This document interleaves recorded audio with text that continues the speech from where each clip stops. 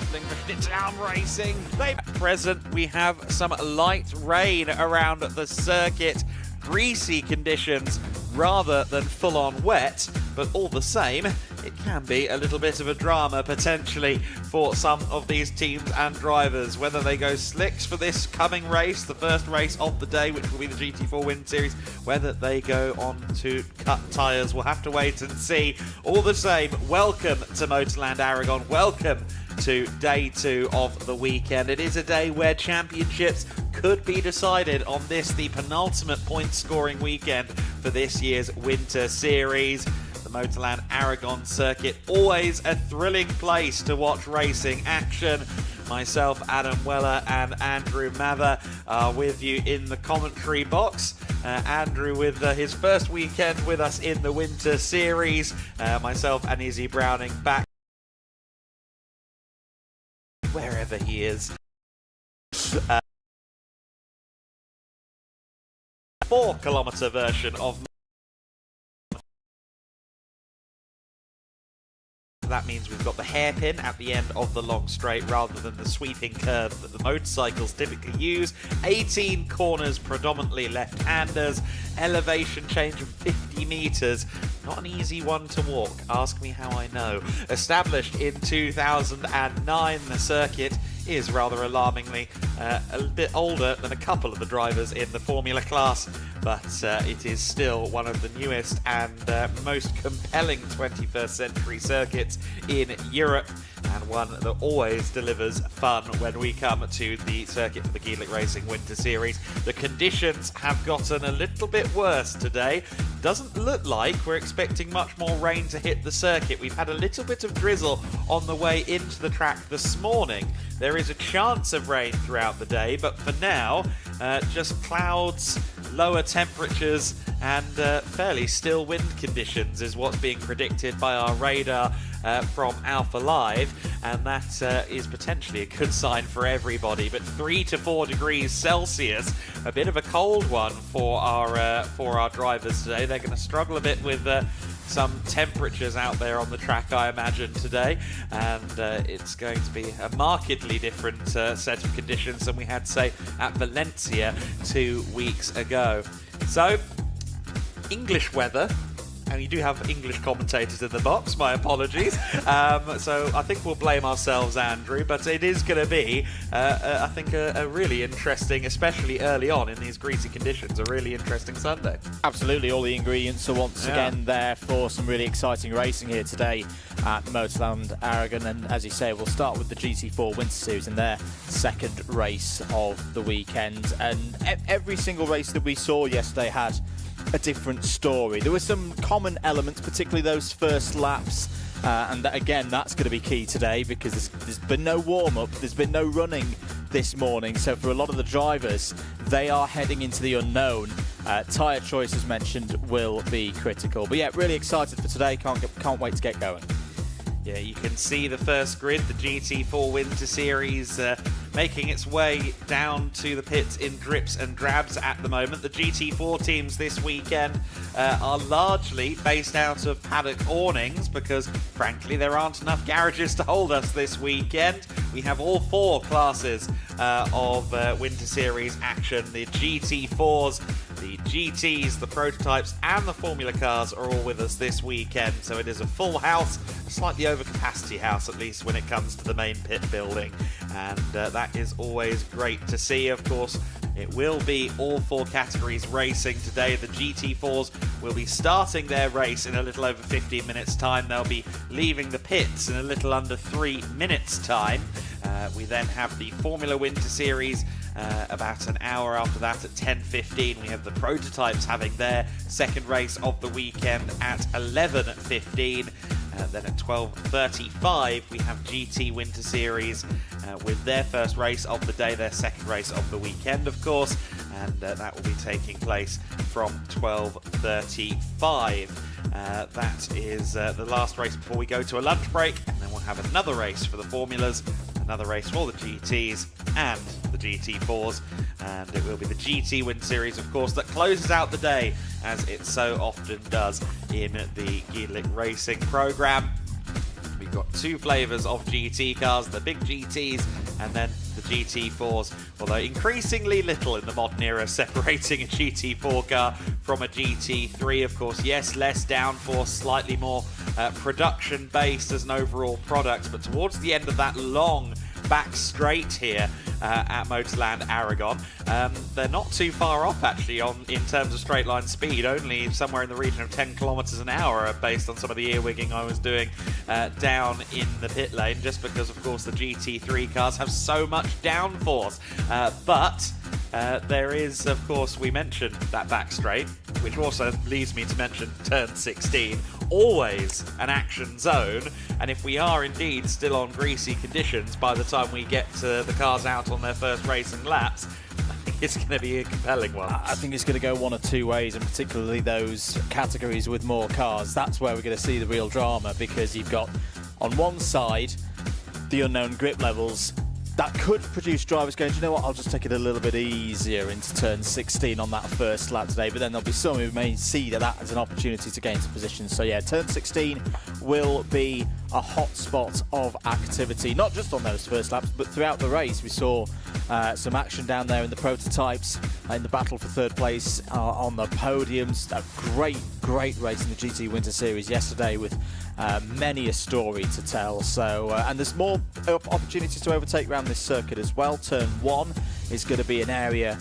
where drivers are going to be looking to take advantage of any mistakes from others out of turn 16. So the drivers will be getting themselves ready. GT4 Winter Series, their time slot of 9 o'clock is just about upon us. You can see the grid starting to, the drivers heading to the grid in a few moments' time, just sitting there waiting in pit lane, ready for their instructions to head out on circuit. So it was a 32-point lead for Elite for Elite Motorsport coming into this weekend, and they weren't actually set to be here at one point for this weekend, but they are indeed racing with us. The Elite Motorsport number 77. However, finishing second to SR Motorsport yesterday means that a 32-point lead will now be down to 25 points, which is a race victory in the overall standing. So that is a particular point of interest coming into this race. Elite Motorsport, they need to do well today to make sure that they have the championship lead even going into the season finale at Barcelona. Coming out of the Portuguese leg of the season, it felt like Elite Motorsport almost had it sewn up already, but the SR Mercedes team, Enrico Ferder and J-Mo Hartling, they have been surging in Spain. Yeah, they had a really good run of things in Valencia, but we were having a chat before we came on air, didn't we, Adam, that the question mark is, how will the Mercedes perform in these conditions? It was fantastic yesterday. It was able to overpower and move on through. And in Valencia, when it was properly felt like a mid-spring day as opposed to the winter, it was right in its optimum performance window. Today, greasy conditions, all that weight over the front of the car.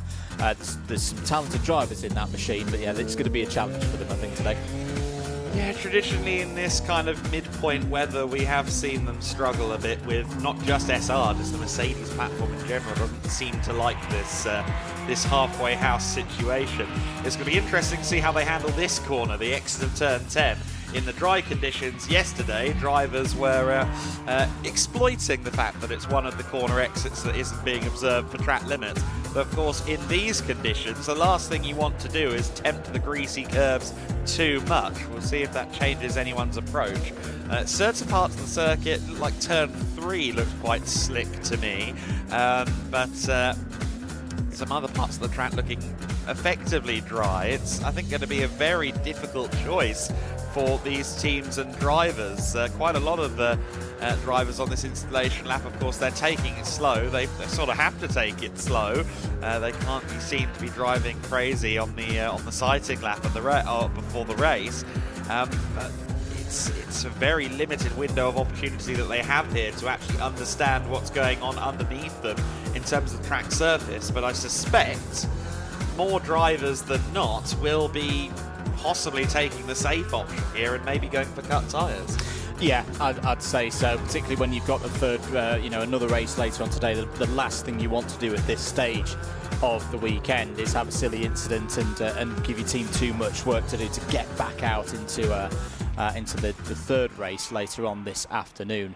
There on the grid, can see the teams ready to welcome their cars, and they'll be going through their procedures before we get this race underway. That one car that's coming down to the grid now, Charlie Robertson, that's one of the drivers that I would potentially nominate as someone who give it a crack. He's already tried it once this year, Portimao Race 3, drove the entire first half of the race on slick tyres. The conditions never quite came to him that day, but of course they are listed as an invitational entry. It is an Evo spec BMW M4 GT4, which is not formally homologated quite yet.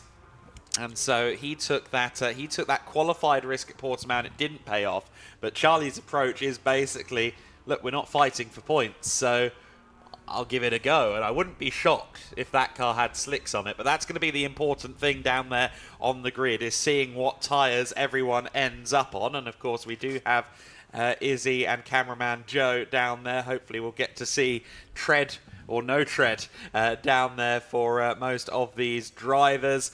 Big V8s, flat sixes, mid-engined, front-engined, a healthy mix of cars in the GT4s, a broad variety of soundtracks as well in the GT4s. It's always a really interesting race for me, Andrew. I don't know if you've formulated an opinion quite yet on all of this, but to me the GT4s is pretty consistently the show stealer. Yeah, they've been spectacular across the season so far, and really excited to see what we get here today at Motorland Aragón. For now though, let's head down to the grid and to Izzy Browning. Yes, hello, good morning everyone. Welcome down to the grid for the first time today. I can tell you for free, it's very, very chilly down here. We have had rain overnight, as the boys were saying, a little bit of rain as we were coming into the circuit this morning, but temperature going to be an issue because it is very cold down here. As you can see, I've got my gloves on, multiple layers as well. And I did just have a chat to Baudouin too on the way to the grid. I asked him what he kind of thought of the conditions here this morning. And he said to me, well, it's going to be too dry for wets, I should say. But the slicks may be having an issue with a couple of warm-up issues. The Elite does have the wets on, though, from what I can see on P2 today. Tom Levin will be in that car. Of course, the gap, as Adam was saying, is down to 25 points between Elite's Mackenzie Cresswell and the number 11, who has had a string of racer wins from Valencia. And I'm going to see if I can jump in with Tom. I think he might just be on the radio, but he's looking pretty calm in the car, so I'm going to see if I can jump in. Tom, great to see you again back on the grid. Of course, you've raced here before. You know what this track is like. How is the track looking out there this morning? Because we've had a fair amount of rain overnight. Yeah, there's no standing water. It just looks really greasy, to be honest. A bit like a British test day this time of year, to be honest. I think it's all going to be about tyre pressure and who can get the tyres hot for the first couple laps. And really making the most of when everyone's getting used to the wet. I've never been here in the wet myself. I don't know about the others, but that's going to be the hardest bit for us. Yeah, definitely. And in terms of the championship, obviously, the gap is now down to 25 points. I know you'll be doing everything to push to increase that gap again. Yeah, obviously the goal is to win the race overall, but obviously the thoughts are to try and beat the Merc specifically. But for me, it's learning about the wet tyre as well and just doing our best.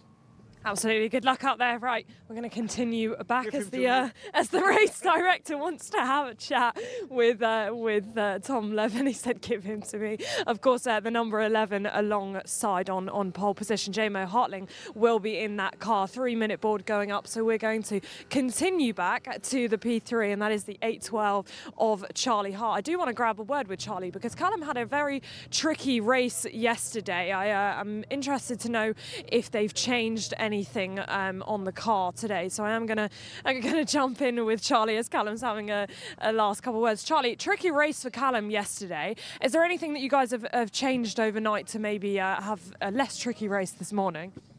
Yeah, I just think things didn't exactly go his way yesterday. I had a few unlucky moments, but Yeah, we've had a look at the footage, bounced back, and obviously wet today, so we'll see how it goes. It's going to be interesting, very slippy out there, so I'll give it my best shot. And you're on wet tyres at the moment. Is it looking really tricky out there, the conditions this morning? Yeah, I think obviously taking slicks would be a huge gamble. The track temp, I don't even think it's above 10 degrees, so you're never going to get heat into the tyres. Obviously, we don't have tyre blankets or anything like that, so I think wet's is the right option, but we'll have to see. All right, wait and see. Good luck, Charlie. Right, we're going to continue back so that I can give you a little bit of a look at the tyres. We're going to do tyre chat this morning. So the number 82 SVG car also on wet tyres. A great qualifying for them. Owen Hizzy will be in that car this morning. Yet to take a class win in the Pro-Am class. So I'm sure they'll be trying to make sure that they do that this morning. Right, we're going to continue back so that we can see the tyres. The number 39 also on the wet tyres. So Baudouin did tell me that they went on slicks and then now they've actually changed their mind, so they're also on wet tyres. The W&S Motorsport car of Alon Gabay and Max Schreier. Alon will be in that car this morning, also on wet tyres. It does seem, boys, majority of people, if not everyone I've seen so far, going on the wet tyres. The number 38 of Joachim Bolting also on the wet tyres, and the number 71 of Charlie Robertson also on wet tyres. Maybe a driver we thought might take a gamble has gone on wet tyres, so it's looking like all wet tyres down here on the grid, boys.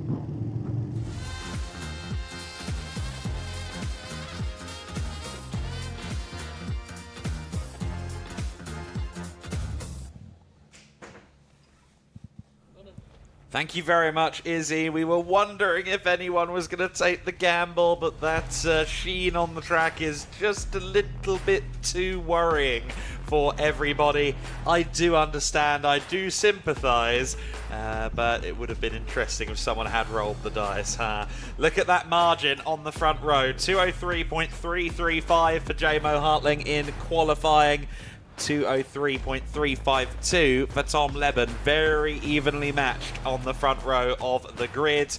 Charlie Hart third on the grid with Owen Hizzy alongside him. The Pro-Am entered SVG Motorsport car. We'll see what he can do from there. Maximilian Hewitt, 204.1 for him. He starts from 5th position alongside Alon Gabay in 6th place.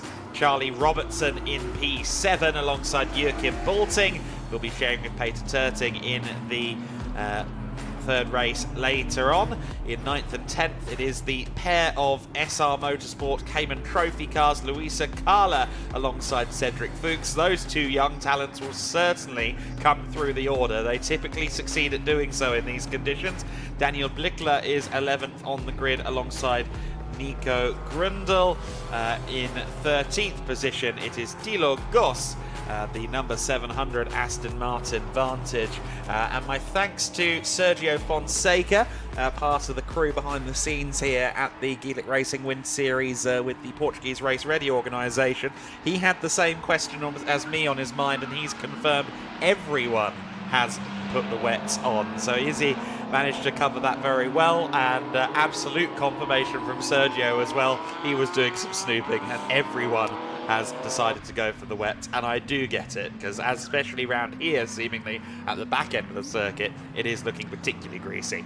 Well, we saw enough thrills and spills yesterday, didn't we, Adam? Even in the dry conditions, particularly down here through the corkscrew.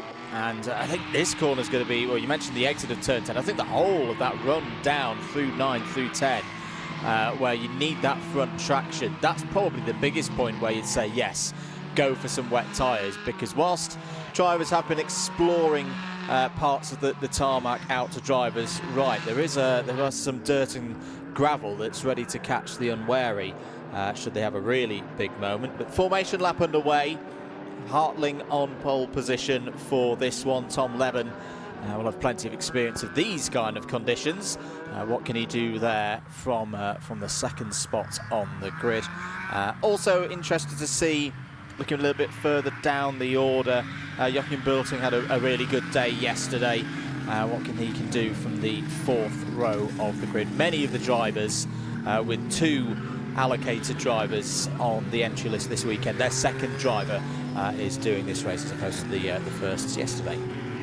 Yeah, absolutely. And then they will be sharing, of course, come the race proper or the endurance race, the pit stop race on the afternoon sessions here. I suspect we're going to have 2 formation laps here because of the wet conditions. That's typically what happens when we have a wet race scenario, and they're not going 2 by 2, so it does look like we are going to get a second formation lap in here, but that will probably still be the first lap of the race on the timing screen. We'll wait to see that. Yeah, green flag, so they are starting the race is as per the record books, but they still have another lap to get their head around these conditions. All important, of course, to make sure that everyone is aware of what's going on around the circuit from a conditions perspective. Those 2 Cayman Trophy cars, Louisa Calla and Cedric Fuchs, I think they are going to be ones to watch. They're going to be bearers of action, let's say, out there around the circuit. Cedric in particular, on a couple of occasions in the wet conditions, has found himself knocking on the door of the top 5 and the pro class drivers in that Cayman Trophy car. And now the Cayman Trophies are similar to that number 30 that we have on screen just momentarily there, the full fat GT4 RS CS. The full GT4 car is a 4-litre. It has some more advanced suspension components than the GT4 CS, which is the Cayman Trophy car. The Cayman Trophy machine also has a 3.8-litre engine, so it is a little bit different than the GT4. It's 90% of the way to a GT4 car, a little bit more production-oriented than the actual full-fat GT4, but all the same, they are very good pieces of kit, and we've seen Cedric, Louisa, Mikael Sander and Willy Kuhne, as well as Arne Hofmeister for Speedworks and Franz Linden, all kind of getting in amongst it with the full-fat GT4 cars on several occasions, and I expect nothing different today in this race. If you had to put your money on a dark horse for this one, a dark horse for the podium, Andrew, who would you maybe pick on? I'd like to see how Owen Hizzy gets on today in the SVG Motorsport Ginetta G56. Good qualifying for them. P4 starting a little bit higher up the order than that car did yesterday, and it's another team that has good experience of these conditions, so yeah, let's see how they get on. And the team declared Owen a wet weather driving god near Estoril at one time, which maybe is a little bit hyperbolic, but he is genuinely very, very good in the rain, and we saw that on Sunday morning at the Circuito Estoril, the season opening weekend, which had some much wetter conditions than this. So then, for the second time in the race, they are on the back straight. They will bunch up in 2x2 for formation very shortly. We'll have 26 minutes and change left on the clock when the cars are launched into the race. And for Jamo Hartling, he's picking up quite the baton from Enrico Federer. It's 4 wins in a row for this car at the front of the grid at this stage of the season. And Jamo would like to keep that streak going and further ebb into the points lead held by Mackenzie Cresswell. Of course, Josh Rattigan was partnering Cresswell in the early stages of the season. So Cresswell is now solo in the lead of the overall championship points. But Tom Leben is still going to try very hard to do his part, of course, for Elite, for Mackenzie Cresswell in this championship bid. They lead the championship for now, but they can't afford to finish second to SR Motorsport each and every time for the rest of this season. They need to get a few races in on SR. Can it happen today? Can Tom Leben do some of his magic at the front row of the grid, or will we see someone from further back as a disruption in this battle? We're underway, we are racing, and it is Jamo Hartling who will lead them down to the first corner. It's a fast start from Charlie Hart. He's going to be up into second place. It will be the white McLaren in P2, or will it? He went deep into the first corner. Leben now around the outside at turn 2, regains second, and now has a little look to the inside for the race lead, but he remains in second for now, ahead of Charlie Hart. Then it's Hewitt.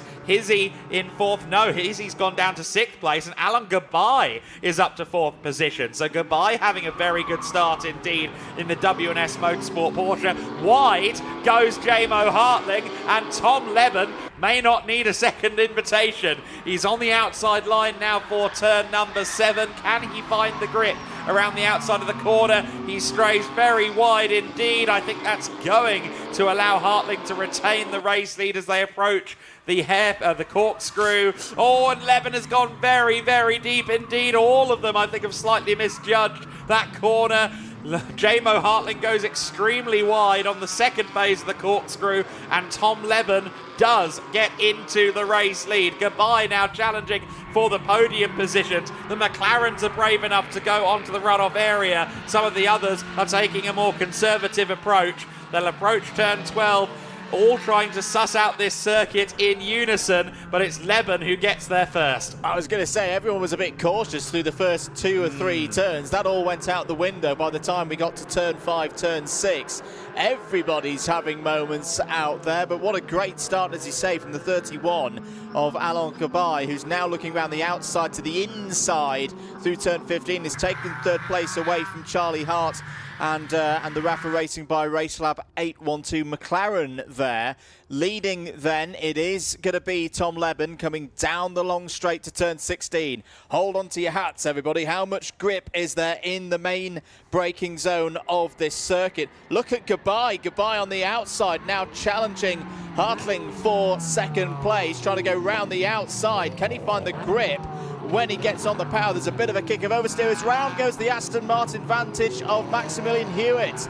That's the racing spirit of Le Mans car that did so well yesterday. We said turn 16 was going to be a hotbed of activity, and it's claimed its first spinner of the day. Yes, it has. Unfortunately, a spin for Hewitt, assisted, mind you, by Charlie Robertson there. I think Ravi Rami might be racing solo, incidentally, in the endurance race today, since Robertson is in the car right now. Indeed, Ravi will be solo in that race later on, the endurance. So this is Robertson's one chance to try and get some positions and have some fun out there on the circuit, maybe pushing a bit too hard early on. Your order, though, is Leben from Gabai, from Hartling, from Hart, your top 4 in this race. A great start to the race for Alain Gabai. We've seen WNS Motorsport thrive on a couple of occasions in the wet conditions. They really know what they're doing with this car. They won literally dozens of titles last year across GT4 and other programs in the GT racing scene across Europe. And here comes Gabai for the lead around the outside at the first element of the corkscrew. I thought he was going to wait a bit longer than that, but no, the opportunity beckoned around the outside of turn 8, and he's through into the race lead. Gabai making short work of the pack, and on that rapid note, I'm struggling to see that Leben is going to have an immediate retaliation. I tend to agree. We've seen this car have some good results before. Think back to Estoril, and similarly, well, not similarly, there were far worse conditions at Estoril, but now really good start, good preparation. You think from the WNS Motorsport team that clearly they've managed to get the tyres in the operating window. As here comes Charlie Robertson. Charlie Robertson puts the move on Charlie Hart for 4th place, but Hart's going to get a good exit. They're going to be side by side down the straight once again, heading towards the fearsome turn 16. Who's going to be latest of the late breakers in this one? It's Robertson on the left of your screen, Hart in the centre. Pretty evenly matched for top speed down this part of the circuit. Robertson's got the outside line. I think he's going to take the position here. Hart's going to have a little nibble down the inside. But good stuff there from Charlie Robertson. Century Motorsport up to 4th. Absolutely, but Tom Leben got it all wrong at turn 12 on that lap. That bunched everyone together, and I think that was, as a knock-on effect, the reason that Charlie Hart ended up behind Charlie Robertson. The Charlies are having their scrap then for 4th and 5th position. J-Mo Hartling down to 3rd place now, and he's going to be increasingly frustrated watching that yellow car maybe just slightly get away from him. It's only 9/10 for now. He'll be hoping he can stay in touch, of course, with Tom Leben, because at this stage of the season, every chance they can to whittle away the points lead of Elite Motorsport is something that SR Motorsport needs to take. For J-Mo Hartling, though, what he doesn't need is a big BMW making life difficult for him, even if it's not scoring points as an invitational entry. Charlie Robertson is going to be a pain and a thorn in the side here of J-Mo Hartling. And, well, Robertson clearly means business out there. Drifting very wide indeed goes JMO Hartling. Is that the opportunity that Charlie needs? No, Robertson remains in 4th position. Interesting that Charlie Robertson seems to be one of the drivers, as he gets a bit of an armful of opposite lock there, but he is one of the drivers who seems to be being a bit less ambitious in regards to use of the runoff areas. Yeah, indeed. I think he's just trying to keep his tyres clean at this stage. He has got one problem, though. Just a note from race control that the incident between Robertson and Hewitt at turn 16 on lap 1 is under investigation. That's all the news we've got there. Oh, it's off is Tilo Goss there in the Aston Martin Vantage from Mucker Motorsport. That's clearly had contact with the Armco. Significant amount of damage to the front end of the 700. Marshall quickly over there just to check that Tilo is okay. That's the most important thing. But that is going to be a bit of a clean-up. That is, and that's hugely unfortunate for Tilo Goss. He's had a couple of moments this season. The car's always come out of it effectively undamaged. This time, though, that does need some work, unfortunately. Side-by-side drag race between Hartling and Robertson. While this is going on, there's been a 5-second penalty applied to, I think that was the 71 car of Charlie Robertson for causing a collision. Of course, that was with the Racing Spirit of Le Mans Aston Martin. So as he battles now for 3rd place, he unfortunately does have a penalty hanging over his head. JMO, though, is going to be very worried, not so much, I think, about Charlie even, but the cars behind, as they all start to bunch up now.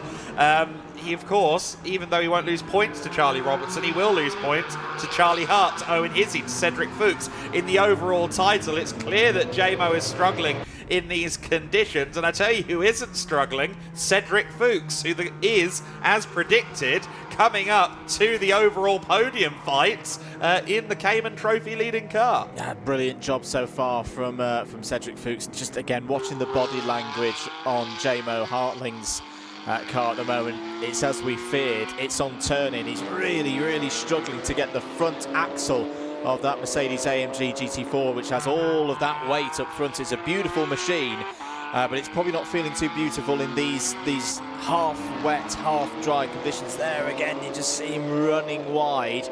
Charlie Robertson in the BMW able to hold that tighter line. The McLarens seem to be getting to literal grips with the surface as well. Tom Levin is pulling away from this group, and Charlie Hart still looking quick there, sat in 5th place. Absolutely, we saw it as the inside of turn 4 where Tilo Goss's car is stranded. They've been past it once under local yellows, and we'll see whether that remains the case. In fact, those yellows have just come off the screen, so potentially they've managed to pull the car behind a barrier. Charlie Hart goes too deep into turn 12. Just about manages to get back on the circuit and doesn't lose a position in the process, but Owen Hissey might now have an opportunity to challenge down the main straight in the big burly V8 powered Ginetta G56 GT4 Evo from the SVG Motorsport squad. He doesn't even wait for the straight, he gets it done at turn 15. Hissey then back up into 5th position, having started of course in 4th. He's actually lost some places and he'll be keen to rectify that situation, and both of them have to worry about Cedric Fuchs behind as well. Yeah, good car control there from Owen Hissey out of turn 15. Got a bit of a slide, gone onto the curb, but kept it under control. Charlie Hart now trying to go around the outside. We've seen this move work for a couple of people already, but Owen Hissey locks it down onto the curb. Oh, Hart's going to have an opportunity there. That's going to be tight through the penultimate corner. They all run a little bit wide. Cedric Fuchs is still there as well in the 110 Porsche Cayman. 16.5 minutes to go. Hissey defending from Hart. This is all over 5th place. Fuchs now having a little look down the inside into turn 1. Hart goes from attacker to defender now. Can Fuchs find a way through round the outside through turn 2? That's going to get a little bit close and personal between the McLaren and the Porsche. Fuchs is still holding it in there round the outside. That's going to get close again. Fantastic racing here at Aragón. Hart using that outside line, which he seems to quite like in these conditions, but to no avail. Fuchs is through and up into 6th place. Yeah, so Cedric on his way towards the top 5. Charlie Hart and the Rafa Racing by Racelab team seemingly struggling a bit in these conditions. Their dry setup didn't do wonders for them in the flash rain at Estoril either. Just, I think, struggling a little bit here with the car in these halfway house conditions, but he comes back at Cedric Fuchs, has the inside line for turn 9. Can Charlie maybe claim his 6th position back? Cedric's going to have to take the long way round at turn 10 and turn 11 by the looks of it. He does indeed take the extremely long way around, and the McLaren gets back through for the time being. But Cedric's not going to take that lying down, Cayman Trophy leader or not. He wants as many positions in the overall standings as he can. The reigning Tourenwagen Junior Cup champion over in Germany. This is a shop window opportunity for him, of course, to advertise his skills. And at turn 14, he's found the inside line. He'll have the outside for 15, and he'll have a McLaren parked at the apex as he comes out of the corner as well. Jamo Hartling, meanwhile, is side by side with Charlie Robertson. Robertson had a nose ahead coming out of the corner, but by the time they get to turn 16, it is going to be Jamo just a nose ahead. And Hartling back into P3 for the time being as they continue to scrap. And while all of this is going on, Robertson drifts very wide indeed. It's worth mentioning Alon Gabay, our race leader. He's 4.5 seconds clear at the end of the previous lap, well ahead of these battles, as Cedric Fuchs once again briefly leads the McLaren, only to have an armful of opposite lock at 17. Charlie Hart back through into 6th. Yeah, it's a big slide there from Fuchs that allowed Charlie Hart to retake that position. He's got a bit of a gap now as they head into turn 1. 2 minutes and 22 seconds, new fastest lap from your race leader, Alon Gabay. Tell you what, his pace is incredible. He's probably 2.5 seconds thereabouts quicker than Leben, Hartling and Robertson. Owen Hizzy is the next fastest driver at this present time in the 2:23s, but Gabay, it's almost like he's in another class at the moment. He's really got that Porsche Cayman hooked up. It's performing very, very well indeed. This is your battle for 3rd between SR Motorsport by Stichlau and Century Motorsport. Jamo Hartling seems to now be getting on top of the Mercedes. Maybe the tyre temps have come up a little bit. He's able to hold off the very fast starting Charlie Robertson down through turn 9 into turn 10. This will be frustrating Robertson perhaps a little bit, because he's got that 5-second time penalty overhanging him at the end of the race. Right now, that would drop him down to 7th place. So Robertson's going to be keen from an overall position perspective, Adam, to get through and then try and negate that 5-second penalty over the next 12.5 minutes. Absolutely right. Only 12.5 minutes left to go. We've had half of the green flag running in this race already. Of course, the first lap of the race was the second of the 2 formation lap in these wet race conditions. And, well, it has flown by so far. We've had battles up and down the field for the entire duration of this race. Gabay's not been involved in any of them. Charlie Robertson has been involved in most of them at one point or another, as he once again gets the inside line approaching turn 16. Looks like he's going to be a little bit later on the brakes by the looks of it.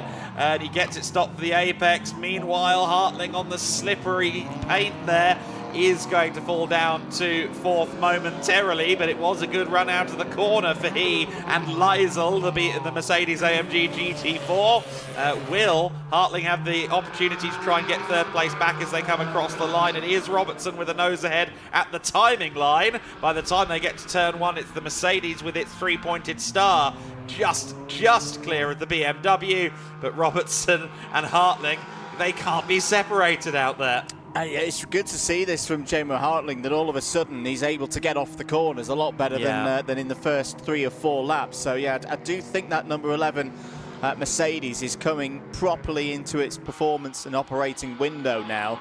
The question is, has the damage been done? The gap up to Tom Leben is a couple of seconds, and to Alon Gabay, it's now 9 seconds the lead for W&S Motorsport. Owen Hizzy still there as well in 5th place.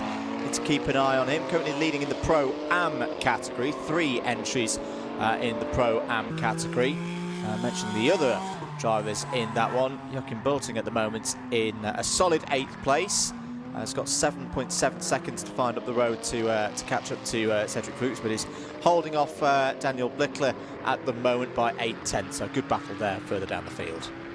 Certainly a very good battle. Tom Leben appearing from out of shot there, coming very, very wide at turn 10. Leben does seem to be having a bit of more trouble than Robertson and Hartling in this phase of the race. They've been reeling him back in a little bit over the last couple of laps, so we'll see if, with Robertson actually able to focus on his corners for a little bit, with Hartling a few car lengths back, whether or not the BMW will soon be on the rear of the elite McLaren. Owen Hizzy equally wants to get back to at least where he started, in 4th position, at the expense of J-Mo Hartling. And of course then in the back of shots as well, Cedric Fuchs is still keeping Charlie Hart exceedingly honest. But Leben doing a good job here in 2nd, of course critically outscoring the SR Motorsport Mercedes as it stands. But it does look like he's having to really wrestle with McLaren in this weather. Yeah, he is indeed. It's not an easy prospect for anybody out there at the moment. Bit of news further down the order. Change for 11th place. Maximilian Hewitt in the Racing Spirit of Le Mans Aston Martin has got past Luisa Carla in the SR Motorsports. This is the 111 Porsche Cayman. That is not a change in terms of class positions, so Carlo retains 2nd place in the Cayman Trophy category, and for Hewitt it's a bit of a lonely 5th place at the moment in Pro. That's the car, of course, that had the problems at turn 16 on lap 1. Yes, so we are now on lap 9 of the race. They're fairly slow laps given these conditions, and well, we're not going to get more than about a dozen in this race, but they have been great value for money for an entertainment factor. Hizzy there in his G56 GT4, of course SVG Motorsport in their first European season this year in the GT4 Winter Series. Haven't been with us for all of the rounds, but they have been making their first travails in Europe, which has been very exciting to see for Mark Ellman, Owen Hizzy and the entirety of the SVG team. Of course, Ellman has been coached and won championships with Hizzy previously in the UK. Now we've got a yellow flag at turn 6. That's coming up the hill towards the first of the real kind of track limits bother spots, the second of which is turn 10. And unfortunately, it's Daniel Blickler who's come off in the number 32. The Sol Am car has had a moment there at turn 6. That's on the outside of the corner, quite a long way away from the racing surface itself, but it is in the firing line rather in the gravel there. Charlie Robertson is on the back of Tom Leben, and if the safety car is scrambled, it could be critical that he gets through before that. We'll see if he can succeed at doing so. They'll have more punch out of the corner in the big BMW, even with that wayward approach to the apex coming out of turn 15, but it will be Leben that leads them down towards the 16th corner in this battle for 2nd place. We ride on board with Tom as he's making some adjustments there in the car, just moving up to 6th gear before applying the brakes down towards turn 16. A couple of the cars going quite deep into the corner. Still just local yellows for now with 7 minutes left to go. Certainly, Alan Gabay is going to be hoping that those locals remain yellows remain local. He does, but to be honest, I think he would still have the pace to pull away from the rest of the field as long as he could keep his tyre temperature up. The driver a potential safety car is not good news for is Charlie Robertson. If the field gets bunched up, that 5-second penalty is going to have a much more profound effect on his race results. Meanwhile, this battle's still raging on for 6th place between Cedric Fuchs and Charlie Hart. Fuchs has the advantage at the moment as they go through turn 1. I think they're on to about round 8 or 9 of a heavyweight boxing fight there between those two cars. It's been good fun for the course of the last 20 minutes or so. Yellow flags now at turn 11 as well, and safety car is out on the circuit. Safety car out on the track. We had 6, 8 and 11 all covered by yellows momentarily, and we do now have a safety car out here at Motorland Aragon, and with 6 minutes left to go, we might just be able to get the racing back underway. However, that is, as you said, detrimental to Charlie Robertson and his attempts at maybe securing an overall podium even after his 5-second penalty is applied. And it is certainly detrimental to the lead of Alan Gabay, although that was a very, very close for Joachim Bolting there, wasn't it? He was around the outside of the spinning Daniel Blickler there, but thankfully they managed to avoid contact. But yeah, to your point, I do think Goodbye, even if once we are bunched up behind the safety car, you would think he might be safe, but of course Tom Leben, he's got such exceptional racecraft gained from his years in single-seaters, from his, of course, championship winning season in the GT4 European Series last year. If anybody is going to defy the timing screen and the previous lap time information, it's going to be Leben. Goodbye isn't going to have it all his own way. No, he won't. But then again, there's going to be at least a few minutes whilst the extraction of the number 32 takes place. It's the right call.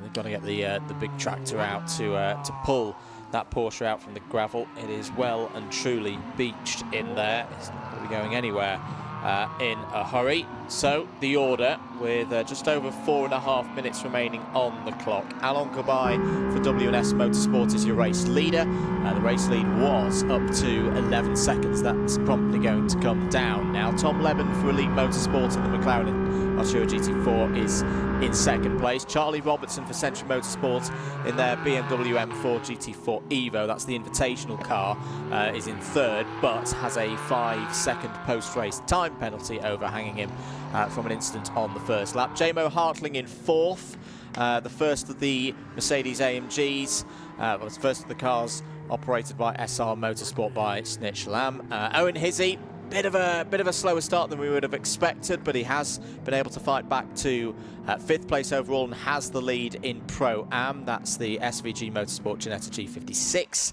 Second of the cars prepared by SR Motorsport by Snitch Lam has been the very entertaining Cedric Fuchs, leading in the Cayman Trophy category in sixth place overall. Charlie Hart seventh, bit of a tough race again for Charlie here in the Raffle Racing by Racelab McLaren Artura GT4. There in seventh place. Joachim Bolting is eighth in the second of the Caymans. WNS Motorsport ninth and third of the Porsche Caymans. Racing Spirit of Le Mans and Maximilian Hewitt there, Aston Martin Vantage, which I wonder whether that is maybe running a little bit wounded after the incident on lap one there in 10th place. 11 cars remaining in the race proper, the last one being Luisa Carla in the second of the Porsche Cayman Trophy entries.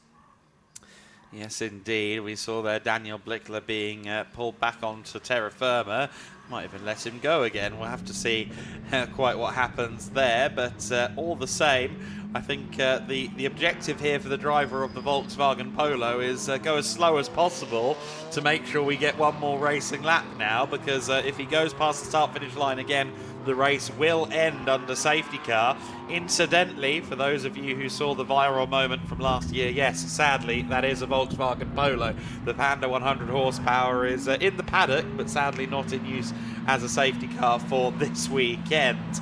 But let's hope we get to see the bulletin that says safety car in this lap for a grandstand finish here at Motorland Aragon. They're certainly, I think, with purpose, slowing the pace of the safety car here, almost at a crawl as they make their way through turn 11 and into 12. They are indeed. Investigation underway for the incident, or for an incident between the 38 and 32 in turn 7. So that is where we lost Daniel Blickler from the race itself, the race proper. He'll still be circulating. He's just going to be down a couple of laps now that that 32 is out of the gravel. But we'll get you any more news on that as and when we receive it. 90 seconds to go on the clock. Safety car is in this lap. Good work by the marshals. I was going to say, on that camera shot at 12 and 13, you could hear the tractor doing its reverse beep, beep, beep, and then it stopped about 10 seconds before we got safety car in this lap. So manoeuvre completed for the recovery of vehicles. We are going to go racing again, this time by, of course, single file, mercifully, on a restart. But Goodbye will now face pressure potentially from Leben. Everyone, of course, will be facing pressure from somebody here. This could really shuffle the deck in the last stages of the race. It's more important for some than others that they make their way up there. Gabai wants his win. Leben wants to take the opportunity to score 7 further points over SR Motorsport on behalf of Elite and his teammate Mackenzie Cresswell, of course. So let's see how this one plays out. It's going to be Gabai that leads them away. He had superior pace prior to the safety car, built almost a dozen seconds worth of lead prior to this period of yellow flag. We now go back to green, hopefully with 20 seconds left on the clock. Alon, please hit the throttle. Don't do this to us.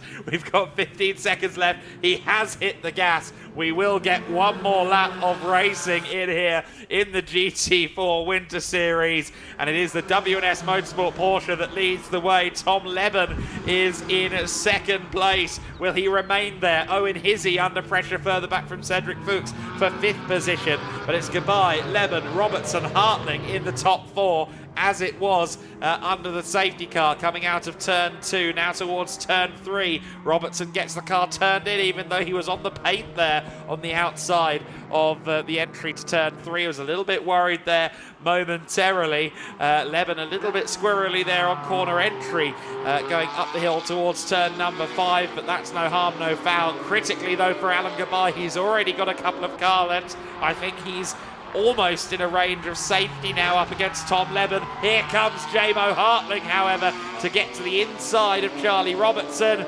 Remains, though, in 4th position. Yeah, really good controlled start there from Aragón Gabai. Didn't try and push things too hard as he approached the run through turn 16 and out towards the timing beam.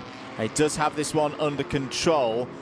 Further down the order, I don't think we've had any changes in position, but if anyone has have any moments at this stage, it would completely ruin their race and lose several positions. So everyone's going to just try and keep it nice and calm as they come through turn 11 down into what could be one of the still tricky parts of the course. You can still see that sheen over the circuit, showing how wet it is. Charlie Robertson trying to use the curb to get the BMW round turn 13 there. He's going to have an opportunity perhaps. No, Tom Leben's wise to it, closes the door as they exit turn 14. But Alon Gabai has done the hard bit now. It's just one more big braking zone and then that run to the line, Adam. Absolutely right. W&S Motorsport have been waiting for some of their 2024 results to bleed into the 2025 GT Winter Series. They haven't always had the run of luck this season, but Gabai is on the verge of winning the race here. Meanwhile, Cedric Fuchs trying to get into the top 5 around the outside of Owen Hizzy. Not sure he's quite going to make that work. Hizzy blocks him off, but at the front it is Gabai who comes around the final corner, and Alan Gabai crosses the line to win race number 2 of the weekend for W&S Motorsport in the GT4 Winter Series. Tom Leben crosses the line second ahead of Charlie Robertson. Jamo Hartling and Cedric Fuchs did get into the overall top 5 there, coming through 16, 17 and 18. Looks like Nico Grundle picks up some damage towards the end of the race also, but for Alan Gabai, it is a perfect run all through the race in these wet conditions, picking up positions early on, getting himself to the front, and ultimately, even with the safety car, dominating proceedings. Leben with a 2nd place finish up against Charlie Robertson. That will be very useful for their points tally. 6 points now put back into the championship lead for Elite Motorsport. So a lead of 25 points will now be extended back to 31 points. So almost all of the progress made by Jamo Hartling. In fact, sorry, it will be only 3 points between 18 and 15, because, of course, Charlie Robertson doesn't score in the overall championship as an invitational entry. So revise that. The lead will be 28 points for Elite Motorsport up against the SR Motorsport Mercedes. But all the same, a little bit of a greater cushion coming out of this race than they had coming into it, and that is very important indeed for Mackenzie Cresswell and Elite Motorsports, and of course Tom Leben, who will take great pride in trying to help Mackenzie win this driver's title, help Elite win the team's title, even though even though Tom wasn't here for the full season. So then Alan Gabay wins overall. The Cayman Trophy class goes to Cedric Fuchs in 5th position in the overall standings, just ahead of Pro-Am winner Owen Hizzy, and Daniel Blickler, I think, will be classified as the winner in the AM class, even though he, of course, had his incident. Ditto Thilo Goss, of course, he will be more than likely classified as the club class winner anyway, even though he only had a few laps out there on the circuit, unfortunately, in James 3.0, the affectionately named Aston Martin, which unfortunately is a little bit damaged. I do believe they have a spare car, should they wish to use it for race number 3 down at BWT Mocha Motorsport. So the Aston Martin team will hopefully be able to get back out there on the circuit with Thilo in the 3rd race. Alan Gabay has had a brilliant day so far in the GT4 Winter Series. The best finish for the team so far this season came at Estoril. It was a 2nd place at Estoril in the endurance race for W&S Motorsport. But now they have a race win. It will be the 1st race win of the season for W&S, and therefore, of course, the 1st race win of the season for Alan Gabay in the GT4 Winter Series. That's exactly what the team wants to see. They want to see progress out of their drivers during the Winter Series, and then hopefully carry that momentum into their summer programs as well. Alan Gabay, I'm sure, will be running on high after that race. He has had superior pace over everybody out there on the circuit. Has proven quite how good he and the car are in wet conditions. Tom Leben with a solid 2nd place as well, taking points in favour of Elite in the championship battle against SR Motorsport. Greeting there between himself and Charlie Robertson after their little fight. Of course, Robertson 3rd, but he also had a 5-second penalty, so he will be dropped down. Now, where will he be dropped to? He will be dropped down as far as 7th place, I believe, ultimately. So Charlie Robertson 3rd for the time being, but J-Mo Hartling for SR Motorsport will ultimately be classified 3rd anyway, with that 5-second penalty that was applied to Charlie Robertson for the contact with Maximilian Hewitt, who ultimately finished in 10th place. The Aston Martin from Racing Spirit of Le Mans, not quite able to work its way back through the field after that early drama. Never really saw the potential of the American and that Racing Spirit of Le Mans Aston Martin, which really has been a theme this year. They've had potential on many occasions. They've often not been able to realise it, although of course they did finally get on the podium yesterday with Baudouin Detu in race number 1. Hopefully in race number 3 the Swiss Aston is able to once again fight for the podium places here in the GT4 Winter Series. We know what the drivers are capable of, we know what the team is capable of. We've just not seen it often this year, with a litany of things going against them. Regardless, nothing went against Alan Gabay in this race, and he is now with Izzy Browning. He is indeed, Alan. A 1st win of the season. You said to me earlier in the weekend that this weekend was going to be better than Valencia, and that's exactly what's happened. Yeah, it was a really fun race. I enjoyed every moment. The start was amazing, and I just started to push, and I enjoyed the whole session. Yeah, your pace in these conditions, really, really strong. I mean, I'm not sure if you know what was going on behind you, but others were very much struggling to keep it on the road, and a lot of battles going on behind you, but you were off into the distance until the safety car, of course. Yeah, I heard in the radio that I have a big pace, a big gap from the guys behind, so yeah, I was just chilling. I enjoyed every moment. It was really fun. So yeah, I saw the battles behind me, and I just kept pushing to have the biggest gap I can. The safety car, of course, but for last lap, dramatic. But yeah, it was fun. Everything was okay. Yeah, 1-lap dash, but ultimately, again, they didn't have the pace to keep up with you. Yeah, it was great. All right, congratulations. We'll let you go and enjoy the podium. A 1st win of the season for W&S. Yeah, it's been a little time coming, hasn't it? They've had a couple of opportunities. This time, Alan Gabai took it. Let's take a look back at the highlights then of race number 2 in the GT4 Winter Series. It was a good start from Jamo Hartling, but he was struggling in the early stages to get that car turned in. Mercedes-AMG not liking those greasy conditions. And moving through the order very quickly was the number 31 W&S Porsche. Already up to P4 at this juncture as the pair of McLarens managed to get alongside the SR Motorsport Mercedes. Hartling was just about holding on to the lead as Leben and Charlie Hart were both challenging behind. But here came the Porsche, trying to move up the inside there of Charlie Hart as Tom Leben strayed wide. Hartling then went very wide indeed at the second part of the corkscrew. That gave Tom Leben the lead for a fleeting moment. Already up into third place by the time they got to the long straight at turn 15 was Alan Gabai. And Gabai was up to second place by the time they crossed the start line at the end of lap number 1. Unfortunately, Maximilian Hewitt was at the back after a tag there from Charlie Robertson, and Robertson, while he was making progress, would get a 5-second penalty for that collision. That was Gabai through into the lead down at the corkscrew at turn 8, and that lead would not be given up from there.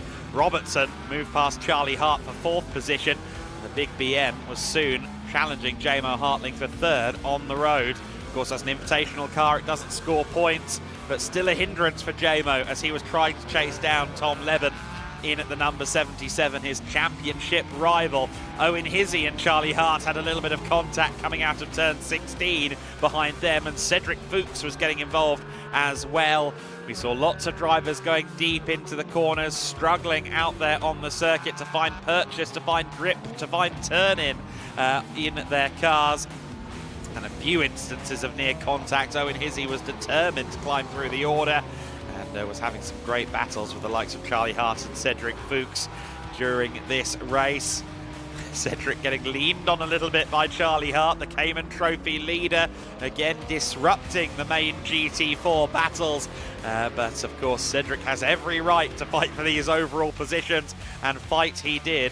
Unfortunately, Thilo Goss, all on his own, had a little spin going into turn 4 and 5, head in hands, very disappointed. Hopefully we get to see more of Thilo and his mighty sounding Aston Martin this weekend. That did not trigger a safety car. The car was collected under local yellows. We got to see some interesting battles further back. And unfortunately, we saw this spin for Daniel Blickler in the final 10 minutes of the race. Only 8 minutes to go when this car beached itself in the gravel, and that was a late safety car period. Alan Gabai rejoining the race then, no longer with a 12-second lead, but with a McLaren right behind him. But that was no trouble for Alan Gabai, who had mastered these wet conditions. W&S Motorsport, if they had made tweaks to the setup, they were the right tweaks. Some contact towards the end of the race between Joachim Bolting and Nico Grundle, but no issues for Alan Gabai at the front. The Porsche Cayman from W&S Motorsport, victorious at Aragón. So Gabai ultimately only winning by 1.2 seconds over Tom Leben, who takes 3 points back in the championship scrap with SR Motorsport in the overall standings. Hartling finishes in 3rd place with the penalty, of course, for the BMW of Charlie Robertson. Cedric Fuchs, therefore, finishing in 4th place as well, ahead of Owen Hizzy, the Pro-Am winner. Charlie Hart in 6th place. Charlie Robertson down to 7th after the penalty. 8th place for Joachim Bolting in Pro-Am, finishing 2nd in class ahead of Nico Grundle. In 10th position, Max Hewitt for Racing Spirit of Le Mans. In 11th place, the last of the finishers, Luisa Kala, who was 2nd in Cayman Trophy behind Cedric Fuchs. Daniel Blickler ended up in the gravel, and unfortunately Thilo Goss ended up in the Armco.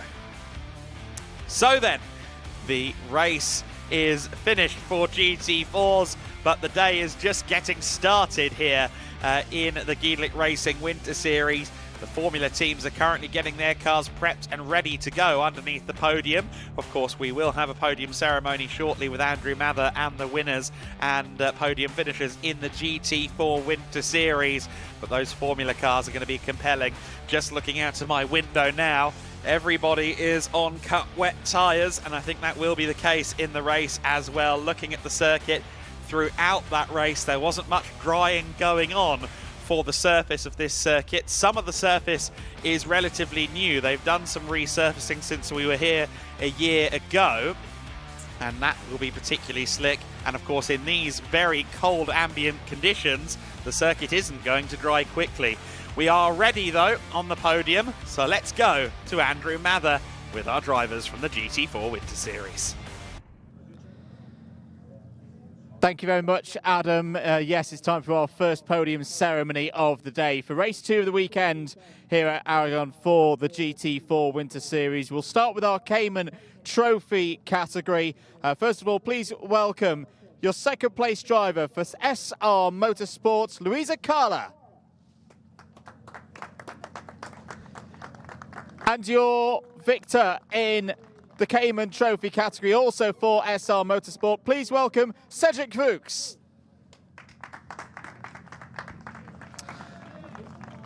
And we'd like to welcome once again to the podium, handing out the trophies, Florencio Carso from Pirelli and Mark and Sergio from Gedlick doing the duties as well for our drivers here today.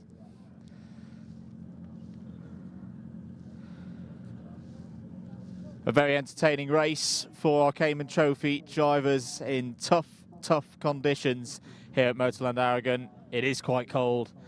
It's still a little bit greasy from yesterday. Thank you, drivers. Thank you for your time after the photos from down on pit lane.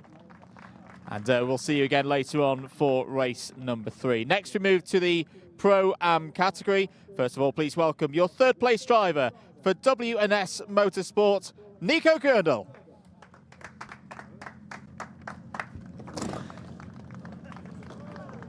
In second place in the Pro-Am category, please welcome for Plus Line Racing, Joachim Bolting. And your winner in Pro-Am in race number 2 for SVG Motorsport in their Ginetta G56, please welcome Owen Hizzy.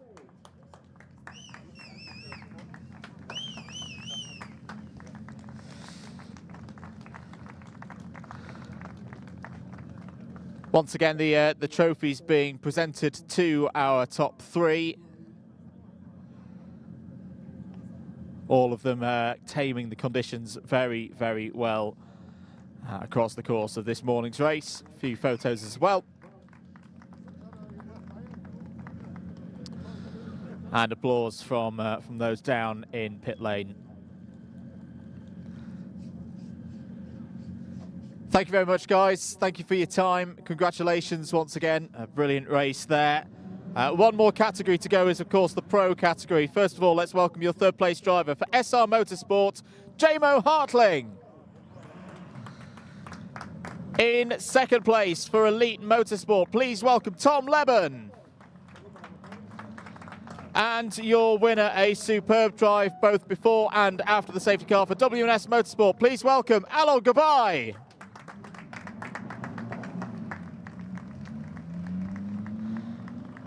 And once again, the trophies presented by Florencio Carso from Pirelli and Mark and Sergio from Gedlick Racing.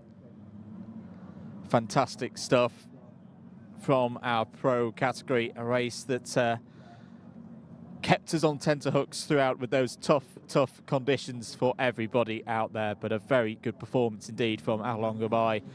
The lead up to 11 seconds before the safety car and then held onto it afterwards as well. Thank you very much, drivers. You've earned your rest for the next few hours. We'll see you later on for race number 3. For now, though, let's get ready for the next race here at Motorland Aragón.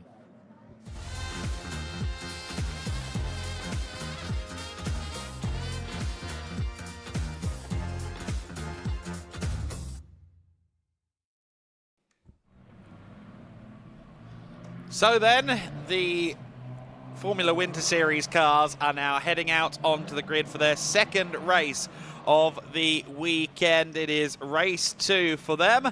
Of course, race 1 yesterday was also a race won by Kabir Anurag, his first victory in the Formula Winter Series. It's his second year in the championship, and that has felt like a long time coming for him. It also moved him up to third in the championship points. Now we have a yellow flag down at turn 9, which is the corkscrew. We had a yellow flag momentarily. I just wonder if someone was testing the limits even on the sighting lap out there on the circuit for just a fleeting moment. It is not unheard of for drivers, of course, to try and push the limit. Our camera op down there at turn 9 saying didn't see anything happening out there on track, but we do sometimes see some looping going on as people try and find a little bit of purchase on those wet tyres that everybody appeared to be going out on, heading out onto the circuit. I don't think it's going to be drying anytime soon. There's still some light rain in the air to my understanding. I'm sure Izzy could confirm that when she gets down there for our grid walk shortly. She is in position, but the cars aren't quite there yet. It is going to be 3 US Racing cars at the sharp end of the order. Gabriel Gomez on pole position again. Anurag and Rim behind them in 2nd and 3rd position. And then it'll be Finn McLaughlin in 4th on the grid for High-Tech TGR. So coming out of yesterday, of course, with Leo Robinson not finishing the race and finishing well outside the top 10, ergo well outside of the championship points, the situation for the championship has moved firmly in points leader Gabriel Gomez's favour. 152 points for Gomez, 98 points for Robinson, but the 26 points for win and fastest lap for Kabir Anurag really has boosted his profile in the championship. He's up to 3rd place now, 5 clear of Finn McLaughlin for the High-Tech team. Who of course leads the rookie standings, but Kabir really hitting his stride.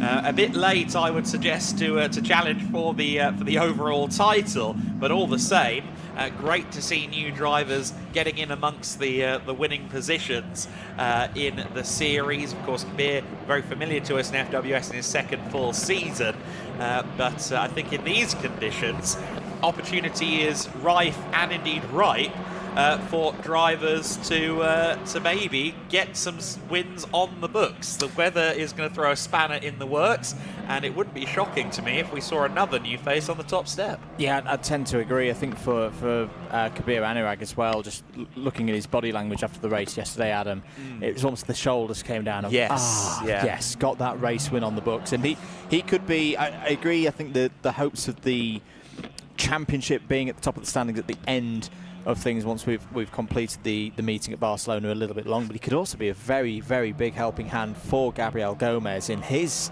title bid. Being teammates, they worked well together yesterday.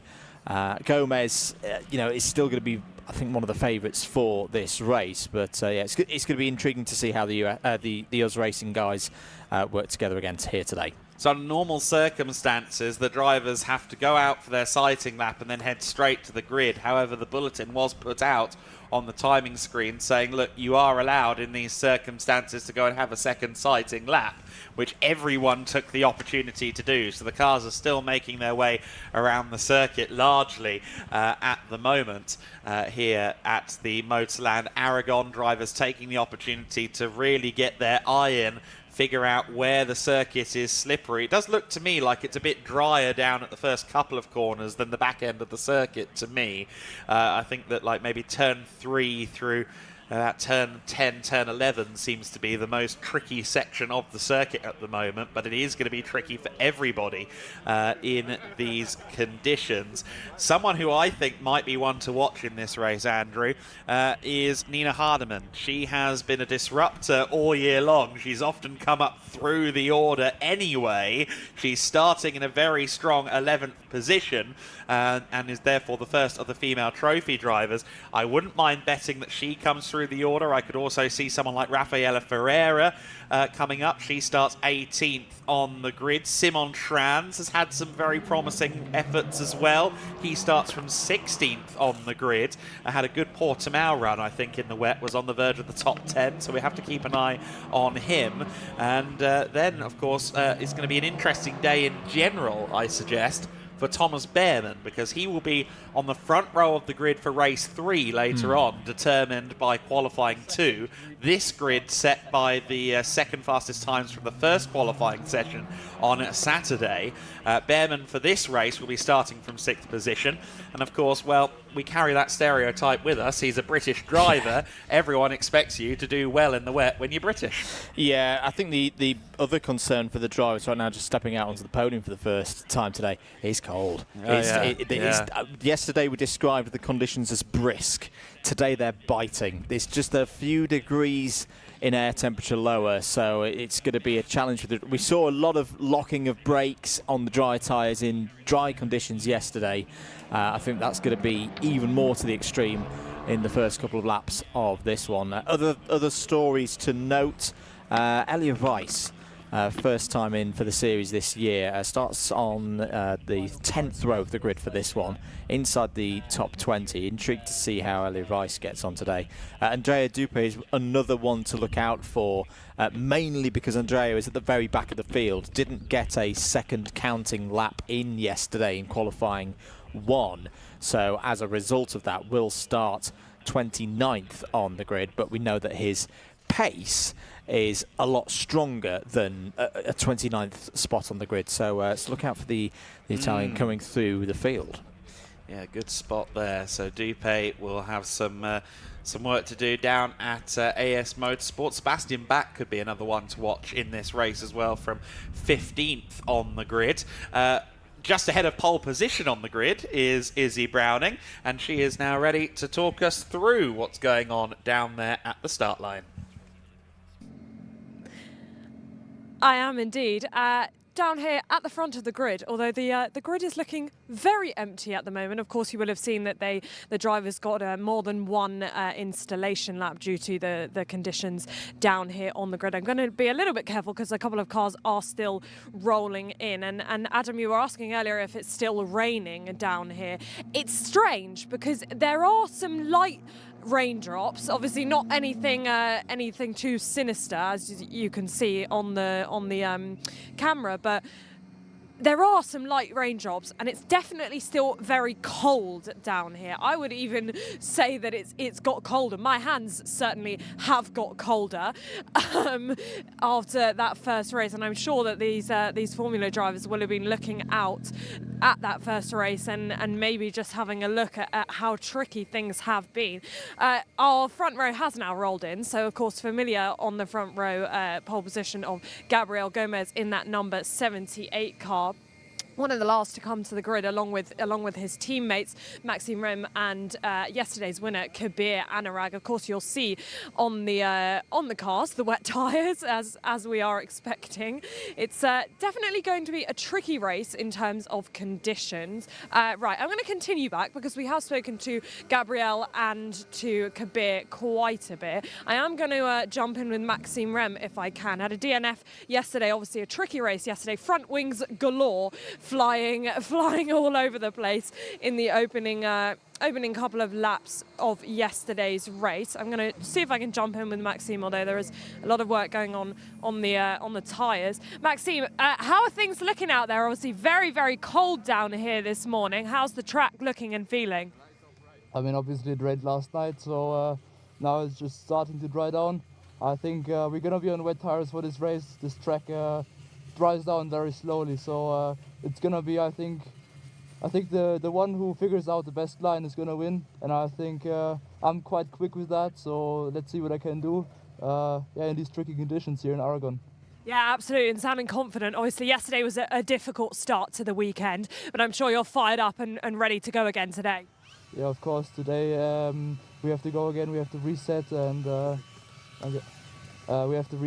then we go again. Yesterday was quite unlucky with the puncture, but we have to forget it and go for the podium this race. All right, best of luck. Thanks for speaking to us. Great to hear Maxime's insight about the conditions. He's right, absolutely right, that it is going to be who can get that tyre underneath them and who can get a good start that's going to be crucial in this race. Finn McLaughlin in the number 5 alongside him. I am gonna jump in with Finn because we haven't had a chance to speak to Finn. Finn, leading rookie on the grid, although I know that the overall standings is what you're concerned about. I think it's going to be potentially quite tricky in this race this morning. Yeah, it's going to be a difficult race, but I'm confident in these conditions that I can do well. And is this a condition that you think will suit you then? Yeah, definitely. I'm used to these conditions from where I live, so I enjoy this. Absolutely, good luck. Right, we'll continue back on the grid. We have already had the 3-minute board just going up. Bart Harrison now alongside in the number 21 car. I spoke to Bart yesterday. I feel like I maybe cursed Bart a little bit because I said to him, "Oh, you're gonna get a good race," and we spoke to him for the first time on the grid, and then it all went wrong. So I'm going to leave him today because I don't want to give him, they say, the commentator's curse, the grid walk's curse, shall we say. So we'll continue back. The number 7 of Thomas Behrman now alongside him, and it's definitely going to be interesting. I know a couple of the drivers sort of revel in these conditions, but it's going to be extremely tricky, at least for the first couple of laps. And as Maxime Rennes was saying, great insight to have that this is a track that takes a while to dry. Obviously some tracks that we've been to can have these conditions in the morning and dry it quite quickly, but not the case here in Aragon. Right, we'll continue back. The number 3 of Maximilian Popov alongside me. Max has had a podium in every single round of our season so far. Yet to do so this weekend, but definitely one to watch out for this weekend. Of course, wanting to get the win that has so far evaded him, and very fired up to do that last weekend when I spoke to him in Valencia, but so far not able to grab the win. Today could be the day, though. I think we're definitely going to see, well, not definitely, we don't know, but I think we might see a new face on the top step. Alongside him will be the number 6 of Leo Robinson. It's been a tricky weekend for Leo. Actually, it was Leo's birthday a couple of days ago, but it was a tricky qualifying and a tricky weekend for Leo, just giving us a wave there. But his starts have been fantastic all season long, so he could be definitely one to watch. And the number 66 of Dante Vinci as we continue back on the grid. And one person I did want to point out just before we get the 1-minute board, which we're having now, is Nina Hardeman, her final weekend in the Formula Winter Series. Let's see what she can do in this race.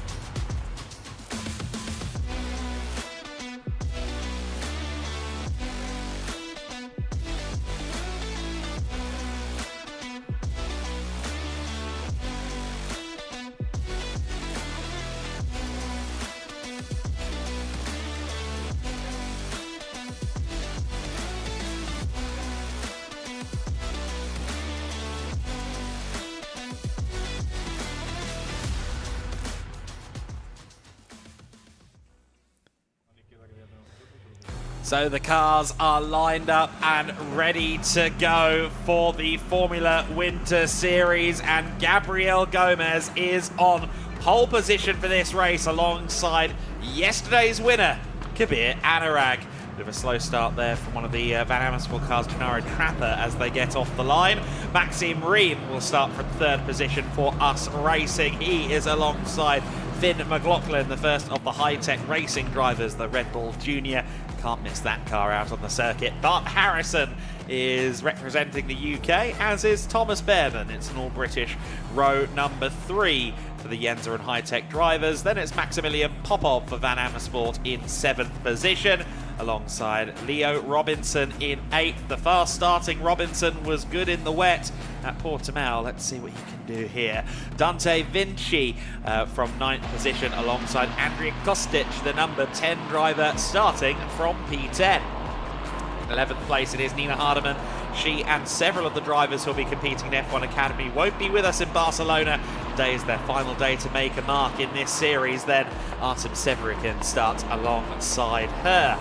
Alexander Ruta is in 13th place alongside Gennaro Trapper, who did struggle a little bit to get off the line there as the race went to the formation lap. In 15th place, Sebastian Bach alongside Renault Motorsports. Simon Schranz, the only driver for Renault, of course, so a rather limited data pool for him to work through in conditions like this.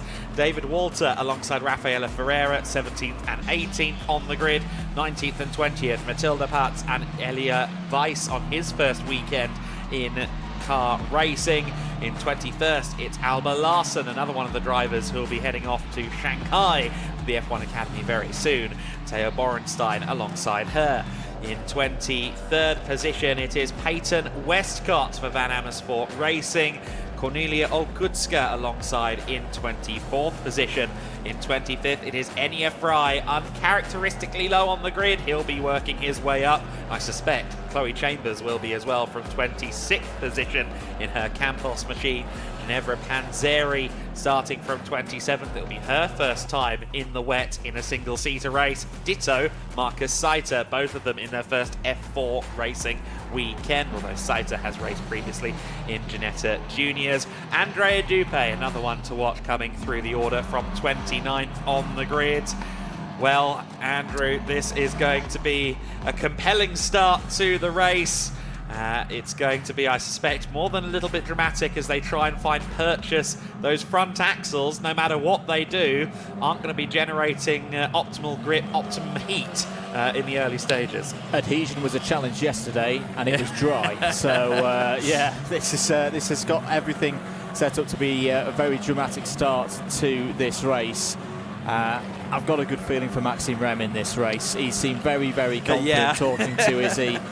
He loves a challenge, and, you know, he's seen Gabriel Gomez have all the success so far this season. He saw Kabir Anurag win yesterday as well, and, yeah, he wants a piece of the action, I think, this weekend to get himself on the board. Excellent stuff. So the cars are lining up on the grid now, and it will be Gabriel Gomez on pole position.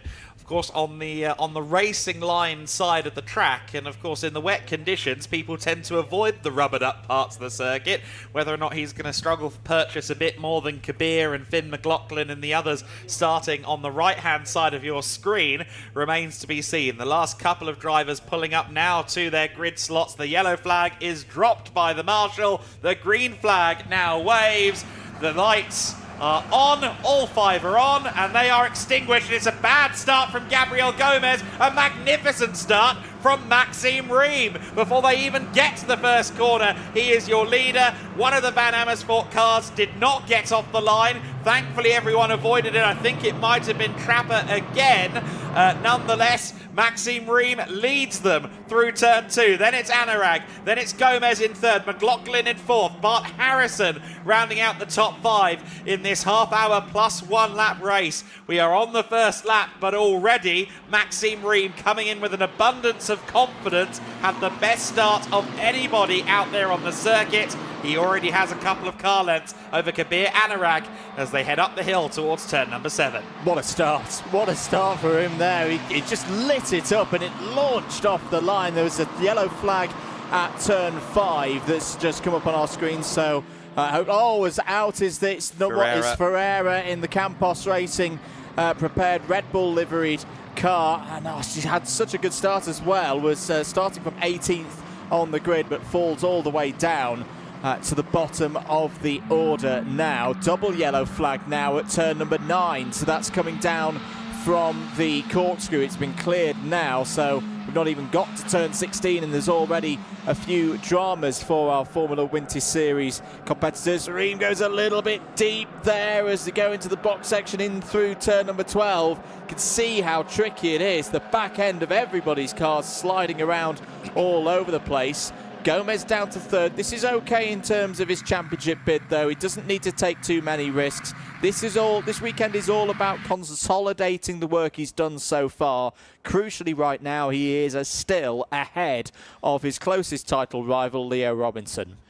Another yellow flag now at turn 13. That's the corner as they sweep right past the famous wall here at Motorland Aragon. Here comes Kabir Anurag. These two went wheel to wheel last time at Valencia. Kabir came out on top then, and he was briefly in the lead there, but the better exit from Maxime Rim, who seems so confident on the grid.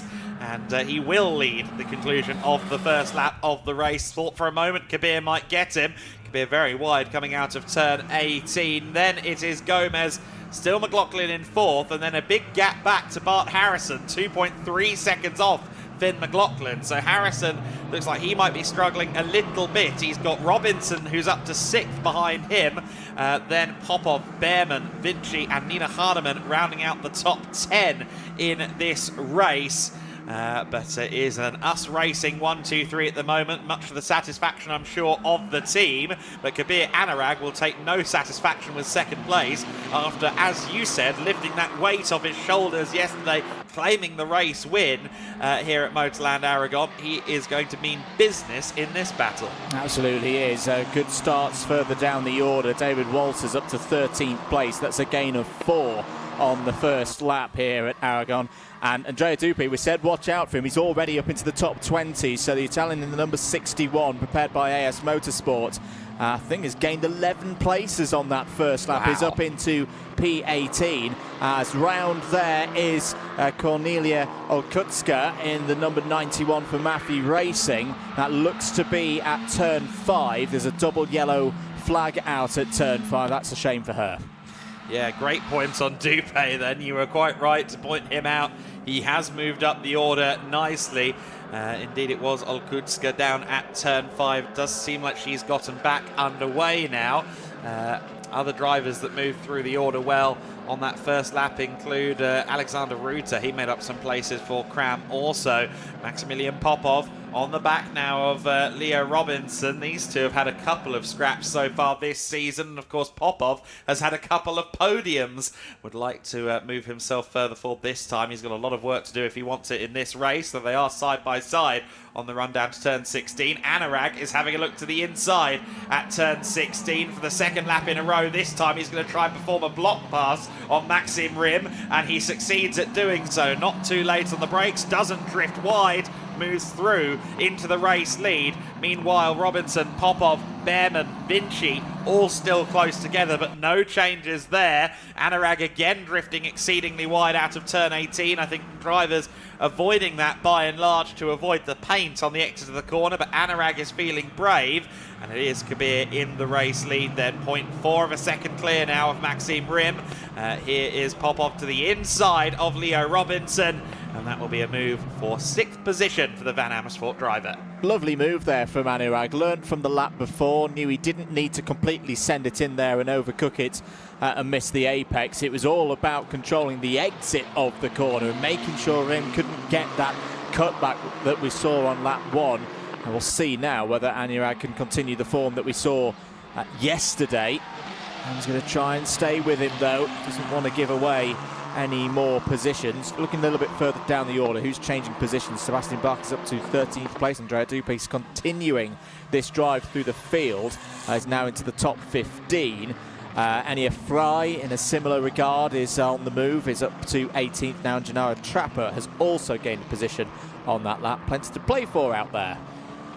Yeah, plenty going on around the circuit. Kabir Anurag playing with the limits of staying on tarmac. He was well off the defined circuit, but they're not observing track limits everywhere this weekend. They can't be monitored at all corners here. Yellow flag at turn 8 for this car, the spinning number 37. Unfortunately, Alexander Ruta has had a moment, but Kabir Anurag really using every inch of tarmac that he has been told he can in the driver's briefing, and in these wet conditions, that is always quite brave. Gabriel Gomez has suddenly lit up the timesheets, went quickest of anyone through sector number 1 and has closed in behind his US Racing teammates. Now, will he do the same job that he did yesterday and just sit there? Well, yesterday he was sitting behind Kabir Anurag and taking the points. Gomez is going to have a little look to drive us right round the outside of Rem. Goes deep, but might get a good run off of the corner. Does Rem know he's there? Yes, he does, and through goes Gomez. Lovely move by Gabriel Gomez up to P2. That's why he's leading this championship. Absolutely right. And the argument can be made, of course, that if you have the pace, it might be detrimental to stay behind cars that you have the speed over, and Gabriel Gomez got it done. Maxime Rem to the inside at turn number 1. Can't get it done there. It's a bit like that old adage about not lifting off too much, isn't it? When when you've got a comfortable lead, if you have the ability to get around a driver and you don't, there's some whiff of inevitability that you might end up caught up in something anyway. Gomez felt he had the pace, felt he knew where to do it, and sure enough, he was quite right. He's up to second position, and now it is the same situation as yesterday. Anurag versus Gomez at the front. Let's see if Rim and indeed Finn McLaughlin, who just set the fastest lap of the race, can try and intervene on this lead battle. A few more changes down the order. Maximilian Popov has got through past Leo Robinson, so that's more good news for Gabriel Gomez. That's his closest rival in the title in the standings overnight, now down to 7th place. Just had a notification on our screen. It's an incident involving cars 84 and 48, turn 14 noted. So that's going to be David Walter and Gennaro Trapper. They are currently discussing 16th place. See, well, maybe that discussion got a little bit argy-bargy at one point, but that has been noted, as you said. 21 minutes and 35 seconds plus 1 lap left to go in this race then. Anurag, I think, a little bit further ahead than he was a lap ago, with now Gomez behind him. Of course, it was Rim at this point last lap who was in second place, and Finn McLaughlin is looking very, very foreboding to me for Maxime Rim. He's in the slipstream as they run down the back straight here at Motorland Aragón. He is edging ever closer to the gearbox of the German driver. Let's see if the Irishman can make something happen. Yeah, he's very good in these conditions, and we talked about it yesterday that he's also very good on the brakes like this. He has very good feel of a car underneath him. That is classic Finn McLaughlin. Down the inside, takes 3rd place. Great move then from McLaughlin, getting a high-tech car into the top 3 for the first time in this race. And there's a high-tech battle going on further back as well. Leo Robinson and Thomas Behrman are exchanging blows for 7th position, but the Red Bull liveried high-tech car remains in P3 for now. Maxime Rim, meanwhile, down to 4th position, was leading, gave us reason to believe that he might be on for something special here. Is now outside the podium places, still a long way to go, but he's got a lot of work to do if he wants to be on that top step of the podium from here. Yeah, it does indeed. I think there's been a little bit of a hold-up for Enia Fry further down the order, Adam. Lost about 2.5 seconds through sector number 2, and yeah, it's dropped down to 16th place as the drivers come over the line once again. There's also been another incident noted out there for Artem Savrukin. This is a good battle. This is Bart Harrison going wheel to wheel. No, it's not. It's a little bit further down the order. This is Savrukin in the other Yenza Motorsports machine, and Andrea Dupe. So Andrea Dupe now through and into 13th place. What a drive from Andrea Dupe. You can just see Gennaro Trapper behind there in the black and orange of Van Amer Sports Racing. Savrukin trying to fight back there on Dupe, but such is the pace for Andrea Dupe. I think that's going to be a bit of a losing one. Next job for Andrea Dupe is to try and get up the road. It's quite a bit of a gap up the road to Sebastian Bach. It's around 8.5 seconds, but given the progress that we've seen from the Italian so far in this race, I wouldn't put it past him that he could pull that one off. Don't know that he can focus on up the road just yet, fighting the car at turn 8 and 9. I was just about to say, I think he's still watching the mirrors, and then he missed the apex by a margin at turn 8, so I think I might have been right on that one. But through there went Enia Fry on Gennaro Trapper back up to 15th position. Fry, of course, started 25th. Dupe, as you said, started 29th at the very back, so both of those drivers making good progress. They could have the pace to challenge for a top 10. They're a long way back from the top 10, about 10 seconds they'd need to find over the next 18.5 minutes of the race, plus 1 lap. There's a good chunk of time. It's not impossible. It's also not impossible that gap is closed up by, let's say, other means, and not say the words that owe the initialism SC. Well, let's say it's a developing situation. Finn McLaughlin has got through on that lap. I didn't see where it was, but he's got through past Gabriel Gomez into second place. Kabir Anurag has just had a warning for track limits as well. So Finn McLaughlin is growing into this race. They're down into the 2-minute 17s at this precise moment. But considering that McLaughlin was doing some overtaking on that last lap, the fact that he was only quarter of a second off the pace of Anurag is quite a menacing task for the race leader. Yellow flag is out at turn number 10. We'll try and update you on what the cause of that is, and there it is. It's Olkutska who's had a moment on the exit of turn 10. She rejoins the race, all good to go from there. Yeah, Finn McLaughlin then once again looking good in these wet conditions, and now up to second place. This will be his first lap in clean air since getting involved with the other two US Racing cars. So this is a critical lap for Finn. It's a critical lap as well, of course, for Kabir Anurag, who has a 2.7 second lead over the Irishman. What's that going to look like in a lap's time? All four of those drivers playing a very bold game with the gravel trap on the outside of turn 10. As we've alluded to, track limits are only being observed where they are actually monitorable for race control this weekend. It would be a mighty task for any corner marshal to try and keep a tab on the track limits of 29 cars, so best to keep human error out of it on this one. Car number 37 with a 5-second penalty for causing a collision. That was Alexander Ruta. Of course, we saw him in a spin, so perhaps it was a spin of his own creation one way or another, but regardless, he has been slapped on the wrist there for 5 seconds worth of penalties. We've got double yellow flags down at turn 8 at the moment, and it's for the other car from the Crown Motorsport stable. Elia Weiss there having a spin, and that will take him down from 20th place. Way wide is Gabriel Gomez. Maxim Rim sends an opportunity now to get back onto the podium. Yeah, he's had a little look there, but Gomez had good exit speed, good traction out of turn number 16. Got to say, Kabir Anurag has responded to the threat of Finn McLaughlin behind. 2 minutes 16.9 last time around for Anurag. McLaughlin 2/10 quicker, or actually more like a 10.5 quicker. So with the gap at 2.6, we're into that race management phase of this one now for Kabir Anurag. Gomez looking a little bit wide there out of turn number 2. Not much front end grip for the Brazilian, who spent a lot of his young racing career in Italy.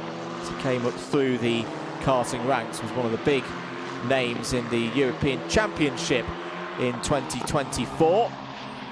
For his move into single-seaters in the autumn of last year. In a little bit further down the order, there's been a change for 14th place. I'm afraid the progress of Andrea Dupe seems to have been arrested, because he's now dropped 2 positions back down to 15th. Has just lost one of those places to Enya Fry, and Artem Savrukin has also got through. Another instant for us to note, and in fact, with the drivers that we just mentioned, the 20 and the 61 of Fry and Dupe, that's another one that's at least been noted by race control. Yeah, and a warning flag for abusing track limits, which, as we see that camera shot, seems novel. But at one of the points where it is being monitored, Chloe Chambers has been pushing it a bit too far, and she has received a warning flag. She needs to be careful so she does not end up gaining penalties as a result of any further track limits transgression. She's still down in 23rd place, Chloe Chambers. Not quite the race that perhaps she would have liked so far in this one in the Campos Racing number 82. We've got a back marker now between the top 2 in the form of Cornelia Olkutska, who's had a couple of moments out there on the circuit, so now she is going to be potentially a bit of a hindrance to Finn McLaughlin. He'll be hoping for an easy berth past the Maffei Racing driver. Now, Kabir was actually fastest of anybody in the first sector. He lost some time in the second sector dispatching Olkutska. I think the gap will still be a little over 2 seconds between himself and Finn McLaughlin, although it looks to me, by eyeball test, that it may have gone up. No, still only 2.1 seconds. Olkutska stayed way out of the way, which is a good move, and I think she's going to try and do the same here for Gomez and Rim, although Gomez having to go around the outside of Cornelia there, then cuts to the inside, and both of them managed to get past the Maffei Racing driver, but not a comfortable position for Cornelia there. I think overall she did a pretty good job of just staying predictable there for the drivers. Yeah, indeed, and Gabriel Gomez again with this championship position. No need to risk or take too many high risks. And again, you've got to remember that all of these drivers have got another race to go. It's the same as what we were talking with the GT4 Winter Series. You don't want to be giving your mechanics and your team too much work over the lunch break. Double yellow flag at turn number 5. I fear Cornelia may have had a moment there. Okay. But I'm not sure where she ended up. Hopefully, well, yeah, there she is. She did have a spin, but thankfully didn't end up in the racing line and potentially therefore in the path of the likes of Bart Harrison, Maximilian Popov behind. She's now waiting for her chance to loop the car back around. Oh, goodness me, Gabriel Gomez getting a bit loose over the bumps at the runoff of turn 10 and continues on his way in this battle for third place. And increasingly, we have to talk about this battle for the lead because that 2.1 second gap is down.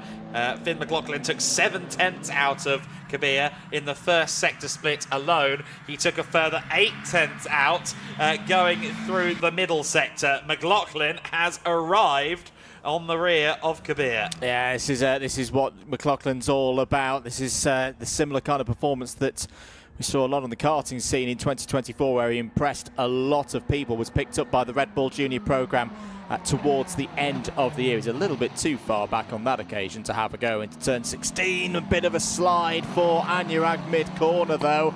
That'll lose him some time. McLaughlin's just gone purple through sector number 2 as well. But it's that old adage of catching one thing, passing is another. Just to note as well, we haven't talked about him too much in this race so far, but I think Bart Harrison's on for his best results of the year, is he not? At the moment, they're in 5th place. So maybe Izzy not speaking to him on the grid has given him some more favour this time. But no, really good drive at the moment from Bart Harrison. Has been holding Maximilian Popov off for a number of laps there, and after the disappointment of yesterday, where he had that great Q1, was hoping for a best result of the year, and all pretty much ended at turn 1. That's a good. I always like to see that from a young driver. When you have a disappointing day, you have a disappointing moment, you get back on the horse and you go again. And Bart Harrison's doing a fantastic job there in 5th place. Yeah, best finish so far this year of 7th position, running in the top 5 for the first time in this late stage of the race. We're approaching the final third of the race distance. It's going to be a long 10.5 minutes and then additional lap for Kabir Anurag. If he wants to try and keep Finn McLaughlin behind, he's going to have to make that the widest Tatus F4 chassis that we have ever seen. There's a yellow flag down at turn 17, which I suspect might be for Gennaro Trapper, who has not crossed the line this time in the point that he was scheduled. And in fact, there might be a few cars involved. That's Olkutska facing the wrong way again, actually, so it might just be that Cornelia had another spin. Trapper did cross the line, so everything's all right with Gennaro Trapper.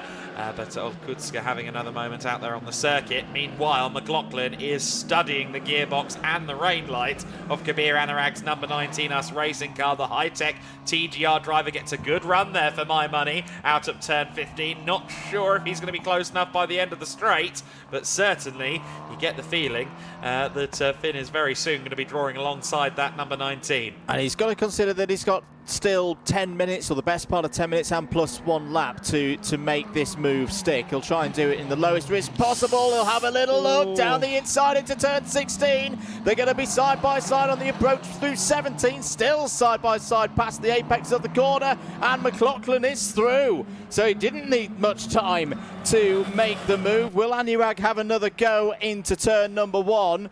This is what we've got the swaying from side to side that we saw from McLaughlin and others a lot yesterday, but he's through. The Irishman takes the lead. Great stuff. Oh, that's unfortunate. Chloe Chambers with her rear axle. Doesn't look like it's all the way beached, but it might be about to be if she puts her foot on the throttle down at turn 6. That might actually work out quite well for her fellow Red Bull Junior. Race neutralised for a moment if the safety car comes out, but he is now through. Finn McLaughlin into the race lead. I thought he might wait a little while to make the move stick. As you said, 10 minutes to go. He locked the rear axle a little bit, front axle a little bit at turn 16 as well, which kind of put him, I think, further out wide. He wasn't trying to lean on Kabir Anurag as much as he did, but the lockup kind of forced him into it. And now the situation is that he's well ahead. And in fact, to be honest, now that he is ahead and now that Kabir is a couple of car lengths back, he doesn't want that safety car. He doesn't want that neutralisation because he is driving away from Kabir Anurag. We've got yellow flags, double yellow flags down there at turn 5 and 6 intermittently. They're hoping, I think, really, that Chloe Chambers could maybe just about nurse the throttle to get the car out of the gravel trap, which she has succeeded in doing, which is a very deft touch there for Chloe. So good driving from her there just to get the car back out. Very difficult to do once your rear axle's in the gravel trap. There's a double yellow flag down at turn 16 for a couple of cars having a moment there that we were just catching the end of something. Meanwhile, the top two are really closing in on some lap traffic here. Of course, these conditions really do set apart the field a little bit, and Finn is going to have to do some traffic management here by the looks of it. Yeah, and this is something that when we're talking about this first step up into single-seaters, that many of these drivers probably haven't had that much experience of dealing with in a longer race, in a 30-minute race, when conditions are a little bit iffy, that you've got to make your way through and safely past some slower traffic. In the pits there, is that Dupe? So after all of the issues earlier, that is a real shame. Pace last time around, 2 minutes 16.0 for McLaughlin. That is a new fastest lap of the race. That's 9/10 quicker than Anurag on that last tour of the circuit. I think was it Matilda Parts who was in the pits? It's just been noted in the number 18 for AS Motorsports. That's a shame for Matilda. She was having a strong race. Was looking at a good way up the order, and yeah, it's unfortunately a mechanical issue has let her down. Well, yeah, mechanical, more so that they were replacing a front wing. Good point. But they were replacing a front wing, and I can't help but notice that the unit they were putting on the car had the number 61 on it. So hopefully they've rectified that, because I'm sure there's a technical regulation or a sporting regulation that they would be having an issue with. But safety car is out, so the safety car has been placed onto the circuit. I'm wondering, we did see a few cars kind of skating nervously away from turn 16, whether there's an amount of debris there after that double yellow flag at turn 16 a lap ago.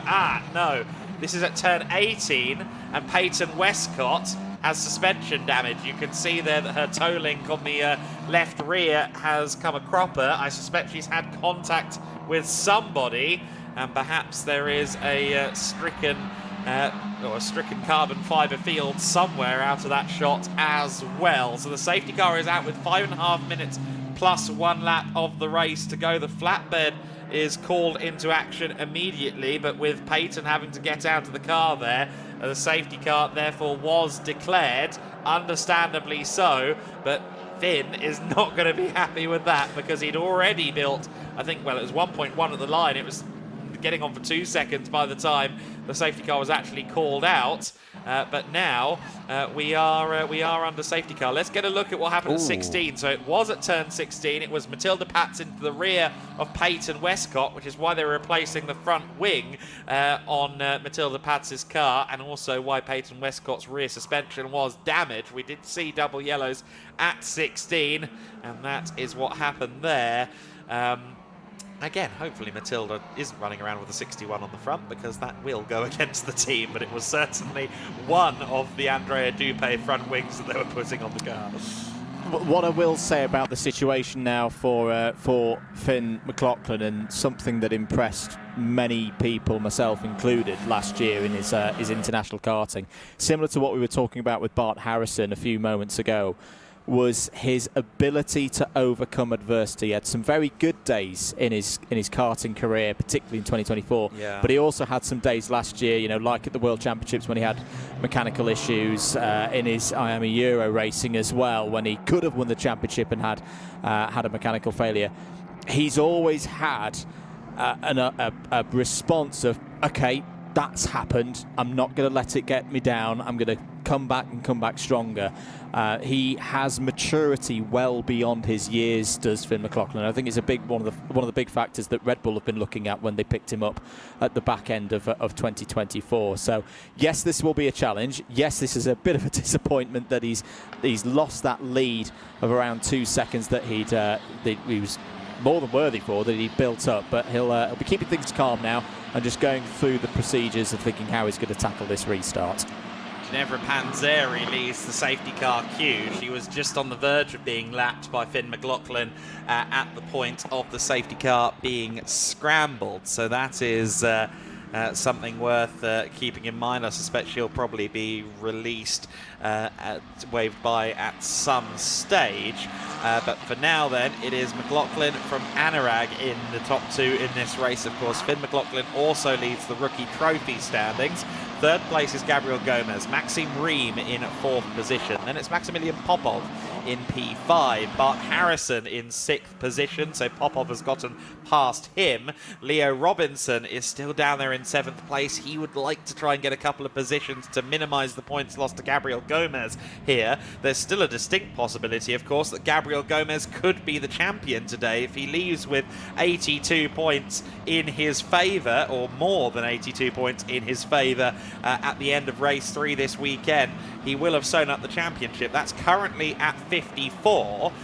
It won't go out by a dramatic amount as it stands.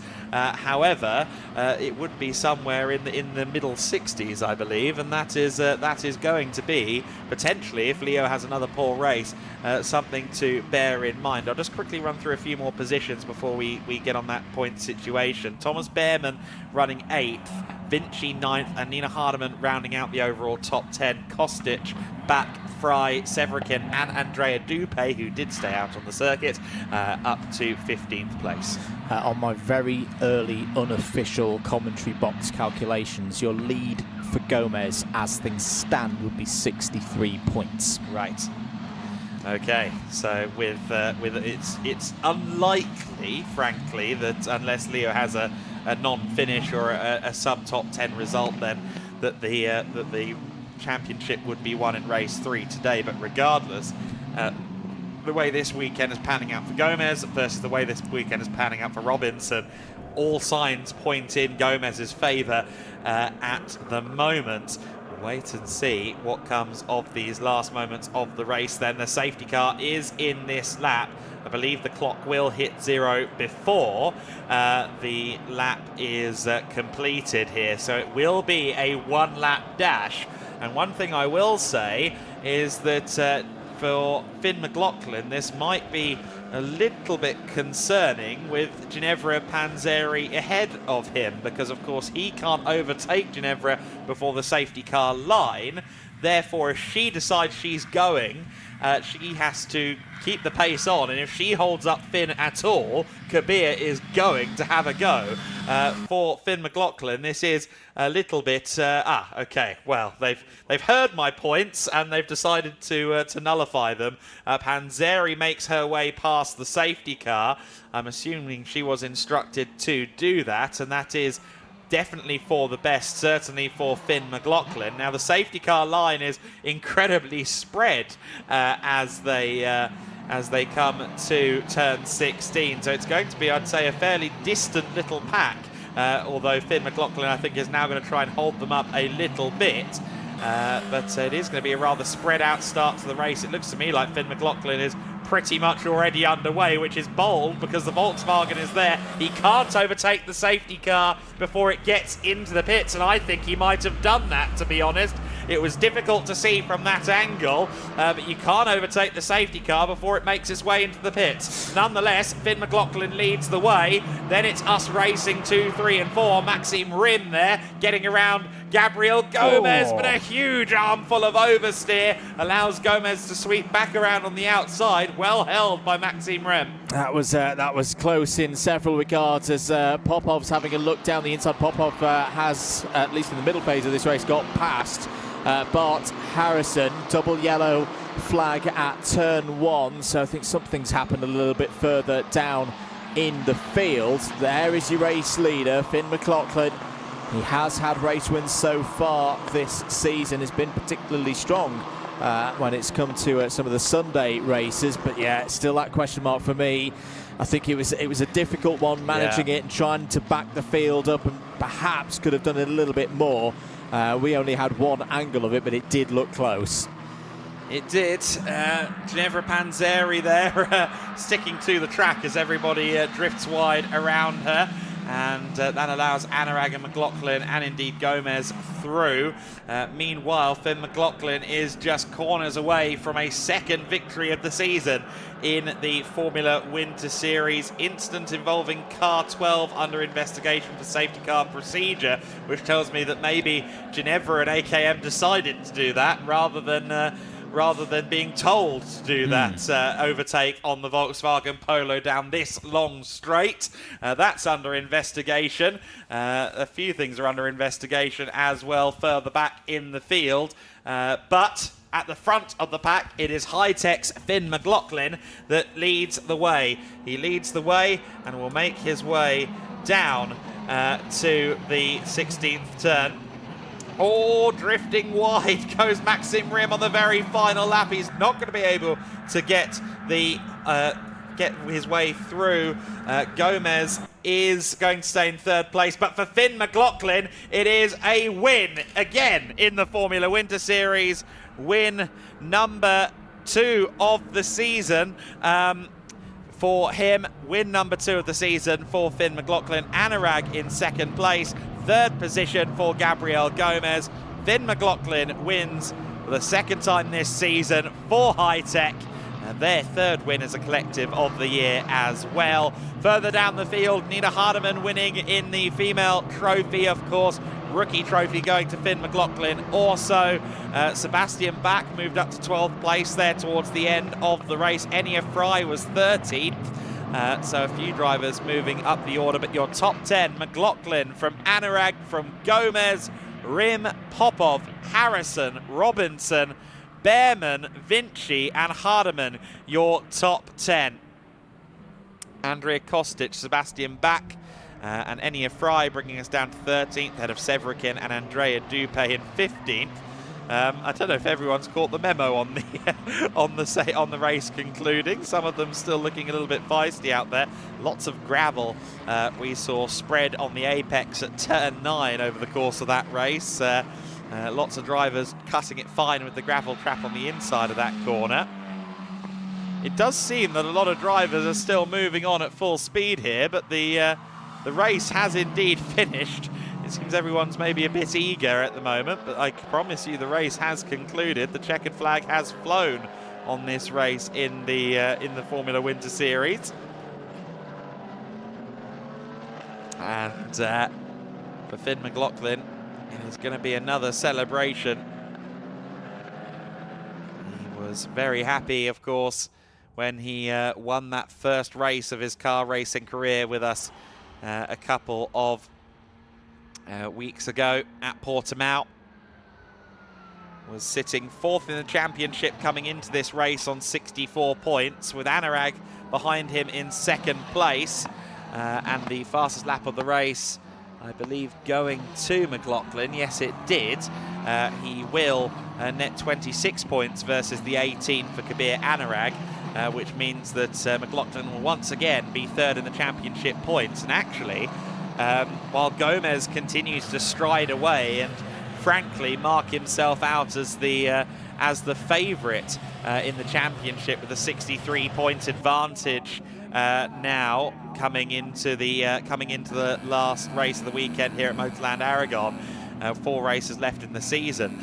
I think the battle now could well be Leo Robinson versus Finn McLaughlin versus Kabir Anurag for 2nd in the championship. And right now, with this victory, Finn McLaughlin has brought himself back to 3rd in the points and closer to 2nd in the points. But in race 2, it's P1 for Finn McLaughlin. And the Hi-Tech team congratulating him. A very good effort from the Red Bull Junior. A driver who, as Andrew Mather alluded to, has so much interest, so much hype and expectation behind him. And in his early stages in car racing, we are seeing quite what young Finn is capable of. It's so hard to get a read on where these drivers' ceilings are at this early stage of their career, but there's certainly a lot of expectation on Finn, and he will have maybe proven a few things for his self as well coming out of that race. Didn't manage to have a particularly great weekend at Valencia by his high standards after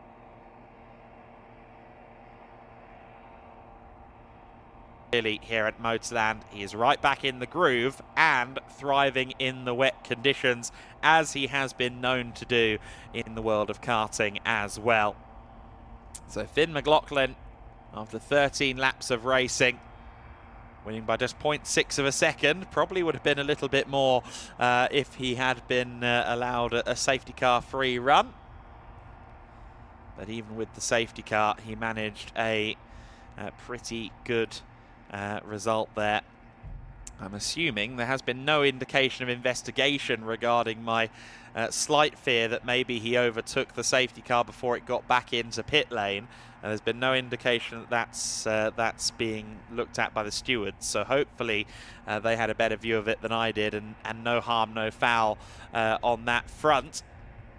Of course, the drivers have a little bit more to do after getting out of the cockpit in this series, because they have to go to the weighbridge immediately following the race. Therefore, it is just a few minutes usually before we can collar them for an interview, and Izzy and Joe down in the pits will be working hard to do that at the moment.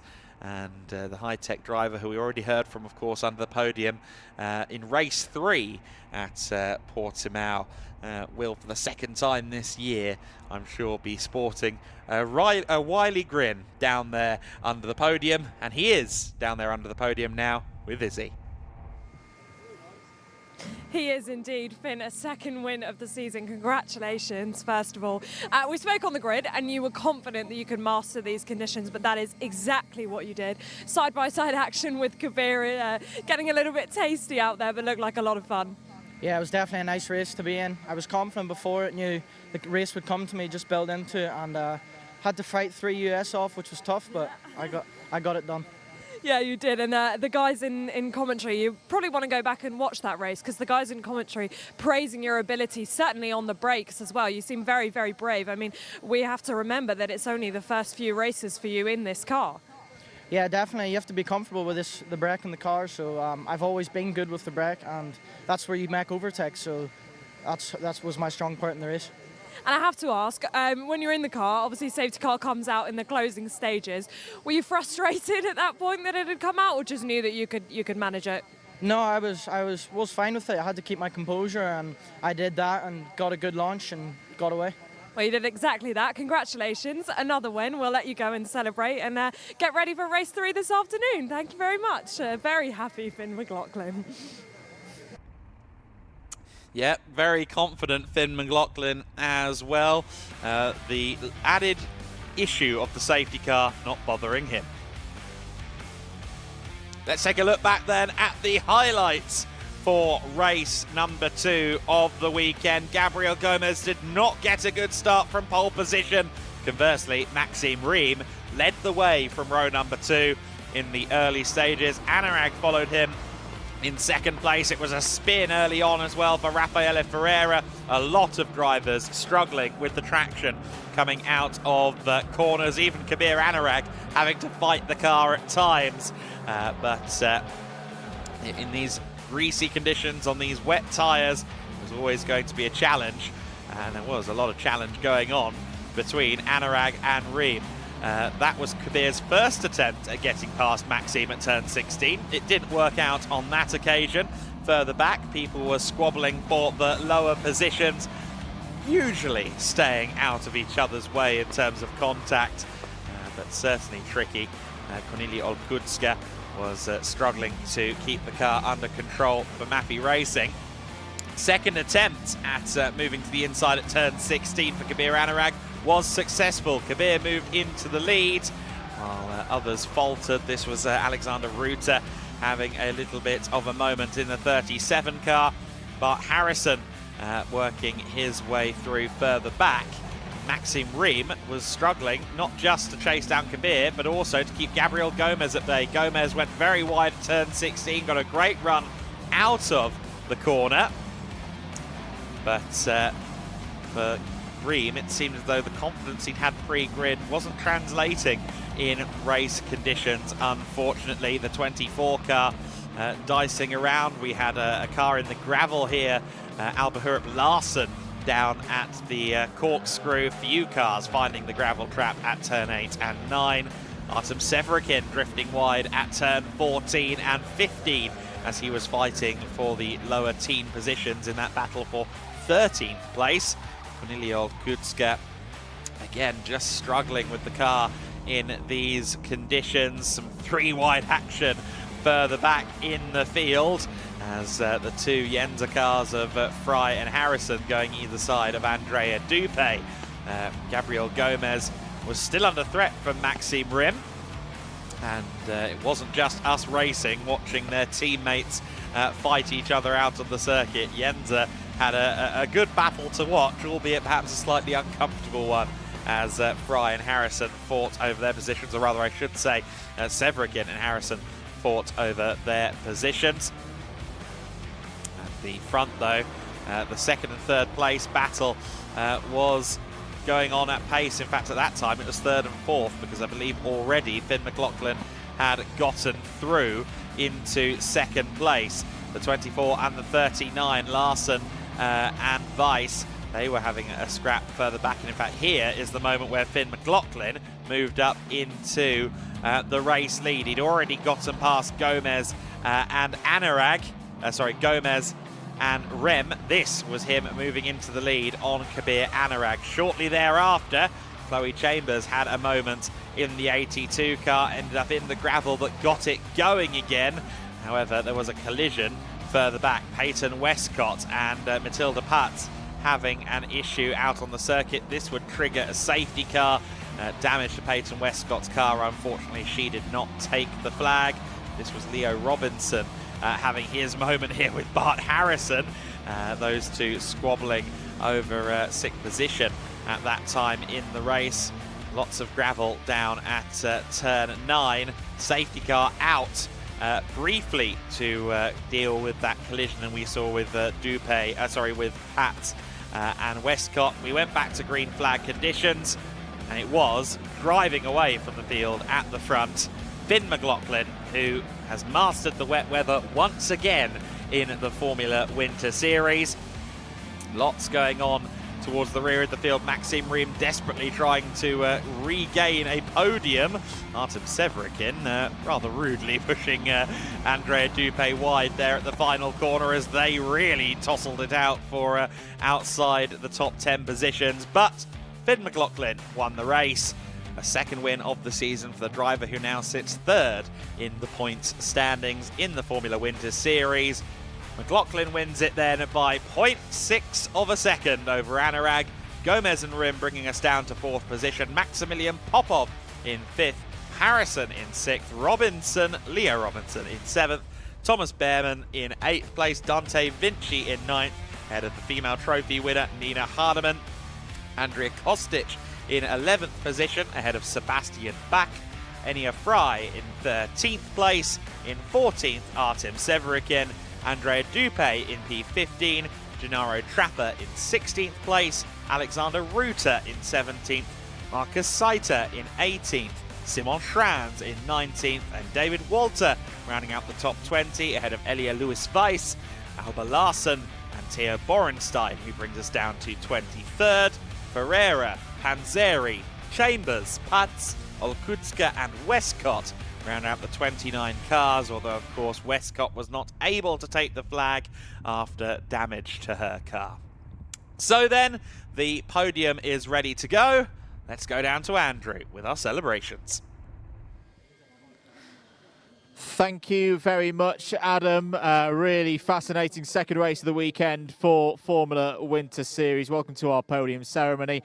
Let's start with our female trophy. Please welcome out onto the podium once again, a second female trophy of the weekend for High-Tech TGR, Nina Hardeman.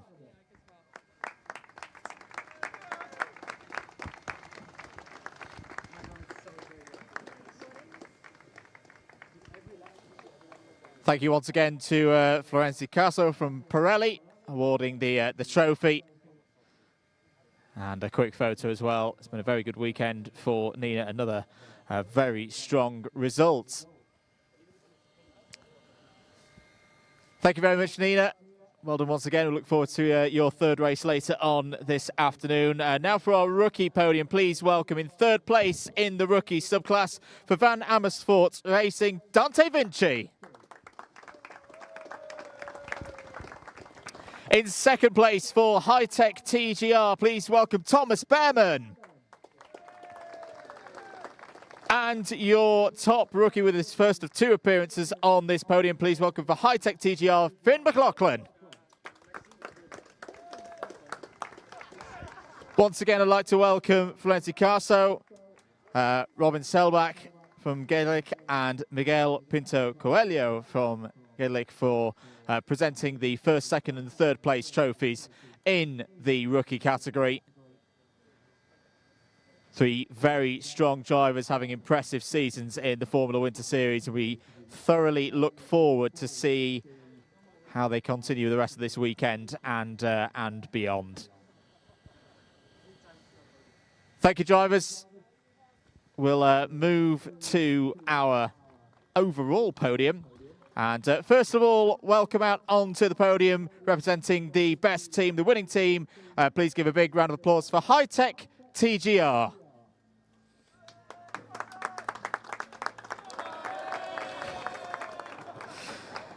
In third place for Us Racing, please welcome Brazil's Gabriel Gomez.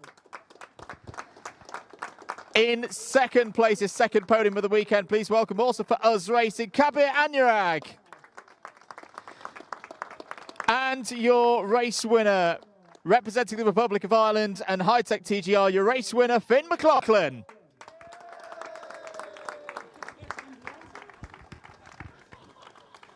Ladies and gentlemen, if you are able, please be upstanding.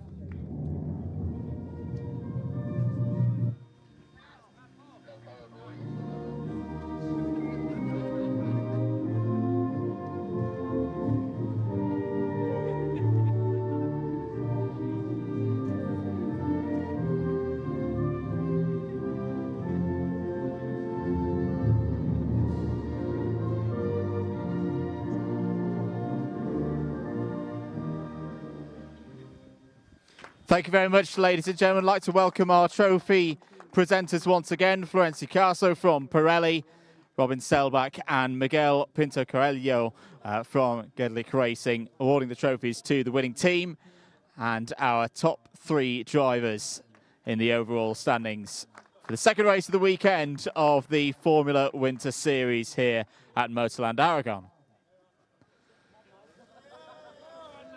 A quick gather for the photos. Smiles all round, and of course one more race to go for the Formula Winter Series this weekend. We very much look forward to it and hope you can stay with us for the entirety of the afternoon. Quick few photos down in the pit lane. And thank you very much, drivers. We'll see you later. More from the Formula Winter Series later. Let's get to the next race.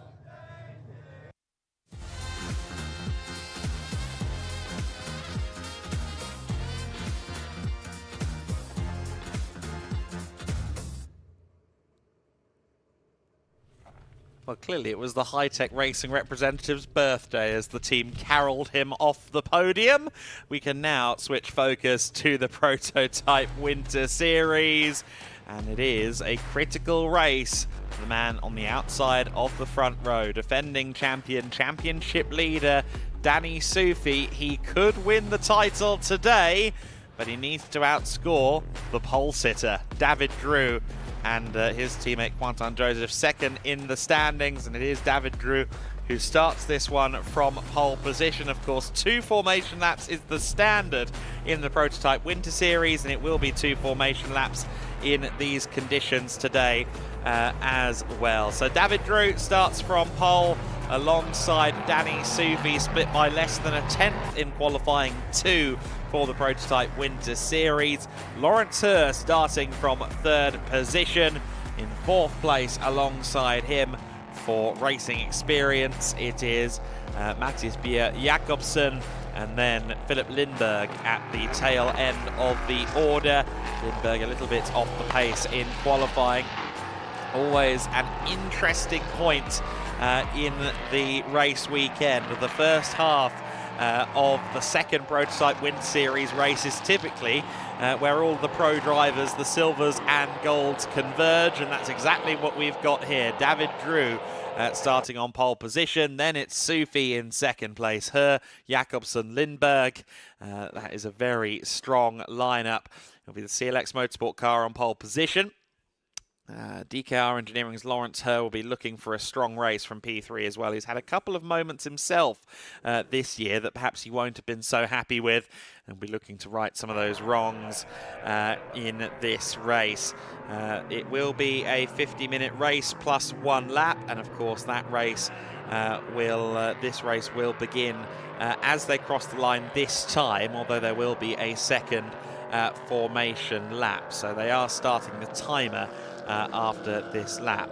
Philip Lindberg has fallen well off the pack actually on this first formation lap. Whether he's had an issue out on the circuit or whether he's just taking it steady, I'm not particularly sure. But the conditions out there on circuit, to me, Andrew, looking a little bit drier than they were at the start of the day. We didn't get to go down to Izzy at all, unfortunately, with the podiums running long in the formulas. I'm assuming they're all still on wets, but it's certainly, I think, getting a little bit nicer out there for them. I wouldn't use the word nice. I'd just say, what's the opposite? Less bad. There we go. It's still very cold out there. The air temperature is still lower than we had at any point yesterday, so whilst the moisture may be going out of the track, I still think it's perhaps a little bit too early to go to a dry tyre, simply because you won't be able to get the tyre compound to heat up sufficiently to get it in its performance window. So for the start of this race, I'd be surprised if anyone has gone for a slick tyre, particularly with it being a longer race as well. The clock has now started for the 50 minutes plus 1 lap here for the second race of the weekend in the Prototype Winter Series, but as I say, we are effectively still on a formation lap. Yes, we are. So we are underway, and again, the critical point situation here is that the gap between Sufi and David Drew will be 43 points. And that is potentially enough for him to claim the championship today if he beats CLX Motorsport's David Drew again. If they finish 1st and 2nd on the road, Sufi wins, Drew 2nd, or Drew and Joseph 2nd, it will be the championship for Sufi. If they finish not 1st and 2nd, it gets a little more complicated. But David Drew, I think the objective here is going to be to try and distance himself from Danny Sufi, give Quentin Joseph every opportunity that he can, and work from there. Yeah, absolutely. And I've been impressed with David Drew this weekend. He had a very good run when they had the driver swap yesterday in that first race. So yeah, I don't think it's all certain that you're going to see Danny Sufi necessarily just driving off into the distance, particularly in this early phase of the race. Yesterday, when we had the drivers that you're pretty much all seeing, yes, in fact, you are all seeing on track now, with the exception of Philip Lindberg, they were all in the 151s. Now, they won't be in that pace today because the conditions are nowhere near as good as we saw out on track yesterday. But for Danny Sufi, I think he's going to be more looking at the second half of this race is where he's going to win it, if he's going to win it. And David Drew will be looking to build a bit of a lead, if he can, in the first 25 minutes of this race. Yeah, absolutely right. So we will be watching with interest here as Danny Sufi will be starting from 2nd place. He's going to have a lot of work cut out for him, though, with Lawrence Herr and Matthias Jakobsen between them. Jakobsen and Lawrence Herr 3rd and 4th coming into this race. For Jakobsen, he's not experienced, particularly in LMP3 machinery, but he is, let's just say, determined to make a mark on the Prototype Winter Series. It could be his only opportunity to race an LMP3 car this year, so he wants to prove his worth in these machines, where Lawrence Herr, of course, is fiercely experienced at the wheel of these machines. Danny Soufi then around the outside of David Drew as we now get ready to start the race in 2x2 rolling formation, and it will be Danny Soufi around the outside at the first corner. I'd be surprised if he tries to hang it around the outside at turn 1, but sometimes Danny is audacious in that manner. Let's see what he can do. The American potentially can win it today in the championship, but either way, he wants to try and win this motor race. The lights are out now. We go racing in the Prototype Winter Series. It's race 2 of the weekend at Motorland Aragon, and it is immediately to the inside. Danny Soufi for the race lead, and David Drew has to leave him a little bit of space. He's now got the outside line, Soufi, for turn 2, and that might yield more grip for him in these conditions. It's side by side as well between Herr and Jakobsen. Herr gets the better of it, remains in 3rd place ahead of Matthias Jakobsen. But Danny Soufi, for a moment there, looked like he might sneak into an early lead, but David Drew controls it for the time being. Here comes Lawrence Herr as Danny Soufi gets a bit wayward to the inside at turn 6, and indeed at turn 7 goes Lawrence Herr. Oh, and David Drew trips up Danny Soufi there. That's going to allow Lawrence Herr, I think, into the lead. David got crossed up, slowed himself and Danny Soufi down, and Lawrence inherits all of the places. Oh, quite a punchy start here for the second race of the Prototype Winter Series, and indeed, Lawrence Herr does take first position. It's the first time we've seen this weekend Lawrence Herr in clean air, side by side between Drew and Soufi out of turn number 10. That was a close moment as they built up the speed down into turns 12 and 13 and through. Through has gone Danny Soufi, but he's going to now get the challenge of Drew around the outside through 13. They're still side by side, door to door, wing mirror to wing mirror, but it looks like Danny Soufi has maybe got that position, second place. He went a little bit deep out of turn 14. It's the long run now to turn 16. I say it's a 50-minute race, Adam, but this is a far more aggressive start to the race than I was expecting. Yeah, absolutely right. Danny Soufi to the inside now of David Drew. My apologies. I think actually if it's 1-2 today, they might not be able to win it down at Conrad. We'll have to see. We'll talk about that later, though, because for now, wing mirror, both on the car for now, but we'll see if they stay there for too long, side by side between the two. And David Drew remains in second place. Soufi down to third, not the start he would have liked. Jakobsen in fourth, and Lindberg at the back of the order, hanging on and watching as everything goes on up ahead of him. We're right on board with Danny Soufi. Just an interesting opportunity to see quite how much counter steering he's having to do through these corners in these slippery conditions. Getting traction down in a carbon tub V8 prototype is never easy. Yeah, and in these conditions, you can see the LMP3s, they have this tendency to drift around a lot and be quite hard work, not as much downforce as other prototypes higher up the ladder. And they can be very physical to drive as well for everybody out there. 43.5 minutes to go. Lawrence Herr is your race leader, and it's just starting to edge that gap out now. David Drew there in second place.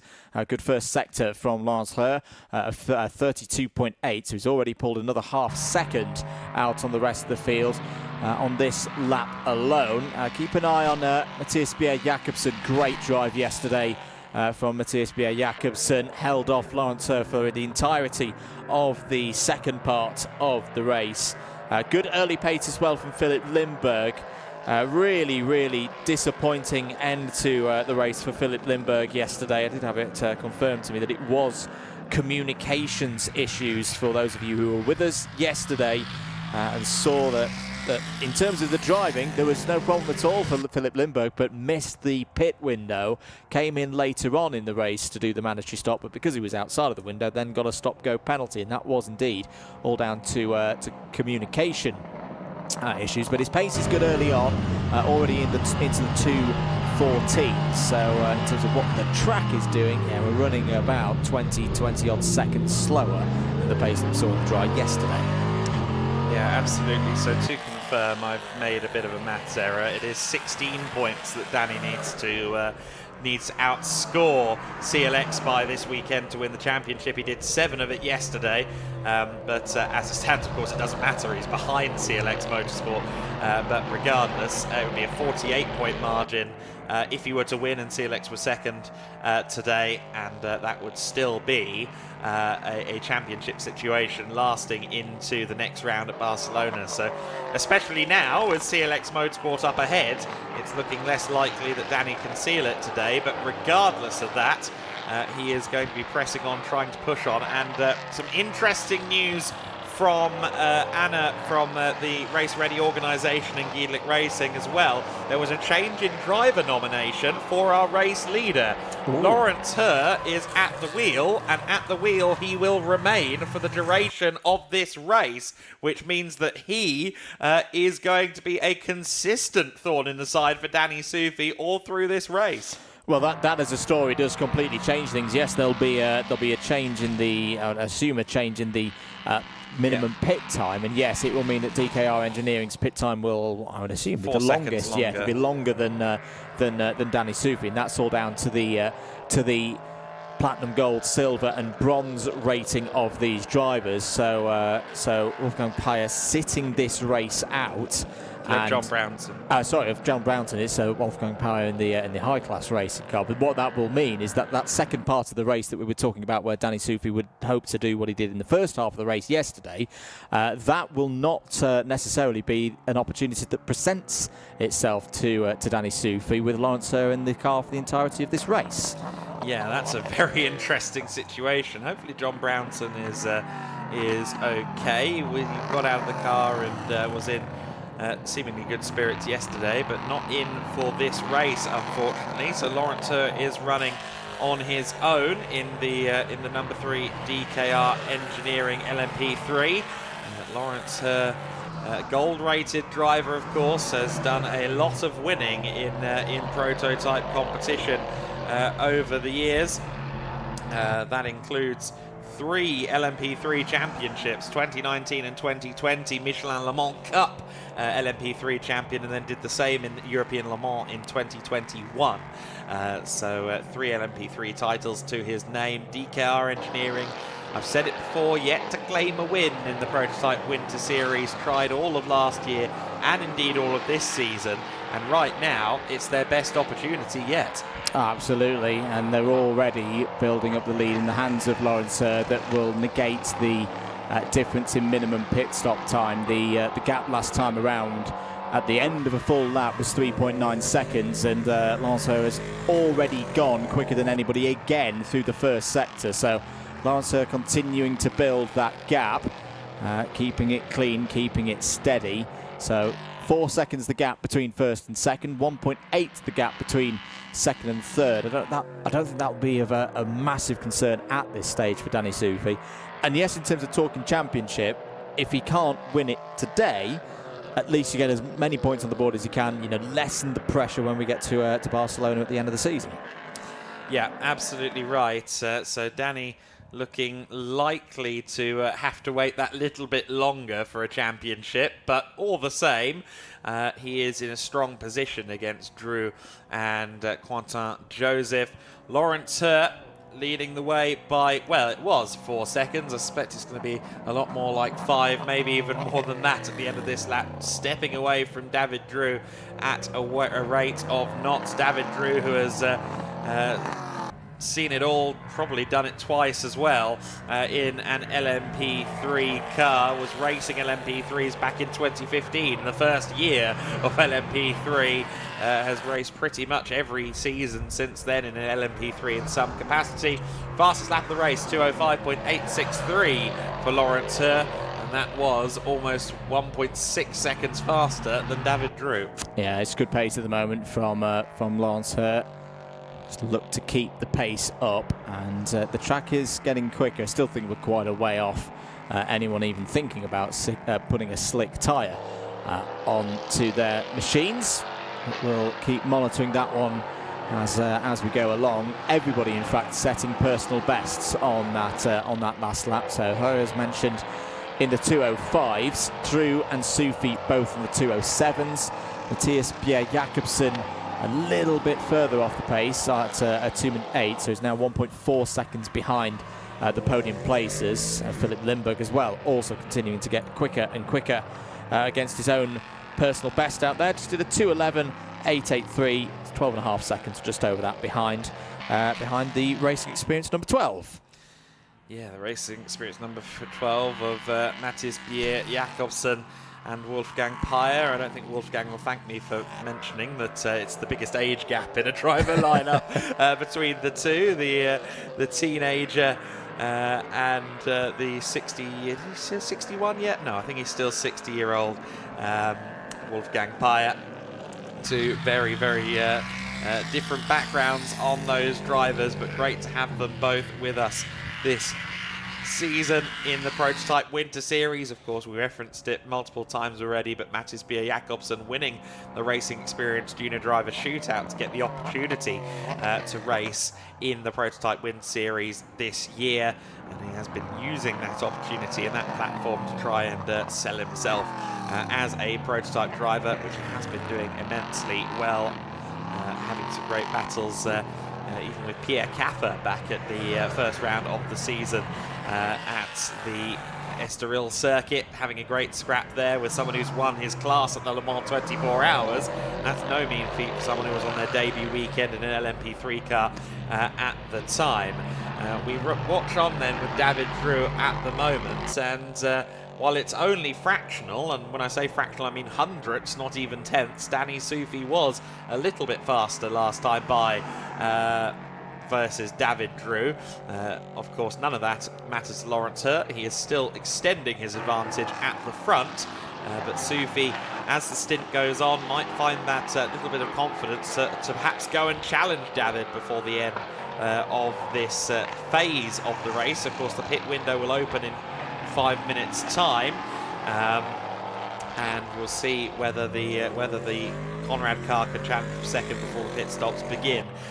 We've got a bit of a weather update though from around the circuit by the sounds of it, Andrew. Yeah, just heard in our ears that there's a bit of drizzle out there. Sector times have dropped, but not dropped too dramatically. And I say, it's always have a look at the commentary box window. Nothing at this end of the circuit, nothing along the pit straight, so it's maybe out beyond.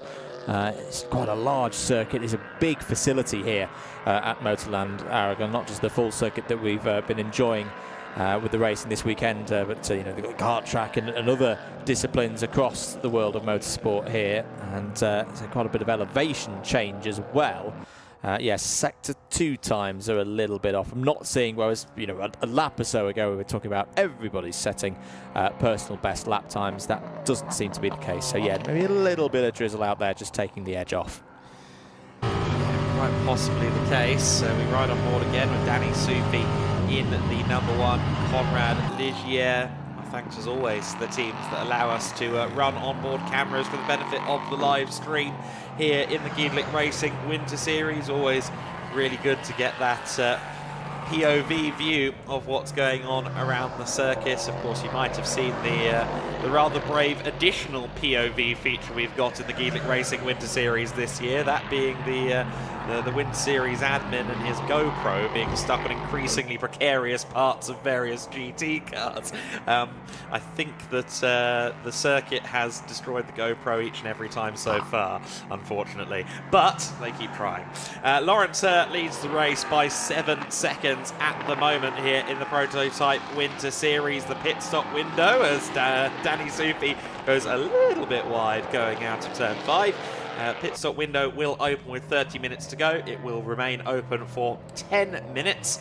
Everyone has to serve a pit stop. This man, Lawrence Hur, who is now driving solo. We're just endeavouring at the moment to find out potentially why John Brownson decided not to take the start today. His pit stop time, 152 seconds. So that is 2 minutes and 32 seconds from pit entry to pit exit. For Danny Sufi, for Philip Lindberg, it's 148. For Jakobsen, who hands over to David Drew, who hands over to Quentin Joseph, it's going to be 117 and 119 seconds respectively. I suspect that for Quentin Joseph, he may end up inheriting potentially the race lead. If things stay as they are. And just getting word from Izzy Browning down in the pits, the reason that DKR Engineering are only fielding Lawrence Hur today is because John Bryanson has woken up feeling a little bit under the weather, feeling a bit sick today. So we hope John is at least able to be here at the circuit and is cheering on Lawrence Hur at this stage, but also, of course, hoping, generally speaking, that he's feeling all right. Yeah, hope that we get to see John Brownson out in the car later on in the season. Of course, we're not too far off that pit window opening. If there is still a little bit of drizzle out there, I don't think it's affected things too much in sector number 1, because Lawrence Hur just went and did a best sector 1 of anyone so far in this race on that last lap of the circuit, still in the 2:06s. Is about half a second off the pace that we saw from her earlier on in this race, and it's a similar kind of delta all the way through the field. Drew currently in the very low 2:08s. His best at the moment is a 2:07.3. A little bit of time lost, but again, it's hundredths of seconds at the moment between David Drew and Danny Sufi in third. 2 seconds the total time that's accumulated across the course of the 20 minutes that we've had, or thereabouts, so far in this one. Further 5 seconds back, Matthias Bjerre Jakobsen in the 2:09s at the moment. But Matthias Bjerre Jakobsen has worked a quite nice gap over Philip Lindberg, who will also be going through a long way in this race. 18 seconds now, the gap between the Racing Experience number 12 in 4th, High Class Racing number 20 in 5th. Lawrence Hur then going past the famed wall at turn 12 and 13 on this fabulous Motorland Aragon circuit. You can see him really having struggled for mid-corner grip sideways through all of these 90-degree turns at 12, 13, 14 and 15. Of course, you can dial so much less give into these LMP3 cars. They're so much stiffer than the GTs and the GT4s, and you do really see that kind of battle against the lack of adhesion quite easily in LMP3 racing. Now the pit window is open, of course, for Lawrence Hur. He's got the Danny Sufi situation effectively. He's in the race lead, and it doesn't really matter when he comes into the pit lane, but he does nonetheless take it at the first opportunity. Let's see then what David Drew and Danny Sufi elect to do. I'm wondering as well whether or not we'll see Jakobsen extend to when it comes to the pit lane. In the pits comes Danny Sufi also. So Sufi has decided to pit early too.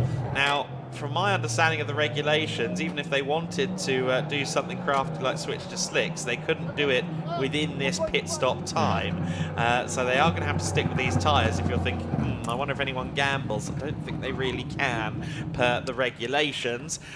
So they would have to come and do an additional 2-minute pit stop, to my understanding, in order to switch to slicks. So I don't think we'll have anyone doing that.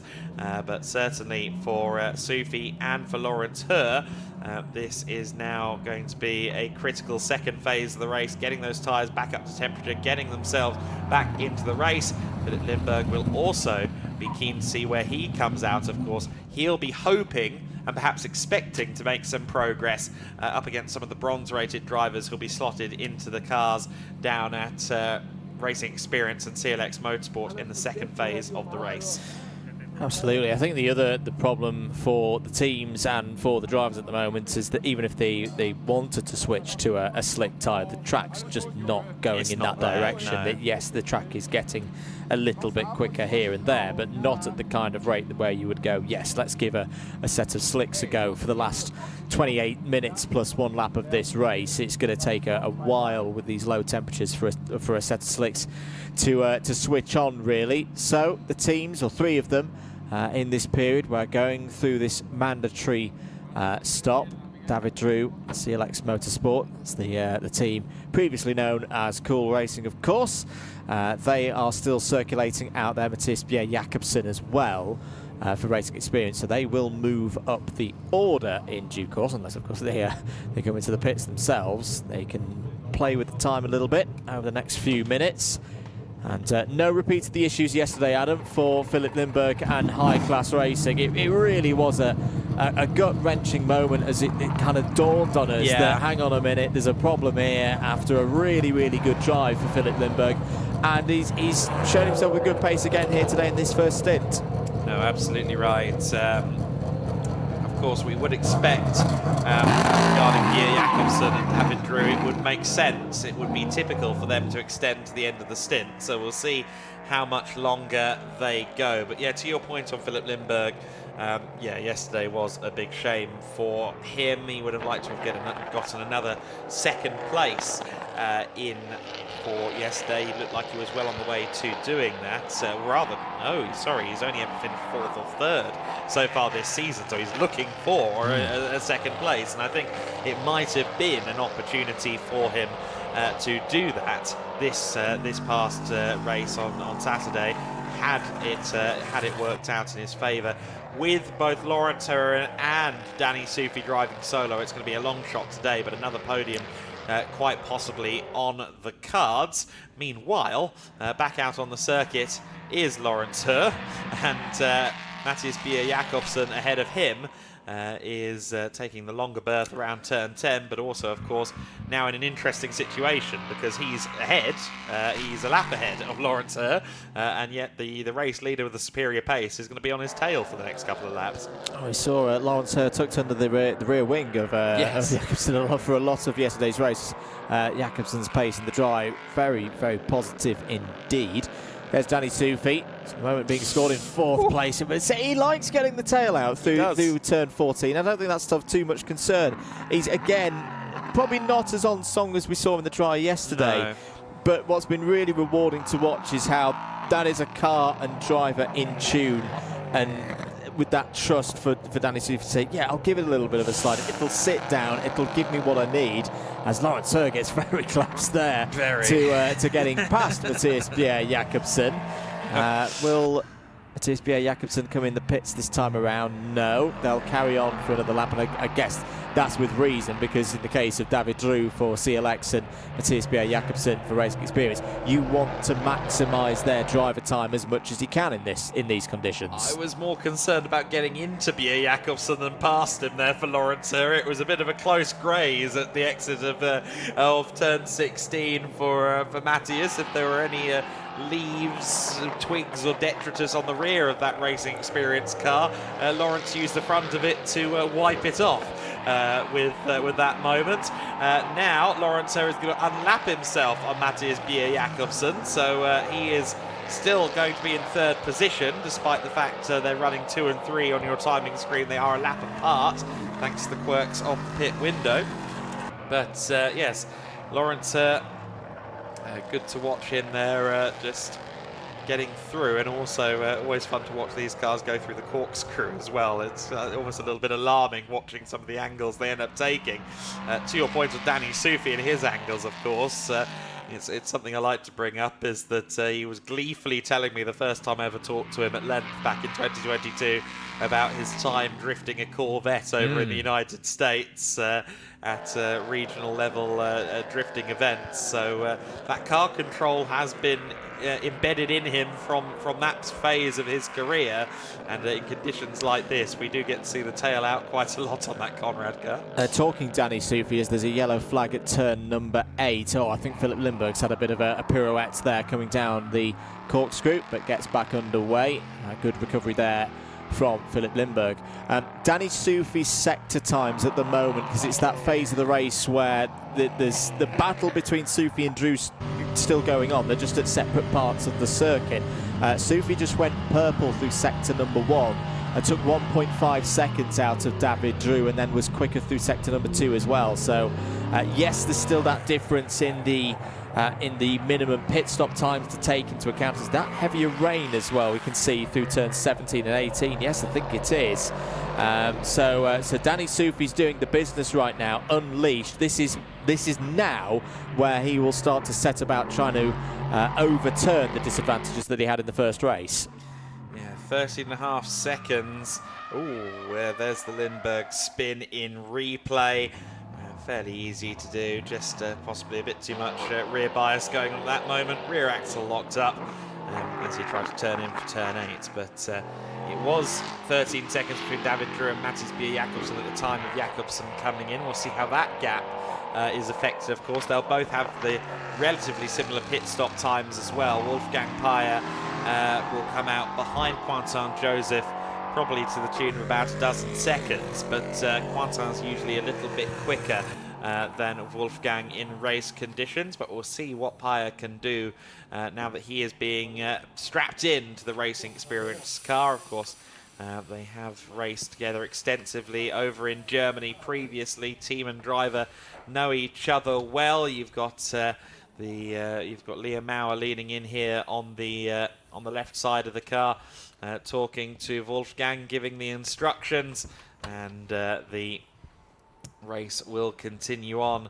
at pace. In fact, that's not Leah, but Leah's probably in the garage. Maybe she's staying dry for this race. The number 12 car will launch away shortly then. But for Mattis Jakobsen, I think as he watches his car depart, good job, well done. A very strong weekend, really good weekend for Mattis Jakobsen, who can put his feet up now, knowing that the job is done. Waiting for the instruction for Wolfgang Peyer to head off, and there goes Peyer. We'll see where the number 12 will slot back out. I can just see out of our commentary box window that the DKR Engineering number 3 is just going past our commentary box window and into turn 1 now. Okay. So this is going to be close between Wolfgang Peyer and Lawrence Herr. Yes, so to your point with the pit stop handicaps, he has come out ahead of Lawrence Herr here. David Drew is into the pits as well, so we'll see where he comes out, but we want to see how Lawrence Herr gets past. It's inevitable that Wolfgang Peyer, I think, in the number 12, will lose out here to Lawrence Herr, but that will be effectively a switch for second place when it comes. Has it already? Yes, it has. Wolfgang just struggling to find confidence in the wet weather Michelins as this race continues on. But yeah, Lawrence Herr is up into what will be second place. There's rain falling visually as well at the corkscrew as well. I think we've got a bout of rain around the circuit right now. And David Drew is now going to be the next question mark as he hands over to Quentin Joseph. How will Quentin's gap look? I think he's going to have a good handful of seconds over Lawrence Herr as he exits the pit.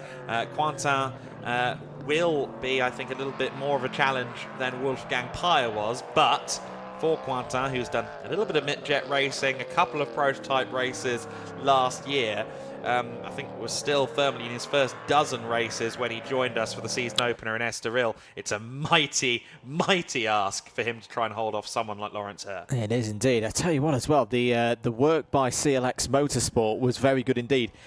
They were close to the pit stop window, but they were the right side. The time at which 20. it's all analysed is when you cross the pit in timing beam. That brings a little P on our screen in front of us here in the comms box, and then the notification of a pit stop window closed came up about 3 seconds after. So they got it in, they passed the checks and the regulations, and now Quentin Joseph will be out on circuit, will hold the lead of this race, and we'll update in due course. Still more rain there through turns 17 and 18 as to how big the lead is over Lawrence Herr and this man here, Danny Soufi. Yes, so let's see if we can find the 87 of Quentin Joseph, because that's going to be the important thing in the next few moments of the race, is quite how far Quentin is from the number 3. There is the 87 car, so this is Quentin Joseph having inherited the race lead. His pit stop 119 seconds, Lawrence Herr's 152 seconds. So a fairly sizable gap in the pit stops. I think David Crew did a very good job of keeping Lawrence within the ballpark. Was not any more than about 8-9 seconds away when the pit stop window started, but the gap is about 5 seconds as they come out of the corkscrew between Quentin Joseph and Lawrence Her. For Quentin, I mean, he will put up a fight, he'll do his best, but Lawrence is going to rapidly approach the rear of this 87. And the other problem for Quentin Joseph now is he's fresh to the circuit. He's still bedding himself in and trying to find out where the grip is, whereas Lawrence Her, with his experience and pace advantage, he's been in since the very start of this race and knows which corners to push and which corners to just pull it back a little bit. Yeah, exactly right. So that's your first and second place battle on screen. Within the next few corners, I think Quentin Joseph, should he wish to try and fight for this, he will be needing to get the elbows out. Of course, for Quentin as well, he will really want to try and keep Danny Soufi at bay, because any hope of a championship going their way at CLX will be dependent on that. He allows, I think, quite frankly, Lawrence Her to get through, and what he might do now, as the tyres come up to temperature, as the new race leader Lawrence Her is ahead of him, he might try and pick up a couple of tips and tricks from Lawrence in real time, and then try very hard indeed to keep the 12, well, no, he won't keep the 12-second buffer over Danny Soufi, but at least try and keep the green and black car behind him. But again, it will be a big ask for Quentin Joseph from here. Yeah, well managed there by Quentin Joseph, because to be frank, his race isn't against Lawrence Her today. It is that 12-second gap that you talk about to Danny Soufi, and with Lawrence Her going through, that won't have lost Quentin Joseph too much time in that exchange. 33.7 first sector for Lawrence Her, 36.9 for Quentin Joseph, 33.3 for Danny Soufi, and it's kind of going to be the same argument that Joseph is in that phase where just trying to find out where the track is. Danny Soufi exactly knows where the track is because he's been racing since the very start of this one. Just keeping an eye on the battle for fourth place as well, Adam. Wolfgang Pio, now all the pit stops have been completed, has a 29 near 30 second advantage over Philip Lindbergh in the high class racing number 20 at the moment. That gap is coming down, so Philip Lindbergh has got a good amount of time. If he can keep it consistent across the course of the next 15 minutes, he's going to have a chance here for fourth. And I think Danny Soufi is not going to be too far removed now from the gearbox of Quentin Joseph. By the time this lap concludes, Soufi has been notably quicker, taking another 5 seconds out of Quentin in the middle sector alone. So for Quentin, it is unfortunately going to be a matter of watching the American probably get past him in the next few corners. And of course, that will mean that Soufi starts to extend that championship lead. It would be out to 44 points if they finish second and third respectively, with Soufi in second position, which of course does not win Danny Soufi the championship, but what it does do is keep the title fight alive, albeit only just, which will still be of some comfort to Danny. Here they are then, together in second position, and unfortunately Joseph goes wide there at turn 1, and that makes it exceptionally easy ultimately for Danny Soufi, with the confidence, with the track experience, knowing where the traction lies, and he moves through into second place. Unfortunately there for Quentin Joseph, just lost the front end, slid wide, understeered, and that lost him the position, but still very much on for a podium here. The gap back to Paya is now 36 seconds. 2 minute 23 last time around for Wolfgang Paya. So Wolfgang Paya losing out to Philip Lindbergh in 5th place at the rate of about 10 seconds per lap right now. So as long as Quentin Joseph can keep this pace in, try and get it maybe into the teens, the 215s, the 216s, is still looking pretty good to definitely keep it ahead of Wolfgang Paya in the number 12 and have enough of a gap to keep ahead of Philip Lindbergh. Yeah, absolutely. So we'll see. We'll see. I think it's going to be a lap or two, isn't it, before Lindberg at high class maybe gets up to Wolfgang Peyer. The Duquesne D08 then is the car in the lead and the car in fourth, but let's see if that shifts. For Danny Soufi then, last lap was a 2:08.7, which was 0.6 quicker than Lawrence Herr, but I do expect that Lawrence is to an extent just managing the race right now.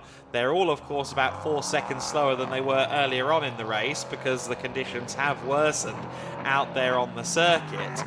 If Soufi, now that we're in the slightly wetter conditions, if this suits him, it might not be over for the lead either. I mean, we've got what will ultimately be about 14 minutes left with the +1 lap in addition to the 12 minutes left on the clock. If he really gets a hustle on here and Lawrence doesn't have much more in the back pocket, who knows? Danny may yet get an opportunity. Yeah, he may do indeed, and we saw a bit of position change late on in the race yesterday. So Danny Soufi has done the first job of get ahead of CLX Motorsport and start to break away. And I just wonder, it's difficult, isn't it? Because right now, the chance of winning the championship today is catching up to Lawrence Herr. There's that carrot that's just dangling in front of him going, do you want it? How much do you want it today? But with these conditions so peaky for the tyres, it's so easy to snatch a break or get on the power a little bit too early and spin yourself round. There's one argument that says think bigger picture. Still a full round of the Prototype Winter Series to go when we head to Catalonia, where basically Danny Soufi would just need to cycle round, not get disqualified and pick up some points of some description, and he would still be champion. But again, it's that thought, isn't it? He won the championship last year in a race that never happened. He wants to do it on track this year. That's true, yeah, that was an underwhelming way to celebrate the title, I suppose, but the party down in the garage was nonetheless immediately on. Philipp Lindberg then is now on the rear of Wolfgang Peyer, at least rapidly approaching the rear of Wolfgang Peyer. He can now see his target, and the Austrian driver in the number 12 car will see the Dane in his mirrors. I don't think he'll put too much of a fight up against the number 20. Goes through turn 8 and 9 now. Philipp Lindberg is flashing the headlights, and well, Wolfgang putting the car in all the right places, but getting the power down out of turn 9 is something that Lindberg manages a little bit more, and he does get through into 4th position rather unsurprisingly. But Wolfgang just focusing really on keeping the car on the track in these treacherous conditions out there on the circuit. Lindberg proving he is anything but infallible with first running wide and then having a bit of oversteer as he tried to put the power down on the paint coming out of turn 12. Peyer almost had an opportunity there to sneak back through, but Philipp Lindberg remains in the 4th place that he's just inherited, with Quentin Joseph the better part, in fact, over half a minute ahead, 40 seconds ahead. It is going to be basically not possible unless something goes wrong for Philipp Lindberg, for Quentin Joseph from here. I think Philipp Lindberg, 4th place is the best he can do, but 4th place is now where he finds himself. Last lap times as he again takes the karting line, at least that time intentionally, through turn 16. But last lap times between Lawrence Herr and Danny Soufi were almost identical, 2:08.5s for both. So that's that carrot that is being dangled for Danny. Unfortunately, I'm not sure he's quite got the teeth to chew through it. Yeah, I think Lawrence Herr has maybe realised to a degree that, okay, the race isn't completely won yet. Let's just match the pace that they're seeing from the Conrad Motorsport number 1, because Lawrence Herr is back into the 2:08s again and is simply matching the pace of Danny Soufi right now and just managing that gap at 12.4 seconds. Update on that gap between 3rd and 4th. So yeah, it's 41 seconds.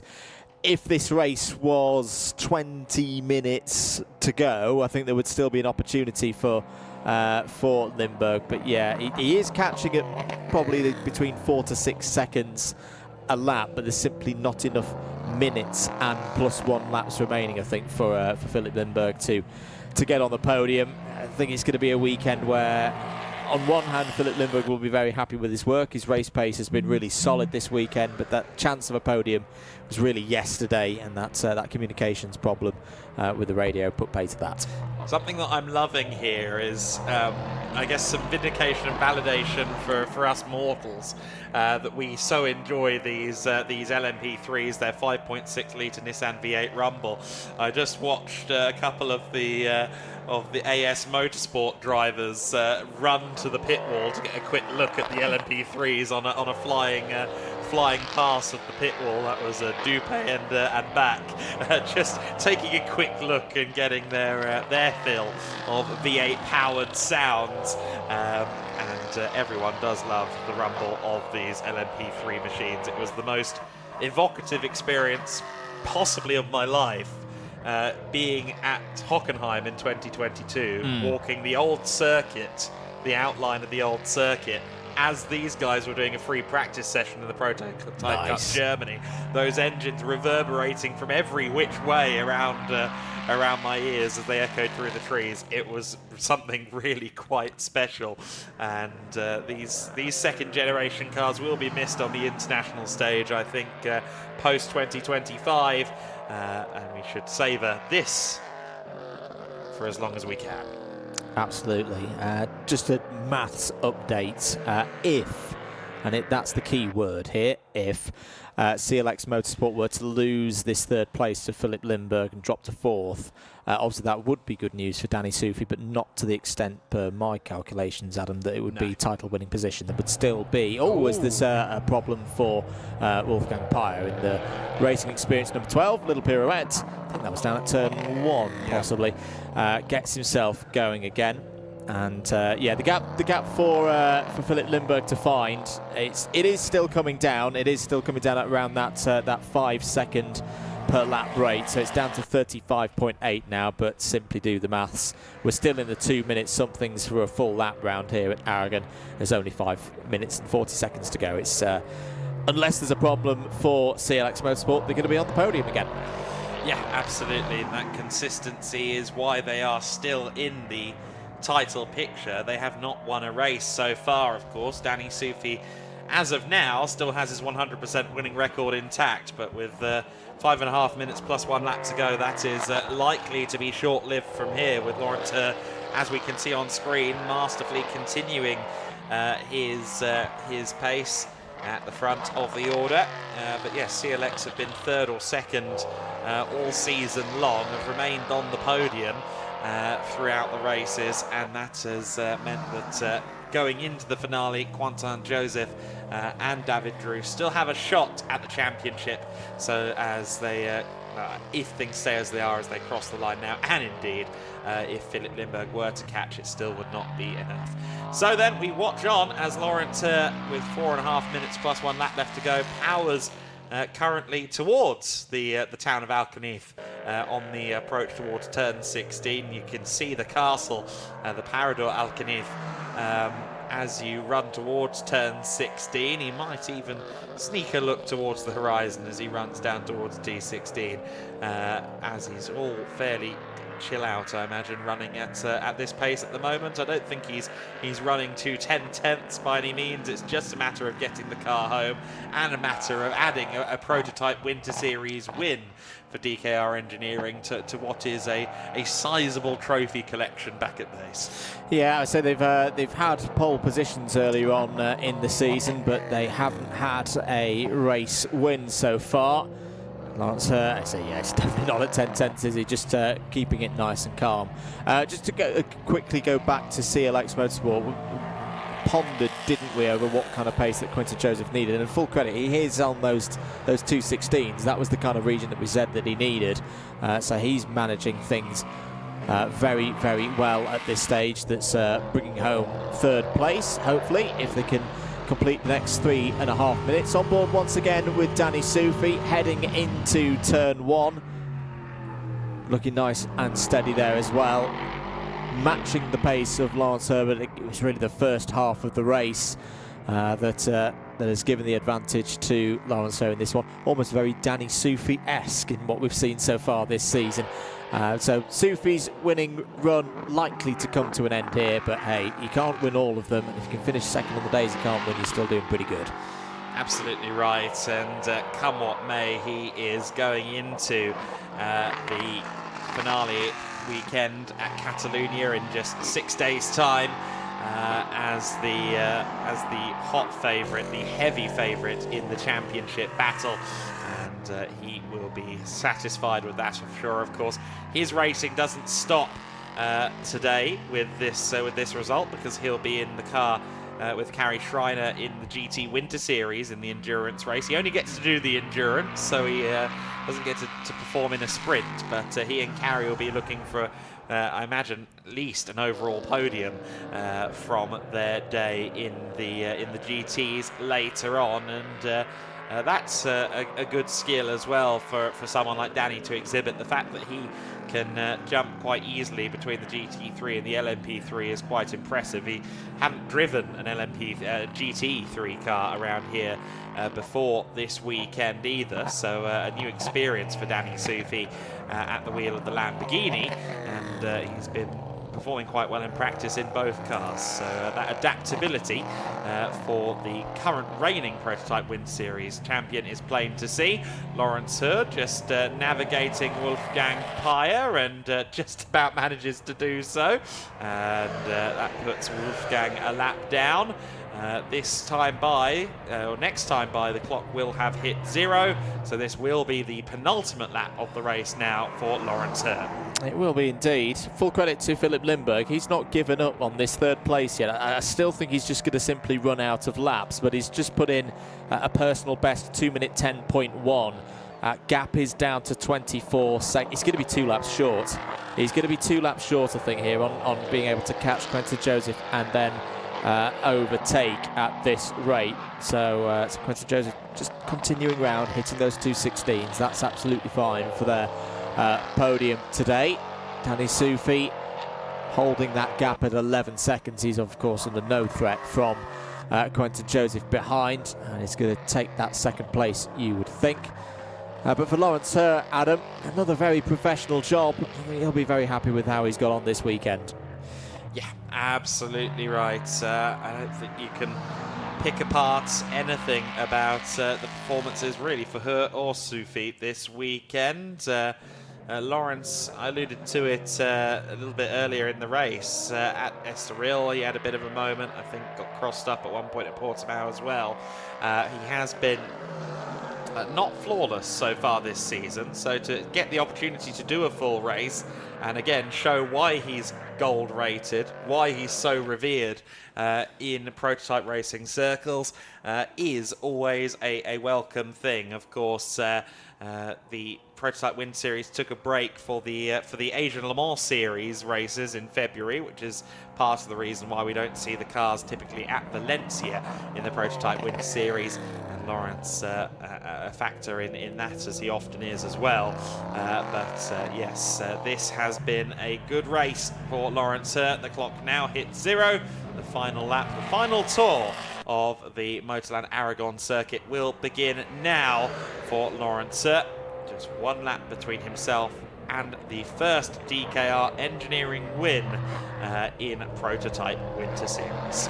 And a great bounce back for them from yesterday. They missed out on the podium, had their problems in the first half of the race, and yeah, it's another good bounce back for DKR engineering, showing their experience, showing their prowess here today.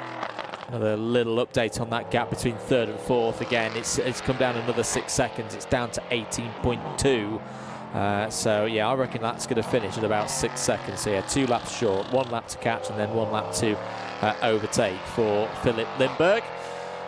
But down the hill once again towards the corkscrew for Lawrence Ho. 12 seconds is the advantage for DKR engineering number 3 over Danny Soufi and Conrad Motorsport, who aren't going to win the title today, but going to take another big step towards retaining their number 1 plate and number 1 position within this championship.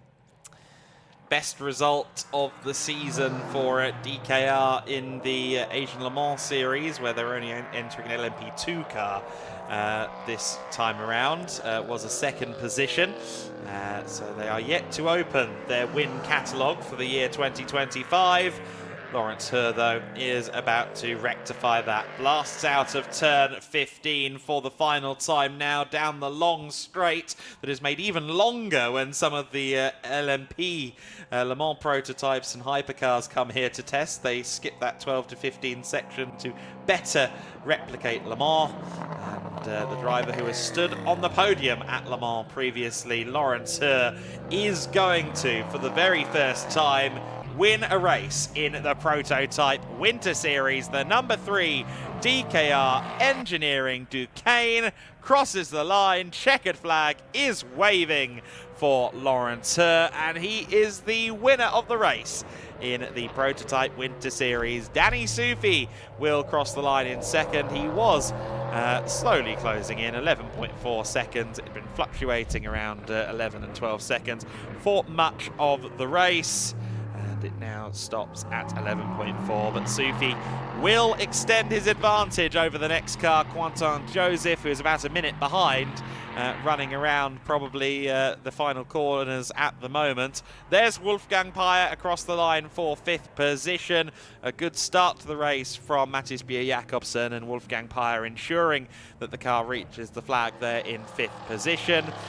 Quentin Joseph will be probably down the back straight at the moment and should secure 3rd position in the 87 CLX Motorsport car. Yet more points, 3 more points piled onto the gap, bringing it to 44 points between Sufi and the CLX duo going into the final weekend. But all the same, Danny Sufi will be the heavy favourite. Joseph Andrew, though, with 3rd position, will keep this title battle alive for a little bit longer as they cross the line to take 3rd place. And Philip Lindberg was ultimately, what, 5 seconds, 5.8 seconds back from the tail of that number 87 CLX car. And he actually set his fastest lap of the race right at the end as well, a 2:09.370 for Philip Lindberg. That's all 5 cars across the line then. In this Prototype Winter Series race, the 50-minute affair out on the circuit. And DKR Engineering's Lawrence Herr has done the business for DKR, their inaugural Prototype Winter Series victory, and an exciting occasion for the team, I'm sure. The cars making their way back to paddock now then. You can see there the lights blinking on the number 3. I'm sure there will be some celebrations down at the DKR crew before they pack the truck up and make the journey eastward to Barcelona for the season finale. Of course, 2 exciting weekends coming up at Barcelona for us after the conclusion of today's racing, that being the Winter Series season finale, and then the 6 hours Barcelona a week from that. We've still got a full afternoon of racing to come, though. The GT Winter Series cars ready to head out onto the circuit in the next few moments. Pulling up underneath the podium for now are rostrum drivers in the Prototype Winter Series. Lawrence Herr, with John Brownson sadly absent from the cockpit today, but on his own for this race and winning as a result.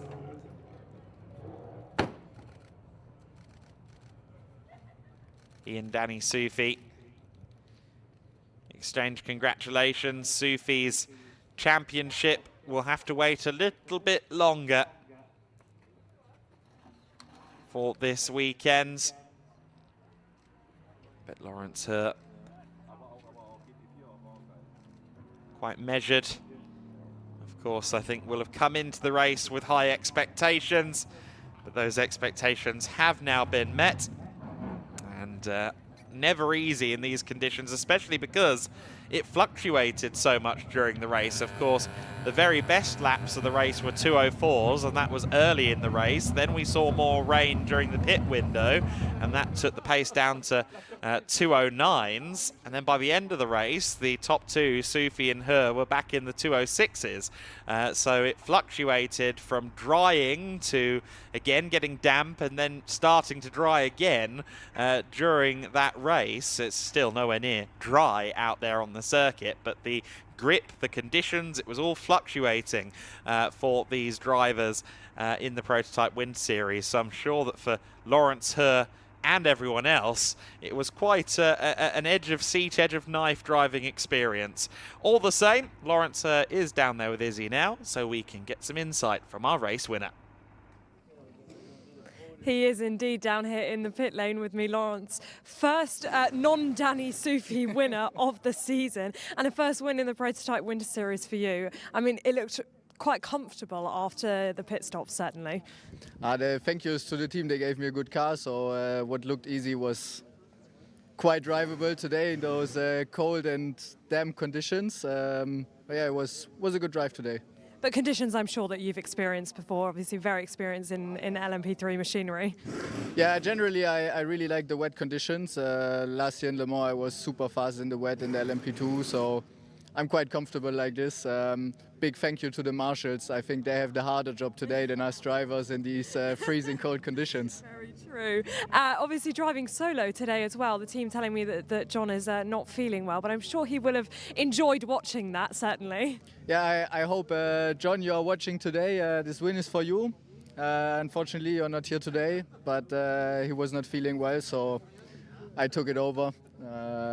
Yeah, and did a great job. Thank you. And one more round left in the Prototype Winter Series, obviously in Barcelona. We'll hope to see John back with you next weekend. So how are you feeling for that final weekend? Oh yeah, I'm pretty sure he will be back. We have a few days so he can recover, and I'm really looking forward. It's one of his favorite tracks, so I hope he will enjoy the last round. Fantastic. We'll let you get up to the podium and enjoy your first win in the Prototype Winter Series. Thank you very much, Izzy. And just before we hop into the highlights, echoing the thoughts of Lawrence Her, thank you, marshals, on days like this. Let's take a look back at that race.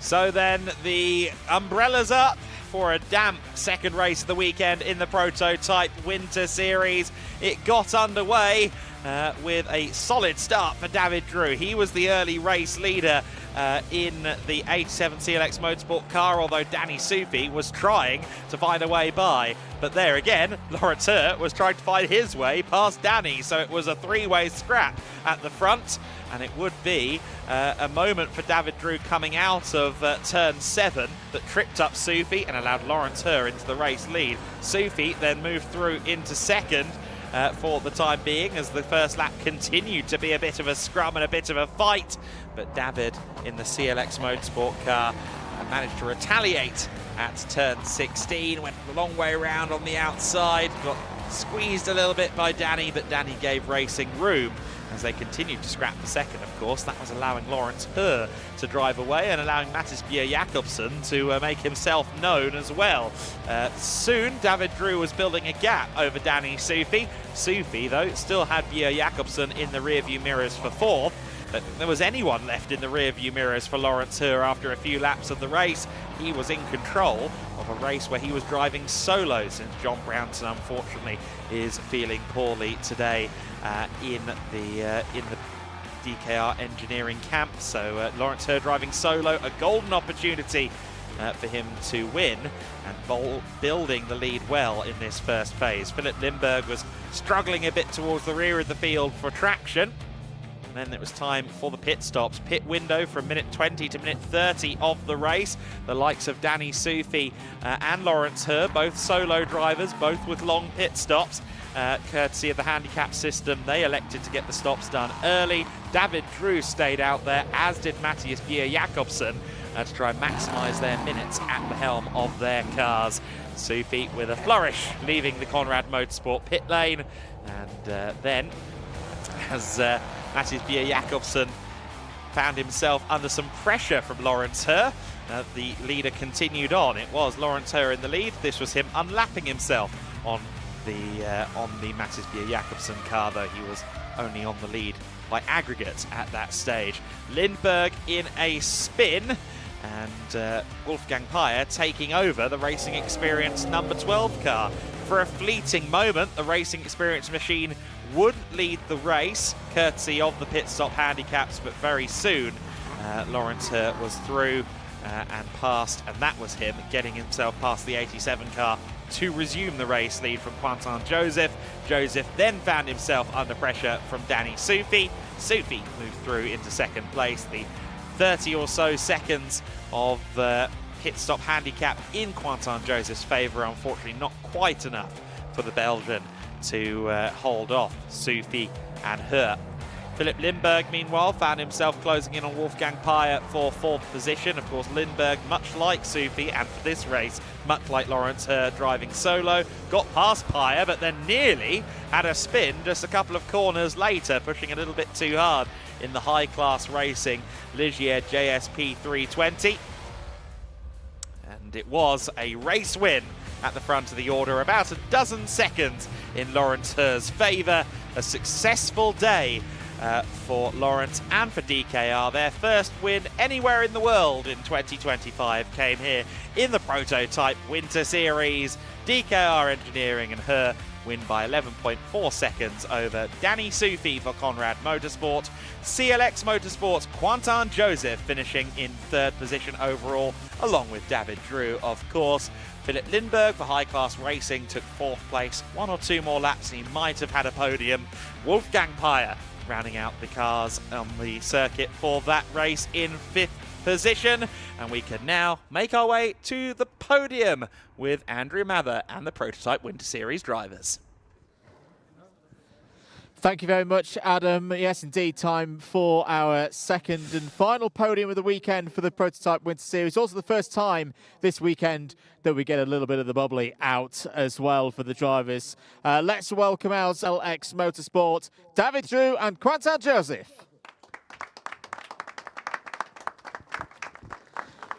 In second place, continuing a great season, and will look to Barcelona to secure the title for a second year in a row. Please welcome, for Conrad Motorsport, Danny Soufi. And your winner here today at Motorland Aragón, a first win of the season for DKR Engineering. Please welcome Lawrence Herr. And presenting the trophies to our drivers here today for the Prototype Winter Series, please welcome Jan, Mark and Zava from the Gaelic Racing organisation team. And we'll take a quick moment to get some photos in as well here on the podium, and also press down in the pit lane.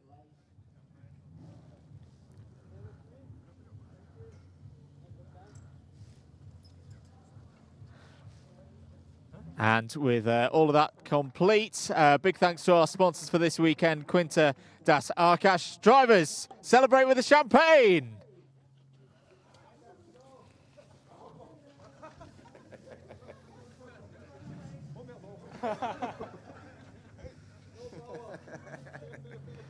Bit cold for the champagne here today, but good scenes nonetheless. Thank you very much, drivers, and we look forward to seeing you in Barcelona. Let's get ready for, of course, the next race, GT Winter Series. They're out next.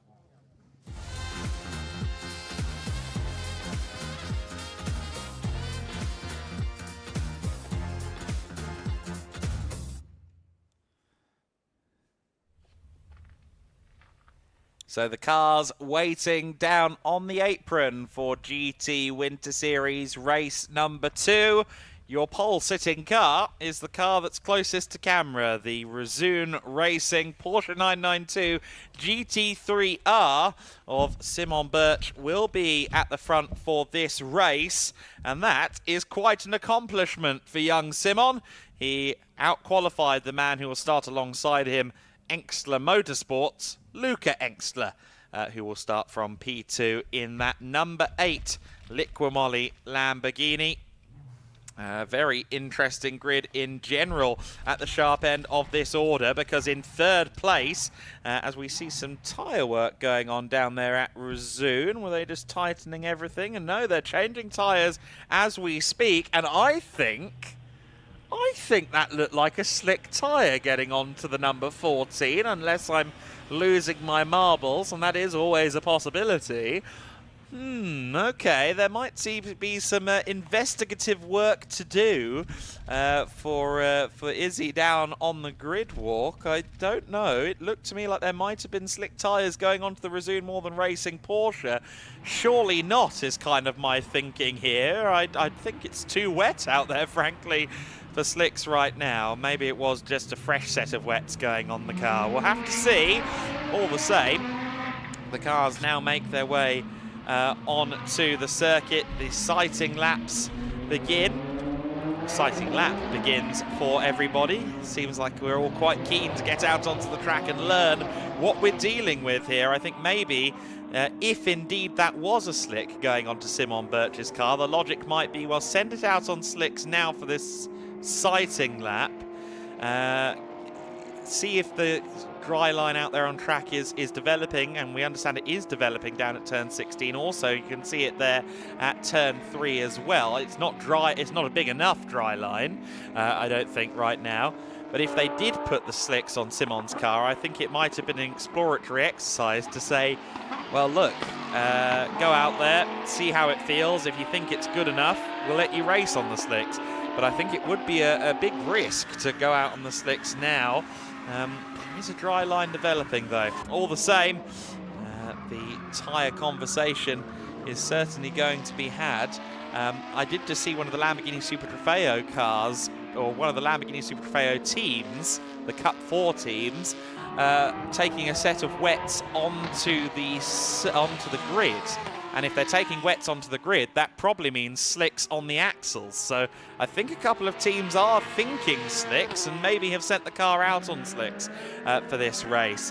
It is drying. It might now eventually, finally, be dry enough for them to start thinking about the dry tyres. There are quite a few teams taking wets out onto the grid.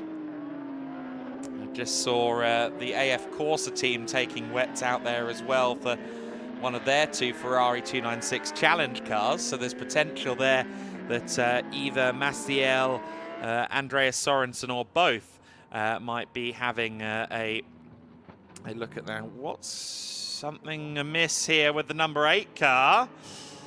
Luca Engsler, is there a issue on the number 8's left front? That looked to me like the left front was wounded, but one way or the other, there's smoke from Luca Engsler, and he's getting out of the car. On the sighting lap, something is amiss for Luca Engsler. He's going to have a look and see what he can do about it now. Has the tyre gone down? That might be an explanation.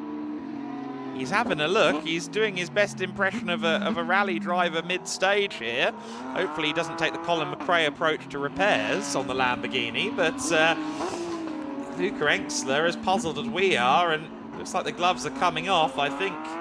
Unfortunately, Luca Engsler is going to be a non-starter. He walks away from the car, and unfortunately, what looked like a very compelling battle between Simon Birch and Luca Engsler on the front row may not be coming to us after all.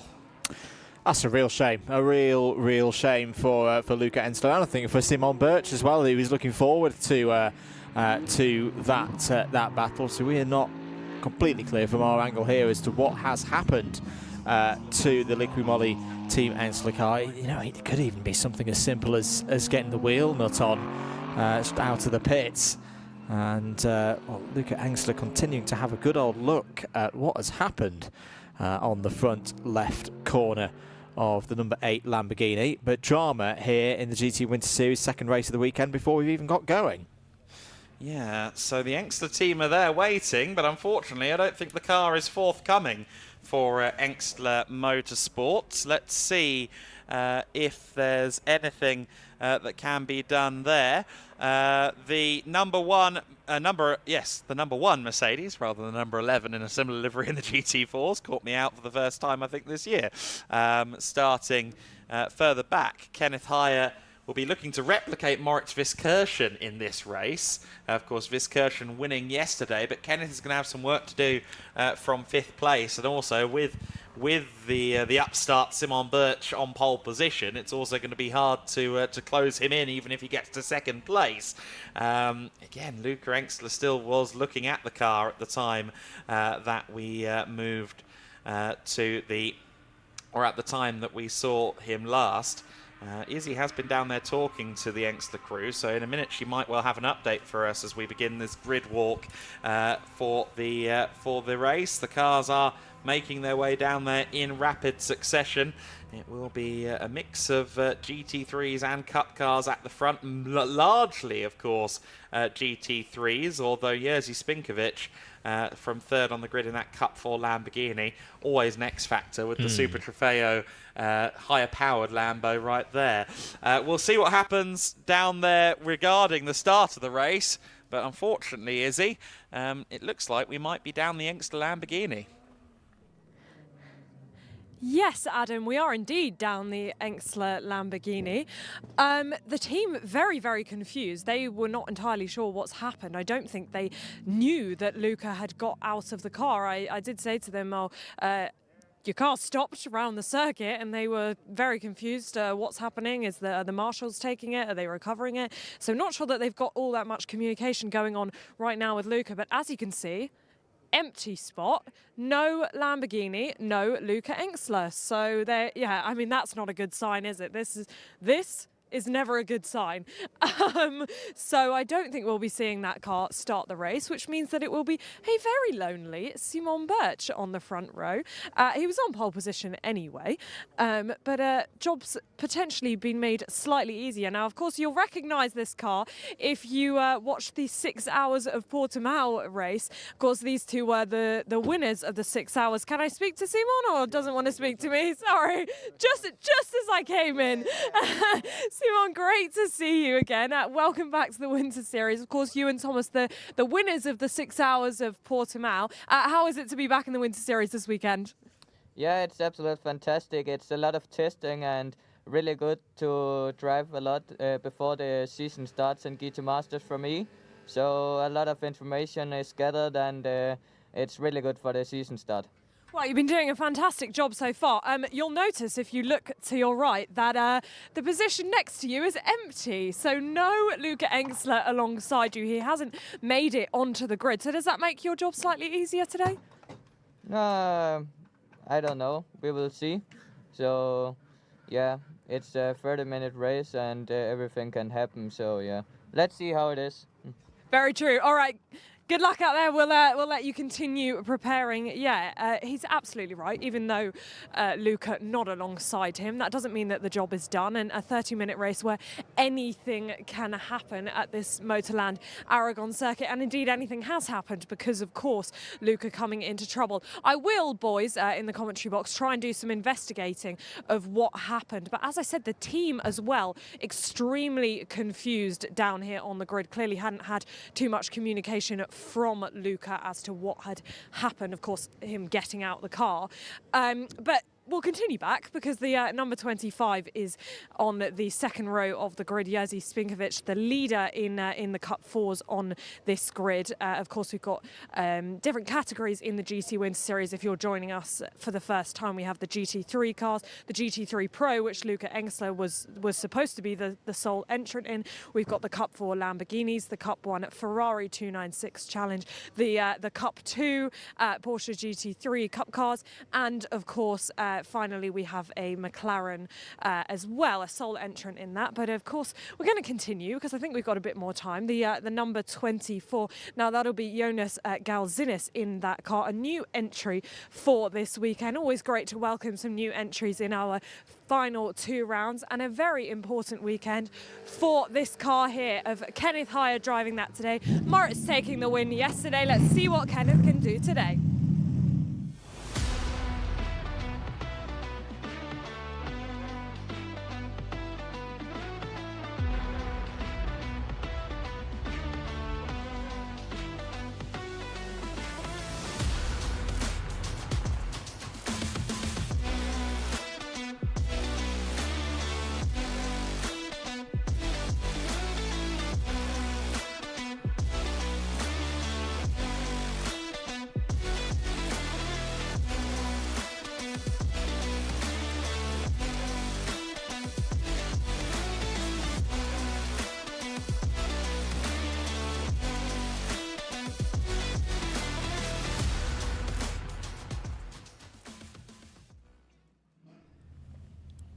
So then it's going to be 17 cars taking the start for race 2 of the GT Winter Series. Simon Birch will be alone on the front row of the grid. Luca Engstler will not take the start of this race. Unfortunately, we saw him stop on the sighting lap.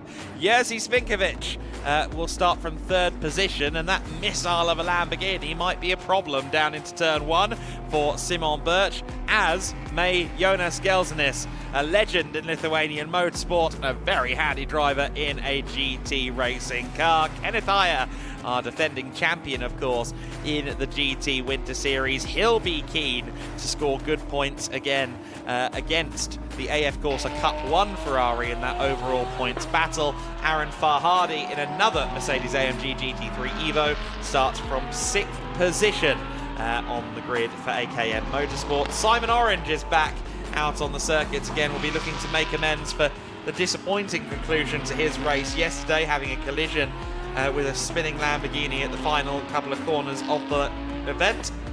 He's alongside Shota Abkazava in 8th position on the grid. Carrie Schreiner starts from 9th in the Conrad Lamborghini. Expect her to move up. Cristiano Mathiel is the first of the Cup 1 Ferraris, starting from 10th. Our current championship leader, along with Rui Aguas.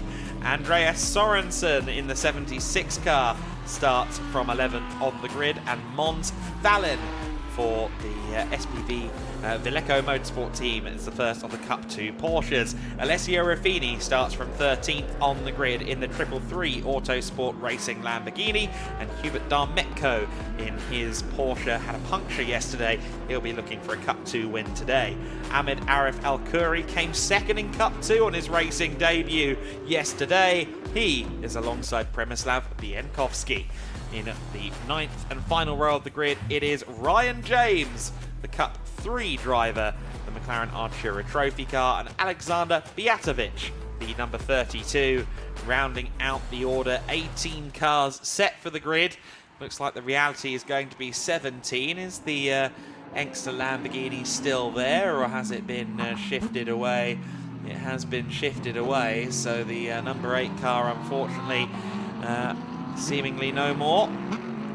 So it will be 2 laps behind the safety car, of course, because we are in these wet conditions. There were, I think, at least a few on the slicks going in the sighting lap. I think a majority of them switched during the pre-grid there. So I think just about everybody will still be on the wet tyres for this race. While it is drying, not all the way dry yet, the conditions are still pretty poor, not just because of dampness, but also temperature. Yeah, temperature's the big one for me. I had a little chat with some of the drivers from the prototype Winter Series race prior to this one, and asked them the question of, like, if you had the option, would you have stayed on the slicks at the end of that race, or is it time to go to the dry tyre? And they resoundingly said no, it's still a wet tyre, not because of dampness, but you need the tread block movement, you need the compound movement to get that bite, to get the temperature up. It is simply too cold at the moment to take a slick tyre, and even if you get it right on that drying line, to be able to generate the temperature that you need to generate the grip. So everybody out there, particularly at the front of the field, are most likely on wet tyres. What would be ideal for you right now is if you had almost like a set of warm wet tyres. They'd be quite useful to have in these conditions. But then again, we look in the skies. There's these clouds overhanging us. There's this constant 25 to 30% chance of precipitation throughout the course of the day, and we have seen little showers just come across the circuit several times already this morning at Motorland Aragón. You're watching live coverage of the GT Winter Series from Gedlick Racing. Andrew Mather and Adam Weller in the commentary box for you today. I think we're looking forward to this one, mate, because it was a really entertaining race yesterday. Lots of stories up and down the field, and again, it's similar to what we've been saying with, like, the Formula Winter Series this morning. This added spice of there being a lack of adhesion, a lack of grip out there should produce some entertainment for us. Yeah, 27 minutes and 45 on the clock, so it won't quite be our full half hour, but yes, the entertainment factor is high in the GT Winter Series at the best of times, and especially with this situation where we have the Cup 4 Lamborghini lurking on Simon Birch's rear. It's going to be an interesting run to the first corner. Of course, Jerzy Spinkovic has to remember that, yes, he's second in the queue, but he is not to take the outside of the front row, because he is still supposed to start from the second row of the grid, as it were, even with the absence of Luca Engstler. Although, actually, well, this is the first lap of the race, so actually I don't know about that. That's a thought I haven't had to consider before. The fact that the first lap of the race has been completed, Jerzy is going to be registered second place. I'm not quite sure on the technicalities of this particular scenario, but he is slotting in behind Simon Birch on the second row of the grid, which I suspect is probably the safe bet. And I think we've got a little bit more rain. So just as we were saying about these showers coming in constantly, it's very hard to predict. Yeah, a bit more rain there being shown through turns 17 and 18. Okay, so Jonas Gelsnes will have a gap ahead of him, of course, in the Utah Racing Audi, but it is Simon Birch in the Porsche 992 GT3R that leads them away as this second race of the weekend gets started. It is Simon Birch that leads them down to turn 1. Spinkovic will be looking to try and hold on in second place, of course. He's got less downforce, more power available to him in the Cup 4 Lamborghini. Lots of people being very treacherous through the first corner. I thought someone might have spun there, or someone nearly did at turn 2. Cristiano Maciel and Andreas Berg Sorensen leaning on each other. They both just about hold on to it. Meanwhile, Kari Schreiner is there on the back of the Aaron Farhadi driven AKM Mercedes further back. In fact, that's the Simon Orange McLaren, sorry, further back. That Kari Schreiner is challenging for 7th position. But at the front, Simon Birch does lead the way, and he leads the way very comfortably indeed. He has disappeared up the road. Jonas Gelsnes is now up to second place. He's gotten around Jerzy Spinkovic. But already Gelsnes has a lot of work to do. Andreas Sorensen into the side of Kari Schreiner as they went through turn 8, and that sends Schreiner and Sorensen both into a spin. Sorensen gets going again. Hopefully Kari can do so as well, but she's not got the car rolling yet.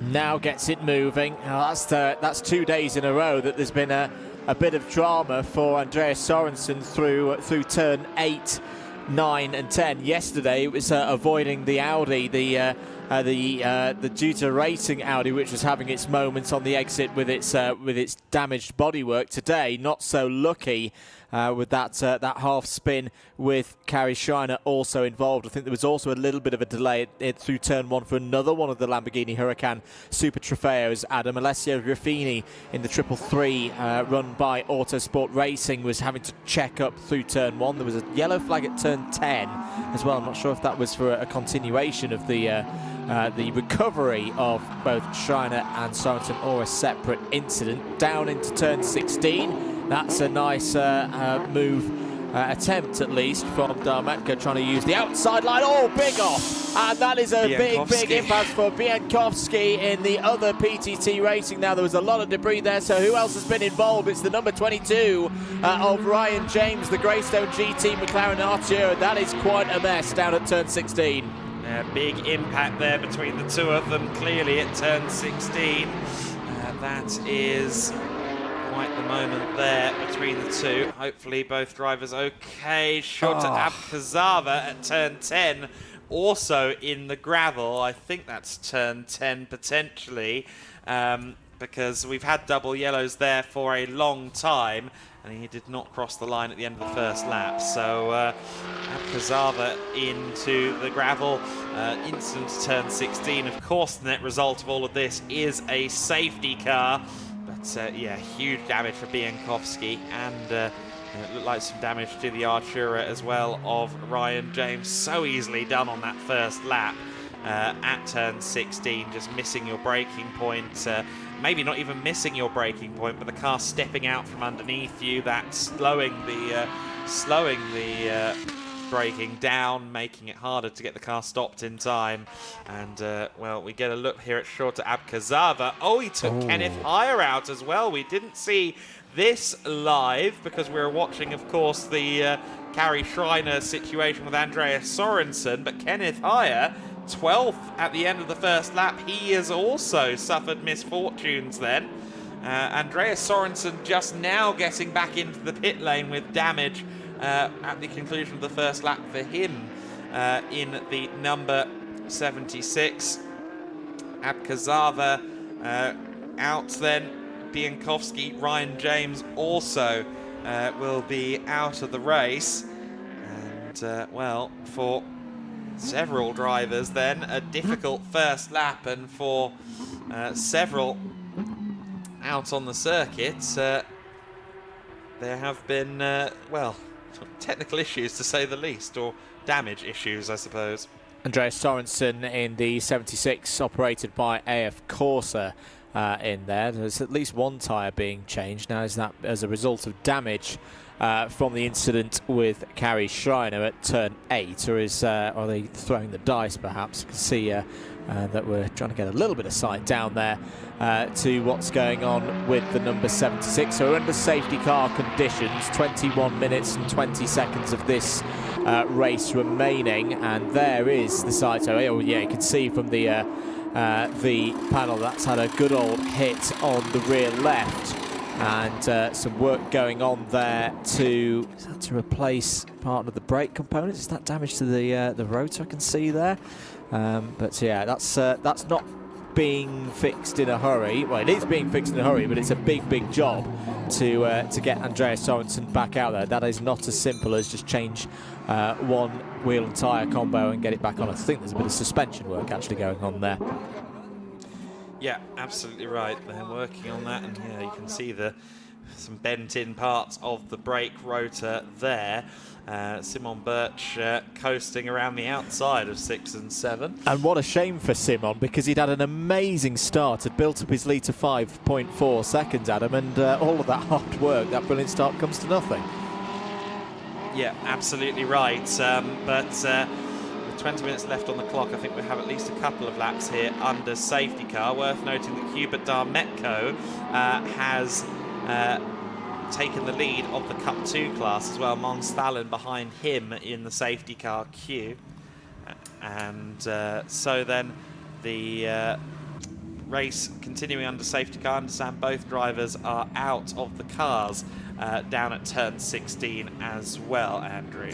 Yeah, that's the most important news, and that's the best news that we've received here in the box. It's also hearing that it sounds like there's and it's not a surprise given the level of the impact, that there's fluid down at turn 16. We also have had a notification on our screens here in the box that the safety car will use a shortcut and that everyone is to follow. So yeah, I think that we're going to be under safety car conditions for a few more moments at least, whilst the cleanup and the safety crews down at turn 16 are given the rightful time to do what they need to do to ensure that the circuit is safe, to ensure that we are good to go racing again before the end of this race. You can also see a pickup truck whizzing its way down on the access road past our commentary box window. That's going to be heading to one place only, Adam, the recovery of both the 22 of Greystone GT, that McLaren Artura trophy. A real shame for Ryan James. It's been a tough weekend for him so far, and of course that number 27 of Przemysław Biankowski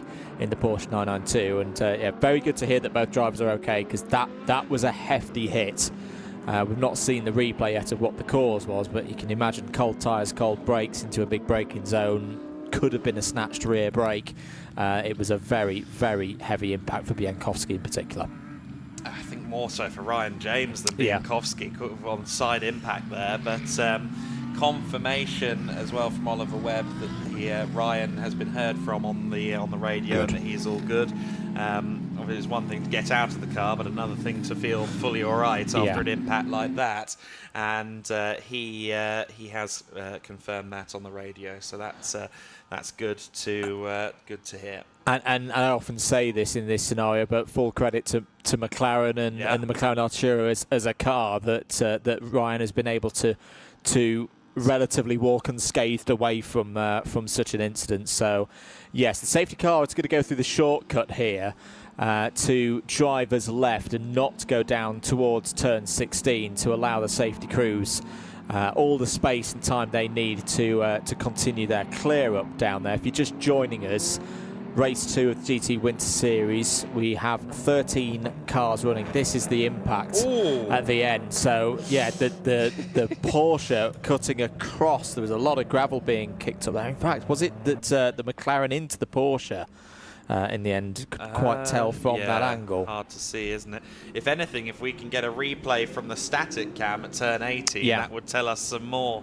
than the turn 16 shot, if at all possible. But yeah, that was, oh goodness me, that was a big one indeed.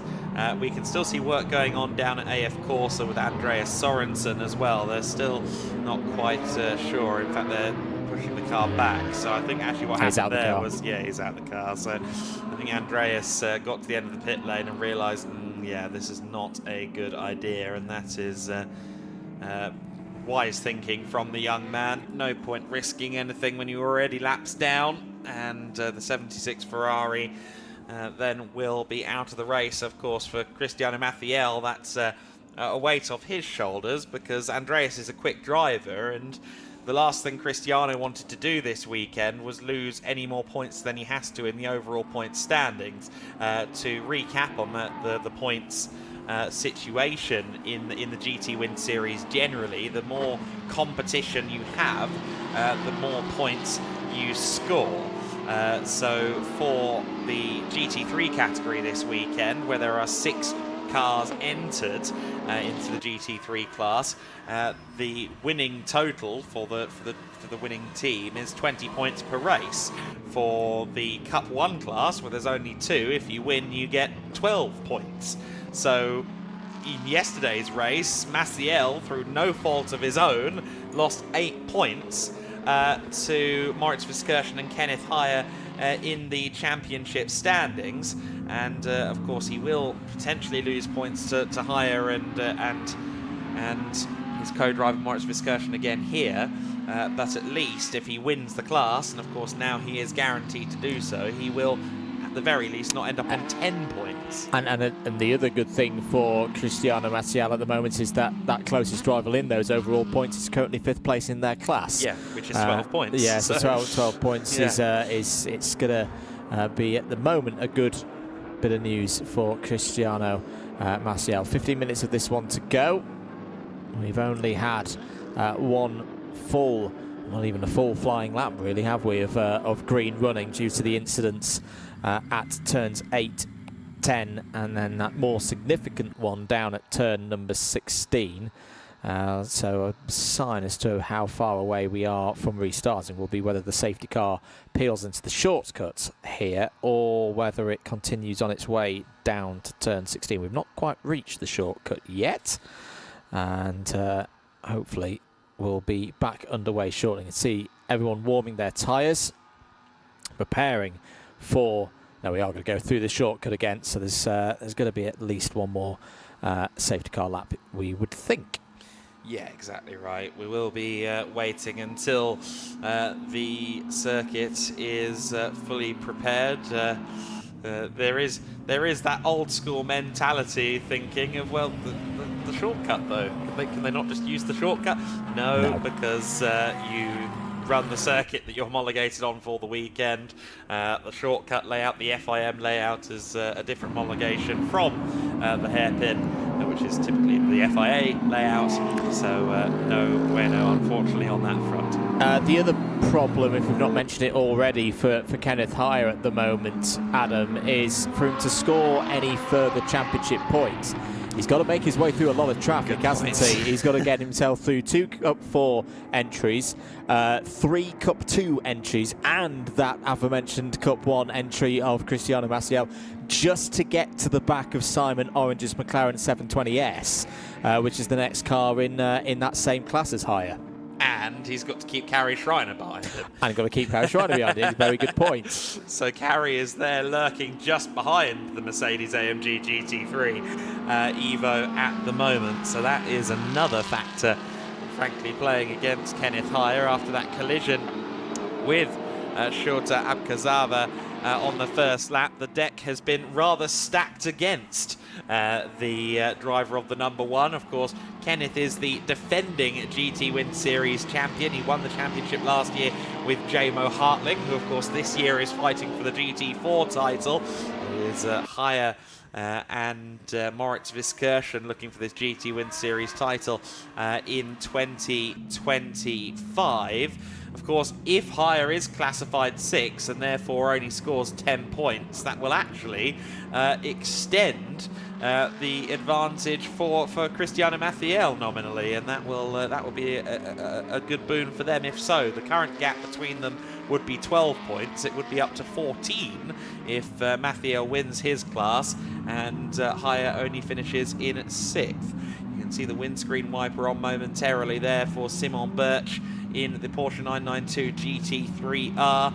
The 992 in GT3 spec, exceptional stance on that car. And I think particularly in this livery, it makes it very clear at the front just how wide it is. Yeah, no, it's a brilliant piece of machinery.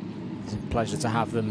More GT3s, not just with the Porsche, but various manufacturers as well here this weekend than earlier in the season. So Simon Birch will be going through his procedures to get ready for a restart. We've not had notification of a restart yet, and I'll say another thing as well. Really good opportunity here for Jonas Galzinis in that Juta Racing Audi R8, because they had an awful day yesterday.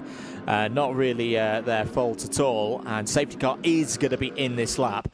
It's going to be intriguing to see what they can do there from second place, because they had a good battle with Spinkovic in the early stages of this race, but looked pretty quick on the rest of that first lap once we had it. Yeah, exactly right. So I was just about to make that point as well, that of course he doesn't have to dispatch Jerzy Spinkovic this time to get to Simon Birch. That said, because we're starting from, well, whenever Simon Birch likes, rather than at the gantry, the faster in a straight line Lamborghini is also going to have the opportunity to maybe use a bit more of those legs before the braking zone for turn 1. So it is possible that Spinkovic could yet again be a factor for the top two. Jonas Gelsenes, who has been a race winner, a Pro-Am title winner in Porsche Carrera Cup GB in years gone by, has represented Lithuania in the FI Motorsport Games. He's a quick driver, but quick on the pedal to disappear away is Simon Birch. Birch realised he had a good 3 or 4 car lengths over Jonas Gelsenes coming out of turn 16 and said, well, fine, I'll go. And go he has. He goes into the race lead over a second clear of Jonas Gelsenes as the race restarts. It is Spinkovic in 3rd, Farhadi in 4th, and he will have some pressure, I'm sure, from behind in the form of Simon Orange. Maciel across the line in 6th, then Darmetko, Munsthalin, Arif Al-Khoury, and then Alessio Raffini in 10th, and Raffini's dropped way back there in the Autosport Racing Lamborghini, second among the Cup 4 drivers, this being the leading Cup 4 car. And of course that again is another annoyance for Kenneth Heyer, because Raffini I think got caught out a little bit on the safety car restart, and that's again put more distance between Kenneth Heyer and any other GT3s. Yeah, it has indeed. It's going to be a long 9 minutes now for Kenneth Heyer to see if there is going to be an opportunity to gain some more points from this race. Field already quite spread out due to that quick start. Absolutely brilliant start from Simon Birch. Read the situation perfectly to build an advantage, which at the moment I think is around 2 seconds. Yeah, in fact more than 2 seconds, because his first sector, Simon Birch, was absolutely fantastic. He's continued to pull out that gap at the front of the field. Here on your screens is the fight for 7th, 8th, 9th and 10th place. There in the yellow and black is moving through the field Kenneth Heyer. As Darmetko runs a bit deep into turn number 12, returns to the circuit without losing position.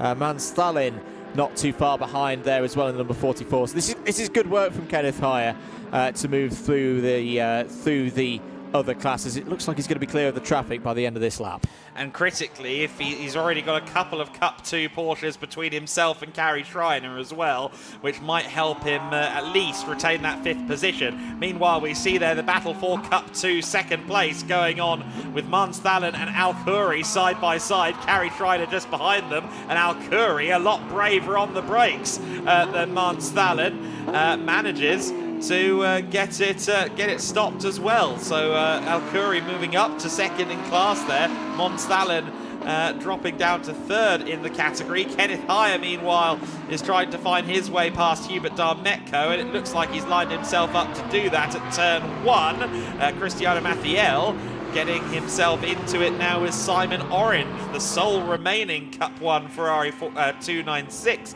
challenge. Has the 720S Evo McLaren by the JMH Automotive Orange Racing team just ahead of him for 5th overall. Yeah, a bit of a surprise to see Maciel having a go at Simon Orange there into turn 1, and ironically that's not a good battle to be in, because whilst Simon Orange is fighting with Cristiano Maciel, the likelihood of Kenneth Heyer catching these two, and Kenneth Heyer getting some more points as a result of potentially being able to overtake these two grows all the while. Pace at the moment, 2:10 from Simon Birch on that flying lap. He is miles quicker than anybody else out there on track. 2:16 for Galzinis and Spinkovic. What is the pace for Kenneth Heyer like? Well, 2:18 last time around, but that was with a bit of overtaking to do on that lap. Orange runs a bit wide out of turn number 10. Is able to keep control and ahead of Cristiano Maciel. Keeping an eye though, where is Kenneth Heyer in all of this? Yeah, very good question. Where is Kenneth Heyer in all of this? So then, Heyer will be in P7 for now. He will be potentially on the back of Mathiel before too long. In fact, he really has closed in, to your point. So the green and black Schnitzelbacked SR Motorsport car will soon be very large in the mirrors of the Ferrari. However, Simon Orange, I think, is about to have a Ferrari pass him stage left. Stage right? No, stage left. Cristiano Maciel through into 5th overall. The straight line speed there at the Ferrari 296 Challenge car has done its job. Maciel through into 5th. A couple of notifications from race control. Contact between cars 11 and 76. So that's going to be Schreiner and Sorensen from lap 1. That will be investigated after the race. And also cars 12 and 1. So again, that's the Abkazava and Heyer incident that was at turn 10 on the first lap. Not a surprise to see that notification on our screens, Adam. No, absolutely not. Not a surprise in the slightest. But we'll see what goes on there between them after the race. There may be a penalty or two tacked on to the final result, potentially. The contact between the Przemysław Biankowski and Ryan James cars has been regarded as no further action, so not assigning blame either way there. And Kenneth Heyer goes very, very wide indeed at turn 7, just struggling to get the car stopped. Maybe a hint of that issue we saw with the GT4 Mercedes, just getting it turned in initially, and that briefly holds him up, but he will soon, nonetheless, be on the back of this battle. Maciel, of course, will lose time through 12, 13, 14 and 15 to the GT3s in theory, but then on the straight, the GT3s will come good, and Simon Orange has Kenneth Heyer now right on his rear bumper. Yeah, and Heyer 3 to 4 seconds a lap quicker, so it's going to be a brave defence, I'm sure, from Simon Orange, but it might be a bit futile with 3 minutes and 40 seconds of this race to go. So this is the stage at which Heyer can start scoring some more championship points. He's finally come across a car also in his class. On the long run now, down to turn 16. Heyer pulls to driver's left, pulls alongside Simon Orange, and I think the story's going to be done by the time we get down to the braking zone of turn 16. These are the kind of days, Adam, I'll say that Orange's pace in the second half of the run down to turn 16 is very good indeed. Can he get it stopped? Yes, he can. So the horsepower from the McLaren proving to be the key point in that one, and Simon Orange stays in 6th place overall. There we go, 2 very different engines. 4-litre twin turbo in the McLaren, 6.2 naturally aspirated unit in the Mercedes-AMG GT3. Higher now looking around the outside at the first corner. That might work, of course, because typically the outside is good in the wet, but Kenneth can't do it yet. He knows the limits of this Mercedes-AMG GT3 Evo. He's probably logged more laps than most anyone in the Mercedes-AMG program, given his long tenure in the fold at Mercedes. He was there on the first day of testing for the first Mercedes GT3, the SLS, all the way back in 2010. So he knows his way around this car, but for now he can't find his way around Simon Orange. And the other difficulty for Hire is Simon Orange has responded with a bit of pace. Maybe the sight of Kenneth Hire has given him the hurry up a little bit, because 2:17 last time around, even with that bit of battling with Kenneth Hire, was the best lap time we've seen from the number 67 Orange Racing by JMH prepared McLaren 720S in this race so far. That's a good line though from Hire to the inside through the exit of turn number 10. Lovely stuff from Hire. He's got the position now. We'll look to solidify it through the next couple of braking zones. Good stuff from the championship contenders.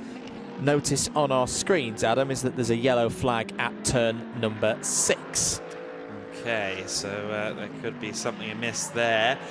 Hopefully nothing too major. I do note that Arif Al-Khoury is now leading in the Cup 2 class. So Hubert Darmetko has been dispatched in the Cup 2 lead. I wonder if those two were fighting and whether that's got anything to do with turn 6. We'll have to see. Here comes Maciel and the Ferrari 296 Challenge car once again.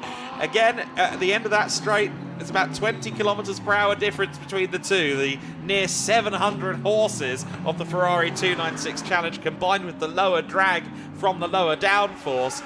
That is a potent combination, and Mathiel once again clears a GT3. This time it's Aaron Farhadi, and of course, well, remember Cristiano Maciel's second ever motor race at Estoril in the GT Winter Series. He won it overall in the wet conditions. We know he's quick when the grip is limited.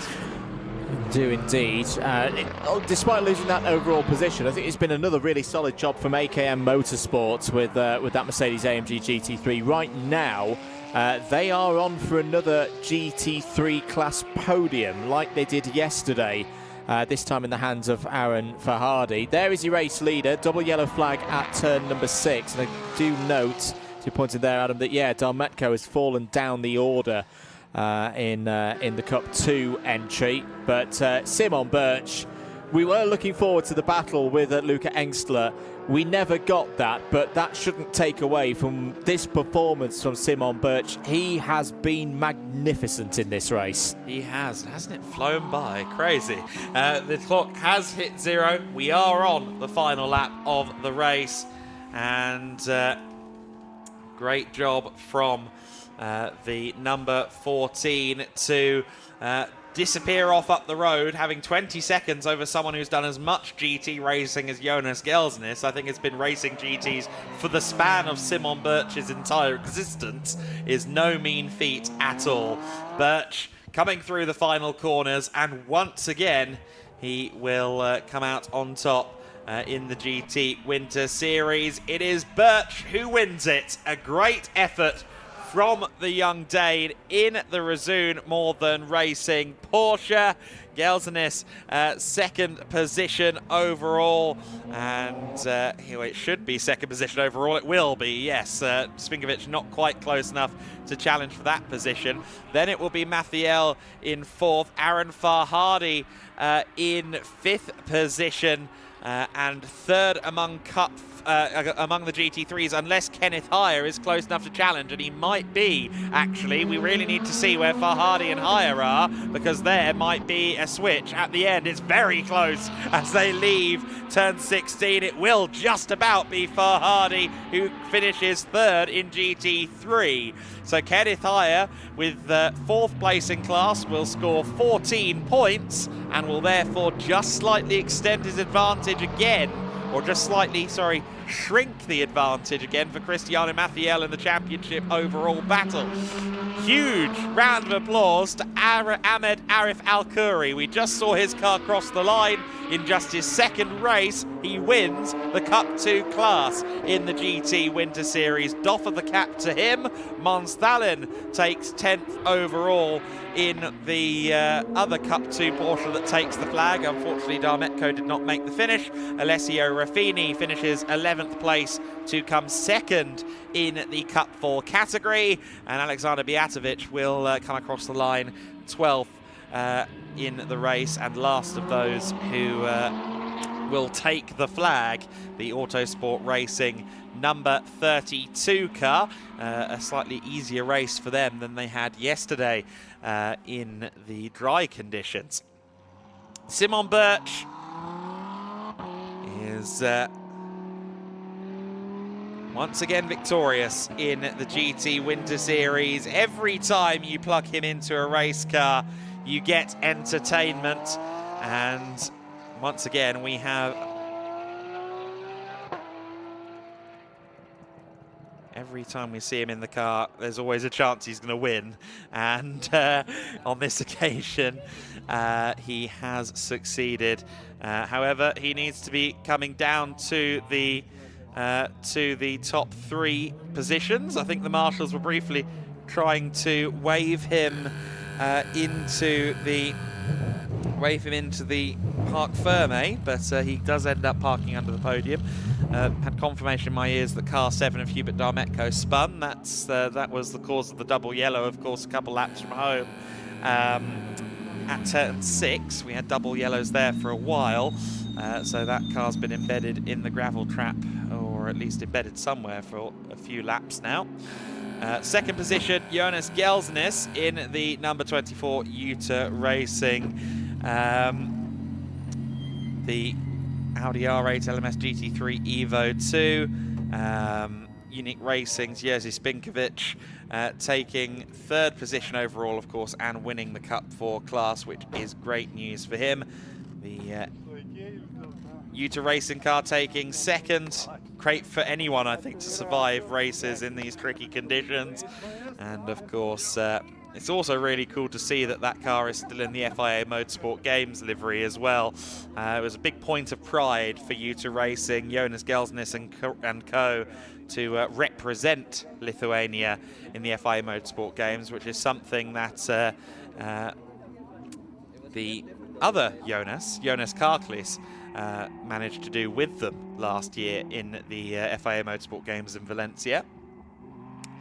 You saw there Simon Birch talking to Giedlick Racing videographer Emilio Petrovic. Emilio running around the circuit along with a lot of the photographers for the series, making sure we have some great shots of the races.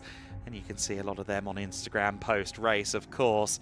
And I'm sure there'll be some shots of Simon Birch easing away from the rest of the field in that race, because Simon was peerless out there on the circuit in these conditions. I think he would have had a harder race had Luca Engstler been able to take the start, but it was not to be on that occasion. Down in the pits is Izzy Browning, and she has joined Simon Birch under the podium. I have indeed. He is standing right next to me. Simon, be it sprint race or endurance, no one can really touch you, can they? I mean, fantastic drive out there today. And looked like you probably enjoyed that one. Yeah, it was cool. I really much like rain. It's one of my favorite things. So, yeah, it was pretty cool. And yeah, I never tried Aragón in rain, but managed it pretty well. So yeah, it was a bit tough. So I had to find some things on the way to the grid, and it was quite good. So in the end, yeah, a bit relaxing, but really cool in the rain. Well, you say, of course, you've never driven this in the rain, and you say you had a couple of things to find, but made it look so easy. I mean, the gap was, well, you were off into the distance, really. Yeah, I was a bit off, but in the distance, but in the end, it was really good, and a lot of information gathered for us till the season starts in GT Masters. And yeah, I think we are getting there quite good, though. I know you're keen to emphasise that this is a preparation for you for the main season, but it's boding well, isn't it? Yeah, it's always nice to win. So it's just an extra plus when there's races and you get trophies home. It's just extra fun. Always a good way to start the day, right? We'll let you get up to the podium and celebrate what was an incredible victory for Simon once again. It was a GT Winter Series race on easy mode for Simon Birch, but that wasn't the case for everybody, was it? Let's take a look back then at highlights of race 2, and unfortunately a race 2 that never got started for the Lamborghini of Luca Enxler. Everybody else got underway though as the race began in wet conditions. Lots of slipping and siding, lots of side-by-side. Carrie Schreiner was trying to make some progress in the early stages of the race, cleared the Ferrari 296 challenge cars, but then going through the corkscrew, it was Andreas Berg Sorensen who found himself into the side of Schreiner's Lamborghini. And unfortunately, another Lamborghini in the ward, Shota Abkazava, making contact with Kenneth Heyer, and that sent Abkazava into the gravel. Oh yes, so it was Ryan James backwards into Przemysław Bienkowski. It was the reverse of what I thought. The biggest impact did go to Przemysław Bienkowski indeed, but nasty for both drivers.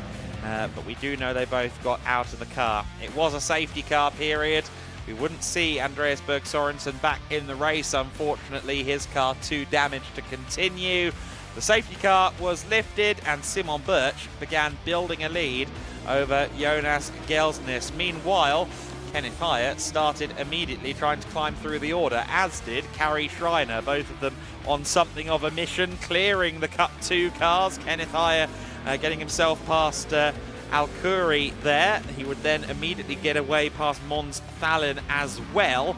Hubert Darmetko was still leading the Cup 2 class at that juncture for PTT Racing. There's Kenneth Heyer going a bit wide. He was closing in though on Simon Orange. Orange though wouldn't take it lying down. At turn 16 he was late on the brakes, did a good job of staying ahead of Heyer, but that would only last a couple of more corners before Kenneth got to the inside at turn 1. But even then it did take a little bit longer. He did get to the inside at turn 1, but the definitive move came at turn 10.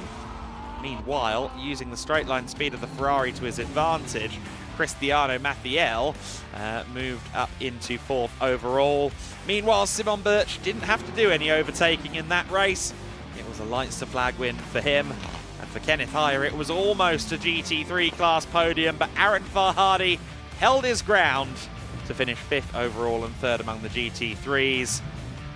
The Milwaukee-backed Razzoon More Than Racing Porsche was on the top step, though. We will see the drivers on the top step shortly, or driver, of course, solo for Simon Birch in this sprint race. He won by 22 seconds, effectively, over Jonas Gelsnes. Jerzy Spinkovic finishing 3rd place in the Cup 4 Lamborghini. Cristiano Mathiel taking 4th position in the AF Corsa Ferrari 296 Challenge car. Aaron Farhadi in 5th, and rounding out the GT3 podium ahead of Kenneth Heyer, who again just slightly outscores Maciel and Aguas in that overall championship battle. Simon Orange taking 7th overall ahead of Carrie Schreiner.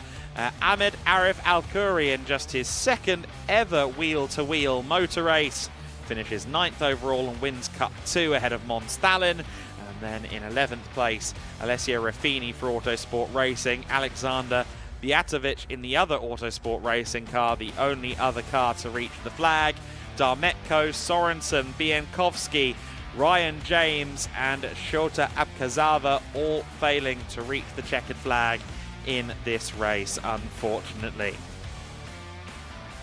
So then the GT Winter Series has concluded its 2nd race.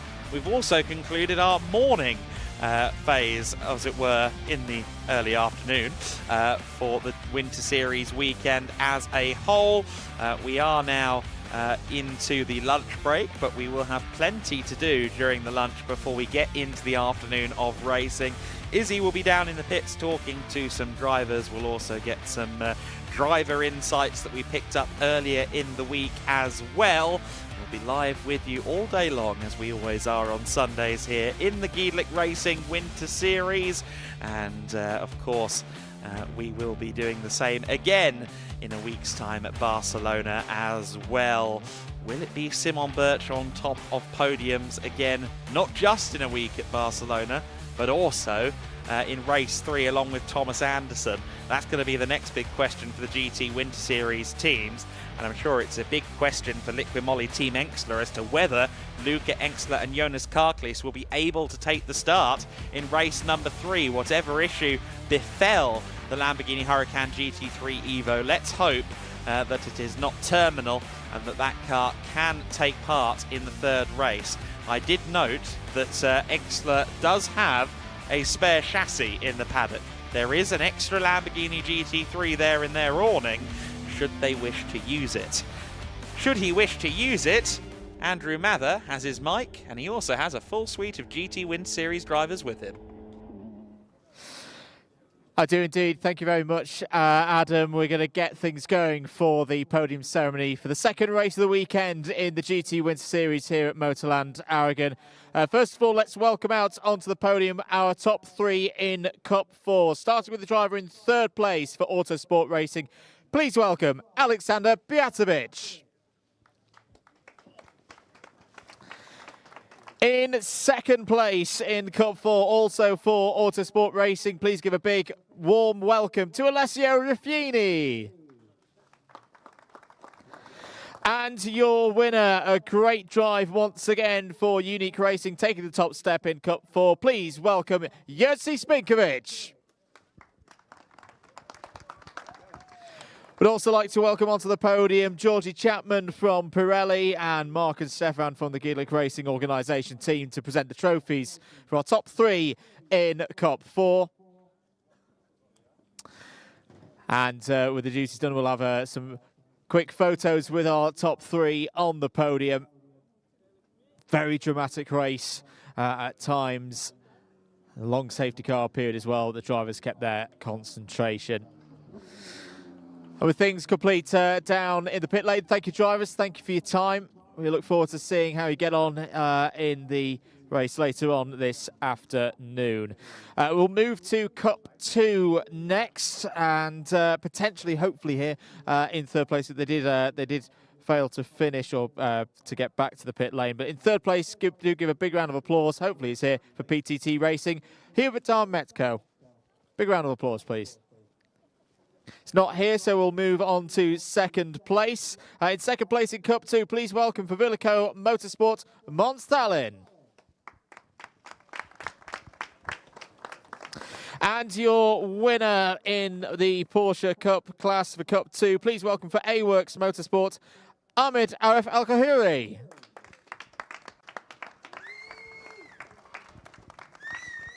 Once again, the trophies presented by Georgie Chapman and Mark and Stefan. Just Mark on this occasion from Gedlick.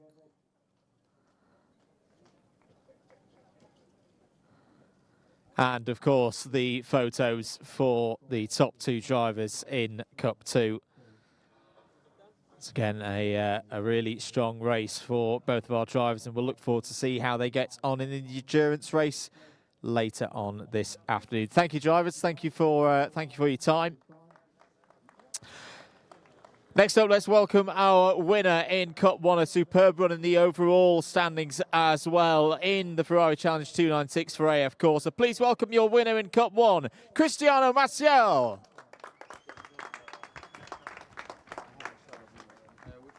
And the trophy for Cristiano, presented by Georgie Chapman from Pirelli. Big smiles for Cristiano there on the podium. A well-earned victory and a big helping hand in the championship stakes as well. Thank you, Cristiano. We'll see you again later on. One more of the classes to go, of course, is GT3. Let's first of all welcome onto the podium your 3rd place driver. Another podium for AKM Motorsport in the hands of Aaron Farhadi.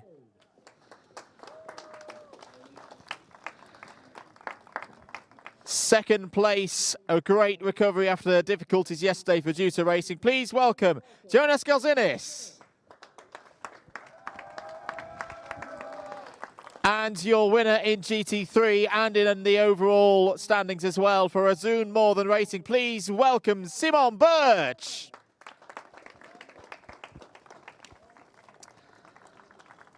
And the trophies one last time for this this morning and early afternoon session for our top 3 drivers in the GT3 category.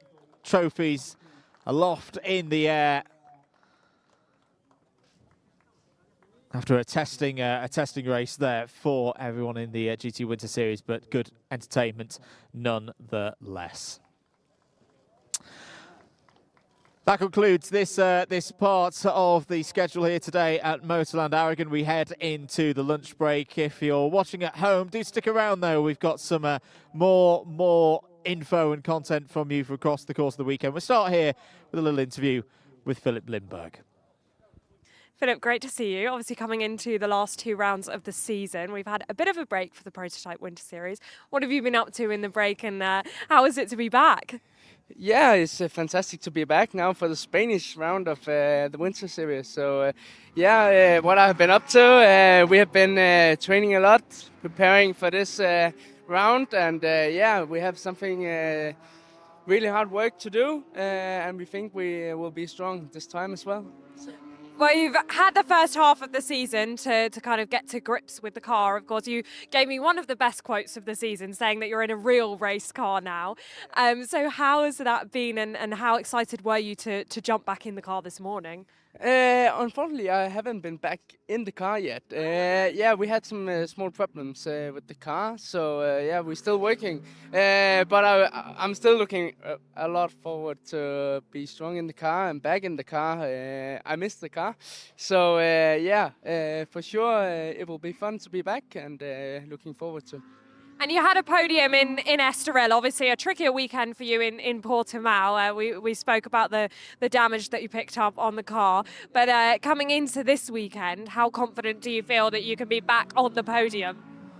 I feel quite confident. That's why we're here. But also we are here for training, to preparing ourselves and the whole team. I think Portimao should be a race week where we should have more points. Unfortunately, I got a spin in race 2 for the podium. A small mistake, and the mistake should be made now and not later in the year. But for sure now we have done our mistakes, and now we need to work forward and go for the podium, because we know we can be there. Well, all about learning as well. Of course, one of the things that you have been learning this season is the tracks as well. Of course, all new tracks in an all new car. I know you said that you haven't driven yet, but what do you think of this track? And do you see it being a tricky one, or one that you might be comfortable on? I think I will be quite comfortable. It's not as big as Portimao, but so it's kind of not like in Denmark, our tracks, but I think the track seems quite likable for me. I've been doing a lot of simulator at home with the track, and I think that will be good when I have my first laps out here, for sure. So I know the corners, I know exactly nearly the brake zones, but to do it in real life is something slightly different. But I think this track will be on my side. Yeah, it's a cool one as well, because we've got a long back straight, but we've also got kind of the corkscrew style effect as well. So it's probably quite a fun one to drive as well. Yeah, for sure. For sure, it's a long straight. So a little break for me. No, but the small corners actually is something we also do in Denmark a lot, but not in LMP. So, but we also got quite a quick corners as in Portimao. So for me, start using the aerodynamic and really using the car high speed is where I need to improve for sure, and that's something we really want to improve here. So Well, great insight, and we'll hope that you will be back on the podium this weekend and will improve in those areas. Thank you very much for speaking to us. Thank you. Thank you. Hello everyone, welcome down to the pit lane. We're of course in the lunch break here at Motorland Aragón, and I'm delighted to say that we actually have quite a few fans walking up and down the pit lane, which we weren't sure if we were going to have because of course we're not close to a major city like at some of our other tracks. I'm also delighted to say that I'm joined by two drivers alongside me who you will recognise, the elite duo of Tom Levin and Mackenzie Cresswell. Nearly called you Josh Rattigan, but of course Josh is not with us anymore as Tom has taken over the driving duties. Tom, a P2 this morning, very tricky conditions. I think I've said that a million times to every single driver. But of course, your first time driving in the wet in Aragón. Yeah, it was difficult. It was really slippery out there. Most people at turn one, that one kind of went straight on. It was really difficult. We were hoping it would start to dry up, but the drizzle started coming down, which I think didn't really help us, but we managed to hold on to P2. The Porsche was in a different league, really, but we beat the Merc, and that's what we needed to do. Yeah, absolutely. I mean, you mentioned the Mercedes and that being what you need to do. Of course, Mackenzie, you came into this this round with, I think it was a 34-point lead in the championship. I'm not quite sure, haven't yet done the maths as to what it is at the moment. When you came into this season, obviously you've come from single seaters, much like Tom did last year. Were you expecting to be fighting for this championship when you first came in? Well, I think whenever you go into a championship as a driver, you want to go in and do well, you want to go fight for wins. So a part of me was thinking that, yes, obviously. But I knew that realistically there was a lot to learn coming from single-seaters, and that was my main goal, just to come in and get as much experience as possible. But yeah, I felt really comfortable at Estoril round one, so I thought, there's no reason why we can't go and fight for the championship, and that's why we're still finishing out the season. That's why we're here at the moment. Yeah, it feels a little bit strange to have not seen a win from you guys in what feels like a while now, because of course you started the season so strongly in Estoril and Portimao. Tom, I know you're not necessarily in the championship fight, of course, the way the point system works out, but I mean, still important for you to do the job to help out Mackenzie here. Yeah, that's the main thing. Obviously, I've been in a McLaren all year. I did the Winter Series last year in the McLaren as well with Elite. So I got the phone call from Ed and said, yeah, I'll come down and do it. Obviously, it's a bit of a weekend, Monday morning call-up job a little bit, seeing how we're getting on. But I believe we're doing Barcelona, depending on how the last race goes this weekend. But overall, it's going really well. I can't complain, really. Yeah, and you've had, I mean, great people to learn from. If you look at, well, both halves of the winning duo from the GT4 European Series last year, I mean, couldn't have really had better teammates, I guess, to learn from in Tom and in Josh. And I'm sure Josh is keeping up with all that Tom is now doing to help you out, of course. One of the things you said to me, or you said to me a couple of times, is that you're racing with a roof for the first time in your career, which is always a funny thing to think about. But just for the viewers at home, how different have things been, and how much have you had to adapt maybe a driving style or how you prepare for a weekend coming from single seaters into this? To be honest, the car's a car. Like, obviously there's differences. It's a lot heavier. It hasn't got the downforce that I'm used to. So it took a little bit of getting used to, but ultimately you go out and drive to the limit that you got. So that doesn't change from what I've done previously. So it's not been too difficult to adapt, I'd say. The thing with the roof, it was easy after 2 laps. I got used to it quite quickly. But it was quite nice when I drove in the wet for the first time because I didn't get soaking. So that was quite nice. Yeah, there's a reason we call it the Winter Series. A roof definitely coming in handy. Final race this afternoon then. What are you thinking? Because, of course, as you've already said many times to me, the goal and the necessity is to finish ahead of the Mercedes. Yeah, that's the main aim. Obviously, we're starting on pole with Mackenzie. Hopefully we can get away. We're kind of wanting it to be dry than wet. Looking at the pace, obviously it's out of our control. We'll just maximise the job we can do. Just having a look at the track a second ago, it looks like it's trying to dry, but obviously it's so cold here, it does take its time, really. Yeah. You're absolutely right. A couple of the drivers actually telling me that this is one of the trickier tracks for it to dry. Final question then, Mackenzie, and then I'll let you, we called you Mercedes, then I'll let you go and have your lunch and get prepared for this afternoon's race. How much would it mean to you to win this championship?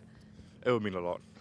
It is a winter championship, ultimately, but yeah, for a first attempt at GT racing, I'd be really pleased to win it. Obviously, you want to win whatever you do, so I'm hungry for it. I want to go out there and do a good job. All right, well, on that note, we'll let you go and have your lunch. I think you've already had your lunch, but go and prepare for the race this afternoon. Thank you very much, boys, for speaking to me. And from one championship leader to another, we spoke to Cristiano Maciel earlier in the weekend. The last time I spoke to Cristiano Maciel was all the way back at Portimao, and we were talking about how incredible your performance was at Estoril, the season opener. Since then, the progress has continued. Yourself and Rui Aguas with us, both in championship contention for the overall title. Now that we're in the last stage of your first racing season, or your first racing championship, how are you feeling? It's been a quite amazing experience. So first championship that we are doing. Of course, I have Rui teaching me and helping to evolve. But looking to all the performance and results, couldn't be better for sure. And of course, last time it was very busy in Cup 1 with all of the Ferrari 296 challenge cars. How was that as an experience for you? It looked like everyone was in a battle all the time. It's true. It was a challenge, to be honest. So first experience with a lot of cars in the track. Managing the start was not easy, but we made it, and we are here with the car intact. And Rui, talk to us about your student, because it strikes me that he's been a very fast learner so far. Yes, he's been doing very well. I think we started a few tests last year. We did 3 or 4 tests, and it's been amazing, the progress. And we did this winter championship, which is very nice. Very well organized, and I'm very happy with the results so far. It's a continuous evolution and preparing for the Ferrari Challenge, the main championship this year. So it's fantastic. It's unbelievable how fast he's going. Myself and Cristiano were talking last time about, him being excited to work with you.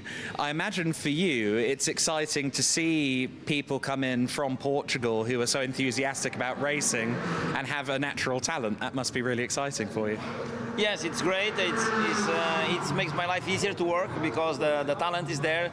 The car control is unbelievable, as we saw also on the wet. And even sometimes as we ride together, it's pretty good. So I think, I hope, fingers crossed, we have finished this championship very well and start a good season for this year.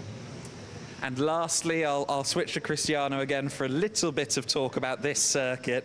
It's one that maybe isn't used on enough car racing calendars, but it looks to me from the outside that it's a very fun track to drive. It is. Yeah. It's tricky. To be honest, I think it's a bit more difficult than Portimão, using as example, but once you learn it, it's quite fun to drive in here. Yeah. Excellent. Well, we hope you have some good battles. Of course, you've got just the one Cup car to go against, but it is Andreas Berg Sorensen and Mikael Mack, so you're still going to have a good fight, right? Yes, yes, indeed. They are fast, they are really good drivers, but let's enjoy. And we'll keep an eye on this car up against the GT3s on the long straights as well. We're very excited to see how you guys do this weekend. Very excited to see how this championship battle plays out in the overall standings. And thank you for talking to me. Thank you. Thank you, it was a pleasure. Welcome back down to the pit lane. Delighted to say that I'm joined by another driver who's dragged themselves away from lunch. Always very appreciative of the drivers who come and talk to us during the lunch break, as I know that lunch is probably the priority rather than speaking to me. It's okay, I understand. I've got Owen Hizzy from SVG alongside me. Owen, a class win this morning, the first of the season for you, so you must be feeling pretty good about that. Yeah, it went really well, to be honest. After yesterday, we've actually shown quite good pace this weekend. And then with the rain and everything, it wasn't the start to the race that we quite wanted because our car doesn't seem to perform quite well in the wet. But yeah, to come away with a class win, can't get any better than that. Yeah, absolutely. And I know you guys were maybe having a couple of issues yesterday potentially, and in the qualifying, an ABS failure potentially? Yes, definitely a big ABS failure into turn 1 where was heading towards the wall but managed to get out the brakes and gather it all up. And then, yeah, that was the end of our qualifying, which is, well, we only had, 2 laps, I think, that actually counted. So, so that hindered us a little bit, but when we qualified P4 overall, that's fine and still P1 in class. Yeah, exactly. A heart in your mouth moment though, maybe. Definitely, definitely. And I do have to apologise to the team that those set of slicks, yeah, way gone. Destroyed. Pretty much, yeah. Yeah. There's like a bomb crater in them when they went. So. Good to know. Of course, we haven't actually spoken to you since, I think it was Estoril, the first round, maybe Portimao, the second round. You guys weren't in Valencia, took a little bit of a break. If you look back on the season, now that we're sort of coming towards the end of it, what do you kind of think of your season and how things have gone? Well, I think every race that we've done, we've improved. Well, that's all what we need to do is just keep on improving all the way through. And we're learning stuff about the car, team as well, because they're new to this type of racing abroad especially. So yeah, we can ask for more. But every race we're getting better and better and better, and see what we can do for the last race today and then Barcelona next weekend. Yeah, exactly. That's all you can ask for, really, is that you're improving and learning. When you say the team's learning things, obviously first time in international racing, what kinds of things or what kind of opportunities does that present for the team to learn? It presents them with more opportunities of what we can do further in GT endurance racing, so GT4s and possibly looking at GT3s and then up the ladder. So it's just learning those little bits of what you might need to take with you and what things you don't quite need. And yeah, it's just learning that as the team, and they've adapted to it really well. Couldn't fault any of their work at all.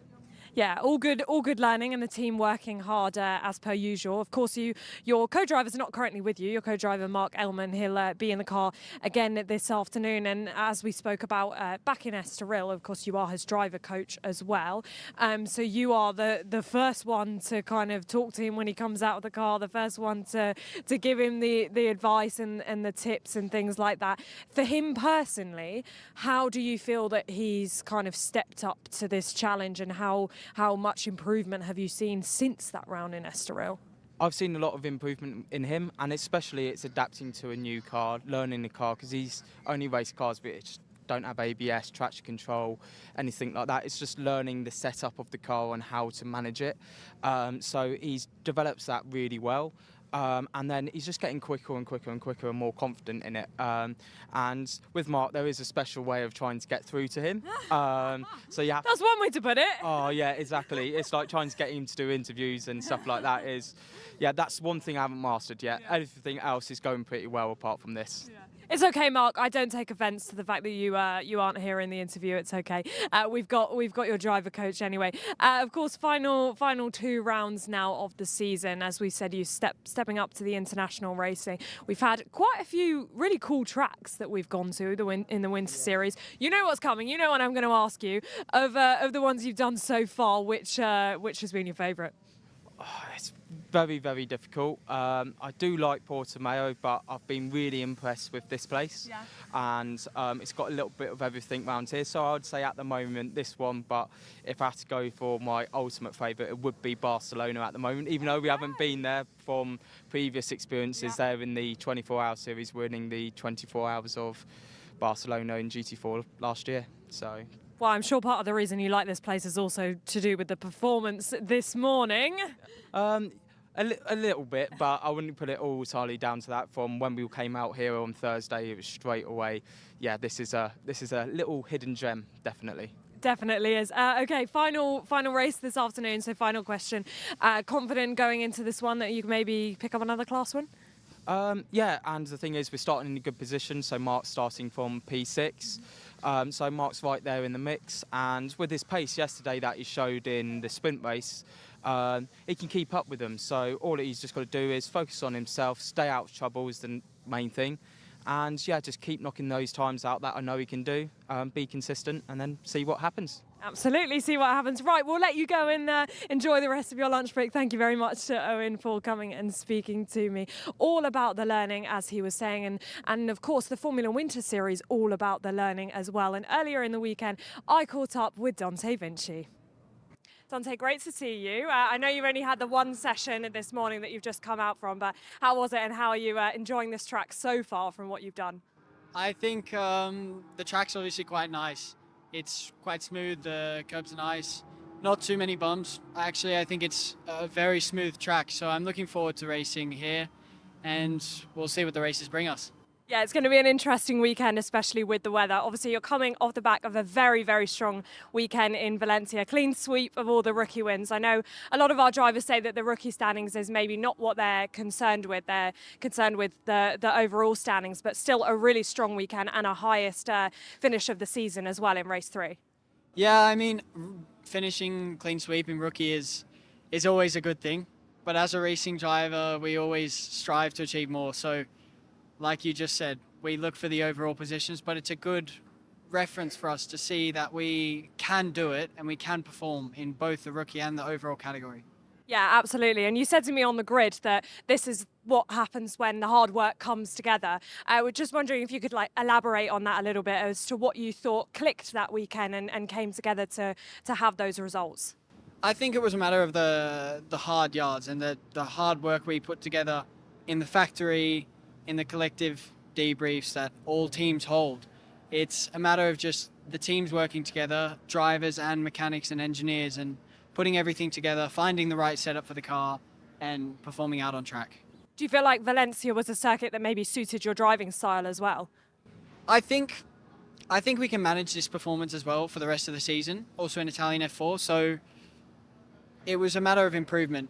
I think Valencia was a strong track for me, and I think all the other ones will be too. Well, things are looking good, definitely coming into this weekend. Obviously, it was the largest crowd under the podium, the largest cheer that we had all weekend was for you, certainly in race 3. So that's got to feel good as well.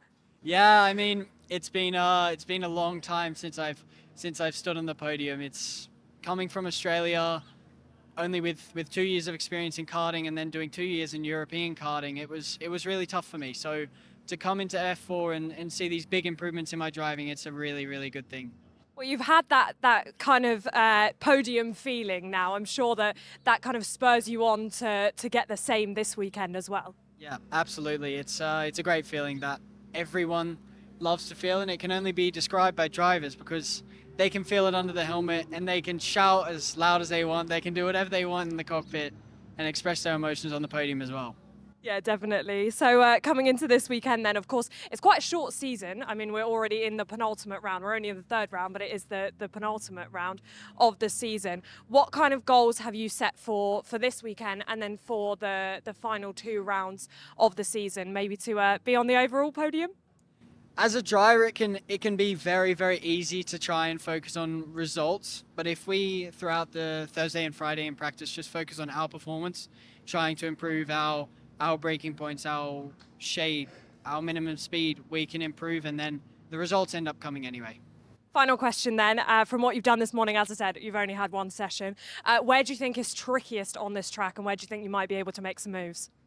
I'd honestly say the trickiest place is T13-14. It's quite straightforward. You've got a massive, massive straight after that, so it's important to really prepare and get a good run. And then the racing, yeah, that'll be very interesting. All right, wish you best of luck this weekend. Thank you so much for speaking to us.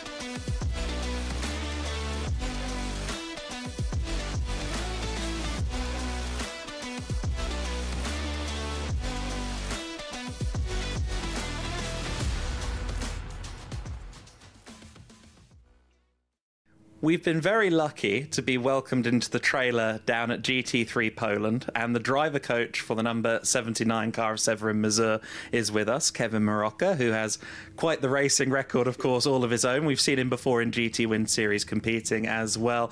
Kevin, from your perspective, give us a little bit of insight on the circuit here at Motorland Aragon. It's kind of a track of 2 halves, isn't it? There's a lot of speed, but a lot of cornering as well.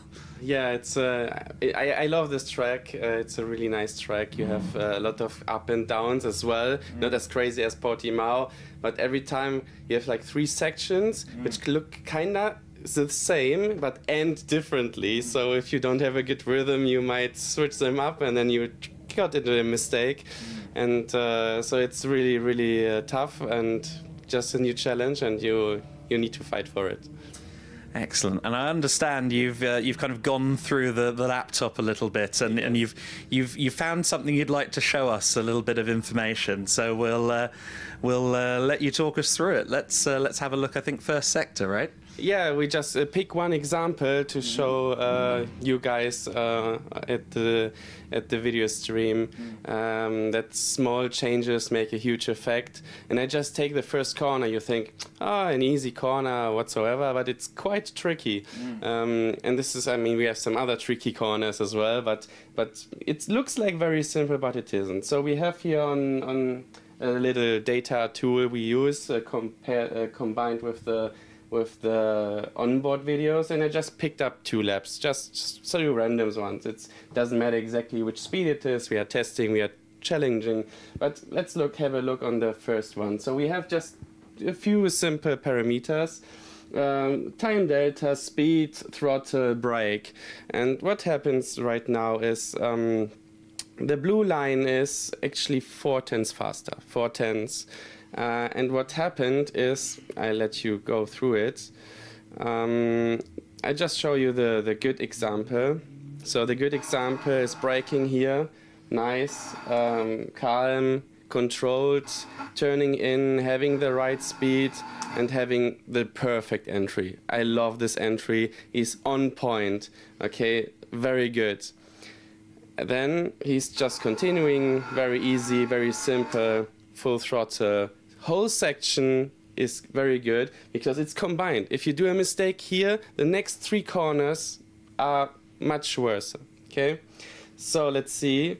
In the other example, a lap before, 2 laps before, he's going, braking, very similar, same point, very close, but he's releasing the brakes just slightly earlier here right now.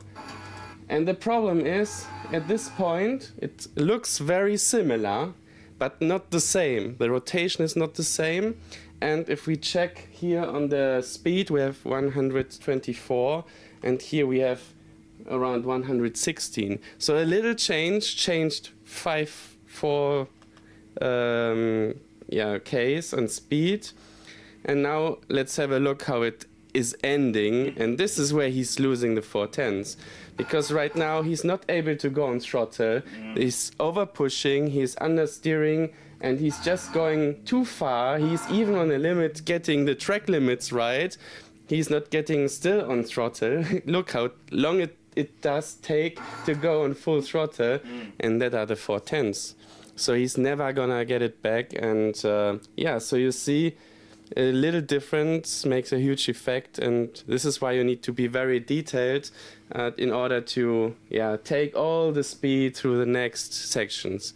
And this is quite interesting, I think, for you guys, and this is basically the work we want to achieve, even more into much more detail.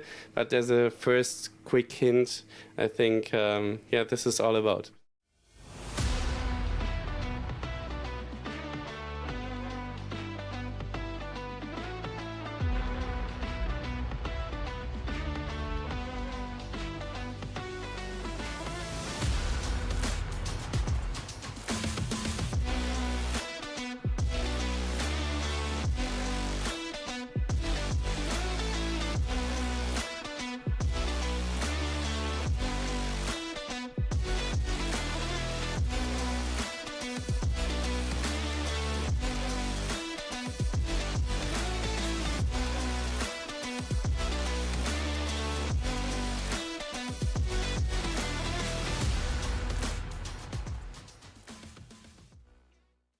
Down at Us Racing, one of the drivers we haven't got to catch up with so far this year is Andrea Kostic in the number 10 car. It's been an exciting year, I think, for you at times. You've had some slipping and sliding at Portimao with the tyre choice. You've had some good battles as well with Kabir, I remember, at Valencia. At the halfway point in the season, how are you feeling about the year you've had so far? Yeah, I mean, for me, the mentality is always to win. Yeah. So I had to risk it in Portimao for the slicks. Unfortunately, it didn't turn out, but on the other side, it was a great weekend with a P4 in race 1 and with a P6 in race 2. In Valencia, we didn't qualify the best, but we got up in the races, so it was also solid. But now we're aiming to be on a high note here and get the best result possible. Obviously, Motorland Aragón is a very different track from both of the places we've been to so far. As we speak to you, it's Friday, we're in the midst of testing. How is the car feeling underneath you, and how confident are you feeling about this weekend? I think we're having a really progressive day today. Really happy with the car in the last session. The only thing we need to look at is the track limits. Okay. But it's a problem for everyone. This track is quite characteristic for it, so I think if we fix that, we'll be fine. And I saw you yesterday, of course, having some fun with David Walter from the Maffei Racing team. You guys were kind of warming up together a little bit. I think it's something we don't talk about much in the junior racing. Obviously, you guys are rivals, opposing teams and stuff, but you do get to make some friendships in the paddock as well, right? Yeah, I mean, obviously you need to find a way to warm up, and if you have someone to do it with, it's even better. It's fun, warming, and it's a pleasure to do it. And I imagine you know a lot of these guys from your karting time as well. No, actually, because I didn't do much karting. Yeah, true. I only did 1.5 years. Yeah. So I don't have much experience in motorsports, but I'm getting used to it. Well, of course, yes. I forget that you were quite so new to it, only a couple of years on the resume. But yeah, it's incredible to see how you've done so far this year. I'm looking forward to hopefully seeing you on the podium at some point before the end of the season. But thank you so much for talking to us, and good luck this weekend at Aragón. Thank you very much. Let's do it this week. Welcome back down to the pit lane, coming towards the end of the lunch break here, and I am joined by another of our drivers who, if you've seen any of the Prototype Winter Series this season, you'll definitely recognise him as our championship leader, of course, Conrad Motorsports' Danny Sufi. Danny, things a little bit more tricky for you this morning. I would say that's probably the most battling you've had to do all season long. Yeah. As expected, I knew it was going to be a tricky start to the race. I had a lot of fun doing it. I think that's probably one of the closest starts we've had, probably also in my prototype career, where it's just, you know, swapping and everyone's getting on rubbery lines and stuff. So it was fun, tricky, difficult to manage tire pressures at the beginning. But then after that, we settled it down and, you know, we were right on pace where we needed to be.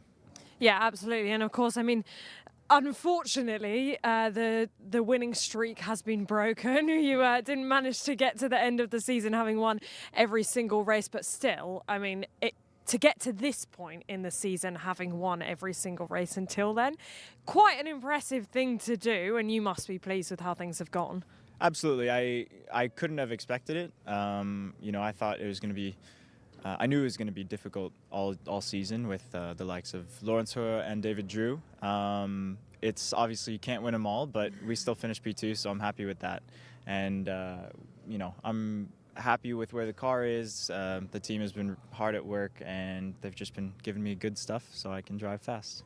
Can't win them all, but you have won most of them. 5 out of 6. 5 out of 6, yeah. Adam has been absolutely singing your praises in the commentary box. Worth to go back in and watch the race, because he said some nice things about just how well you're gelling with the team, or how well you have gelled with the team. I think this is your 3rd year with the Conrad team, and just everything just looks so comfortable and so well together with the team. Yeah, absolutely. I'm developing, they're developing. It was our first season last year with the Ligier chassis, so obviously, you know, first year is developmental, and now I think we've kind of figured out what works. I figured out what works. We've also been blessed to be working with Mike Rowe, who's been our engineer for all of the Winter Series, and the car's just fast. I'm happy with it. It's easy to drive. It's consistent. So. Well, at one point you were doing your own data, from what I heard. Yeah, that's true. Yeah, we were missing our main engineer, Daniel. the first round, and so I had to always go to the laptop and do all the data downloading and everything. So it's nice to see the other side of it. I'd much rather stick to the driving part, but you know, do what you got to do. That's understandable. Of course, not able to wrap up the championship this weekend. I mean, it was a possibility coming into this weekend, but I think you knew that really it was going to end up going on to Barcelona with the likes of Lawrence, and of course, when he was driving the race as a solo driver, it kind of put you in a similar position in terms of pit stop times and things like that. So the title does go to Barcelona. Of course, it's looking pretty likely that it is going to go your way. I don't want to jinx anything or speak too soon, but how much would that mean to you to win that second title? Yeah, obviously, you know, every championship is a nice little tick on the Wikipedia page, but yeah, no, I'm looking forward to it. As long as we can keep clean and, you know, just finish, I think we'll be in a good position. For me, it's most important that we're just battling those two guys and, you know, showing them what's what on track. Yeah, absolutely. Danny's mechanics behind the camera are trying to distract him right now. They're giving a little dance, and then they can give us a little wave. Of course, I haven't actually mentioned this weekend that you are doing double duty, as you'll be in the endurance race with Carrie this afternoon in the GTs. How impressed have you been with her performance so far? I've been quite impressed. You know, looking at the data, I jump in, you know, do a couple of reference laps, and every session she's just getting better and better. We were looking at it just last night, and it was just, you know, from yesterday or from the day before yesterday, it was tremendous improvement. So she's doing quite well. She's, you know, getting to terms with the GT3 platform again. And, you know, we'll see how it goes, see how the rest of the championship goes as well. Yeah, absolutely. So driving duties not done for you. I mean, it's going to be nicer conditions than probably you had in the prototype race earlier, unless we get any more rain. Fingers crossed that we don't. So one more race for you this afternoon. How are you feeling? I'm feeling good. I'm going to jump in for 20 minutes and having not driven in 2 days. Well, that car in 2 days. But yeah, if it stays dry, we should have a good race. I think it will be a bit tricky in the GT3 with those conditions, so we'll see how it goes. At least we have ABS and TC, so it makes it easier. True. All right, thank you very much for catching up with us. Always great to speak to you, Danny. And earlier in the weekend, Adam spoke to Hubert Darmetco. At the Circuit Ricardo Tormo in Valencia, we were delighted to welcome Hubert Darmetco back into the paddock for the first time in this GT Winter Series season. Hubert, last year it was your first time racing in the GT Winter Series, your first time racing anywhere. You've had a summer of experience, of course. You did a lot of racing with PTT. How much progress do you think you've made as a driver since we last saw you? Well, yes, that was my first time in real racing last year with Winter Series. It was perfect experience, and I love Winter Series. That's why I decided to come back this year, and probably will come back next year. Anyway, during the summertime, we started in FIA Central European Zone. It was kind of also the training for me, because I have learned new tracks and gained a lot of experience with my coach, with Mateusz Lisowski, and also it was great to work with PTT racing team. So that was the first season. A lot happened and a lot learned, I hope. And the plan for this season is to continue with the Porsche Sports Cup Deutschland. Also with PTT racing, and we'll see what's next. We have to wait. And you mentioned the name there, Mateusz Lisowski, who, of course, I think he helps out everyone a little bit in this PTT garage. We've seen how quick he is, of course, in the car as well. Tell us about what he does for you, how you guys work together. So I know. Actually, I know Mateusz for like 10 years. So we started with some track days in Poland in completely different car, not a Porsche, but it was Mitsubishi Lancer on the track days. And the real work we do here is mainly to analyze the best laps, which I do during the sessions, and analyze step by step, turn by turn, Also, we work on the setup of the car thanks to the team's engineer, Mark Valevine, who is also pro in terms of also driving and also engineering. So it's a great combination of, perfect, in my opinion, perfect coach, perfect team engineer, and the perfect team overall, because this is the teamwork, right? So every element has to work out. And of course, we're back at Motorland Aragon. You were here last year. I remember it wasn't the smoothest weekend. There was that collision with Leandro Martins up at turn 7.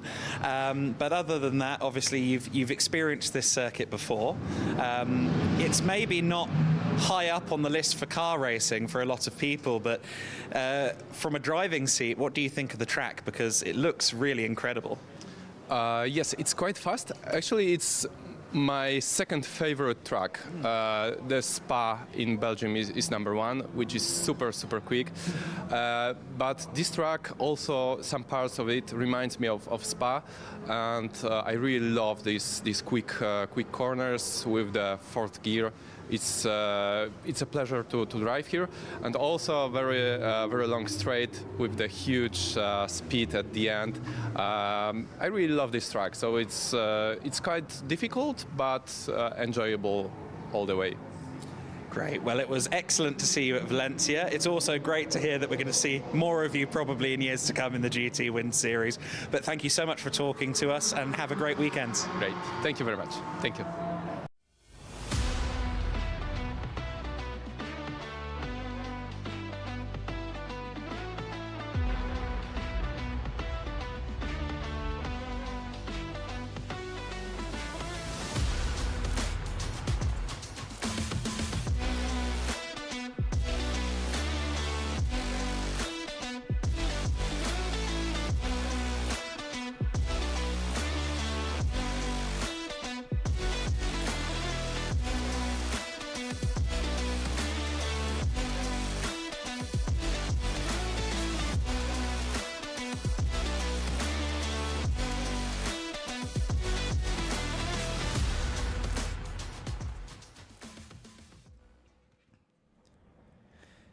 The third and final Formula Winter Series race of the weekend here at Motorland Aragon is just moments away.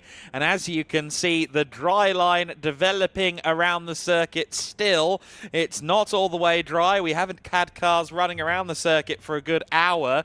So, of course, there hasn't been much clearing of the racing line.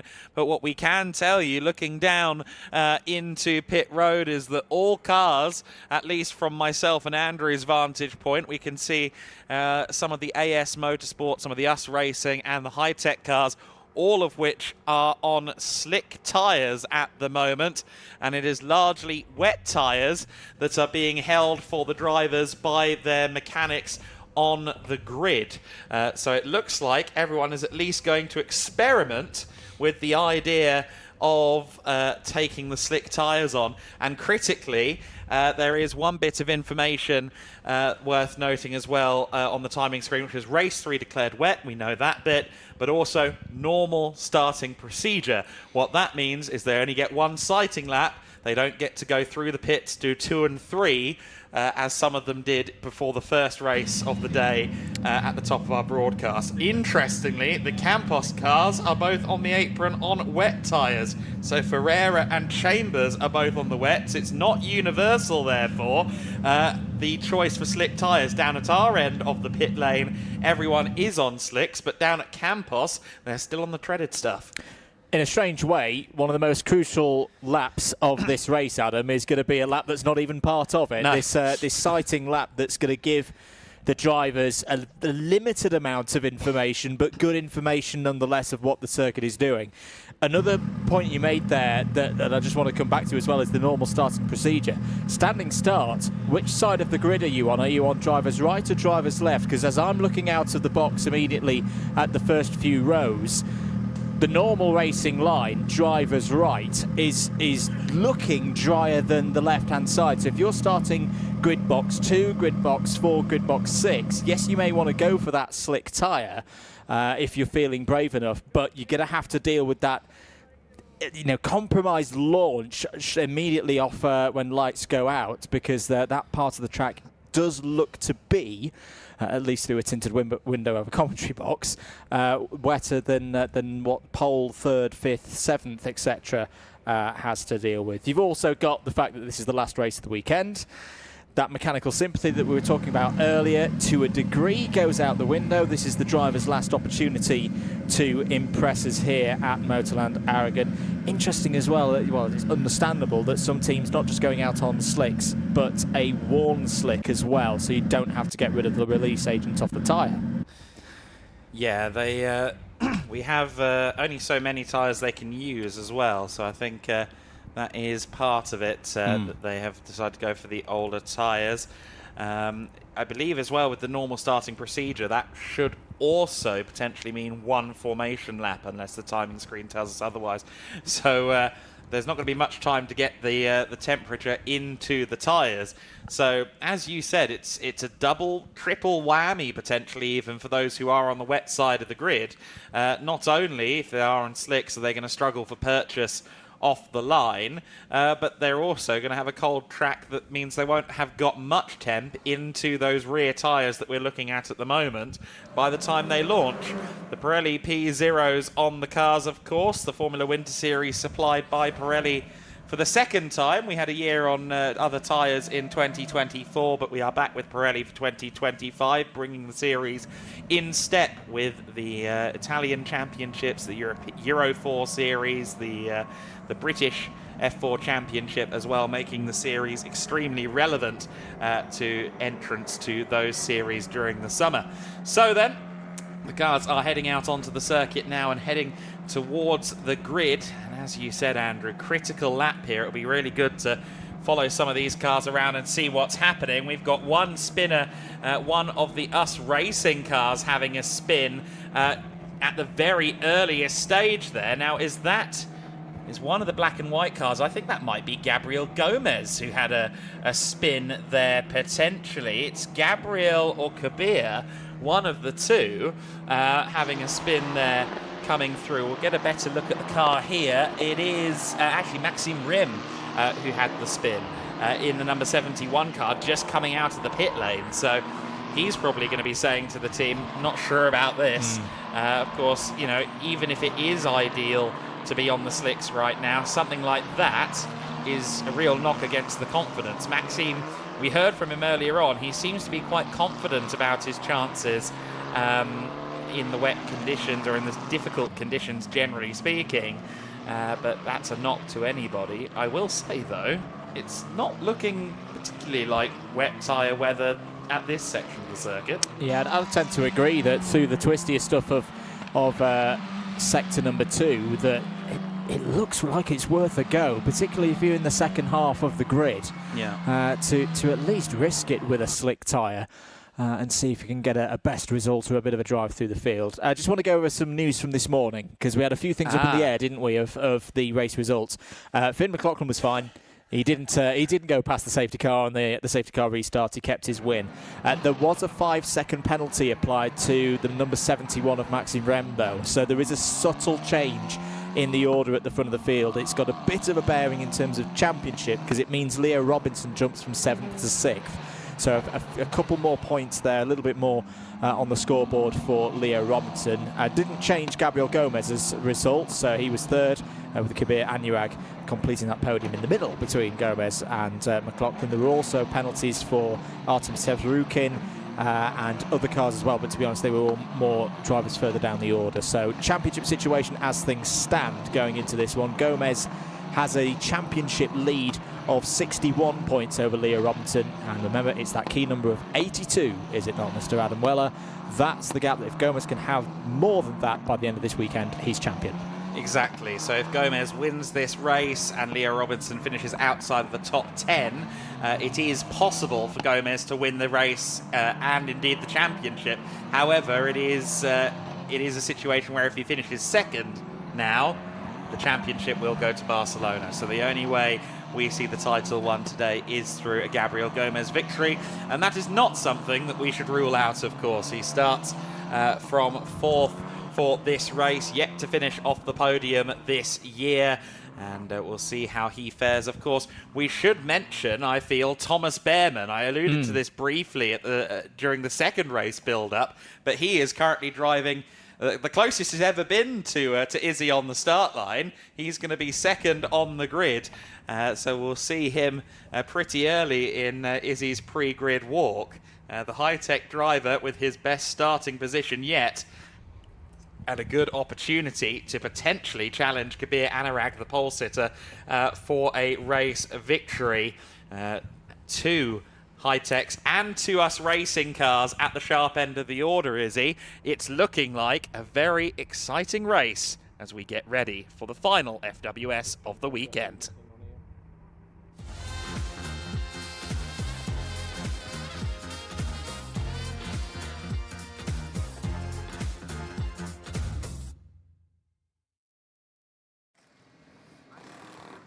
Hello everyone, welcome back down to the grid post-lunch break for the final Formula Winter Series race of the weekend here in Motorland Aragon. And you might be able to hear in the background and see in the background that there's a lot of tyre changes going on. Now, all of the high-tech drivers left the pit lane on wets. They have since come round to the grid and immediately changed to slicks. I have to say, definitely more dry down here, significantly drier down here than this morning. I'm not sure if cameraman Joe points to the floor whether you can see, but definitely drying out down here. We've got Kabir Anurag on pole position. I am going to try and jump in and grab a word with Kabir. I know we've spoken to him a fair bit, but of course starting on pole position, always good to grab a word. Kabir, well, it's been a fantastic weekend so far. You've had a really, really strong showing here in Motorland. Sort of feels like this has been the highlight weekend of the season for you so far. I think it's definitely what we knew I could do. Like, we knew this is where I am. It's good to finally show it. Race 1 we won, of course. Race 2 was pretty close, came to the line. Last few minutes we lost the lead. But now we have one more opportunity, and I think it's going to be a fun one. Yeah, definitely. The boys in commentary were saying you seem like you've just relaxed into it this weekend. Like, the shoulders have come down. You just seem a very relaxed figure in the paddock. Is that how you feel in the car? I've just been enjoying it, to be honest. I've just been remembering why I started, which is just to have fun. And I guess that's been also coming with some pace. Yeah, absolutely right. It is going to be a tricky race out there, I think, this final race of the weekend. You obviously came to the grid on slicks. I will tell you that the people who came to the grid on wets behind you have now changed to slicks. It's definitely drier out there this afternoon, isn't it? Definitely, but we have to just take the race as it is. Trust God, do the best I can, like I said in race 1. All right, wish you best of luck. Thank you so much for speaking to us all the weekend with such enthusiasm. Always great to get some insights from the drivers. I'm going to come and try and speak to P2 man, and that is Thomas Behrman. And we'll jump this side of the car. A higher starting position for Thomas. I think they're just speaking to him on the radio. I might be able to just grab a quick word with Thomas. Thomas, I'm just going to jump in, just one quick word with you. Obviously, you came on wets to the grid. You've now changed to slicks. How dry is it looking out there? Yeah, looking like the slicks are the more favourable tyre for now, especially as it dries out during the race. And yeah, so that's why we made the change. And on the front row, fantastic place to start the final race of the weekend. Obviously, Kabir, alongside you, has won a race this weekend and been up at the sharp end all weekend. But I've no doubt that you'll be going for it in this final race of the weekend.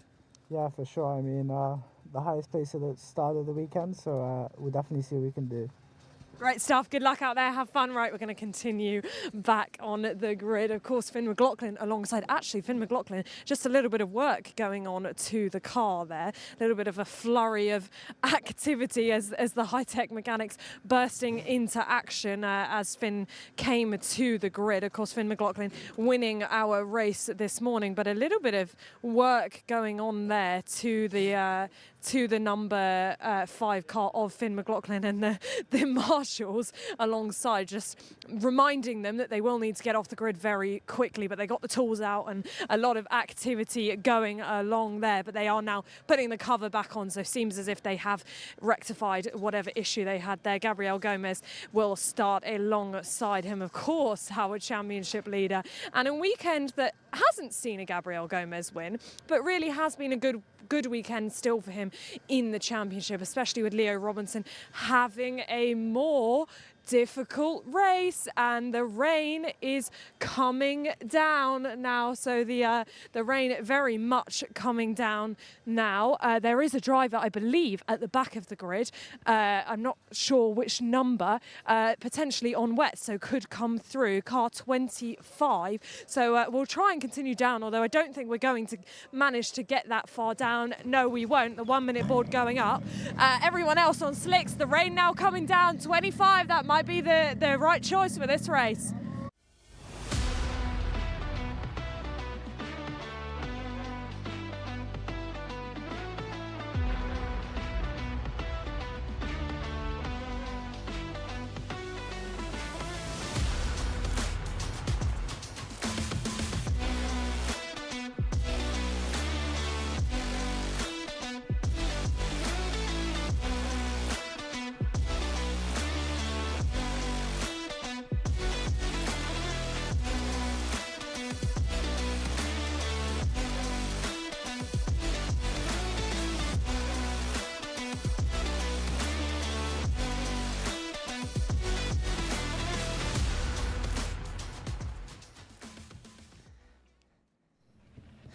Telephone, tell a friend. This is going to be a brilliant race in the Formula Winter Series.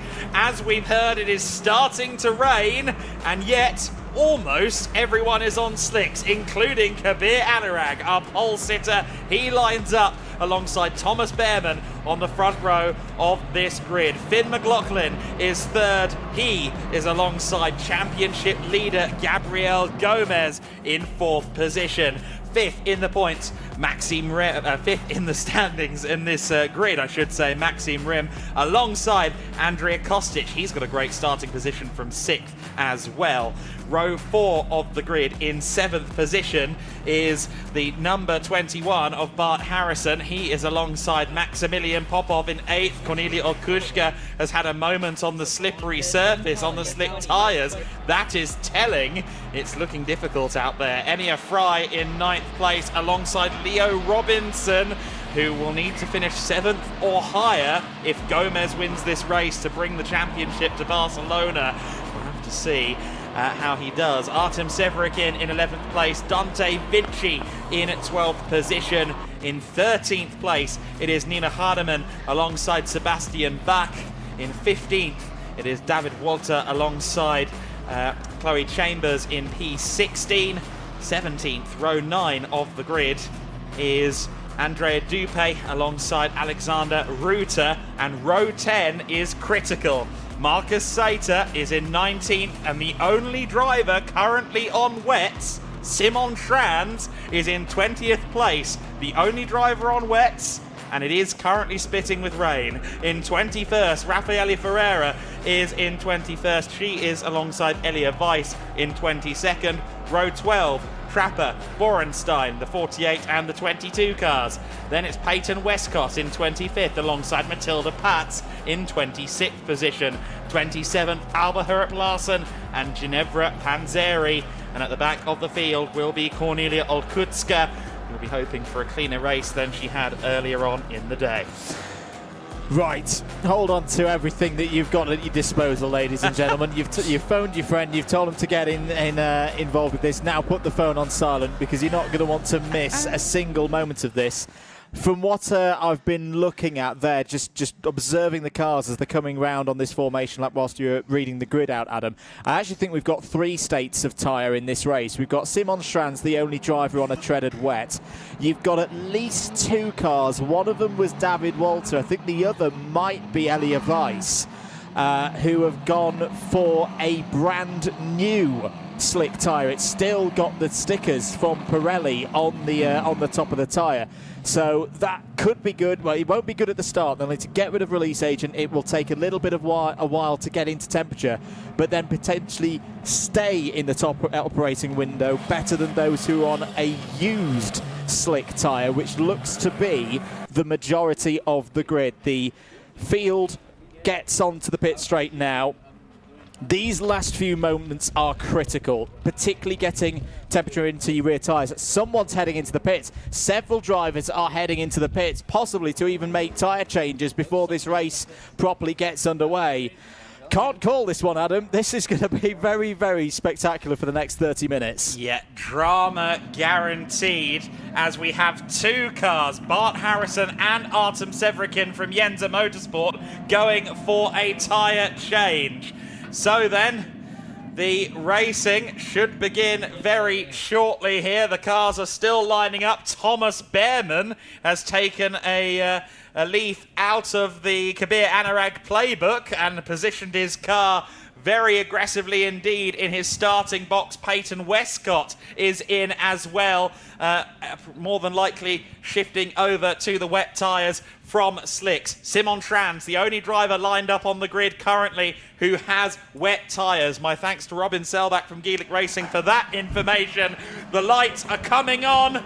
We are racing in the Formula Winter Series. Maxime Briem got an alarmingly good start. Was it too good of a start, I wonder? He leads the way into the first corner, but then he can't get it stopped at all for the first corner. Finn McLaughlin is into the race lead. They're slipping, they're sliding every which way, but it's McLaughlin that leads. He was a fast starter too. Kabir Anurag had a terrible launch. Everyone is desperately fighting for traction. Keep an eye on Simon Trans in the yellow and black car. He's already making up places.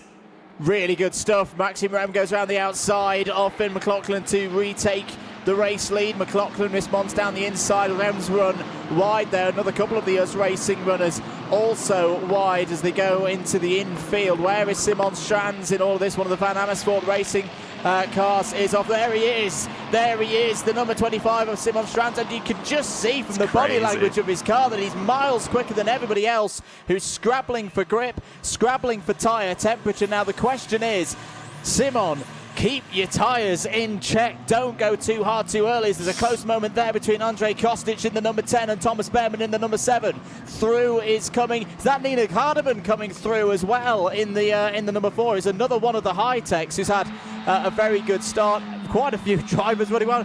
Where is Simon Trans? He's already up to around 6th place, Adam. He's got to be careful, of course. I know it's great that he's got such a faster car right now, but he doesn't want to risk the long-term advantage for short-term gains. Even he on the wets, though, is struggling right now. He's struggling a lot. Is everything okay with that car? Yes, it is. Yellow flag at turn 11 as well. Someone may have had an incident out there on the circuit, but for now, Simon Trans has made up huge time. What's going on at the front? I believe it's still Reem in the lead. Yes, it is. Then it's McLaughlin. Then it's Anurag. In 4th place will be Gabriel Gomez, tucked underneath the wing of Anurag. And then Maximilian Popov is chasing as well. All 3 cars are going to be desperately fighting for grip into this corner. We need to keep an eye on this. Turn 16 is going to be very, very challenging for all parties in these conditions. Gomez runs incredibly wide. Popov may get 2 places for 1 here, but we need to see what else is going on at that corner because lots will be happening. You can see everyone sideways, desperately searching for grip in the back of shot there at turn 16. It's Reem that leads it. He leads it by 2.5 seconds, but the danger man in 6th position, Renault Motorsports, Simon Trans, going for 5th place, passing championship leader Gabriel Gomez. Got to keep his rear tyres in check as Simon Trans. That's what he was struggling with through turns 12 and 13 after the long run through 10 as he weaves his way through. What an incredible piece of driving there from Simon Trans, who's now up to, is it 3rd place? There is Finn McLaughlin, who's going to be the next target for Simon Trans. So it's in this part of the course. He breezes past him as if Finn McLaughlin's not even there. Brilliant stuff from Simon Trans, but now we get into the part of the circuit where I think he's going to struggle, Adam. It is second sector, very corner dense, lots of lateral load going through the tyres. It was very noticeable the last time Schranz came through and out of turn 10, that's where he was really struggling. I am a little bit concerned about him keeping his tyre temperatures and the tread blocks on those wets in check. Chloe Chambers, Rafaela Ferreira, Marcus Sater all came into the pit at the end of this first lap. An alarming number of drivers not wanting to pit. Here we go then. Maxime Riem taking the long way round. He's trying to hold the inside line on Simon Schranz, but Schranz has the tyre advantage. Again, he drifts extremely wide at turn 12 and 13. They're side by side, and again Schranz is struggling a little bit through that corner dense section you were discussing, Andrew, but he just about gets it done. There are no good tyres right now in these conditions, but Simon Schranz has the best of them, and Renault Motorsport, the small Austrian team running just one car in this race, they've rolled the dice in a big way, and it pays off for them. 20th to first in 1.5 laps. So now we go into a second phase. It's all about management now for Simon Schranz, because you would think that the slick runners will eventually get some tyre temperature into their boots. Simon Schranz needs to build this lead now, but he can't go too quickly. He's got to conserve these treaded wet tyres for the next 25 minutes, or start doing the rain dance. That would be useful for Simon Schranz right now. 5 minutes gone. The starting procedure is also under investigation. We've just seen that come up on our screens. The lead for Schranz is 3.5 seconds. 6th place already is Bart Harrison. Oh, no. Schranz in a spin. Simon Schranz in a spin.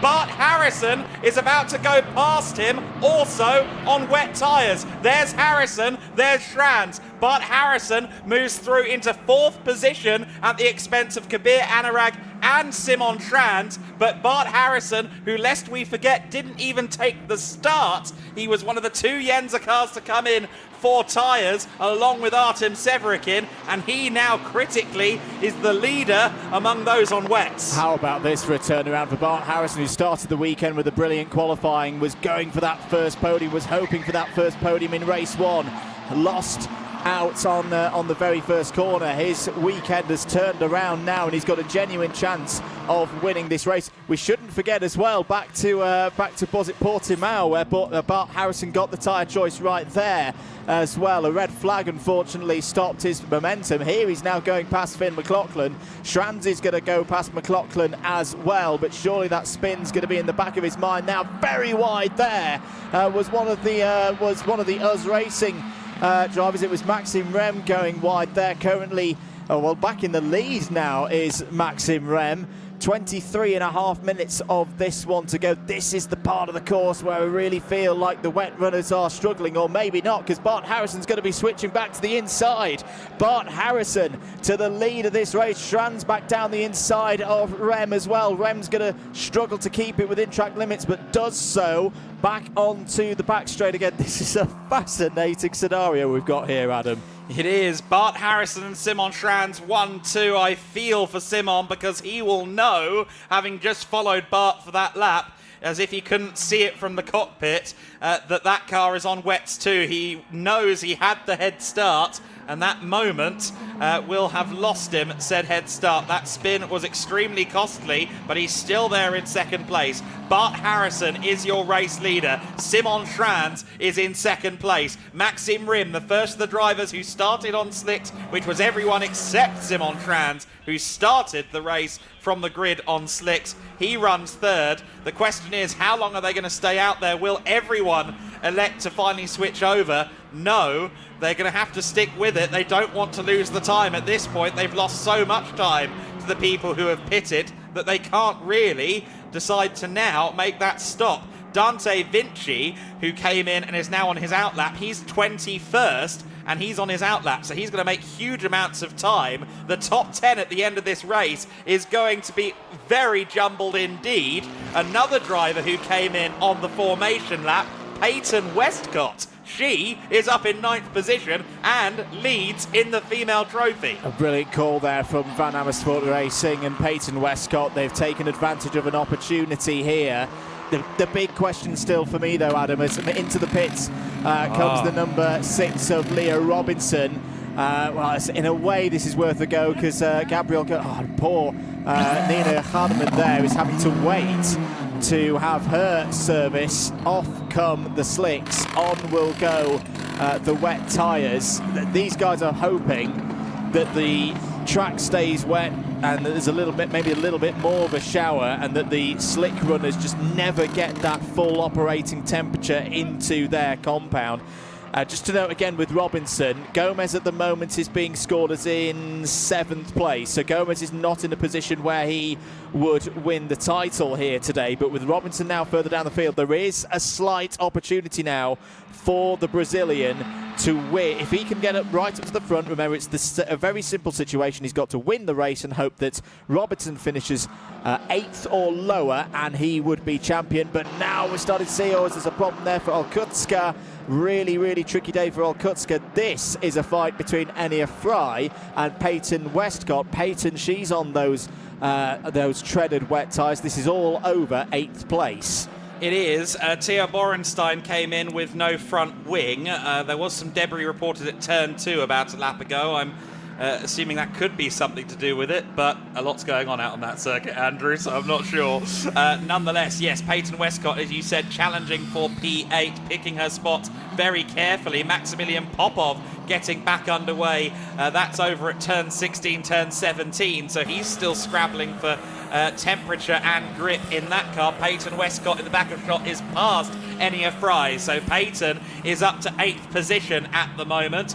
The team down at Van Amersfoort now have 2 cars in the top 10 again as this race continues to unfurl for some and come alive for others. The 2 Yenza Motorsport cars running in tandem. Artem Severikin on wets, Enya Fry on slicks, and into the pits comes Thomas Behrman to switch tyres. He's already down in 11th place before that call is made. Here's the situation. Bart Harrison's lapping on a 2-minute 16.7 on those wet tyres.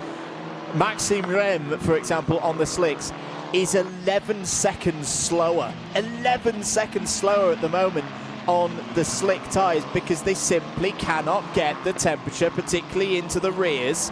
They cannot get the temperature to get them to work. It's difficult to see how anyone who is on those slicks who hasn't already pitted are going to come out well out of this, but because so many other drivers have come in and put the wets on, you've kind of just got to stick with it now if you want any chance of points.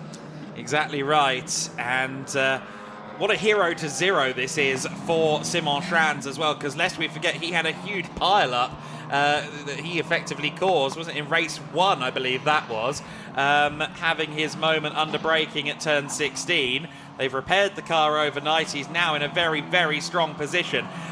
Just following Matilda Patz right now is our race leader, Bart Harrison, putting a lap now on Matilda, who is, I think, on the wets, but unfortunately still losing time at this stage. Bart Harrison, as you alluded to, Portimao and the start that never was, that will have been a bitterly disappointing day for Bart Harrison because he made the right call on that day, as he and Yenza Motorsport have done again on this occasion.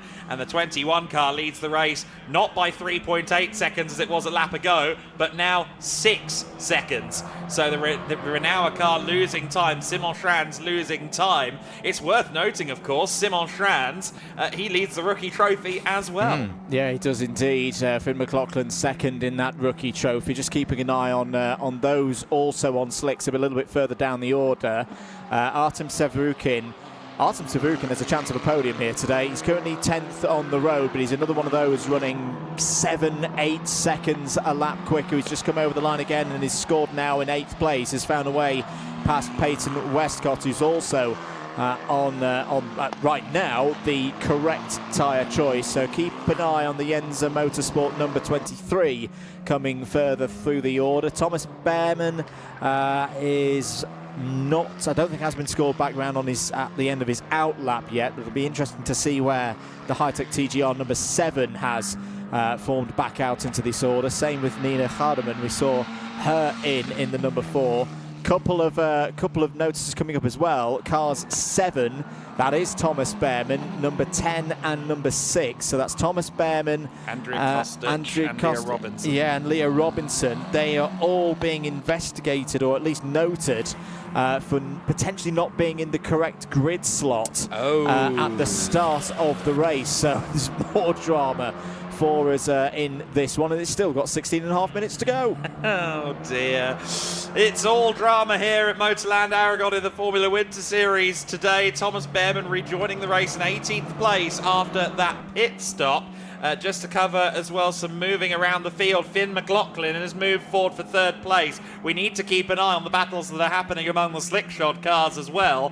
Finn has moved up then to 3rd place at the expense of Maxime Rim as they both skate around, frankly, a little bit hopelessly on these slick tyres in these wet conditions. Maximilian Popov in 5th, Anurag 6th, Gabriel Gomez 7th, Severikin in 8th place. There's McLaughlin, and there behind him is Maxime Rim. We just saw them go through camera shot. This is the battle for 6th place, and this is a wet shod Artem Severikin closing in on Gabriel Gomez and Kabir Anurag. Severikin to the inside line at turn 16, and he splits the US Racing cars. We need to keep an eye on Finn McLaughlin for another reason, Adam, because his sector times are now starting to match Simon Schranz and Bart Harrison. 34.8 through the last sector. Yeah, he's down to a 2:16. I saw him do this in Slovakia last summer. It was just a heat. Unfortunately, it wasn't even a televised race. But Finn McLaughlin at the Slovakia ring in his karting career last year did the Simon Schranz trick. He was starting in the middle of the pack and was the only driver to go with slicks on that day. It was the other way round. Everybody was still on wets. And he just has this ability. I know we've been talking about his braking ability a lot this weekend in terms of how he feels a motor car underneath him. This is also a very, very good set of circumstances for Finn McLaughlin. He has the knack. He has the ability when the tyres aren't quite there for the first 4 or 5 laps in the race that suddenly, bang, he can switch them on. He's just gone purple through sector number 1 as Finn McLaughlin. He's taken a second out of Simon Schranz in that sector alone. Now he has got 10 seconds to find up to Simon Schranz and then another 8 seconds to find up to Bart Harrison. But this could be the stage of the race where if you've stuck with it, if you've stuck with those slick tyres, it could start coming to you. Bart Harrison was still 2 seconds faster than Finn McLaughlin on the previous lap. Finn is matching pace with Simon Schranz on the previous lap. However, he was still slower than Bart Harrison. The gap 25 seconds from Harrison to McLaughlin. He's, as you said, very quick on this lap, Finn McLaughlin, but it's still going to take a huge shift towards the slick tyres for Finn McLaughlin to end up in a position to hunt down the victory. Second position may yet happen, but I'm not sure about the victory in this set of circumstances, but who knows? We've got a long, long way to go. Finn McLaughlin, luck of the Irish, he's not out of it yet. Not out of it yet at all. 13.25 minutes. It's going to be very intriguing to see what the lap times are this time around. 2 minutes 13.1 that time around for Bart Harrison. 2 minutes 14.4. 2 minutes 11.4. 2 minutes 11.4 for Finn McLaughlin. The Irishman is not done here today. He wants to make it a double on Sunday. The gap to the race leader is now under 15 seconds. Okay, the gap to the race leader is 23 seconds. Gap to Schranz is 15 at this stage. So Maxime Riem 25 behind as well. We have to keep an eye on Maxime, of course. Yep. He's when you put your cards on the table and say, no, the wet suits me or the slippery condition suits me, you have to be able to back it up. And Maxime clearly is doing so. So it's not just Finn McLaughlin who may yet profit here. Bart Harrison is 9 seconds to the good at the front of the order over Renault Motorsports' Simon Schranz. Come what may, Schranz of Renault really did pull a blinder at the start of this race. They've just got to hope the tyres stay underneath them for the rest of it. McLaughlin and Riem, though, are now both hunting them down. They are indeed. For further changes down the order, Sevrukin is through past Anurag for 6th place, and Anurag has lost out to his teammate Gabriel Gomez as well in 7th. This is still an all-right day for Gabriel Gomez in a race like this, when you're championship leader and there's all sorts going out there on circuit. Just get some points, just get them on the board and carry on till Barcelona with everything still in check. Where is McLaughlin now in reference to the rest of the field? He's taken another 1.5 seconds out of Schranz in the first sector. He's taken a lot more than that out of them in the second sector. McLaughlin is on the charge, but Maxime Rem is the fastest driver on the circuit at the moment. Adam, purple through sectors 1 and 2. Here comes Sevrukin now with Gomez. Gomez looking to the outside, so maybe Gomez is starting to come back into this as well. The championship leader takes 6th place. This was my point, is we're seeing the reverse happening now. Slick tyre shod Gabriel Gomez just came back past Artem Severikin. Of course, the wet tyres, the treaded tyres, they gather heat quicker, obviously much too quick in these conditions. And now that the tyres are starting to overheat, I think a little bit for Artem Severikin, off goes Gabriel Gomez. Severikin desperately looking for wet patches, but he's not going to find many with 10.5 minutes left to go. There's still some damp offline, but only a little bit of it. So 17 seconds at the line between McLaughlin and Harrison. I also just want to cover Peyton Westcott down to 10th, Enia Fry up to 9th. Peyton has a cushion around about 20 seconds. It was 21 seconds between herself and her Van Amersfoort Racing teammate Dante Vinci. So as long as Peyton keeps it clean here, she could still be on for points, even though she is on the wets. The slick runners are now, at the front of the field at least, the slick runners are now 6 to 7 seconds a lap quicker than Bart Harrison and Simon Schranz on those now pretty used, pretty worn, shredded wet tyres. Here is Peyton Westcott currently running in 10th place. Further down the order, Leah Robinson's just got past Dante Vinci for 11th spot. Thomas Behrman's trying to come back through the field as well, is now back up to 15th place ahead of Andrea Kostic. Here on your screens, this is the number 24 of Alba Larson trying to find a way past Nina Hardeman. This is all for 19th place and third of those in the female trophy. Finn McLaughlin is going to be with Simon Schranz now. I was going to say any moment, but there they are on the circuit, round the hairpin, and Finn McLaughlin is right behind Simon Schranz. Simon is going to be very confused. Hold on a minute, I went flying past you a few moments ago. Of course he won't be confused, he will know why, but he will be frustrated. McLaughlin and Ream will both go past him. There's Finn for 2nd place in this race. Through and now with the task of hunting down Bart Harrison. He's only 10 seconds away from Bart Harrison, and then it's Maxime Ream in 4th position. Popov 5th, Gomez 6th, Severikin across the line in 7th, having lost 5 seconds to Gabriel Gomez since we saw them switch. A spin, I think we may have just heard, or at least a big lockup for somebody in our ears there.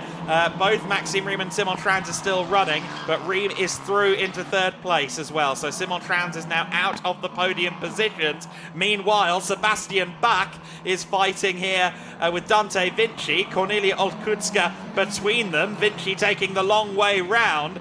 Vinci has lost time. He was 11th. He's now 13th. I think Dante Vinci might have had an issue somewhere out on the circuit. So the Van Amersfoort car, number 66, falling through the order. The gap between Peyton Westcott in 10th and 11th place Leo Robinson is 10.7 seconds. Both of them, though, of course, are on the wet tyres, so they're in the same boat. Yeah, they are in the same boat. I think, unfortunately for Peyton Westcott, the wet tyres on her Van Amersfoort Racing number 94 may be in worse wear than Leo Robinson, because Leo Robinson was 6 to 7 seconds quicker on that last tour of the circuit. If you're Bart Harrison and Yenza Motorsport, you're probably looking to the skies now and going, please, please, may there be another one of those little random rain showers. We've had about 5 or 6 of them today, including one at the very start of this race, because right now, Finn McLaughlin is tearing into Bart Harrison's lead. He took what was it, 3.2 seconds out of him in the first sector alone, as we're having a look here at the number 84 of David Walter for Maffei Racing. This is all over 20th place, with the number 14 of Marcus Sater in there as well, making his debut in the Formula Winter Series this weekend. 2.6 seconds, 8 seconds taken out of the race lead now. Bart Harrison was 10 clear a lap ago. It's now 2.6. Here is Finn McLaughlin closing in on the other Red Bull liveried car, the Campos number 17 of Raffaele Ferreira. She goes a lap down. Raffaella in her last appearance in the series this year, unfortunately, of course, because they'll be off to Shanghai before next week's races. Here is Bart Harrison going to be overtaken in a straight line by Finn McLaughlin. McLaughlin has, as you said, Andrew, done what he has done before in karts, what he's done numerous times in his career, and stuck out a bad situation until it's come good. Bart Harrison will be going, surely not, but yes, surely. Finn McLaughlin is now our race leader. And to just put into context how well Finn McLaughlin and Maxime Rem are doing here, you look down the road to find where's the next slick runner, where's the next one in that same situation. It's Maximilian Popov. Maximilian Popov is 15 seconds behind Finn McLaughlin at the last count. This is an absolutely supreme performance yet again from Finn McLaughlin. And you're absolutely right, Adam. Oh, as this is getting a little bit close down the pit straight there.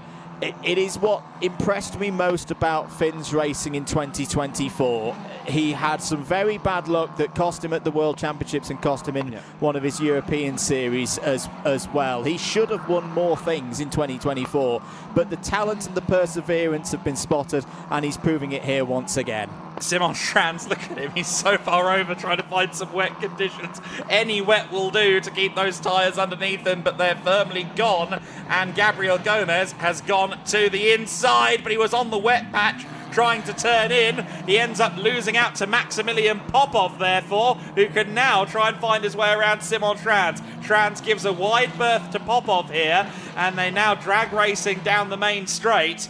Of course, for Schrans, given there's a good 30 seconds or so worth of time before he has to worry about losing points. I think at this point, the coaching from Renauer is, listen, it's okay, we could still get your first championship points in the Formula Winter Series. Don't fight these guys too hard, just survive. Just survive indeed. Gabriel Gomez has got into range now, has just become the fastest driver in this race on a 2-minute 2.82. So if you're just joining us, 4 minutes to go in a very dramatic third and final race of the weekend for the Formula Winter Series. Finn McLaughlin leads by 2 seconds for Maxime Rem, and Maxime Rem's not done yet. Maxime Rem is still there within striking distance. If there's any kind of mistake from Finn McLaughlin, who's now having to work his way through some lapped traffic, and this is not easy, potentially having to go off that slightly warmer racing line. This is a area of trepidation now for Finn McLaughlin. There's also all kinds of penalties coming in for track limits and false starts, but we'll worry about that later.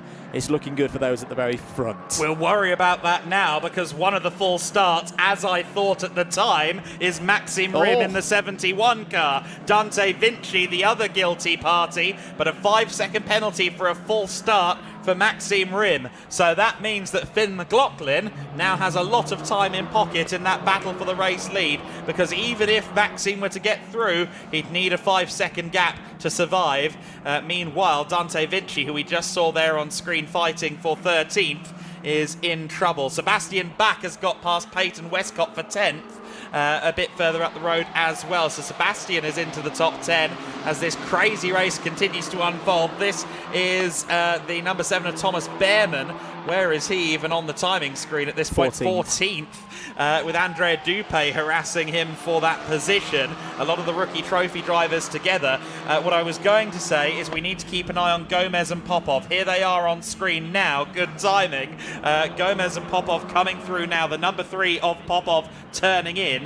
Now he is in 5th place, yes, but 4th place it will probably be before the end, potentially, because Bart Harrison is now only 6 seconds up the road from Gabriel Gomez. Gomez, who has held pretty much every position from 1st to 8th, in this race so far, is closing in to get third place and continue that podium streak come what may. No matter what we throw at him, he seems to find his way back to the podium. He's a class act. He's an absolute class act, is Gabriel Gomez, and he's pretty talented as well out on circuit. And I think if you'd offered him third place at the start of this race when those spots of rain were coming down on the grid and no one knew what was going to unfold across the course of this half an hour, I think he would have taken third place, especially with his closest rival in the championship.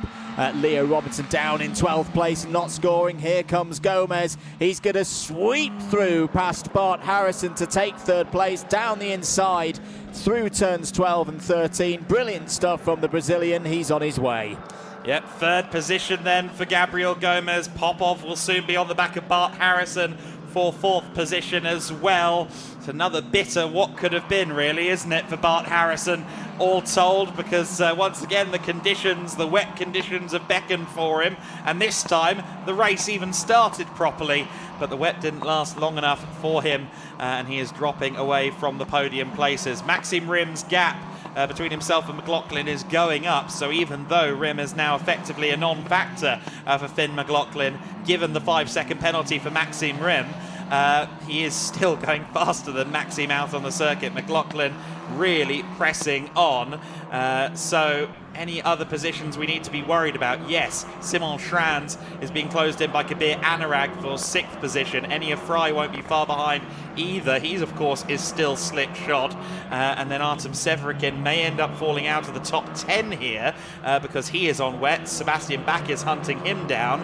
And at least be dropping down to 10th place potentially before the end of the race. So then our race leader has begun at the penultimate lap of this race. The clock has hit 0. We are on the penultimate lap of racing here in the Formula Winter Series at Motorland Aragon. Race 3 has been unlike anything we've seen in the history of this series, but McLaughlin has managed it to perfection. He's managed it to perfection, and right now he's moving up to second place in the championship standings as well. It really has been a tough weekend for Leo Robinson. At the moment he's looking at 2 non-scores and a 6th. Finn McLaughlin is looking at 3rd and 2 wins. It would make him the closest challenger to Gabriel Gomez when we head to Catalonia later on in the month. But down the pit straight, waiting to see him come across the line to see that final lap board. The pace is still good. Maxime Rem's keeping him honest, but we should remember again he's got that 5-second penalty to be applied at the end of this race for a start infringement, does Maxime Rem. So in effect, the lead for Finn McLaughlin right now, 8.6 seconds. Absolutely right. So he's going to head on to the final lap this time by just getting around Cornelia Olkutska there, and then his next target is one of the Van Amersfoort cars as he continues to put laps on people. That's Dante Vinci. Vinci, who runs 15th on the road, is being put a lap down by Finn McLaughlin. That is the topsy-turvy nature of this race. Not often does half the field get lapped in a half-hour Formula 4 race, but that's what we're seeing at this point in time. So McLaughlin leads by 2.2 now. That lap was a bit slow. Maxime Riem just set the fastest lap of the race and will therefore take the fastest lap point, of course, as well, even with that penalty in mind. And just to cover, based on your provisional maths there, Andrew, it's a 68-point gap potentially if things finish as they are between Gomez and McLaughlin. It's worth noting that, of course, because it still illustrates just how long of a shot it is for Finn McLaughlin, even though he moves up to second in the championship. Moving up to first, in some ways, is almost out of his control. It's going to require a very bad weekend for Gabriel Gomez, but all the same, this weekend for McLaughlin as a totality has been hugely impressive once again. He's shown why Red Bull picked him up at the end of the year. I really, really enjoy watching this kid race. Finn McLaughlin, you are a star, and watch this name in the future, ladies and gentlemen, because if he keeps his head down, keeps working hard, this young man flying the flag for the Republic of Ireland will go very, very far in our sport. And again, I'll use that word, perseverance. These laps get him to the end of this race and get him as the race winner, but it was those early laps, it was those ones where we didn't panic, didn't spin off, kept working hard with those slick tyres. Those are the ones, as he goes past Thomas Behrman to put a lap on Thomas Behrman, those are the ones that have given him the opportunity to win this race, and he has taken it with both hands. He has indeed. Westcott gets put a lap down as well. He's lapped everyone outside of the top dozen. Finn McLaughlin has had a wondrous race. Even when the conditions were against him, he found a way. And now Finn McLaughlin can be a double race winner in the Formula Winter Series. 2 in one day, 3 across the season. Ream will finish second, even with that last moment penalty in mind. Gabriel Gomez just now crossing the line in third. Then in fourth place should eventually be Maximilian Popov. He will be a little while before he crosses the line. Kabir Anurag has moved up to fifth place on the final lap. Popov across the line in fourth. Anurag across the line now in fifth. Then it will be who in sixth place? I'm not quite sure. It will be Bart Harrison, will it? Where are they? Bart Harrison has crossed the line. In fact, no, Enya Frey managed to get past Bart Harrison on the final lap, but for some reason neither of them have been registered across the line by the start by the live timing. There is Simon Schranz across the line to take 8th position. Schranz does score points for Renault Motorsport, a big vindication of their gamble, even if the race win and the podium didn't quite happen. Artem Severikin takes 9th, and Sebastian Bach will be next across the line in 10th position. Sebastian Bach just now coming over the hill to take P10 and score some points for himself and AS Motorsport. He was being hauled in by his teammate Matilda Patz, who was a lap down on him. Andre Dupé will take 11th, and Leo Robinson will be effectively the last across the line in 12th place, as we see some of the back markers there. Elia Lewis-Weiss and Theo Borenstein crossing the line. Already across the line, and the winner in the female trophy class is Peyton Westcott. So Peyton, with the gamble of pitting on the formation lap, has won the female trophy and taken 13th overall. She didn't quite get the overall championship points that I thought she might get at one point in this race, but all the same, she will get the female trophy award, and that is a good result for sure for Peyton Westcott. Never easy to race in these conditions. Anyone who got to the flag has achieved something here. Anyone who walks away with silverware has done something pretty special, but no one has done anything more special today than Finn McLaughlin. 2 very well won races in 2 very different sets of circumstances. McLaughlin reigns supreme on this day at Motorland Aragon. The high-tech team are there to greet him. Maxim Rim will be fairly pleased, I'm sure, with second place as well. Gabriel Gomez and his podium streak stay alive with third place. He will be a little while before crossing the line, though, or before getting back to the podium, though. He was some 22 seconds off of the race winner, Finn McLaughlin. There is Gomez in the 78, pulling up his championship lead to Leo Robinson.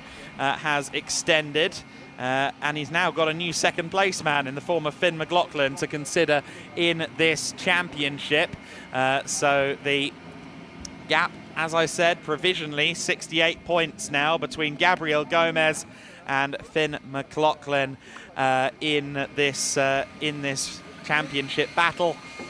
Gabriel Gomez, of course, the heavy favourite now going into the final weekend in Barcelona. Heavy favourite.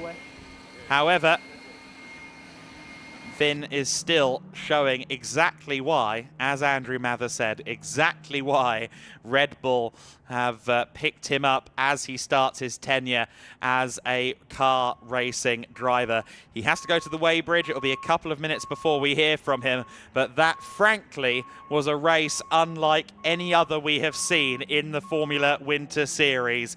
I'll run you through the top 10 again. Your rookie winner, Finn McLaughlin, also your overall winner at the top of the standings. 1.7 clear of Maxim Rim, although that will be upgraded to 6.7 with his 5-second penalty for the jump start. Gabriel Gomez in third, Maximilian Popov in fourth, Kabir Anurag in fifth position, Enia Fry in sixth, Bart Harrison, the first of the drivers on the wet tyres, in seventh place. Simon Schranz taking eighth position and second in the rookie trophy. A big day for Simon Schranz. Severikin taking ninth for Yenza Motorsport in the number 23. Sebastian Bach for AS Motorsport rounds out the top 10 in a dramatic motor race.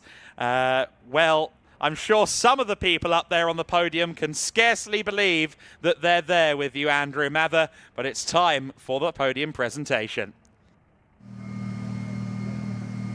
Yes, welcome down to the pit lane. I am here with our race winner once again, Finn McLaughlin. Finn, I mean, if you were happy this morning, what a race. Fantastic, just managed everything that was thrown at you and kept the slicks underneath you.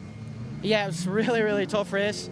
It was really dry in the formation lap, so I said we'll put the slicks on. And then in the first couple laps started raining and it was tough, but I trusted the weather and hopefully it went dry, and it did, and we came back hard at the end. Yeah, if you know how to race in these conditions, you definitely showed it out there, certainly.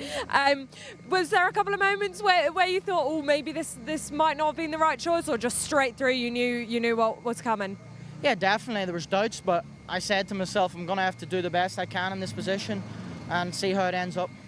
And it's been a perfect day for you, really. I mean, 2 wins in one day. Coming into today, you maybe didn't think, well, anything's possible in F4, but maybe not what you were expecting. Certainly not to do it like that in the final race of the day. Yeah, definitely. You never know what the future holds, but I always try to do my best and see what the result will come. Well, you've done a fantastic job this weekend. We'll let you go and enjoy the final podium of the weekend. A crazy race, but all mastered by this man here, Finn McLaughlin.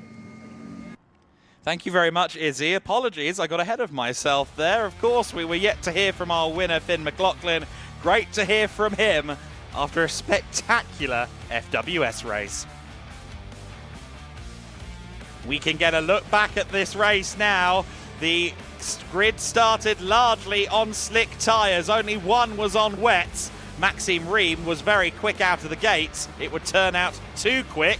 Not just because he missed turn 1, but also because he had a jump start. Simon Schranz was working his way through the order at a rate of knots. He was the only driver to start from his grid position on wet tyres. Everyone else was struggling on slicks. A few drivers had jumped in the pit lane to switch to wets on the formation lap. Others bailed at the end of the first racing lap because everyone was struggling in these conditions. This isn't so much fighting for position, it's fighting to keep the car in a straight line. And as you can see, drivers were really having to fight to do so. Simon Schranz, though, really making his way through the field at a rate of knots, past Finn McLaughlin as if he was standing still, and into the race lead would go Simon Schranz as he chased Maxim Riem down into turn 12, drifted a bit wide going through 12 and 13.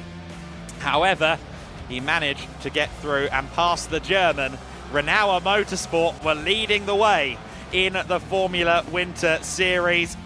Lots of drama further back as everyone tried to pick their spot and find their way through the field in these treacherous conditions. Schranz, unfortunately, only a lap or so after taking the lead, had a spin, and that moved him down the order. There were more incidents going on further back as well, but critically, when Schranz rejoined the race, he was behind Bart Harrison. Both of them go straight past Finn McLaughlin. They won't see him again in the mirrors, surely.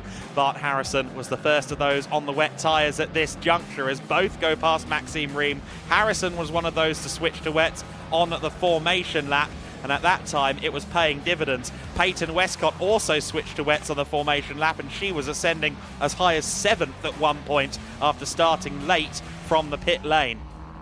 Nina Hardeman was struggling on the slicks. She would be a late switch to the wet tyres, just moments really before the wet tyres started to fade from the likes of Bart Harrison. Harrison was leading the way, extending his advantage for the most part as the race continued on. Lots of the drivers on the wets were making huge gains. Artem Severikin going past championship leader Gabriel Gomez and Kabir Anurag here, splitting the two of them and getting past Kabir shortly thereafter. The wets were still the way to go, but lap on lap on lap, the slicks started to look quicker, and the quickest of them was Finn McLaughlin. While all of this was going on between the likes of Hardeman and Alba Larsen, a bit of a F1 Academy preview there as those two got to fighting each other. The slicks were getting quicker, and Finn McLaughlin maybe wasn't out of the hunt just yet. Andrea Kostic was having a good scrap in the team positions with Thomas Behrman, as we can see here. They'd both switched over to the wets a couple of laps into the race. Dante Vinci was trying to make gains on the wet tyres. He wasn't quite finding a way through, but there is Bart Harrison behind Finn McLaughlin. McLaughlin found his way through again. The slicks had gotten quicker and he had profited immensely, moving back up to the race lead as the drivers on wet started to fight to keep their positions. Popov and Gomez both making short work of Simon Franz, who was trying every which way he could to keep ground, but Kabir Anurag found his way by as well. This is Popov getting past Bart Harrison. Harrison slipping further and further down the order, unfortunately. Would score points, but that lead that he held in the middle stages of the race was certainly no more. Kabir Anurag also caught up with Harrison before the end of the race, even though he pitted a couple of laps into the race. Very unusual proceedings in the Formula Winter Series, but standard procedures for Finn McLaughlin. He will feel a second win in this Sunday in the Formula Winter Series. It was Finn McLaughlin who won the race, 1.7 seconds clear of Maxim Rim. Gabriel Gomez in third place. In fourth position, Maximilian Popov. In fifth place, Kabir Anurag. Enya Fry in sixth for Yenza Motorsport. Bart Harrison, the first of those who were on the wets, in seventh position. Simon Franz in eighth. Artem Severikin in ninth position. And Sebastian Bach for AS Motorsport rounding out the top 10. In 11th position, the Andre Dupé car, AS Motorsport there as well. Leo Sammy Robinson in 12th. Peyton Westcott winning the female trophy from 13th. Due to the unique circumstances of this race, she was a lap down at the end. Thomas Behrman in 14th. Dante Vinci in 15th. Then it was Alexander Ruta in P16. Alba Larsen in 17th. 18th for Andrea Kostic. 19th for Marcus Sater. David Walter in 20th. Chloe Chambers in 21st. Nina Hardeman in 22nd. Rafaela Ferreira in 23rd position. 24th for Ginevra Panzeri. Gennaro Trapper in 25th position. Matilda Patz in 26th. Elia Weiss in 27th. Theo Borenstein in 28th place. Cornelia Olkuska in 29th. And may I just say congratulations to all of the drivers. They all took the finish and there wasn't a single safety car. In these kind of conditions, that is no mean feat from the Formula Winter Series grid. We can now go down to Andrew Mather on the podium. Thank you very much, Adam. What a race, arguably race of the weekend so far here at Motorland Aragon. Let's welcome out, first of all, our top female driver in race 3 for the Formula Winter Series this weekend. Please give a big hand for Van Amersfoort Racing's Peyton Westcott. And presenting the trophy to Peyton this afternoon, please welcome Isaac Gonzalez from Pirelli. An inspired tyre choice by Peyton and the team. Best performance of the year so far. Well deserving of a spot on the podium.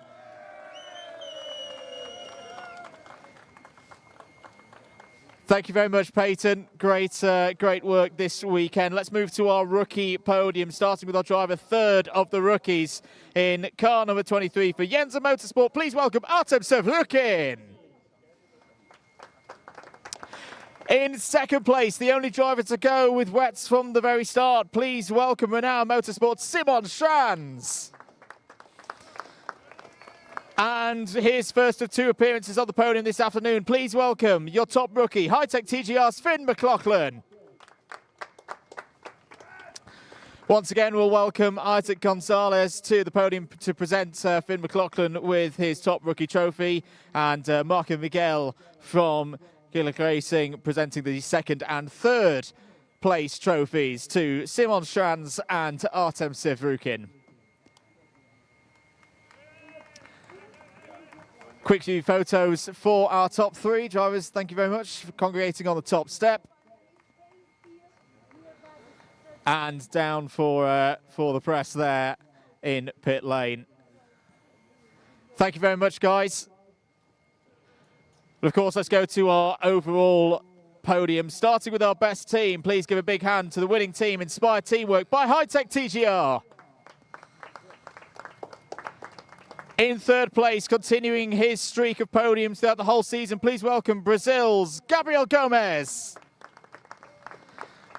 And the second US Racing pilot on the podium in second place today, please welcome Germany's Maxim Lem. But your winner, double winner here this weekend at Motorland Aragón, a superb performance. Your winner, High-Tech TGR's Finn McLaughlin. Please be upstanding for the national anthem of the winning driver.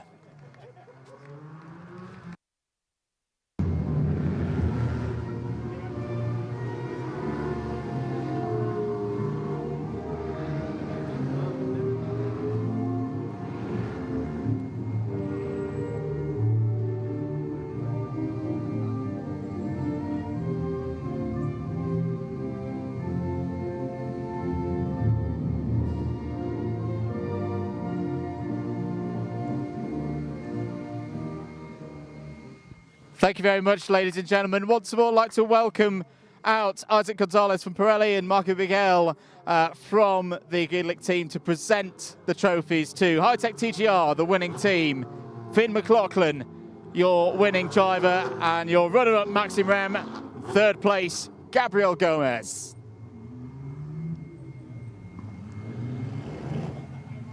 Quick few photos on the top step after a very interesting weekend in the Formula Winter Series. Look forward to seeing the conclusion at Catalonia in a short while later on in the month. Few photos once again down on pit lane. And we're just going to get a quick photo with Finn and the team member. And yeah, we're all good. Thank you, guys. We look forward to seeing you in Barcelona in a not too distant future. For now, though, more racing here at Motorland Aragón. Next race is coming up.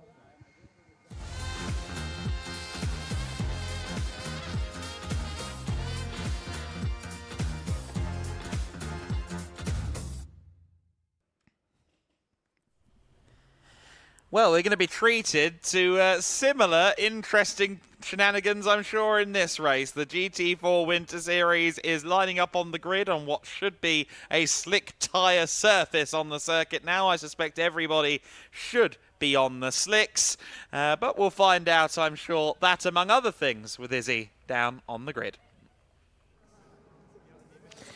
Indeed, you are correct. The cars that I can see certainly on the slick tyres, as it has stopped raining, and of course it has had plenty of time now to dry out. A bit of a crazy race in the Formula Winter Series, but we move swiftly on to the GT4s, where it feels like a lot is riding on this race. Of course, we've got the number 77 Elite McLaren of Mackenzie Cresswell. A couple of concerned faces, I have to say, down here in the Elite camp. I maybe won't go and speak to Mackenzie because there are definitely a couple of concerned faces on their side of the grid. I did see that they were just peeling some tape off the car and re-sticking some tape at some point, and team manager has gone to go, sorry, not team manager, mechanic has gone to go and speak to Mackenzie. So I wonder if there's just a couple of things going on there. I maybe can try and grab a quick word with Mackenzie. I know team now clearing out, so I am going to grab a quick word with Mackenzie. Mackenzie, is there something going on potentially with the car? They look like a couple of concerned faces in the elite camp. Sorry, can you say that again? Is there something going on? It looks like a couple of concerned faces in the elite camp as you came to the grid. No, all good. I don't know, they're concentrated, they're looking forward to it. Okay, good. In which case then, feels like there's a lot riding on this race. How are the nerves? I'm feeling good. It's the same as any other race, I suppose, just go out and do the job. And yeah, hopefully it falls our way this time. All right, best of luck out there. Thanks for speaking to us. Right, we will continue back.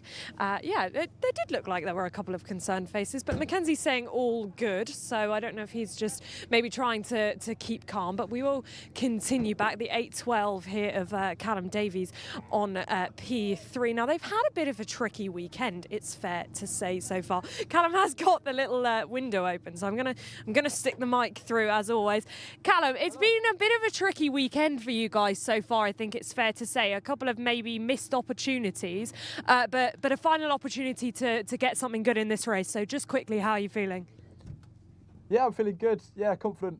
Charlie, unfortunately, this morning with his race, we had a bit of oil on his windscreen. Not sure from which car, but that really prohibited him from seeing. So, yeah, but we're definitely on the pace. Charlie was quick. His sectors were good. Just need to put them all together, and yeah, need to get this start dialed in, and yeah, we'll be up there. All right, good stuff. Thanks, Callum. We will continue back. We have had the 3-minute board, so I think we're going to have the 1-minute board very shortly. So I'm going to continue back. Of course, alongside him will be the Aston Martin, the number 39, Max Hewitt in that car. I saw Baudouin just doing some warm-ups before we came to the grid, so getting really in the zone and ready for this endurance race. Of course, a driver change coming up during that pit stop window, and the 1-minute board's gone up, so we can get to this race now.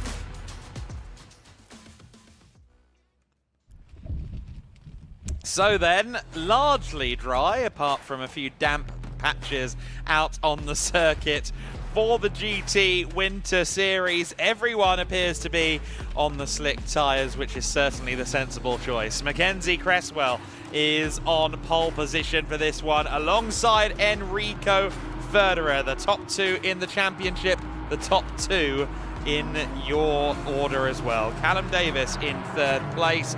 Alongside him is Maximilian Hewitt in the number 39. Joachim Bulting is in fifth position in the number 38 car.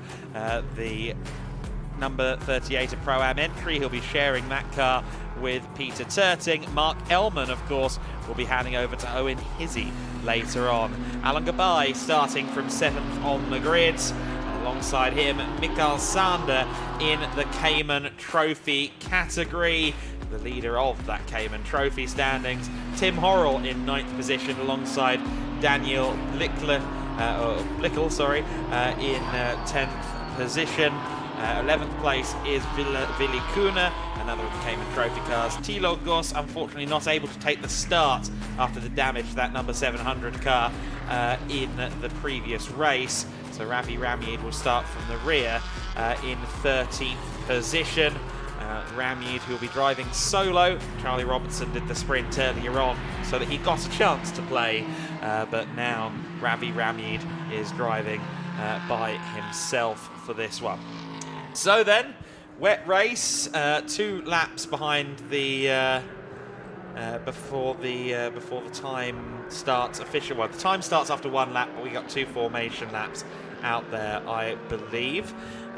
So that is the bulletin there. We will have 2 formation laps because even though they're on slicks, it's a little bit different than what they encountered this morning here at Motorland Aragon. But I think in some ways, Adam, arguably trickier. Because massively so. It's a constantly changing surface at the moment. We've just seen that to a big effect with the Formula Winter Series, whereas this morning it was cold, it was damp, but it was stable conditions for everybody out there. This is a longer race as well, so there's more endurance element to it. Drivers are going to want to just gently bring themselves into this one so they don't have any nasty surprises in the first 5 minutes. Yeah, that's going to be a wild card, isn't it? How they adapt to these conditions. You don't want to be the driver that gets a wheel on the damp, locks it up. Of course, there is still quite a big damp patch into turn 16 on the inside of the corner. So hopefully they've all sighted that, because that nearly caught out a few of the Formula drivers on the slicks when they were carving their way back through the field in the latter half of the race. The clock then is ticking. You can see there the handbrake in use on Tim Horrell's number 30 machine, and then he's got effectively like a ring behind him or behind the steering wheel to accelerate as well.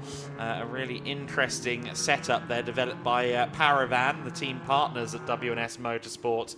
Paravan, the German organisation, and the American racer who has had his entire racing career many years post the injury that unfortunately rendered him paraplegic. He has continued his passion for cars all through his life, but especially after the accident. A big part of his recovery, from what I gather, was, no, I still want to go and be a racing driver, and he's found a way to make it happen, initially in America, now over in Europe. And he has been really great to watch so far this season.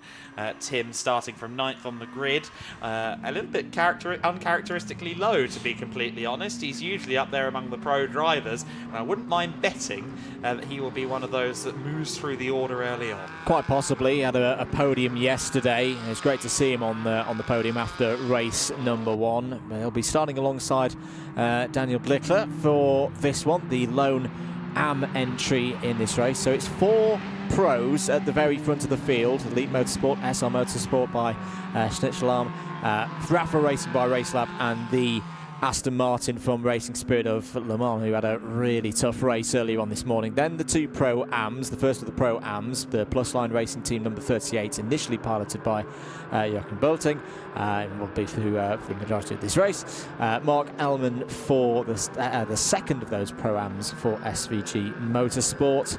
Alon Gabai, brilliant work this morning from Alon Gabai to drive through the field. Keep an eye on the first of the 5th of the pro entries, but the first of those Porsche Caymans in that block from row 4 down to row number 6. That also includes SR Motorsport's first of the 2 CT category ones. That's the CS variant of the Porsche Cayman GT4. Also intrigued to see how Ravi Ramid gets on, obviously by the information that we've got, Adam, going the whole race, but had a very strong race 1 yesterday, and has almost got nothing to lose there, starting from the back of the field. Yeah, he definitely will be doing the whole race on his own. That's previously he was having both sprint races to himself and then having Charlie in the endurance. He's now decided to give Charlie an outing in one of the sprint races and do the endurance on his own. He decided he was going to do that at Valencia as well, but at Valencia, of course, he didn't actually get to the second stint of the race. The car ended up in the gravel after about 20 minutes, so he'll be hoping to get the full duration this time around. It is an hour-long race. We are 56 minutes remaining, given this second safety car lap. The safety car looked like it might want to stay on for a minute there, but we are now underway, and we will now be going racing in the 3rd and final GT4 Winter Series race of the weekend. Mackenzie Cresswell is your leader, and oh goodness me, further back that was, I think, Mikael Sander getting a bit loose and fishtaily towards the midfield. He's going to lose out many positions there.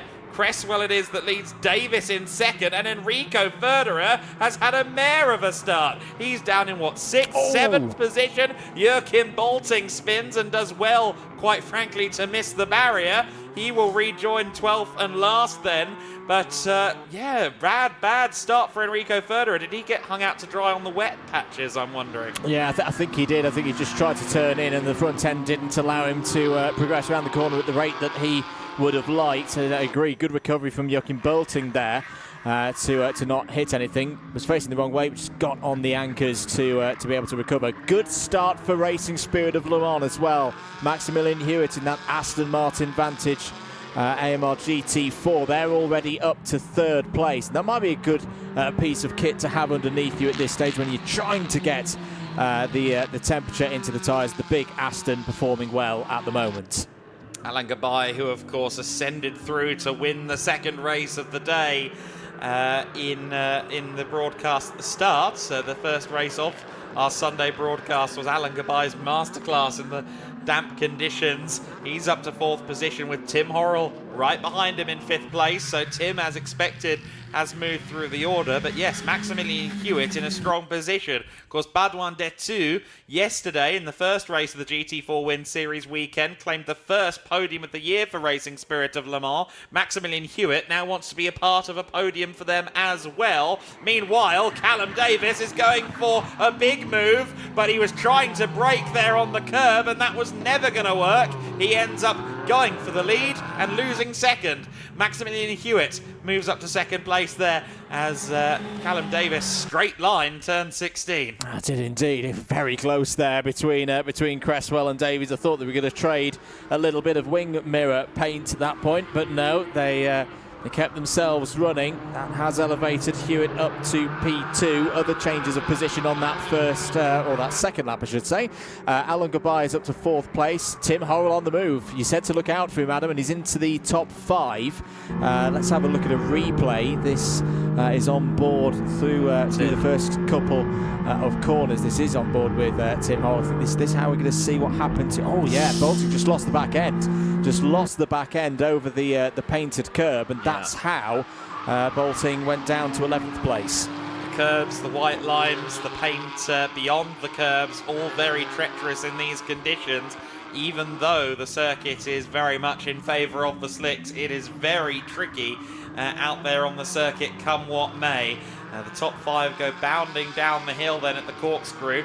Enrico Federer 6th, and I must say a word as well for Daniel Blickler in 7th position. What a start he has had. He's moved up through and he's challenging the number 11 of Enrico Federer. Federer, who to this point, along with J-Mo Hartling, has had an exemplary weekend of racing, is now outside the top 5. I honestly didn't think we'd see that Merc out of the top 5 today. No, but we have seen it across the course of the weekend on the Mercedes platform, maybe struggle a little bit in the earlier part of races and then comes on song. This being a longer race could is there a problem for one of the Porsches there? Yeah, going slowly out of turn 15. Gabai.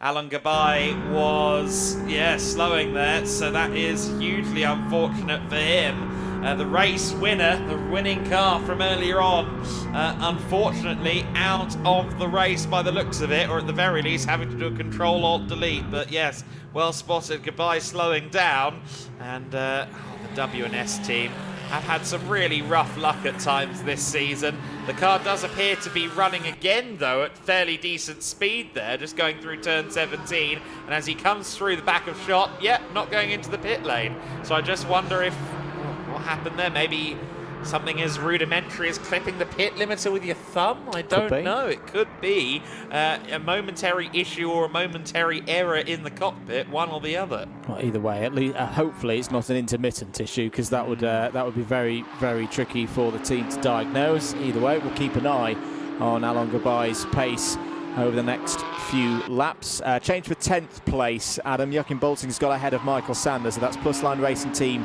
in the number 38. That's the 3rd of the Pro-Am entries through and past the 111 operated by SR Motorsport by Schnitzland, but they still lead of the 2 CT category runners by 1.5 seconds ahead of Wilhelm Kuhn.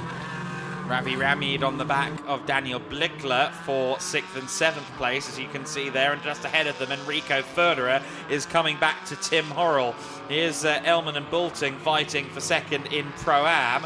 but the leader in Pro-Am is fighting for 4th overall with this car, Enrico Ferderer. Ferderer is now coming back on song. I take your point that you made about the Mercedes maybe not being as strong at the start. It doesn't usually suffer at the start of races in dry conditions, but maybe this almost dry, it is a factor still that the car isn't quite there in the first couple of laps. One way or the other, Ferderer is having to make up for lost time and lost ground at this stage of the race. He's got the slipstream now on Tim Horrell in the Porsche, but the Porsche is traditionally pretty slippery and pretty fast towards the end of a long straight. We saw that at the season opener Estoril, and we see it again here. Maybe just even a half a car length, but a little bit of extension between the two parties as the straight wore on there for Tim Horrell. Either way, he's got his hands full. The bronze-rated driver, it's difficult to remember sometimes that he is the bronze in that Pro-Am lineup, and even Nico Grundl says, yep, no, he's my bronze, but sometimes he's quicker than me. And Enrico Ferderer, the young teenager, the 18-year-old pro racer, is going to have his work cut out for him with Tim, who isn't really a racing veteran, but he is very wily at the wheel of that Porsche. He's done a good job so far, started 3rd of the Pro-Ams and has worked his way to be the leader in that category. Ravi Ramnid's continuing progress from the back of the field. That's the Invitational car, the Evo version of the BMW M4 GT4. Century Motorsport now up to 6th place. They've just got past Daniel Blichler's number 32. So again, good progress. He's really impressed me, Ravi Ramnid, this weekend. It's been good to see. It really has been very good to see Ravi's performance for both of us. It's, I guess, novel to see him in a GT car. Of course, he did British GT last year in a GT4 car run by Century Motorsport.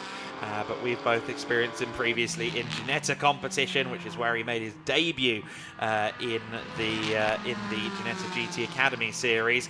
Enrico Ferderer made his debut in GT4 Winter Series last year. This is his sophomore season, and he wants 4th place back as he is trying to find his way around Tim Horrell here. Tim is going to leave the inside, beckoning for Enrico Ferderer. Ferderer should be brave on the brakes here, but Tim is going to, I think, quite wisely. Oh no, I was going to say he was going to try and set himself up for a run out of turn 15, but instead he gave Enrico something to think about on the inside line. Enrico had to make room, and here comes Tim right back through as he shifts up into 5th gear. Tim Horrell and Ravi Ramnid are now both on the offensive. This is going from bad to worse now for Enrico Ferderer. The big BMW is in his mirrors. He goes to the inside of the Porsche. The BMW is with him too. It's an all-German car battle. Porsche, Mercedes, BMW, and Tim Horrell in his German whip has just whipped Enrico Ferderer into shape. Good fight there from Tim Horrell. Knew his car would be strong down the long straight and kept himself in with a fighting chance into turn 1. No change. You can see Ravi Ramnid's keen to get through now. Very close with the number 11 of Enrico Ferderer, but not able to wedge a door open on that occasion. Keep an eye on Alon Gabai, who, whatever that problem was a few laps ago, it was just a one-off, because Alon Gabai is back with this group now, has got past Daniel Blichler on that last lap for P7, and has just set his personal best of the race so far. But this is a really good scrap here, Adam, for 4th place. Tim Horrell seeming to build with confidence all the while as we go corner by corner. This is surely going to be frustrating Enrico Ferderer. Yeah, absolutely must be frustrating Enrico. That much is clear.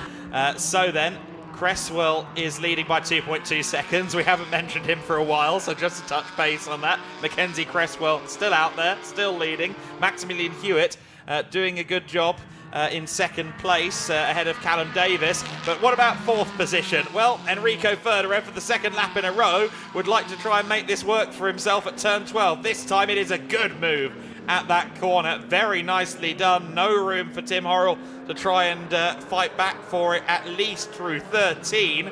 Now let's see if Tim can set himself up for a good run out of T15 and perhaps have one last crack at keeping Förderer behind. It was quite a nice line out of the corner, but I think scrubbed too much speed there on entry. Förderer then should be out of the firing line of Tim Horrell. It's the big BMW in Tim's rearview mirrors that's now going to be giving him more pause for thought, but the Mercedes being towed gradually towards the Porsche. He's not going to be brave enough on the brakes though to make that move. It would have been a very risky move had he tried it, and gets a bit oversteery there. Where's the BMW in relation to him? It is behind.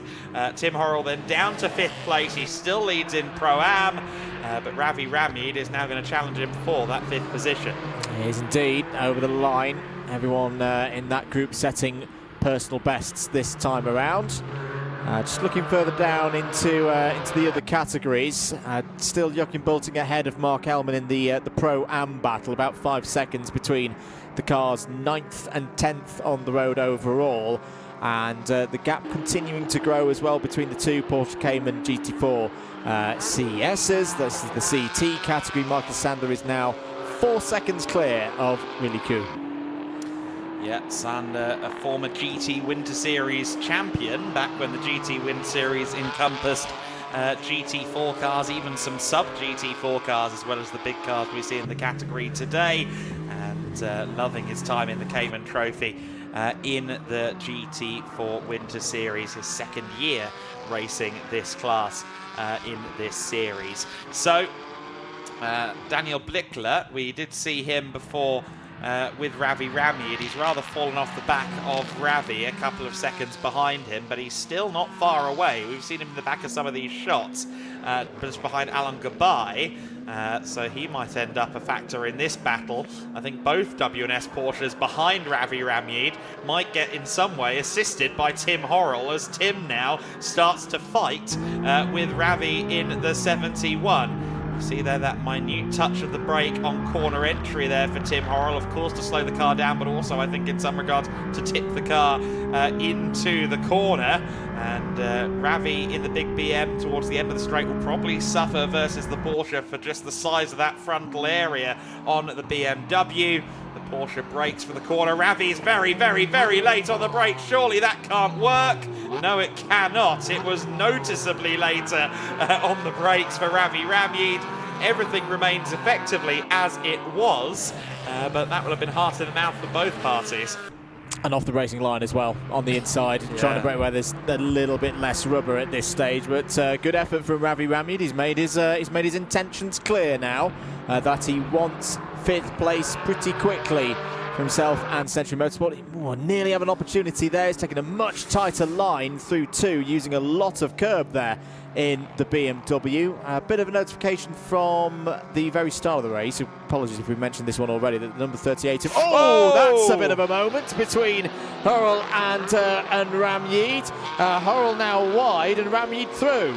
A lot of important stuff in the back end of a Porsche typically. Hopefully that car is okay. It seems that all 4 wheels are still pointing in roughly the same direction. My first thought was whether maybe the toe link would be affected, but it does seem to be just about all right. All the same, now Tim Horrell is under pressure from Alan Gabai. Gabai trying to find a way past his WNS Motorsport teammate, and it's going to be hard work by the looks of it. They're side by side coming through T11 and going both very, very wide indeed. Everyone now using this wide line again after quite a few drivers in the previous race didn't want to. Much later on the brakes there was Alan Gabai into turn 12, and he manages to outbrake Tim Horrell.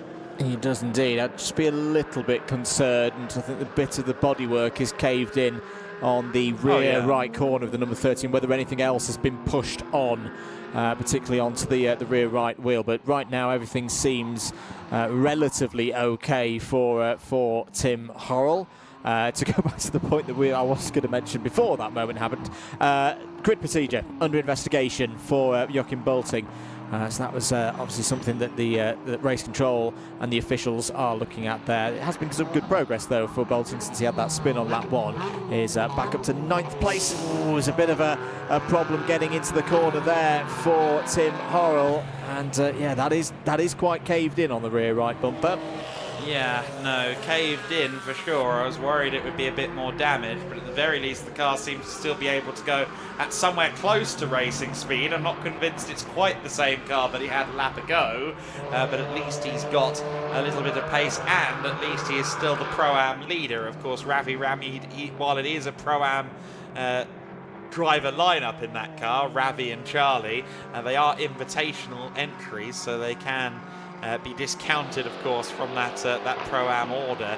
Tim Horrell leads the class then. Joachim Bolting is only 4 seconds away, though, so if there is damage to that car, Tim and Nico Grundle, his co-driver, may have some cause for concern. The pit window, incidentally, opens in 5 minutes and 40 seconds here, so from minute 25 of the race through minute 35 of the race, the pit window is open. 10 minutes to serve your pit stops, and of course, for a lot of drivers, a lot of teams I should say, the driving will be switched, and it will be, in the case of Joachim Bolting, Peter Turting, the former DTM and World Touring Car driver, who takes over, and I expect that car to be quite the thorn in the side of the Grundle-Horrell number 30 WNS car in regards to that Pro-Am lead. Absolutely, so we'll look forward to that battle, should it ensue later on in the race. 20 minutes gone, 40 to go. Here's your race leader, Mackenzie Cresswell for Elite Motorsport. And we haven't really talked about Mackenzie too much in this race so far, since that moment, close moment with Callum Davies in turn 16, Adam. But right now, Mackenzie Cresswell doing the similar kind of things that we've seen him do across the course of this season. He's reliably in the 2-minute 5s, is setting a really good pace. And his teammate Tom Levin will be liking this back in the pits. I believe it was 28 points, the title deficit between the Elite McLaren, well, between Mackenzie in the Elite McLaren and Enrico Furter and J-Mo Hartling in the SR Motorsport Mercedes coming into this race. And of course, in this position as it stands, with Enrico Furter 13 seconds off the lead, 5 seconds off the podium, things bode rather well for Cresswell, rebuilding and actually across the weekend slightly extending his championship lead after the victory for SR Motorsport yesterday. We thought that perhaps this was going to be a weekend that worked out majorly in favour of the Mercedes crew. That might not be the case, though, if Cresswell and indeed Tom Leben can continue this form. Max Hewitt, of course, still there in second place, the former Formula Regional Americas and Toyota GR Cup driver, making his first European outings in the GT4 Winter Series. He has been very interesting to watch. Both he and Baudouin Detu come from very different backgrounds. Baudouin, a former motocross racer, so a slightly different perspective from each side of this driver lineup. But both of them have been hoping for better fortune, and better fortune so far they have had this weekend at Aragon. Some good opportunities to show what the car is capable of. Racing Spirit of Le Mans, of course, also this weekend in Qatar, with the World Endurance Championship representing Aston Martin, the first time that they have represented the brand in the LMGT3 class, the World Endurance Championship. Not the smoothest of days for them over in Qatar either, but just a sign of how revered the team is by Aston Martin, a partner team, of course, for the organisation, or for the manufacturer, but the fact that you're representing them in WEC, that doesn't come unless they trust you. No, absolutely, in a high-quality field. A bit of news from race control as Maximilian Hewitt comes over the line to start another lap. Not a surprise to see this one on our screens, but under investigation, contact between cars 30 and 71 at T4. That is indeed Tim Horrell and Ravi Ramyeed. So from a few laps ago, that's that moment whilst they were competing for 5th place. Absolutely. Looks to me like Callum Davis is still maybe a little bit red misted. That car's body language looks fairly aggressive to me. Yeah, it's been looking twitchy all weekend, the 812, particularly on the power out of corners. hasn't looked as stable perhaps as the elite motorsport McLaren Artura, and I'm sure that's down to a little bit of setup, a little bit of driver preference as well. But what is good for Callum at this stage is that at the moment it feels like this car's going on the attack. Too many times this weekend perhaps we've been seeing it dropping back 4th, 5th, 6th, 7th places, but right now Callum Davies quicker than Maximilian Hewitt. 2 minute 5.9 last time around. That was 5/10 quicker than the Aston that he's pursuing. Yep, so Cresswell now 7.8 seconds faster, or 7.8 seconds clear at the front of the field. He was 9/10 up on Hewitt previous lap, and also 6/10 quicker was Callum Davis. So I think that this battle for second and third is pretty close to igniting. And what about Enrico Federer at 2:05.6 last time by? So second is being outpaced by third, and both are being outpaced by fourth. That bodes very well for the race to come. Pit window will open in 35 seconds time, so the window is not far away from opening. None of these drivers in the top four will be able to capitalise. Maybe some of those further back can slide in. I wonder if maybe Mark Elman might just about be able to hand over to Owen Hizzy at the very first opportunity if he fancies it. We'll have to wait and see whether that pans out in that fashion. But either way, we are now at this critical point of the race. And of course, I think in this race in particular, solo drivers like Ravi Ramyid, with their experience of the track, will have a little bit of favour for themselves. However, for now, Ravi is rather preoccupied with Alan Gabay. Of course, he will hand over to Maximilian Schreier very shortly.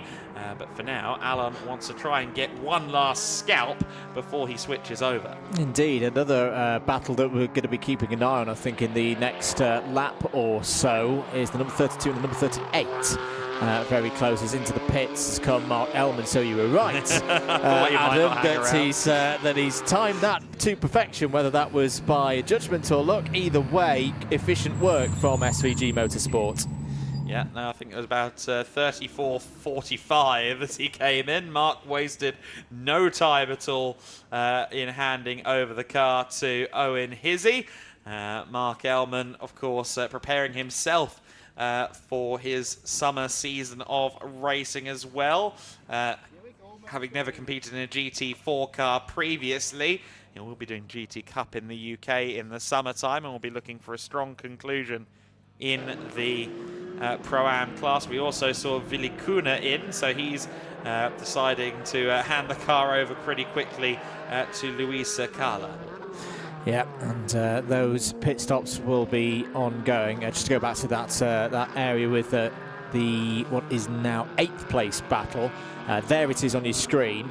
The blue and orange Porsche of Joachim Bolting, recovering after that spin early on, has been chipping away at the lead that Daniel Blickler has held over him for the past couple of laps. Last time around 6/10 quicker to pull that gap down to 6/10, but it's again that old adage, can Bolting have enough pace to find a way past the single AM car in this field? These two had a bit of a meeting earlier on in race number 2. So we know that they're two evenly matched drivers round this Motorland Aragón circuit as they both head into the pits. Callum Davis in, Enrico Federer in, Ravi Ramyid in, and also receiving a 5-second penalty for contact earlier on with Tim Horrell. So dramas for the number 71, Ravi Ramyid. Meanwhile, see there Charlie Hart now being strapped in by Callum Davis, who's done everything right in the first part of the race. He did have that one little error straight lining the hairpin, of course, at turn 16, but otherwise a very, very solid stint, and Charlie Hart will know that he should have a fairly decent car underneath him to try and challenge in the second phase. As you said, a slightly twitchy car, but still a car that's looking quite competitive. Mackenzie Cresswell is still pumping in fast laps at the moment. He'll, I think, maybe want to stay out there a little bit longer. He's still got the bit between his teeth, but I suspect that the Elite Motorsport team will soon beckon him in to install Tom Leben. Happy scenes down there for Rafa Racing by Racelap, and with good reason. A very, very solid stint from Callum Davies. Hands over to Charlie Hart. Another young racer here who will be looking, first of all, to use this separation on track to find a way through and past Maximilian Hewitt and the Racing Spirit of Le Mans 39 car. 5-second penalty to be applied at the end of the race has come in, and unsurprisingly, unfortunately, but unsurprisingly, this is for the number 71 of Ravi Ramneed in Century Motorsport. That's for the incident with Tom Horrell earlier on. Back out on track goes Charlie Hart. A good turnaround for SR Motorsport by Schnitzlam as well, with Jamo Hartling now at the wheel of the Mercedes AMG. Does he look a little bit closer to the rear of the McLaren than when they came in, do you think, Adam? Only by a couple of seconds, but the answer is yes. It was maybe 4 or 5 seconds pre-window. It's now more like 2.5. He is closer, so Jamo Hartling will be looking to stamp his authority on this motor race. Of course, Jamo is the driver who hasn't had the opportunity to win yet. Federer won yesterday in the SR car. He's not stood on the top step at all this weekend. He'd love to do that before this closes, if so.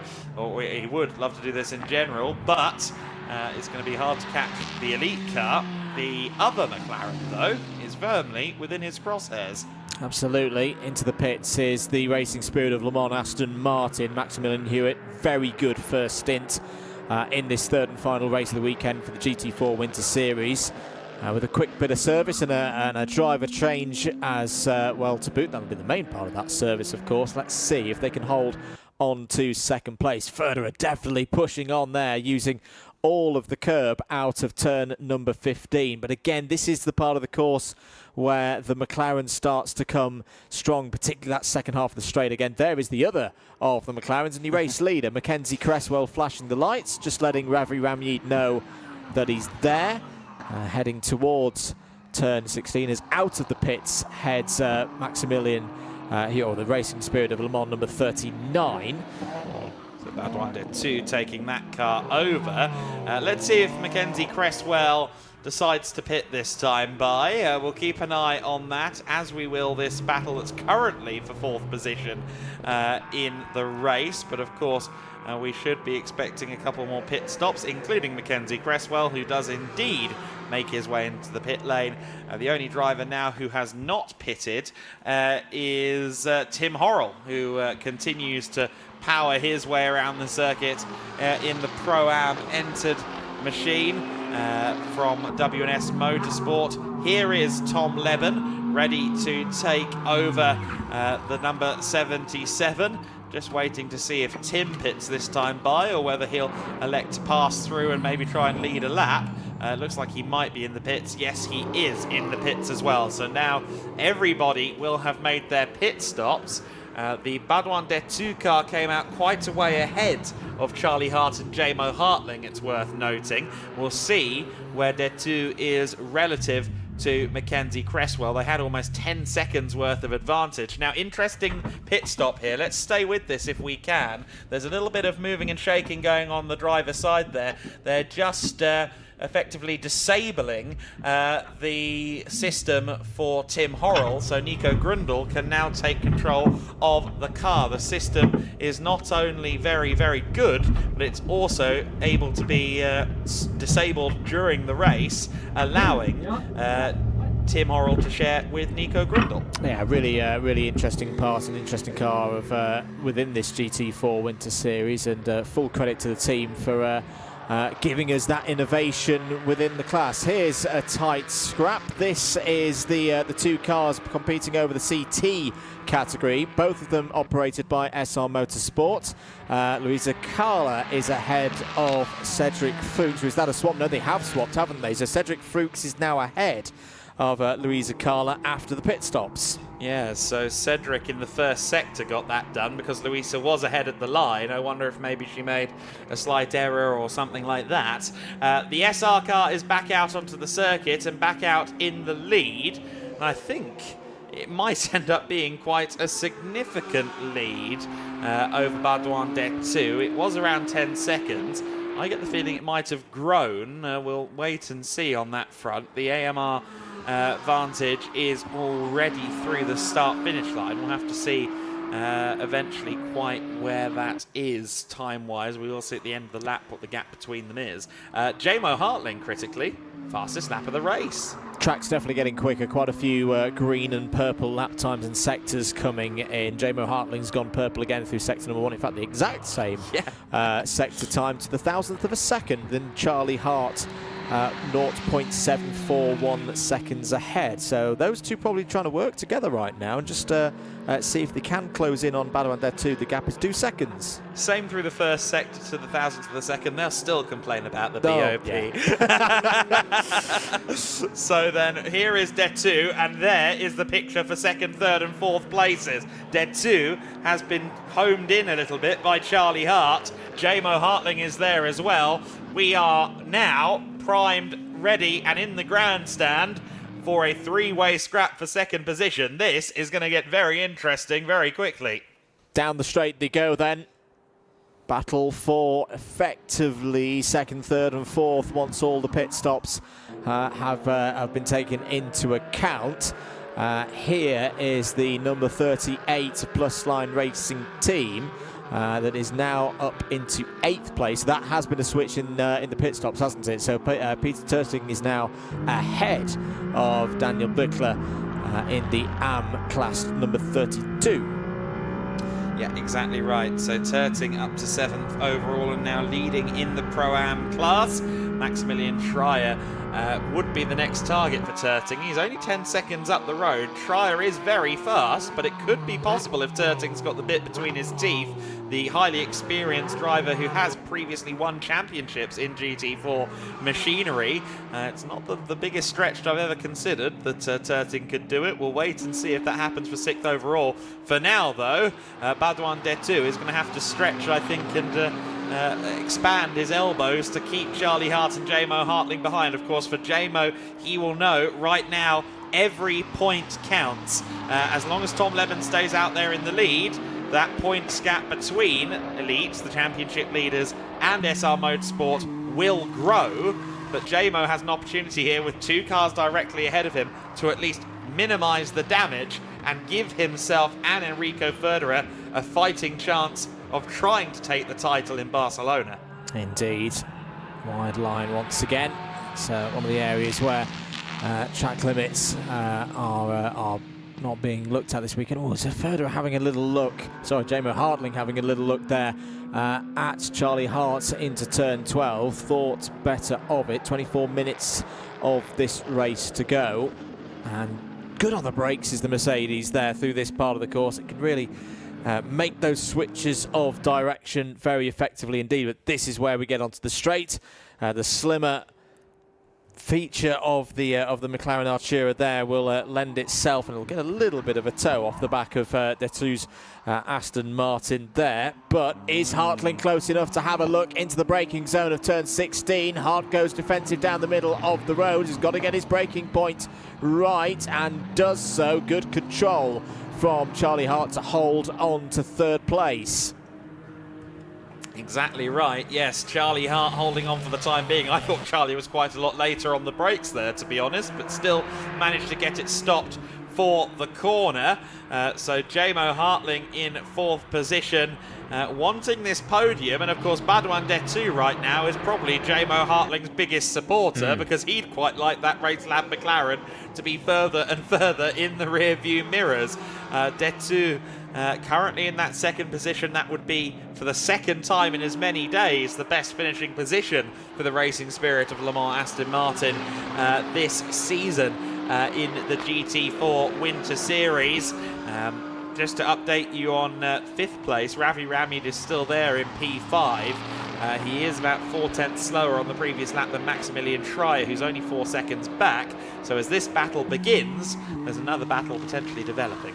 A good digging deep here at the moment from Detu. Detu with a fastest lap, a personal best, should say, for this car, a 2-minute 5.7, which is at the moment pretty much on pace for the top 4. They're all in the mid-205s right now, but it looks like Charlie Hart and Jamo Hartling have got themselves organised again. And as I say that, Charlie Hart just takes that defensive line coming over the crest of the hill and down into turn number 12. So maybe another attack coming in here from Hart and Hartling, closing in on the Aston Martin.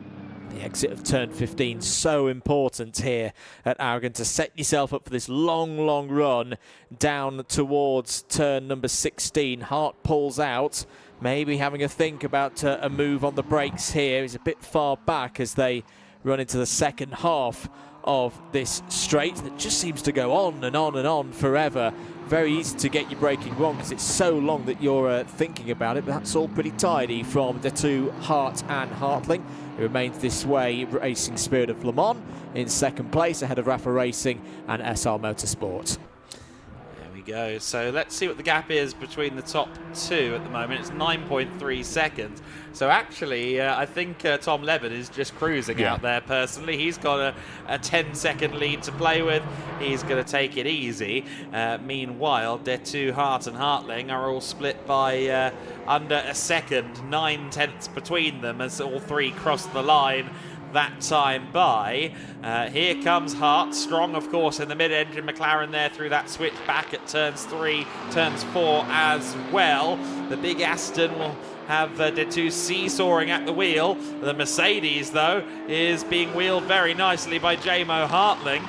Charlie Hart is under pressure. He's pressuring. He doesn't know whether to look out the windscreen or the mirror. And Ravi Ramyid had to do a bit of reversing there, unfortunately. A spin for Ravi Ramyid. That drops him behind Maximilian Schreier. Of course, there's also a 5-second penalty hanging over the head of Ravi Ramyid, who's already in danger of potentially losing that place. All he's done now is cemented the fact that, well, he has. Yeah, that's unfortunate for Ravi Ramyid. I don't think there are any other cars around him on track because everybody's on the same lap at the moment. So a little moment there for Ravi Ramyid. He's got it out now, as you say, Adam. Get back on and not just overtake a very quick number 31 from WNS Motorsport. As all down the inside, here comes Charlie Hart. That's a little bit unorthodox, trying to work an opening now. And into the graveler touch there for the two, and Hart is through. Here comes Hartling as well to try and initially take third place away from Badouin De2. I think was a bit surprised by the move from Charlie Hart there. This one's not done as they all head down towards turn 16. Charlie Hart tries to take the defensive move. Hartling's down the inside. De2 goes round the outside. Can he get it stopped for turn 16? He's got to get on the power again, but it's Hartling who wins out in that trio through turn 16. Brilliant determination from Jamo Hartling, and the SR Motorsport number 11 is back into second place. 2-for-1 deal at the local Mercadona then for Jamo Hartling. He's now got Charlie Hart and Badouin De2 on the back of him.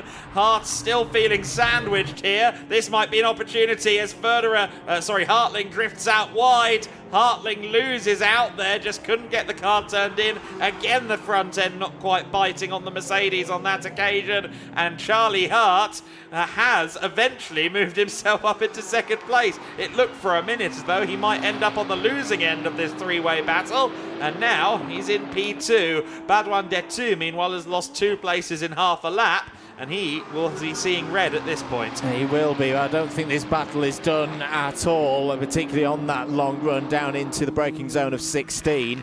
Just to confirm as well that Daniel Bickler has got through in the battle for 8th place past Nico Grundle. That's not a class position, that's just in overall. But good to note there, a strong battle between two cars, both prepared by W&S Motorsport. What can Hartling do about Charlie Hart here? This is all for championship points as well.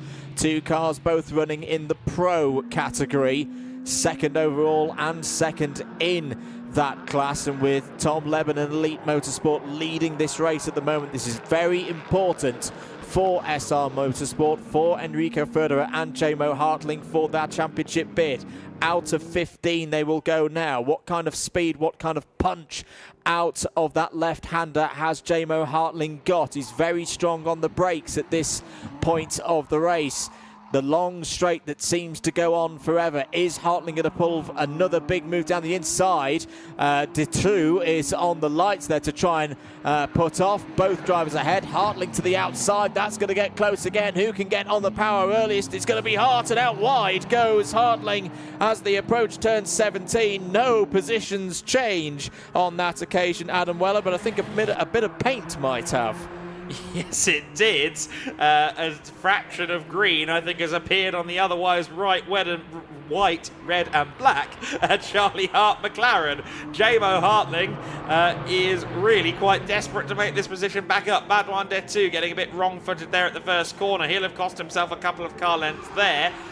But yeah, Jamo Hartling doing everything he can, the ultimate aggressor right now out there on the circuit, and Charlie Hart now has the elbows out in a big way, and has been very fun to watch so far in this race. Whether he's been on the offensive or whether he's been on the defensive, he's been good fun. Of course, Callum Davis had a very feisty stint earlier on as well. The Rafa Racing by Race Lab boys, they often mean business when they're out on the racing circuit. And the business at hand is defending second place, which Charlie Hart is doing as hard as he possibly can from the man who is the fastest out there on circuit, at least in terms of one lap pace. Jamo Hartling's car with the fastest lap of the race so far, but of course losing time as he continues to battle with Charlie. And let's see what happens this time as we approach the final sector. Turn 13, turn 14, and then the all-important 15th corner on the lap,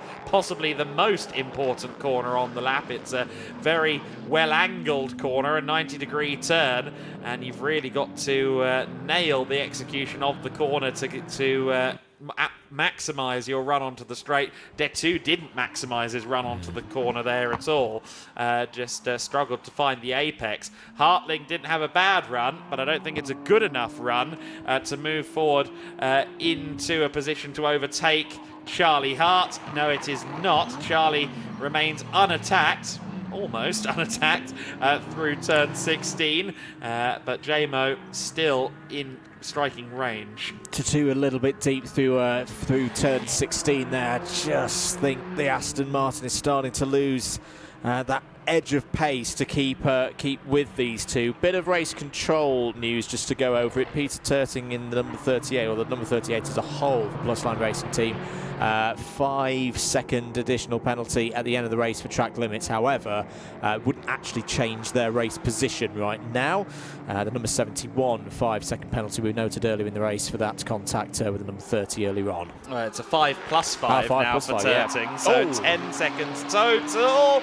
Oh, Badwan Detu. What happened there? Was that an issue with the brake? I think that was an issue with the brakes on the front right corner. That looked very strange indeed, and the whole heap of dust came out of the front right.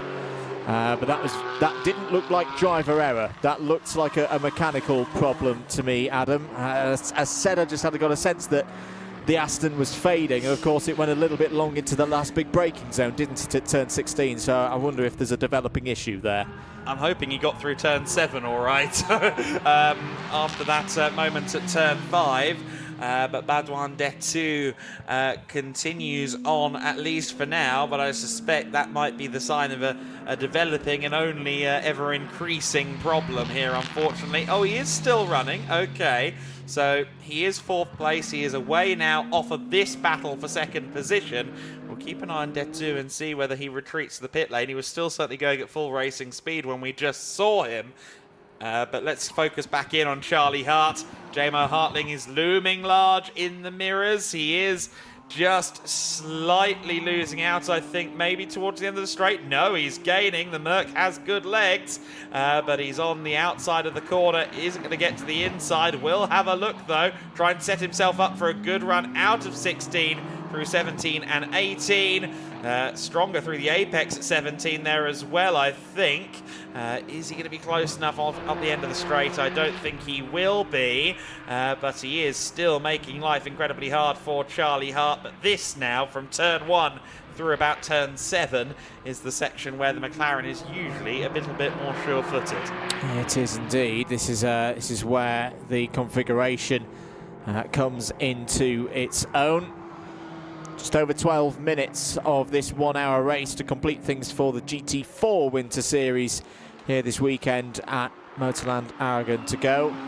Tom Leven's lead, he's definitely in race management mode, in 13.7 seconds up the road from these two. New personal best last time around from Peter Terting as well, we should note. Again, that track limits penalty has come up on our screen, but a 17.2 second advantage over Daniel Blickler in 8th place on the road negates any positional effects of that one. Jamo Hartling, I think, just trying to keep things nice and composed through this middle sector, Adam, as we've noted. This is where the McLaren is particularly strong, all again thinking about turn 16. Yeah, no, absolutely right. So let's see what kind of run we can get for Jamo here through 12 through 15. Charlie with maybe 2 car lengths, 3 car lengths to his favour as he turns into turn 14. The Mercedes, though, a lot better on the brakes, seemingly they're into 14. Good run out of the corner, though, for Charlie Hart.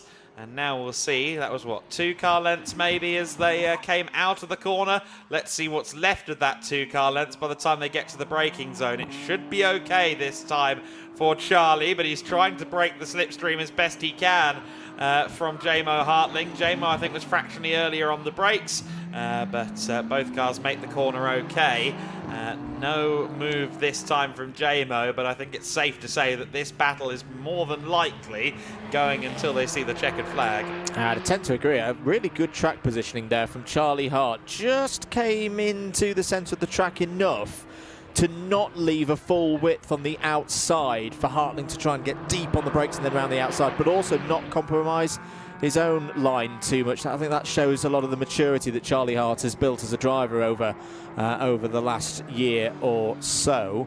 And again, Hartling is maybe going to have to think of something a little bit unorthodox to find a way through past the 812. Because right now, it feels like Charlie Hart's got his number. Yeah, well, maybe so. It's maybe in terms of pure racecraft right now, Charlie is really showing his stuff. Did we just have another moment for Ravi Ramyid? I fear that was a moment. I'm hearing it was indeed a moment for Ravi. We've had an additional 5 seconds, by the way, applied to the number 38 car of Peter Terting. So Terting continues to explore the outer limits of this circuit. Ramyid, meanwhile, will now have to potentially consider Owen Hizzy before the end of the race, given Owen is now just a few seconds down the road from Ravi in 7th and 8th respectively. And looking like he's got some decent pace. I mean, they're 2:06 last time around, but that was whilst he was overtaking another driver. So we'll keep an eye on that gap. Very small gap between Hart and Hartling. Has Hartling got enough speed to draw alongside before they start thinking about braking into turn 16? This is where the Mercedes starts to be strong, pulling more to the centre of the road this time is Charlie Hart. Hartling's going to have the route round the outside. He's going to draw almost level with Hart. Good defence again there from Charlie Hart, not getting too deep into the corner. This is the most composed I think we've seen the Rafa Racing by Racelab car this weekend. Okay, yeah, I think I tend to agree with you on that front. Jamo was noticeably closer coming out of turn 15 that time by. Of course, now is the time where even when Jamo doesn't have a moment at turn 1, and he definitely did just have to catch a slide there, this is the bit where the McLaren tends to scamper away. I think for the next lap or so, Charlie should hopefully have a little bit of respite here, because he's at least got 3-4 car lengths, which I grant you, yes, not a lot. Battle still very much active, but it is the largest gap we've seen between them in about 5 laps. So he'll take the small victories as they come. Yeah, he will indeed. And just keep ticking down the time as well. 7 minutes and 40 seconds remaining on the clock. Still no trouble for the race leader, Tom Leben. Just cruising around at the moment in the low 2-minute 5. Oh dear, it's really not going well at all for the number 38. The 4th track limits penalty. That is now 20 seconds. This has come up on our screen in the commentary box. So that, I think, now would have a profound effect. It would lose Peter Terting and Plus Line Racing Team 2 positions on track. Well, one of the more famous quotes of 2024 in pop culture was 1, 2, 3, 4, 5 plus 5, quote with Kendrick Lamar. the 38 and Peter Turting have gone 5 + 5 + 5 + 5. So maybe they'll play the Super Bowl next year. Charlie Hart and JMO Hartling very close together again as they run down the main straight towards turn 16. Again, the Merc is quick. He will have a nose ahead almost at the braking zone, almost on an even keel as they slam the brake pedals once again. And it's almost a replica of the previous lap, ultimately, between the two of them. Charlie Hart again, as you said, fabulous track positioning, great racecraft from him. He's really making sure that JMO doesn't get an opportunity, even though clearly the Merc seems to have the slightest of edges.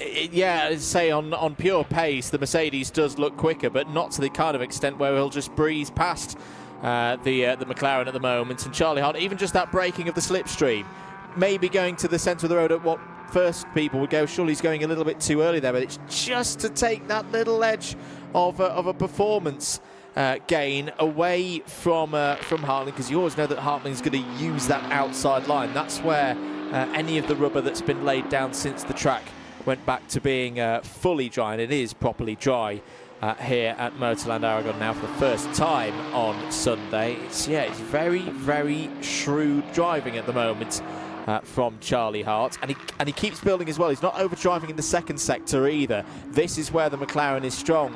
To repeat that again, 5.5 minutes to go. Again, I think Hartling's really going to have to scratch his head here to think of a different way to get by. Maybe try and change the strategy and build up for a move into turn 1. Absolutely right. 5 minutes and 10 seconds of this race left to go. The clock is ticking down for JMO, and there's going to be a part of him that gets that little bit more desperate every single time we have this point of the lap at turn 16, where he knows the car is strong, but he also knows he's running out of attempts, running out of laps here to go through turn 16. This doesn't look like the best of runs that he's had so far. I don't know, his run through turn 14 was pretty good. It's just a question of whether he is close enough and can he get alongside. Not at this stage. Yep, Hart will pull to the middle of the road and say to JMO Hartling, if you want to overtake, you're going to have to do it around the outside. And then Hart, oh, that's a big move there from Hartling, and they're both off the road. Oh. Into the dirt goes Charlie Hart, and who's going to emerge in front of this? It's still going to be Charlie Hart. I think JMO Hartling just lifted off the brakes a little bit there to get back underneath. He's going to have another go here into turn 1. We said turn 1 might be the point at which JMO Hartling could get this move done. Down the inside for second place with 4 minutes to go, and he's got him. I think this battle has just become a lot less civil. That was an act of frustration from Charlie Hart, diving across the grass on the runoff area to retain his second position after JMO shortcutted the apex of turn 16 to get into second place. I think both parties are now furious. I'm not quite sure how that one's going to shape up in race control, given they were both very off track at different points. But regardless, it's now JMO in second, Charlie Hart in third. We're going through the section of the circuit that suits the McLaren, and that Mercedes is now going to potentially approach turn 12 through turn 16, the strength area for the Merc as the leading car. Can Charlie Hart do anything now to answer to JMO Hartling in the final 3 minutes and 15 seconds? Key for Charlie Hart is not to get too rattled, to wait for the opportunity to come to him and focus on getting those good apexes through 12, 13, 14 and 15. But to be honest, the Mercedes looking strong now. And this is the pace that's been bottled up for the past, 10, maybe even 15 laps. Now JMO Hartling is clear, and I'd love to see if we can get a little look at that again. But I think what happened there was Hartling, instead of breaking deeper into the corner last time around, just held himself back a bit to allow him to get that turn, to take that tighter line through 16. And I said he had to think of something different to outfox Charlie Hart, and eventually, by the time they got down to turn 1, it pretty much worked. Just to cover quickly, 25 seconds now of penalties for Peter Turting, and that's important because Owen Hizzy is only 19 seconds back from him. So the Pro-Am lead, with the times corrected, will be with SVG Motorsport and Owen Hizzy. Potentially those track limit penalties will have cost the Pro-Am victory for Peter Terting and Joachim Balting. Meanwhile, we rejoin the battle in the Cayman Trophy class. Luisa Carla hasn't lost any ground over the last 20 minutes to Cedric Fuchs. They've been together the entire time. Luisa, who struggled a little bit in the wet conditions this morning, back on song now in the dry weather, and she'd really like to get one over on Cedric. Absolutely, it's already been on the podium once this weekend, has Luisa. Is there going to be another one of those classic opportunities into turn 16? That was a nice tidy run by both Fuchs and Carla through 15. Here's your race leader. Again, we've not talked too much about the Elite Motorsport number 77, but it's good to show that they're still circulating out there. Again, in management mode, I reckon they could go quicker than this. As here goes through Carla down the inside of Fuchs for the lead in the CT category, and it looks like Louisa's got it done. Louisa through then into the Cayman Trophy lead. For now, I will put that asterisk on it, going on to the penultimate lap of the race for them. Towards the end of his penultimate lap now is Tom Leben, heading down towards turn 16 for the second last time in this race. We ride on board with him as he approaches the corner, 255-ish kilometres an hour, I understand, towards the end of these straights in the GT4 cars. Of course, your mileage may vary depending what car you're driving, but Tom Leben, 15 seconds clear at the front of the field. Very controlled, measured performance again from he and Mackenzie Cresswell. This is the kind of thing we saw from them at the start of the season. Drive away at the front, dominate the race, take the points. Yeah, they've been very, very good this weekend, and it's going to give them a big confidence boost, I think, ahead of heading to Catalonia, which in some respects has similarities to this circuit. That big long run to turn 1, for example, and a technical section in sectors 2 and 3. It gets worse and worse for the number 38.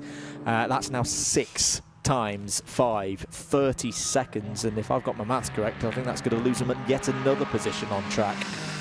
Yeah, potentially so, yeah. Here is the Cayman Trophy scrap again then. We keep an eye on this. They are starting their final lap this time by, so we've got another lap and a half at this battle. It's switched again. Louisa was ahead at the line. It's now Cedric Fuchs back through into the Cayman Trophy lead.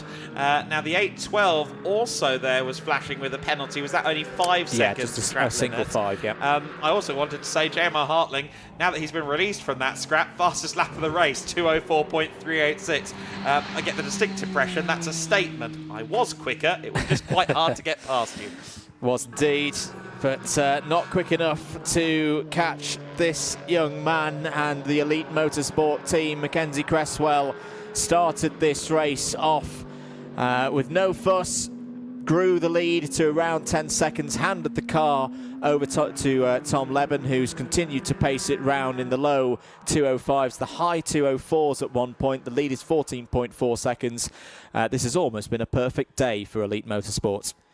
Yeah, it really has been solid. Of course, they'd have loved to win this morning, but otherwise, yes, very good job. They've outscored the SR Motorsport team in both races today. That is the main objective. Mackenzie Cresswell wants to win that overall championship. Tom Leben wants to help him there. And at the moment, Tom is very much holding up his end of the bargain. A brilliant second phase of the race from Tom Leben. He and Mackenzie Cresswell have claimed yet another victory in the GT4 Winter Series. Second place will go to J-Mo Hartling and Enrico Ferderer. 18 points for them. Ultimately, that will make it a 35-point deficit between the two parties going into the season finale at Barcelona. Elite with the championship lead in their favour, while we saw their Baudouin Detu crossing the line in 4th place. Good to see that Baudouin got to the flag after we thought something might be wrong with that car. Here is Luisa Carla diving for turn 12 to move back into the Cayman Trophy lead. A great move from Luisa, but Cedric Fuchs isn't going to take that lying down. They go through turn 14 and 15. Louisa late on the brakes there, but she shallows up her exit through turn 15. Oh, I think she actually did quite a good job coming out of 15 ultimately. Cedric might not be close enough to challenge into the final corner. Wow, what a battle this is between Louisa and Cedric. All throughout the GT4 Winter Series order, we always have entertainment. And Louisa Carla, I think, is going to come out on top. Oh, but Cedric Fuchs really tried to get it done at the last turn, the last braking zone of the lap. A frustrated young man, I think, there towards the end, Cedric Fuchs. But Louisa Carla has come out on top for herself and for her co-driver, Mikael Sander. That is a victory in the Cayman Trophy category. The final maths, by the way, on the number 38 car. Peter Terting with 1, 2, 3, 4, 5, 6, 7, 8 5-second penalties.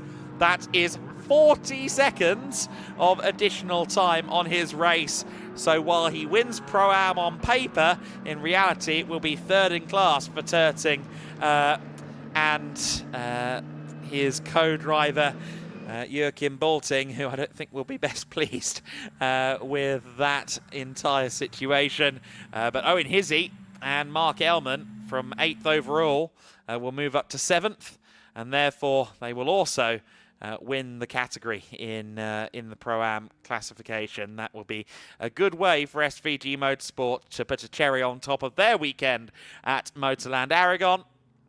But Tom Leben, along with Mackenzie Cresswell, once again the race winners in the GT4 Winter Series. Of course, Charlie Hart did have a penalty at the end as well for track limits, 5-second penalty at the end of the race. Now that is obviously not ideal, but it also doesn't drop him down any. So Charlie Hart will still be third in the race after that penalty is applied.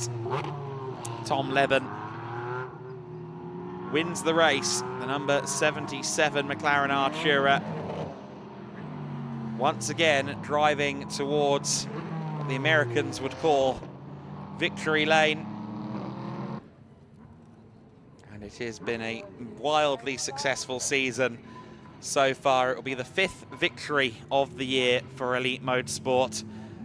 Mackenzie Cresswell, of course, has been with them all season. Josh Rattigan was there for those first 4 victories, 1 at Portimao, 3 at Estoril. But now it is Tom Leben and Mackenzie who win a race together for the first time. Mackenzie Cresswell's championship lead in the GT4 Winter Series extends further. 35 points is relatively comfortable. It's by no means definitive as a championship lead, but Tom Leben and Mackenzie Cresswell have put themselves in Elite Motorsport a step closer to the championship. There have been times where it seemed that maybe it was going to be a partial season schedule for Elite, but under the impression they will be with us for the finale in Barcelona and looking to win that championship. There's prize money associated with doing so as well, so plenty of incentives for them to arrive to the finale and try and win that championship. There's Mackenzie Cresswell greeting Tom Leben. Charlie Hart there telling his fellow McLaren team congratulations. Hart and Hartling towards the end of the race there certainly got a little bit intense between them on the circuit. We saw that moment there at turn 16 with Jamo running shallow into turn 16, jumping across the curbs, and then Charlie running across the dirt, which I think is what caused that 5-second penalty for track limits. It certainly was an extreme case of track limits in the turn 16, turn 17 complex. All pro in the top 5 then. Maximilian Schreier along, of course, with Alan Gabay finishing 5th place. I think a shame in some ways that they had that issue early on in the race with Alan Gabay, the car slowing down. They unfortunately didn't get to challenge for the podium this time. Tom Leben and Mackenzie Cresswell have taken a race win. Their first win together, Izzy. The 5th win of the season for Elite. I'm sure very happy scenes for the team in black and yellow. Indeed, very happy scenes down here. And as you rightly point out, a first win together, boys. So you've done it with Josh, now you've done it with Tom. And as I said to you on the grid, it felt like a crucial point. It felt like that's when you needed it. And you just did everything you needed to in your stint to hand it over to Tom to bring it home. Yeah, exactly that. We've had a rough few races, so it's really good to finally get that weight off our shoulders. Haven't won since Portimao, so yeah, really good to have the win. Car was really good all the way through, no drop off at all, so huge thanks to Elite Motorsport. They're giving us a great car for the weekend, and yeah, Tom did a great job in his stint, so yeah, couldn't be happier. Yeah, I pushed you a little bit on the grid, said were there any nerves. A little bit unfair of me to say that, but if there were any nerves, it didn't show. There's always going to be a little bit of nerves, but you know, I've done enough racing now to know how to cope with them. Absolutely. And then Tom, I mean, I don't know if you were aware, quite the scrap going on behind you with the other McLaren and the number 11 Mercedes. But for you, it was just cruise and bring it home, wasn't it? Yeah, it was a case of bringing it home. I've got to thank Mackenzie for giving us the gap at the start so I could, yeah, just get it across the line, really. I was keeping an eye on them in the mirror to see who was in what position. I saw they were sort of swapping about a little bit. But yeah, it's the best result we could really hope for. And now going into Barcelona, I'm pretty sure we will see you in Barcelona. You're, of course, extending the championship lead, so a pretty good position to be in going into the final round. Yeah, that's what you want to do when you come to weekends like this where you're fighting for the championship. You just want to keep adding to the tally of points, and that's what we did. I think we gained about 3 points on the Mercedes over the weekend, so that's what we wanted to do coming into the weekend. So yeah, really happy. I think we can hopefully have a good weekend in Barcelona, so yeah, fingers crossed. Every point counts. Go enjoy the final podium. A win once again for Elite Motorsport. A win for Elite Motorsport and a thrilling race for us in the commentary box, even if Tom Leben didn't see most of the action. We can show him some highlights now, though. The third and final race of the GT4 Winter Series weekend. Mackenzie Cresswell on pole position, led the way into the first corner. Some slippery conditions out there on the circuit, catching out Mikael Sander at the first corner, catching out Joachim Balting at turn 3. The circuit just in the final stages of drying out after wet conditions over the lunch break, and the wet curbing catching out Callum Davis there under braking as he tried to challenge Tom Leben, tried to challenge Mackenzie Cresswell for the lead. Owen Hizzy's car with Mark Ellman at the helm early on, getting dispatched there by Joachim Balting. Enrico Federer was having a bit of a battle. He fell through the order as far as 6th place in the early stages, was trying to reclaim 5th position from Tim Horrell. And that was happening with Ravi Ramyeed, also very much involved in the scrap. The Invitational Class BMW versus the Pro Class Mercedes and the Pro-Am Porsche from WNS Motorsport. Horrell eventually saw Enrico Federer pass by, but not without a big scrap, and then a big outbraking moment for Ravi Ramyeed. He tried to make it 6th position. He then tried again at turn 4 and unfortunately tagged the rear of the WNS Motorsport Porsche. Looked like it maybe slightly affected Tim Horrell's car. He would then lose out to Alan Gabay, who slowed down earlier in the race briefly with what looked like some sort of momentary technical issue. Just clambering out of the car there was Callum Davis, handing over to Charlie Hart, and Hart would end up in 3rd position post-pit window. While that was going on, Cedric Fuchs, who had just taken over from Willi Kuna, found his way past into the Cayman Trophy lead, but that wasn't the last chapter of that battle. Badouin Detu rejoined the race in 2nd place after a good start from Maximilian Hewitt. And while that was going on, or while Hewitt was cheering on Badouin Detu in 2nd place, the battle for 3rd was not only closing in on the racing spirit of Le Mans Aston Martin, it was also intensifying between Charlie Hart and Tom Leben. that would soon become a three-way battle. Ravi Ramid, meanwhile, had a bit of an off-track moment, all on his own, down at turn 4 and 5, just losing the rear on the BMW.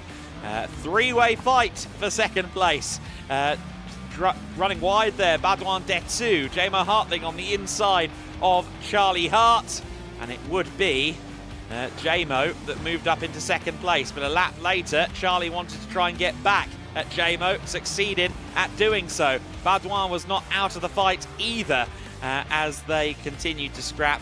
Owen Hizzy managed to get himself past Nico Grundle for at the time second in Pro-Am, and unfortunately it looked as though there was a bit of an issue for Badouin Detsu towards the last 15 minutes of the race. He spun and fell out of contention for second place. He would, however, cross the line in fourth.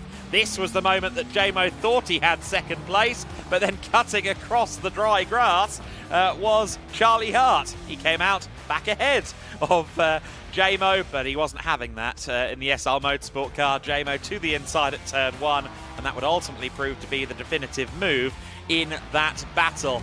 Luis Sakala and Cedric Fuchs were still scrapping for the Cayman Trophy victory. Kala had the advantage at this stage, but then Cedric Fuchs got his way back past in a brilliant scrap. While all of that fighting was going on further back, Tom Leben was all on his own and secured himself the overall victory. Cedric Fuchs had one last attempt at trying to reclaim the Cayman Trophy lead after Luisa Kala got back through, but he was not successful. Kala wins Cayman Trophy. Tom Leben and Mackenzie Cresswell win overall, pulling up to the P1 spot. Victorious again in the GT4 Winter Series. The championship leaders who we understand, going to see in Barcelona win the race. Of course, a few seconds clear of the second place car. Hopefully we will see the results in a second here. The second place car, of course, being the Mercedes-Benz of Jamo Hartling. Third place for Charlie Hart. Fourth position for Badouin Detsu. Fifth place for Maximilian Schreier. Sixth for Ravi Ramid. Owen Hizzy wins Pro-Am ahead of Daniel Blickler. Nico Grundle in ninth. The Cayman Trophy result going to Luisa Kala along with Mikael Sander. Billy Kuna and Cedric Fuchs behind her. A dramatic race then. Of course, just ahead of the Cayman Trophy battle would have been the very, very penalised Jamo and Peter Turting and Joachim Bolting car. They finished third in Pro-Am. They'll be on a podium then, and the podiums are ready to go. Let's head down towards the podium now with Andrew. Thank you very much, Adam. Busy podium set next for the final race of the weekend, the endurance race for the GT4 Winter Series. Let's start with the Cayman Trophy category, the CT category that was very close at the end there. Please, first of all, welcome your second place team in the 110 for SR Motorsport. Please welcome Willy Kuhn and Cedric Fuchs.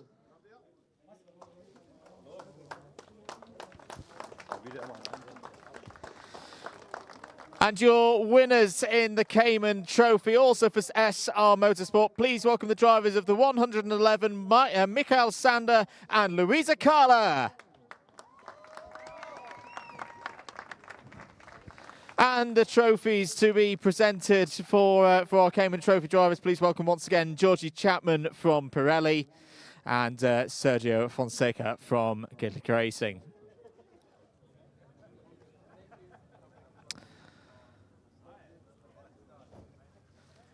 Great scrap between the two teams here that went down to the very last lap of the race.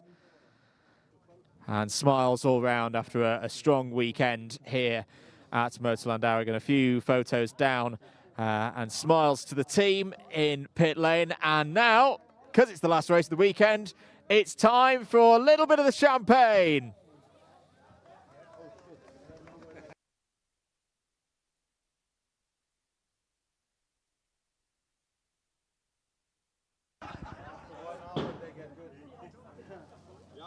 Thank you very much, guys. I think the celebrations will continue into the rest of the evening. And a great job by both Mikael Sander and Louis Zakala there, taking the race victory. Next up will be the AM category. A big round of applause once again for the two teams there from SR Motorsport. Thank you very much, ladies and gentlemen. Well-deserved round of applause there. The AM category next. Please welcome your winner in the AM category for W&S Motorsport. It's Daniel Bickler. And the trophy to be presented by Georgie Chapman from Pirelli to our category winner. And of course, a few photos to mark the occasion. Great to have Daniel with us here this weekend at Motorland, Aragón. And he'll get a bottle of bubbly from Quinta das Arcas as well for all the efforts here this weekend. Yeah, Daniel's going to give it some celebrations here on the podium. Make sure that it's shaken well, so it gives it a good old pop. It's still very cold here. There we go.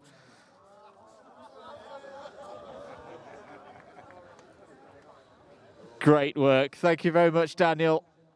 Hope to see you again soon. Next up, the Pro-Am category. The top three receiving trophies and champagne for their efforts here this afternoon. This is the classification after the post-race penalty. So please, first of all, welcome from Plus Line, the third place team of Joachim Bulting and Peter Terting. In second place for W&S Motorsport, please welcome the team of Tim Horrell and Nico Grundle. And your winners in Pro-Am here today in the Ginetta G56, prepared and run by SVG Motorsport. Please welcome Mark Ellman and Owen Hizzy.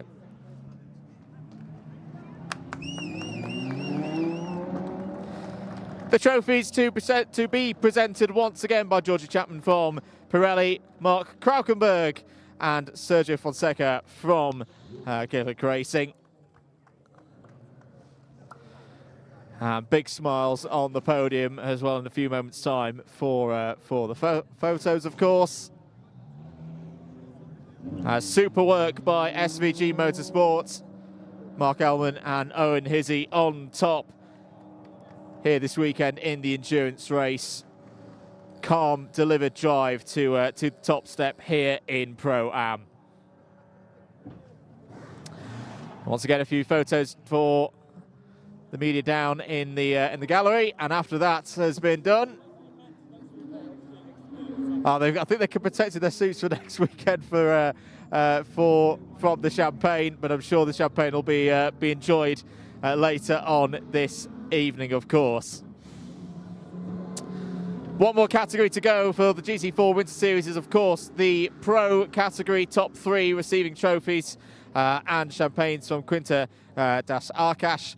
Please, first of all, welcome your third place team in the 812 from Rafa Racing. Please welcome Callum Davies and Charlie Hart.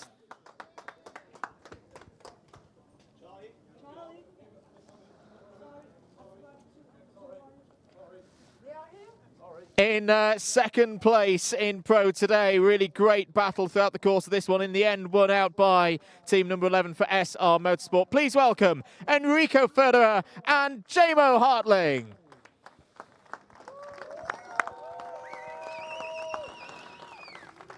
But your cream of the crop here this weekend in the GT4 Winter Series in the endurance race. Please welcome your Pro Class and overall winners in Car 77 from Elite Motorsport, Mackenzie Cresswell and Tom Leben.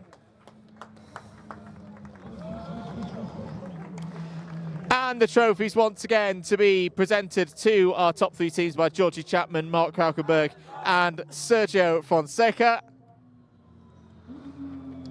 But a really superb performance from both Mackenzie Cresswell and Tom Leben. Looked easy from outside. I'm sure it was anything but a very professional performance. A few photos to be taken first, drivers. No champagne yet.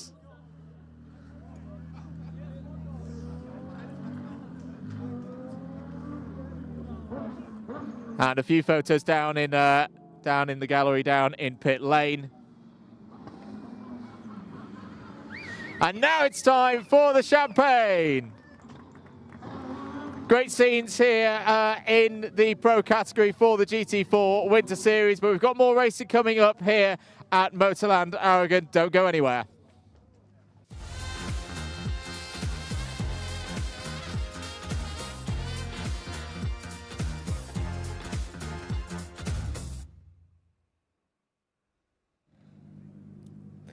Hello everyone, welcome down to the grid for the final time today and the final time this weekend here in Motorland Aragon. Of course, the GT Winter Series about to have their final race of the weekend, and this race slightly shorter than previous rounds, but will give us lots of action, I'm sure. And I'm delighted to say that the number 8 car has made it to the grid this time. Luca Engsler is Jonas Clarkley going to be starting in that car, which means that Luca Engsler is alongside him. I think I might try and grab a word with Lucas just to have a bit of a chat.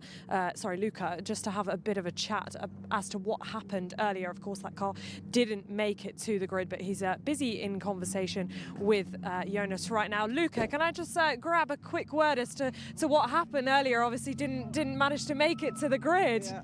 Was not here, so first time today here. Yeah, we tried different things, didn't work, but that's why we're here. Do you know what happened as to what failed in the car? Well, it failed is wrong. We tried a different brake pad that there was a bit of a risk that it's too aggressive.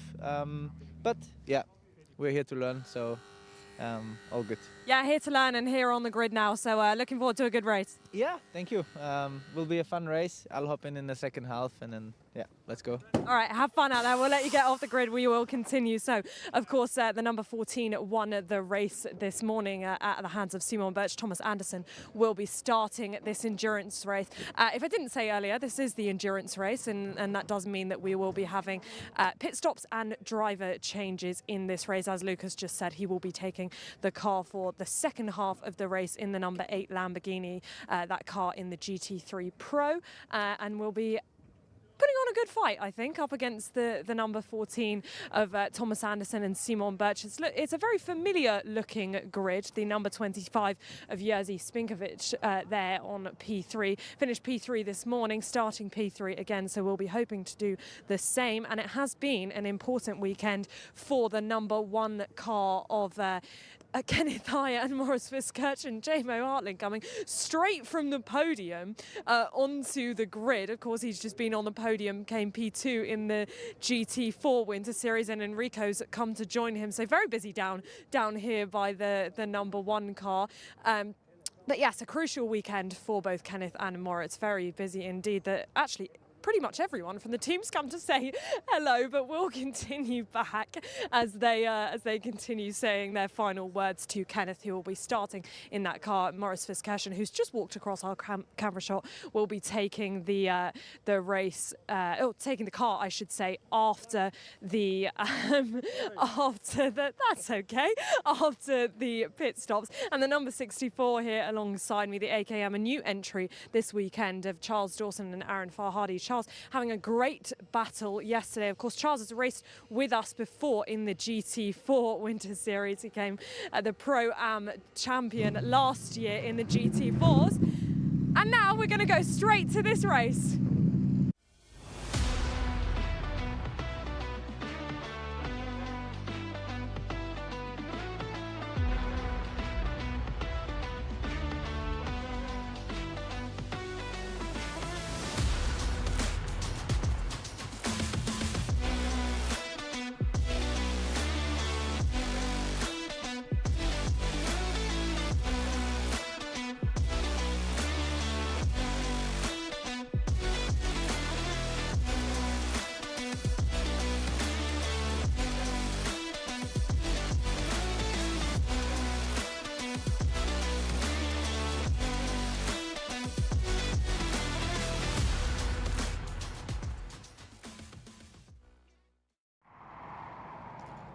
So a shortened race here for the GT Winter Series, down to 50 minutes from 55, which is the usual distance for the endurance. We have, of course, run long in some respects today. Thomas Anderson is our pole sitter for this race, starting the Resoon More Than Racing Porsche that took a race victory earlier on, of course, with Simon Birch. Delighted to see Jonas Karklis and Luca Engstler on the grid. Jonas starting the car, looking to put in a good first stint, as he did a couple of weeks ago at Valencia. Jerzy Spinkovic in third position, the first of the Cup 4 Lamborghinis. He is alongside Kenneth Heyer, who's received a lot of support there, as we saw down the grid from his SR Motorsport cohorts. 2 laps behind the safety car, by the way, so no rush on this grid. Charles Dawson, 5th alongside Aaron Farhadi in that number 64 AKM Motorsport car. Simon Orange is 6th on the grid. Marcus Clutton will finally get his opportunity to hop behind the wheel this weekend as well, at the wheel of the 67 McLaren. Eimantas Navikauskas, the Lithuanian driver, sharing with Jonas Gelzinis, who I'm reliably informed is having his birthday today as well. So happy birthday, Jonas. Shota Apkavaza starting from 8th on the grid in his Cup 4 Art Line Lamborghini Huracan. 9th on the grid, Cristiano Mastiel, still the championship leader in the GT Winter Series, but not by much, it must be said, at this stage. Only 14 points in it, I believe it would be, in the GT Win Series at this stage. Carrie Schreiner is 10th on the grid in the number 11 car. In fact, it'll be less than 14 even, I think. Alessio Ruffini in 11th position, the 333 car, the Cup 4 machine, alongside Mons Stalin. 157.724 for him on row 7 of the grid. Hubert Darmetko alongside Andreas Sorensen, and then at the back Ahmed Arif Al-Khoury alongside Alexander Bijatovic. I say at the back because I believe we're not going to have either of the remaining 2 cars out on the circuit. Is the Greystone McLaren there? No, I didn't think so. The Porsche 992 GT3 Cup of Biankowski is not present either. So unfortunately 16 cars remaining after a litany of different issues for a couple of our teams. But we are going to go racing with a strong grid and a very compelling battle in the GT3s and in the Cup 2s as well. I think that's going to be a lot of fun to watch. But for now we're going on to our second formation lap, which I must say they're taking at some speed, aren't they? Especially because they don't have a lead car ahead of them at the moment. So Anderson is kind of dictating the pace and getting heat into the tyres as best he can. It almost looks like a race lap as they flick the car into the first corner. I say, well, the timer has started for 50 minutes. I think we've also not got the number 7 out there, Adam. That's the other of the PTT Racing Porsche 992 GT3 Cup cars. So, unfortunately, that means that we're down to 2 cars in Cup 2. Yeah, Hubert Darmetko does sometimes choose not to do the endurance race. I should have considered that element. Unfortunately, he is no more for this one. Yeah, maybe not quite the sparkling battle in Cup 2, although Mons Stalin and Ahmed Arif Al-Khoury will no doubt try and give us some entertainment. Ahmed is driving solo, incidentally, while of course Mons Stalin is sharing with Kalle Bergman as per usual. So Thomas Anderson, I think the first phase of this race for him is going to be about doing the absolute best he can, trying to put Simon Birch into a good position. Simon is his young rocket, as his co-driver. For Thomas, the bronze driver in that lineup, I would suspect he might struggle against Jonas Karklis, but we'll see how this unfolds. I think Charles Dawson also going to be one to watch from 5th place as well. Yeah, I fully agree with that. There's some good pace yesterday for Thomas Anderson in the first race. Didn't always go his way. Had some dramas out along the way as the field form up behind the pace car for the end of this second formation lap. So yeah, I think on balance, Karklis, Dawson, Spinkovic may have a good start as well in this one. But if Thomas Anderson can keep that car, say in the top 3, top 4, that'll be a decent position to hand over to Simon Birch, because Birch was very, very quick in the damp conditions in race 2 earlier today. Absolutely right. So Anderson and Karklis getting heat into the tyres for the last time. Everybody weaving to try and build some temperature up. It would be good to know the gap between the top 2 and the overall points, if we could just get that up on your spreadsheet there.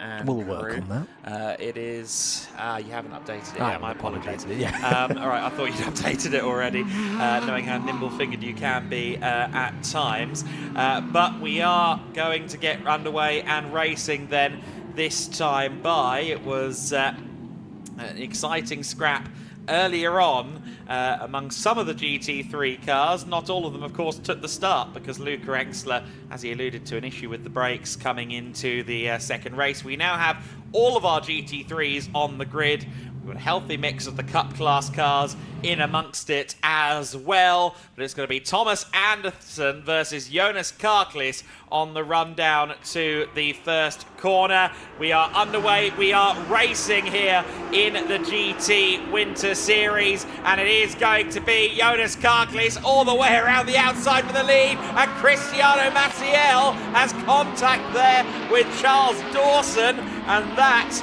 might be the end of the race at the very first corner for Maciel. Now, as he has started the race, he will score points, but he won't score points for the class win. Andreas Sorensen has survived turn 1. Unfortunately, Cristiano Maciel has not. Yeah, that's not a good moment at all for Cristiano Maciel, and it looked like the front right was completely locked up there, meaning I don't think that A, of course, the number 50 is going to be going anywhere quickly. So at the front of the order, Thomas Anderson trying to hold his own at the moment. He's lost the lead, but that's not too big a concern right now. Is that Liqui Moly Team Engsler Lamborghini Huracan, which we were robbed of seeing in action this morning. Technical troubles on the formation lap with that car not even making it to the grid in race 2 earlier on today. They lead. Thomas Anderson holding in second place, and once again Jerzy Spinkovic in that bright orange Lamborghini Huracan. That's the first of the Cup 4 cars. Has had a strong start and is about to get to its strongest part of this lap. Yellow flag out, and a safety car has been deployed on lap 1. I would imagine this is for the recovery of the number 50 Cristiano Maciel, because if that front right wheel is still locked up, and I would imagine that it is, that is going to be a bit of an effort to recover, Adam.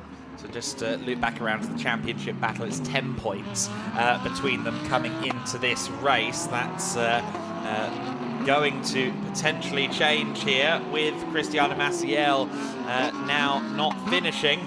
Let's take a little bit of a look at the start again. It was a fast starting Maciel, super late on the brakes, and clatters into Charles Dawson. Unfortunately, that was just an error for Cristiano, and he'll know it as well. He's a very calm-headed and rational person. He'll be under no illusions, and he'll be very disappointed with the damage to his car. He might also be a little bit remorseful for the AKM Motorsport team, because I believe Charles Dawson has some damage. He hasn't come across the line yet in the safety car queue. I think that car with some war wounds after that contact. Yeah, looking from the first angle, this will be an even better view of it down the inside.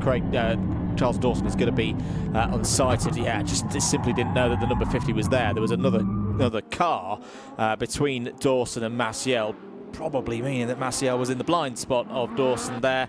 That is how the race ended for the championship contenders. There is the Dawson Mercedes. There's a lot of interest in the engine bay there for the AKM Motorsport prepared machine. And again, just from the body language of the team and the mechanics, Adam, that doesn't look like it's getting back in the race in the too near future, unfortunately. Quite possibly not, no. The last moment of body language that we got there was a definitive yeah, that's not going back out, unfortunately. Charles Dawson and Aaron Farhadi, I feel sorry for him. He hasn't got his chance to race all day, of course, because Charles did the sprint this morning. It looks like they will be out of the race. This is positive news, though, for Kenneth Heyer, of course, because that's another position that he can gain, another set of points that he can gain. In fact, the worst, that he can do at this stage of the race now is outscore the car he's fighting with in the championship, because Cristiano Maciel, there is no minimum lap time requirement in terms of scoring points in this series. So because they qualified for the race, they will get points for the race, but those will be second place points. So 10 points. Kenneth Heyer, the worst he can do now is finish 5th in the GT3 class, courtesy of Charles Dawson retiring from the race. Therefore, minimum 12 points. No matter what happens from here, Heyer and, of course, his teammate Moritz Viskersen will profit in the championship battle. They will indeed. 42 minutes of this race to go under safety car conditions. Let's have a very quick run down your order behind the safety car. So Jonas Karklis leads the race for Liqui Moly Team Engsler. Thomas Anderson for Razun More Than Racing in second place. Jerzy Spinkovic and Unique Racing sit in third. Kenneth Heyer there, fourth overall, second of the GT3s. Those first three teams are all their respective class leaders. So Heyer in the SR Motorsport Mercedes, fourth overall, second in class. Fifth overall, third in class, Simon Orange for Orange Racing by JMH. We've just seen that the safety car is in this lap, so it's over to Jonas Karklis to get some tyre temperature into his Lamborghini Huracan and then get this one underway again. ARC Line, AF Corsa Conrad Motorsport, Autosport Racing and AWorks Motorsport, they complete the top 10 before we go back to this restart, Adam. Outside of the top 10 is Eimantas Navikauskas, who dropped down from, fourth position? I'm just wondering if maybe there was a secondary incident involving Charles Dawson and the AKM car, because it was fairly fast through the first sector of the lap, despite that collision with the Ferrari, and then it dropped off, and Eimantas lost a lot of time. That's pure speculation on my part. It could just be that Eimantas made a mistake further around. I'm not sure. But all the same, quite a few issues in the first lap of the race. Thankfully, only a momentary safety car. Jonas Karklis leads the race. We are back underway. Gets some heat into the tyres, what little he can, going into the first corner. Anderson follows him in second. Jerzy Spinkovic will retain that third place for the time being, but he'll soon be under scrutiny from Kenneth Heyer, who, of course, has the downforce in his favour in a Mercedes-AMG GT3, the straight line speed, the strength of that Super Trofeo spec Lamborghini ahead of him. And I remember at Estoril, the season opener, the first race of that weekend, Kenneth was having some frustrations trying to get around the Jerzy Spinkovic Lamborghini, the straight line speed proving a little difficult to overcome in that race. And now Kenneth has the same task to do again. And of course, if he gets too caught up in chasing the Lamborghini, there is the opportunity for Simon Orange to come and interfere as well. So let's see how this all plays out. Also, Andreas Sorensen is just ahead of Kari Schreiner.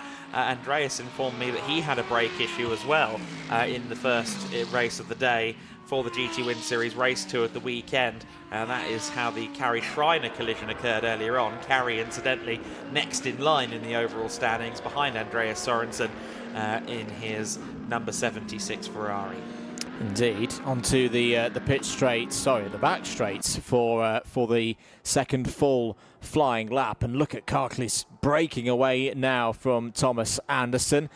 Thomas Anderson may have to think about Jerzy Spinkovic here, because here is where the Lamborghini really starts to get into its stride. There's the extra top speed of the Unique Racing Cup 4 entry. Down the inside is Spinkovic into turn 16, and that's a textbook move from Spinkovic up into second place overall. What can Kenneth Heyer do now? This is an opportunity to get past a rival in the same class, potentially gain some more championship points, maybe then get out after the two race leaders. No move from Kenneth Heyer yet into turn 1. Thomas Anderson holding his own right now. Further down the order, other changes. Move from Ahmed Arif Al-Khouri for A-Works Motorsport. Ahmed is up to 9th place, has just got past Alessio Ruffini. That is not a change in position within their categories, so Al-Khouri still leading in Cup 2, 3rd place in Cup 4 for Alessio Ruffini. The good news, in addition for A-Works Motorsport, is they've now got a car in between themselves and the next car in Cup 2. That's the Willico Motorsport, number 44, currently piloted by Mons Tallinn. Leaders coming down through the corkscrew, winding it through turn number 10 here on the 5th lap of this race. I've got to say, Thomas Anderson doing a very good job again here, having a quieter race. He was involved in a lot of scraps, a lot of overtakes in the first race for the GT Winter Series yesterday. If you've missed any of the action here this weekend, don't worry, you can watch every single racing lap back here on your YouTube broadcast, and all of the events from earlier in the season. The run through Portugal at Estoril and Portimao, and 2 weeks ago at Valencia, will be back on your screens next weekend at Barcelona. 37 minutes remaining in this one, though, and it seems, Adam, as if it's just getting into a nice rhythm now before that first pit window opens. Absolutely right, and yeah, as you said, the pit window not far away, 6 minutes and 40. Andreas Sorensen, I think, is slightly savouring, well, he's not savouring that braking into the 16th corner of the lap, a bit late on the brakes there, but he will be savouring the opportunity to pass to Mikael Mack. He came up to me at lunchtime with a wry smile and said, "Got quite a good co-driver, you know." Yeah. Jerzy Spinkovic in second overall, then ahead of Thomas Anderson at this juncture, while Kenneth Heyer and Simon Orange are still behind. So Spinkovic making forward progress up against the GT3s, which is so impressive from the young Polish driver. And, well, that is going to be a point of intrigue going forward. Quite how much perhaps Jerzy Spinkovic can distance himself from the likes of Anderson, from the likes of Heyer before the pit window, where you'd expect those cars to go a little bit faster. Anderson will hand over to Birch. We know he's nitro fast, of course. Kenneth Heyer will hand over to Moritz Viskirchen, who's already won a race this weekend. And then, of course, Simon Orange has Marcus Clutton in the back pocket. So, Clutton is, of course, someone we haven't seen in the GT Win Series before, but a lot of you watching at home, and certainly myself and Andrew, are familiar with the name, familiar with the reputation, and I expect he'll be quick too. Will be indeed. I wonder for Spinkovic at the moment, the track conditions. I just had a little reference back to qualifying yesterday, and we are in dry conditions, but the track is nowhere near as quick as it was yesterday. Just by comparison, we're about 2.5 seconds, 3 seconds off the pace that we saw in Quali 2 yesterday. That reads to me that the GT3s aren't quite able to use their little bit of aero grip through the corners. That's going to be serving Spinkovic quite well to not lose as much time perhaps in those parts of the circuit. A little bit of a look there by Simon Orange on Kenneth Heyer for 4th place, but thinks better of it for now. In the meantime, Shota Abkasava closes in. That's the second of the Cup 4 Super Trofeo cars, entered by Art Line. And number 12, a beautifully prepared machine. If you are in the Barcelona area next weekend and you want to come down and have a look at that one, it is beautiful. Very nice paintwork indeed. Do hope we get to see that car again. I will say as well, just for those of you who are maybe intending to come along, as Simon Orange, who will be coming along to Barcelona, has a bit of a wiggle. It is the only couple of events of the season, the Barcelona weekends, where there is a small entry fee. So please do book a ticket if you want to come along. I believe it's €12, something nominal of that nature, but there is an entry fee associated with coming to spectate. So if you are watching along and intending to come to Barcelona, make sure you book your tickets to avoid disappointment. Jonas Karklis leads the way then by 4.5 seconds at the line. It is a Lamborghini 1-2 of differing specification. The Evo 2 GT3 up against the Evo 2 Super Trofeo car in the top two. But the main point of intrigue, the battle of intrigue here, is between Kenneth Heyer and Simon Orange. And Simon Orange putting on a jolly good show here at the wheel of the 67. In the business side of his life, he made a pretty big deal at the start of the year, and I thought it might be something to do with maybe focusing more on racing. I asked him about it. He said, no, I'm busier than ever, but I still love my racing. And that is so obvious in talking to him, in watching him race. He's been racing since 2016, starting in MX-5s. But he is really, really handy in a GT3 car, as Kenneth Heyer is presently finding out. Yeah, he's looming large in the rear-view mirror of the Mercedes at this present time, and we saw Simon Orange be able to get his overtaking shoes on numerous occasions yesterday. Was very unlucky towards the end of the race. Had an incident down at turn 16 that took away many of the positions that he had gained. Fastest lap of the race, Jerzy Spinkovic, 1 minute 55.6, very good pace. Yeah, absolutely right. Bouncing across the curbs there is Simon Orange. Shota Abkavaza is not far behind them as well, of course, in 6th position in the Artline Lamborghini. Carrie Schreiner, I think, might have potentially now got herself in a position to get involved in a battle like this in the future. She's gotten past Andreas Sorensen on that lap, so Carrie has been released and she is now getting onto the pace of some of the GT3s ahead of her, and of course she will hand over to Danny Sufi when the pit window opens, which it is going to do in about 90 seconds, and that will be our next point of intrigue, of course. Who will pit when? Indeed, very close still between Spinkovic and that target of being the fastest driver on circuit. Well, he's got it at the moment, a 1:55.634.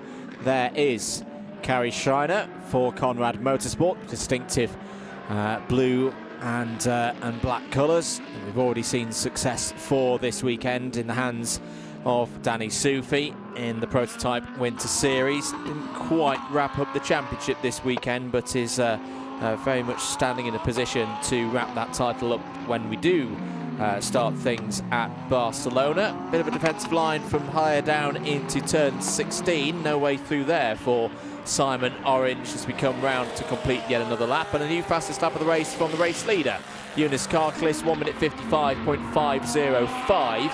Extends the advantage at the front of the field to 4.6 seconds. 30 minutes and 30 seconds and counting to go. Are we going to get anyone coming in at the back end of this lap? Because they can't come in yet. The reference point for the start of a pit stop and the pit window opening is the timing line on pit entry. A bit of a moment there for Simon Orange in the middle of running through turns 4 and 5.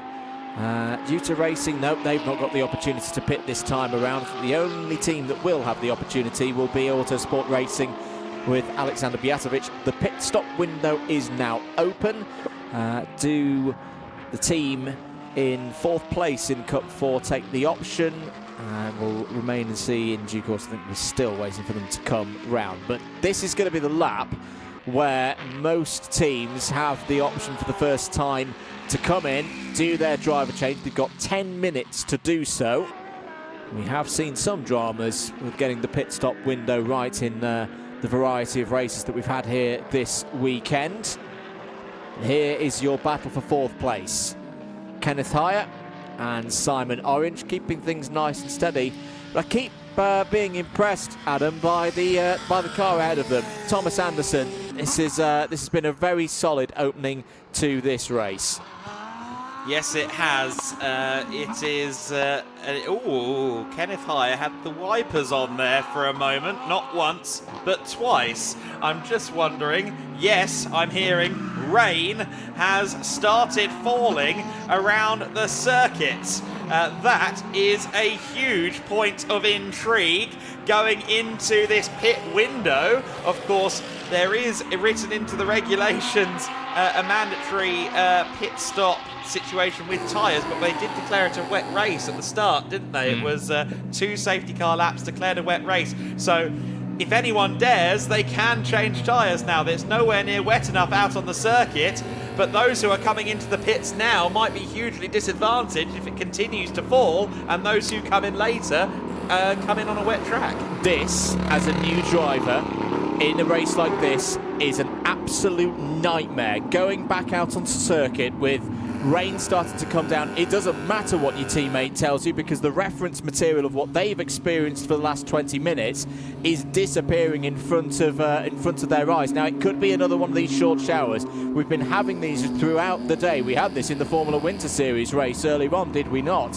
Where it rained for about 60 seconds at the very start of things and then dried up again. So I think in terms of tyres, I think you just stay with it now, because the pattern of what the weather has done so far today would make it a big risk to fully commit to a wet tyre. These are all looking like very clean pit stops. Away goes the number 1 for SR Motorsport. There is your race leader, Jonas Karklis. Brilliant job so far, and a good bounce back from the disappointment earlier for Liquid Molly teammate Sloan. And if he is seeing those specks of rain, I'm sure he will be, I'm wondering if the team is maybe saying, look, Jonas, we're going to keep you out there just in case it gets bad, and then maybe we can get Luca on the wet tyres at an opportune moment here. Jonas Karklis continues to press on around the circuit, the exhaust tips glowing all the while, and continues on. I was doing it by ear there, listening to how much of the throttle he was with the 5.2 litre V10. No sign of him braking for the pit limiter. Just coming out there alongside the 44 car was Mons Fallon at the wheel. Of course, it will now be Caleb Bergman taking that over. Moritz Viskirchen still with the windscreen wipers on, now with Marcus Clutton for company. Just ahead of them, of course, is Simon Birch. Birch goes through his shot, then it's Viskirchen, then it's Marcus Clutton. That is a very interesting trio of cars to come together on the circuit, and Clutton means business against Viskirchen. Viskirchen goes deep. Is that just him getting a little bit spooked by the McLaren, or is that him struggling because it's getting wetter out there? I'm inclined to think maybe a little bit of both, but mostly the latter. Yeah, I tend to agree. The lap times have massively dropped off. Karklis is an example. 1 minute 55.5, his best lap time, is now beyond 2 minutes, and everybody else is having pretty much the same problem. Yellow flag is out at turn number 11, so that's the same kind of region of the circuit as off is one of the Lamborghinis. It's Bijatovic in the number 32 for Autosport Racing, who were in 13th place. That's a little, don't like to see that. But, well, everyone else continues. But, yeah, conditions not improving out there. Very much going the opposite way. Yep, Jerzy Spinkovic then and Shota Abkazava might also profit from this then, of course, with these conditions. Now, to the 67 on the inside line, Marcus Clutton is on a mission. Did they switch that out for wets, I wonder? I don't think I saw wheel guns working away on the 67. But the rate of speed versus everybody else has me thinking something's going on extremely fast through the first and second sector. Either Clutton is feeling immensely brave, or maybe they did get to change the tyres. Or it could just be a bit of tyre temperature that Clutton's been able to keep the heat in his rubber more than his competitors. Yes, being brave with the car will help in that regard. And a good old detailed look there, Animus, to what tyres are on there. Race leader is in. I just don't believe it. And normal Alexander Bijatovic, unfortunately, because he's had another moment. I think that must be coming out of 17. Yes, 17 into 18. And that is, again, a driver on slicks in damp conditions, struggling, and indeed coming into the pits. So I think he will hand that car over now to Peter Matic, his teammates. In fact, no, Bijatovic, was in the car after the stop. So Bijatovic just said, nope, I just want my wets now. Yeah, he has indeed. Jerzy Spinkovic is in the pit lane for his mandatory stop as well. And Karklis. Will of course, keep going with this. There is the number 32, not looking too happy at all. It's been a rough couple of laps for them. Yes, the race leader is in. We need to see what's going on down at the other. We need the cameraman really to turn around and have a look at the 8 car to see if there's a pit stop going on. There is, but did they take tyres off that car, the lead car in the race?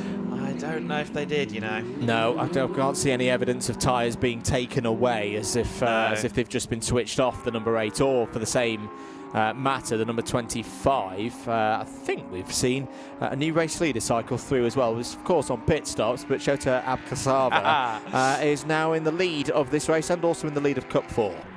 Yes, momentarily. Jerzy Spinkovic, incidentally, profited massively because he was 4 seconds faster than Jonas Karklis on the in-lap. So he's only 3.7 seconds off the overall race lead, albeit, of course, Luca Engstler is now at the wheel of the car that he took 2 DTM race victories with last year. Into the pits, well, out of the pits now, has gone Ahmed Arif Al-Khoury for A-Works Motorsport. Tardy stint for A-Works Motorsport in the early stages of this one. They've looked to hold the lead in Cup 2 ahead of Willico Motorsport. We've got Kalle Bergman now at the wheel for them. We can just see it's very fine rain here at the moment. It's not even enough to really register on our commentary box window, but you can just see from the body language of the cars out there, it is tricky. There's been a driver change as well for Conrad Motorsport. And for the 3rd time this weekend, we welcome Danny Sufi out onto the track, but for the first time here in a GT car is now properly performing his double duties. Yes, indeed, and just ahead of him on the circuit, or 10 seconds ahead of him, will be Mikael Mack. So actually, the 76AF Corsa car moved back ahead during the pit cycle of the Shriner Sufi Lamborghini GT3. There's your battle then in the Cup 2 class. Kalle Bergman was 0.06 of a second ahead of Arif Al-Khoury at the start of the lap. I think probably Arif just got demoted potentially by the 44 on the previous lap, but Bergman only just ahead, and there is the lead side by side. Both cars clearly still struggling on the slicks, so no tyre change for Engstler Motorsport, and they are indeed both struggling immensely, but it is the Spinkovic car that's getting the better of the situation. Abkasava is in, so this is now officially for the race lead, and in these conditions, Spinkovic seems to have the upper hand. And this again, this is all going to be down to tyres. This is similar to what we saw at Estoril, that right now those GT3 cars, they can't use their aero. They've not got the mechanical grip underneath them that the aero can then translate down and through. That's not so much a problem for the Super Trofeo cars, and we're hearing, Adam, that it's really starting to come down now out there. The rain is getting heavier. Camera op radar says it's properly raining. Jerzy Spinkovic says, I want to lead this race. He gets to the inside at turn 7 and with relative ease manages to get past the number 8 car. Now this is a complex situation. If it is indeed heavily raining at all corners of the track, someone will most likely dive into the pits first. Who will it be and how much will they profit are the 2 immediate questions on my lips. If it stays heavy rain, or heavier rain, proper rain around the circuit, it won't be long before it's undrivable in these slicks. Luca Engstler clearly feels it's right on the verge of undrivable right now. I think if you're looking at a contender for who's going to blink first, perhaps someone like a Danny Sufi, someone who's a bit further down in their classification right now, not as much to lose. There's only 20 minutes of this race remaining, and you see the GT3 cars are really struggling to turn in. Apart from if your name is Marcus Clutton, because now the Orange Racing by JMH machine has closed in this gap to Luca Engstler. What a performance this is by Orange Racing by JMH. We're going to have a lead battle here in GT3. Oh, not a lead battle, of course, in the classes, because the first car is a pro car, the second car is not, but never mind that. Down the inside goes Clutton and takes second place. Yeah, Clutton was incredibly fast on the previous lap versus Engstler.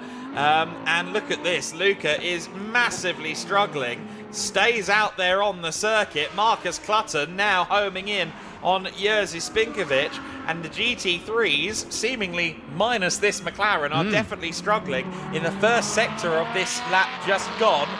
Danny Sufi went from 8th down to 11th with 3 Cup cars, a Super Trofeo and 2 Porsche 992s, all getting past him. Wet tyres are being readied in some of the garages, as we can see. And here is Marcus Clutton going to the inside for the lead. Orange Racing by JMH on their first weekend of the GT Winter Series for the first time lead a GT Winter Series race. Meanwhile, the first to blink is Shota Abkazava.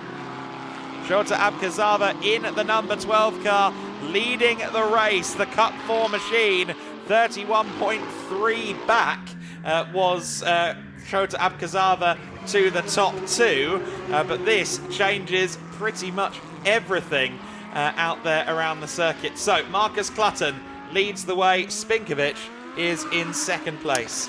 Is indeed, and I think those tyres that we saw being prepared were, at least judging from the paint writing on the side, I think for GT Racing, the number 24 of Jonas Galzilnis, and that's exactly the kind of candidate I would think for, do you know what, just throw a set of wets on and see what happens, because they're at the moment down in 5th place in GT3. Whoa, it even looks like Marcus Clutton's starting to struggle now. This is through turns 13, 14 and 15, and the rain continues to come down. There is a switch. That is the Abkhaza car, is it not, in the pits? Yes, it is the number 12 for Art Line. That's second, currently lying second in Cup 4.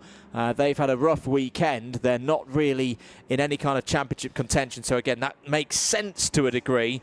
A team that's a bit of a wild card in the midst of things right now, throwing on a set of wets to see if they can close in to their class leader, which is right there, the number 25 Unique Racing Lamborghini Huracan of Jerzy Spinkovic. But the track conditions getting worse and worse and worse now. Let's see what the lap times are for Marcus Clutton. He was 7 seconds quicker last time around. He's now dropped another 12 seconds. A 2:19 is into the pits. Comes Spinkovic. Jerzy Spinkovic is in. Jerzy Spinkovic is in.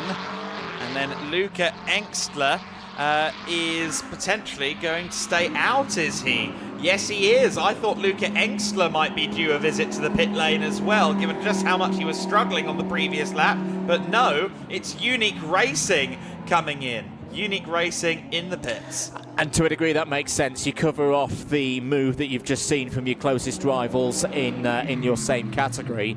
Big thanks to Izzy Browning and the team down there in the pits. We have received the confirmation, not for our own sanity, I think, Adam, in the box. That car is on slicks. So the pace that we saw earlier, that'll have been tyre temperature, that Marcus had done a great job versus the rest of the GT3s to keep his tyre temperature.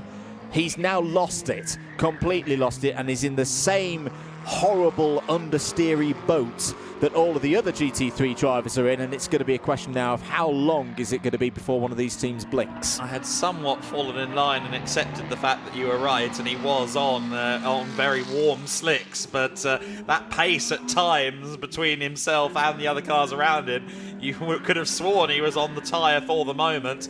He'll be wishing he was on the tyre for the moment now, won't he? And I tell you what, Jerzy Spinkovic, yes, he's going to cover off the threat from the Cup 4 Lamborghini, but if the weather doesn't improve, he's still a threat for the overall race win. Oh, especially with moments like that. But if he's going a good 10, 15 seconds a lap faster, and I wouldn't mind betting that's where it's at if it keeps getting worse like this, he might yet be a factor for the race lead. May well be. There's more drivers coming into the pits. Danny Sufi in the Conrad Motorsport number 11. That's the one of the GT3 Lamborghini Huracans. He is in for assumedly a set of wet tyres. And a reminder on our screen that there is a minimum 2-minute time in the pits to change tyres, and that's the thing, because you've only got 14.5 minutes of this race remaining.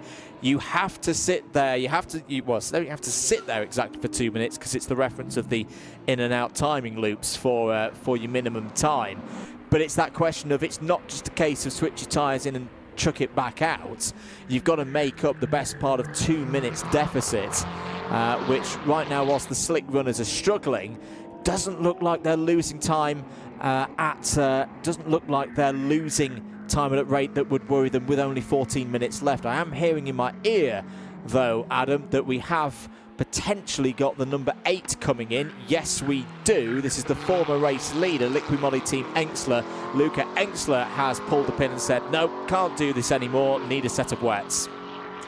Yeah, absolutely correct. There you see the 67 still struggling out there on the circuit. There's Engstler in.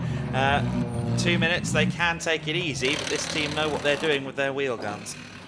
So in come the number 8, off come those slicks that'll have lost all temp. I mean, you couldn't even see any steam from the moisture coming off of those Pirelli P0s. That's how much they've lost their tyre temperature. They simply will not work in these conditions. On go the wets. And then we'll see after this pit stop how much the deficit is. I think another car that's still circulating out there. What a performance this is for Michael Mack in the Ferrari 296 Challenge for AF Corsa. This is a Cup 1 car that's now sat in second place overall as everybody else has come into the pits. There is one of your cars that is now on wet tyres. Adam, this is Danny Soufi in the number 11. What is the pace like for Danny Soufi right now? 2 minutes 39, which was his out lap. So it's the next time round that we'll truly see what the comparison is. Well, he's on his out lap now, so that 2:39 was his in lap. Yeah, true. So he was struggling quite a lot.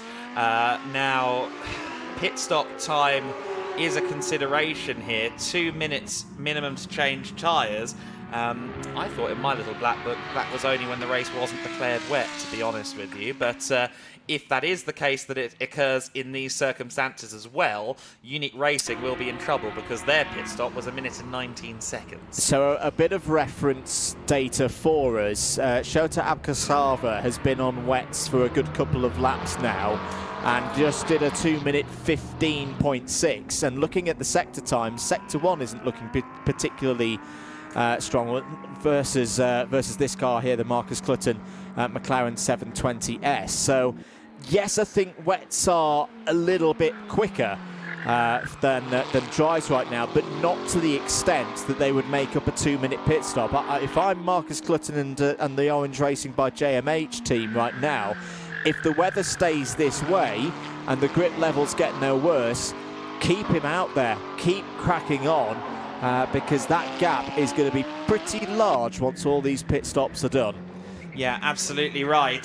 Marcus Clutton, though, still leading the way. I'm fascinated at how we're watching McLaren 720S GT3 Evo, and yet at certain junctures it sounds more like we're at Team Sport with the with the karting tyre scrub sounds that feel very familiar to me on a typical hire kart day. Clutton, 26 seconds the good in the lead of this race, willing the car on, willing the grip underneath him on, and I must say it does look a bit more controlled than it did a couple of laps ago now. I don't know if the rain has stopped out there, but at the very least, it seems Marcus is getting his head around it. He is indeed. He's doing an absolutely tremendous job. The lead is now 26 seconds.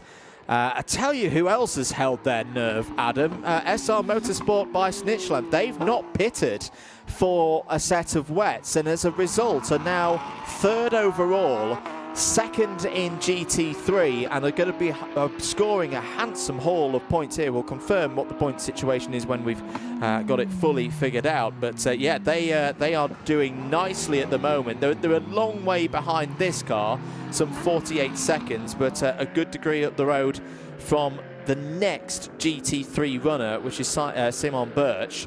In the number 14, down in 9th place. Another little bit of reference though, Jerzy Spinkovic is in some ways maybe the biggest threat to Marcus Clutton right now. It's the highest running driver still, or is now on a wet tyre, but again is only 1.2 seconds quicker than Marcus Clutton. Marcus Clutton, I don't know how he's done it, Adam, but it seems to have got the tyre back into that needed performance window. He's back to a 2 minute 11. That's absolutely fine right now. That's more than fine, yeah. So maybe these decisions to pit were rash after all, but I can't blame the drivers because you've got to risk spinning, as unfortunately Ahmed Arif Al-Khoury has.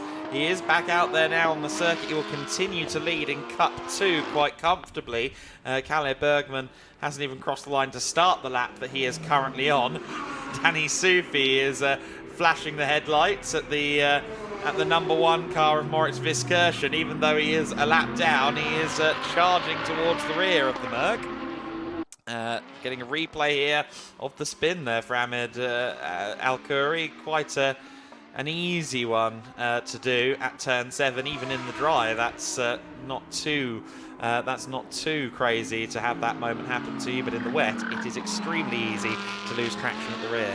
Yeah, steering in our ears as well. The lap times would suggest it that, yeah, the rain's easing off. The rain is easing off, and for anyone who made the option to pit, put a set of wets on, the weather gods have not been on their side as Al-Khoury's gone round again, this time at turn 15. Double yellows briefly out there, but these conditions will now massively lend themselves back towards Marcus Clutton, Michael Mack and Moritz Viskirchen, who I reckon are, maybe Milos Pavlovic has stayed out as well on a set of dries. Yes, Pavlovic has, because that car has only been into the pits 1 time. Kalle Bergman is the only other car that is still, judging from our information in the box here, still on slicks. And I've got to say again, taking the risk. Autosport Racing in the 333, they're on for a podium here in Cup 4. Adam, up to 2nd place with that bravery and staying out there. Yeah, no, absolutely right. So Pavlovic, a pro champion in the Lamborghini Super Trofeo going back a decade. He has long since been a favoured peddler in Lamborghini Super Trofeo machinery, and he will soon find himself on the back of, I think, the unique racing car if things continue to dry out. He is currently lapping slower, but let's see where things go from here. That's Marcus Clutton just chasing at the moment Simon Birch. Now, I don't recall as to whether Birch, 2 stops for them as well, so they will be on wet tyres also. It's going to be a bit interesting to see who's faster here. There's almost nothing in it between them, is there, at this point? Maybe Clutton is marginally faster, and that again points to the wet tyres maybe not have been the way to go after all. Yeah, I think if you're taking care of them, you can still get a bit of pace out of the wets, although it's definitely not in the power of hindsight and all of that, not the way to have gone. I did note that Shota Alcazava lost position there. You can see the bright blue Lamborghini in the background there. It just looks like the tyres have gone completely on that Lamborghini. That was one of the first cars to come in, of course, for the wet tyres. You could see as well Simon Birch desperately, well, similar to what we saw from his namesake in the Formula Winter Series, Simon Strands, desperately trying to find some damper pieces of track out there to cool those treads down. But Marcus Clutton continuing on. Lead is now 26 seconds. Meanwhile, this is Kalle Bergman on the inside of Moritz Viskirchen. Bergman having a little look there. I think Bergman's just been overtaken by Viskirchen, but all the same, the Porsche isn't too far off at all in terms of pace. In fact, Bergman all the way around the outside, unlapping himself on Viskirchen. So, interestingly, as quick as Marcus Clutton looks on the slicks, Viskirchen is not performing brilliantly at the wheel of the number 1 car. He is limping around and struggling a little bit. That Mercedes just not wanting to play ball for him right now. And just to say, cars 88, 25 and 12 under investigation for a minimum tyre change infringement. We know it's 2 minutes minimum tyre change.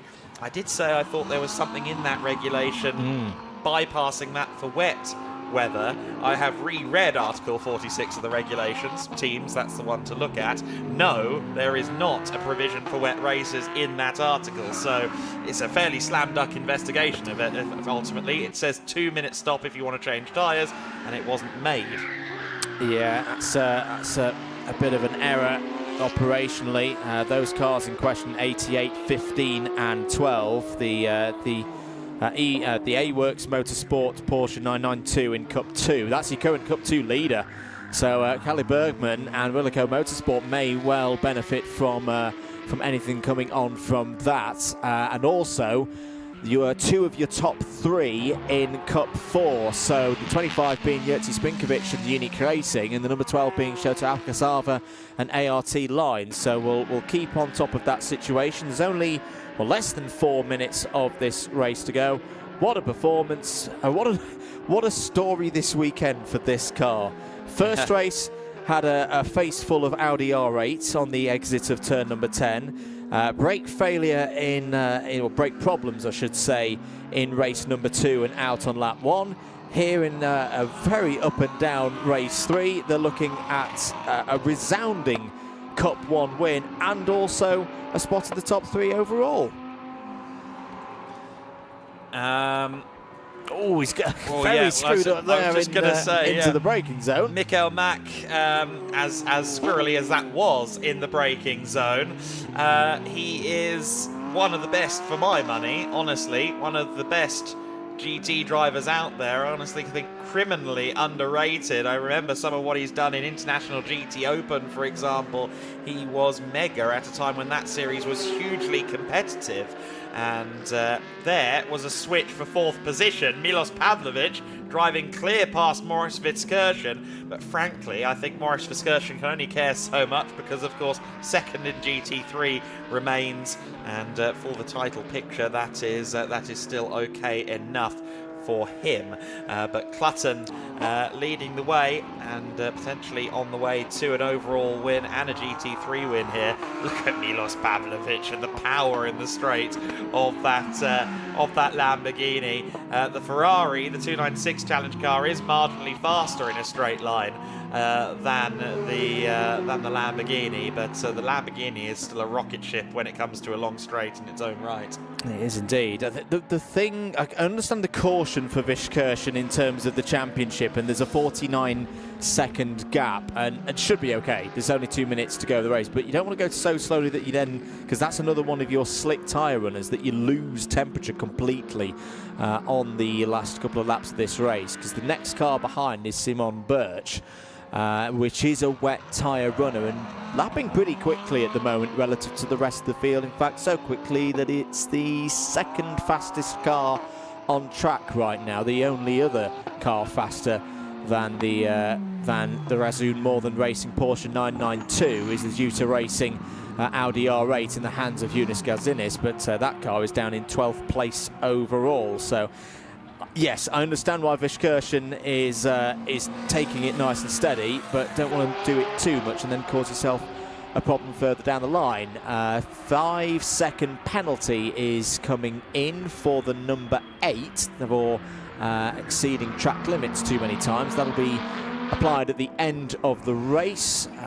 Don't think that that's actually going to change any positions though. So yeah, Luca Engsler and Liquid Moly Team Engsler will stay as things stand, classified in 7th place overall.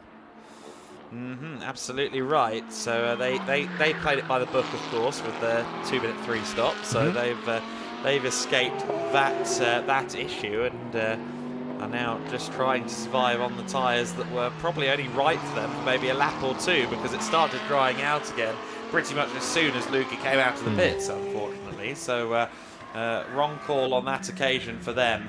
It's been the right call, though, for Orange Racing by JMH Automotive all throughout this race.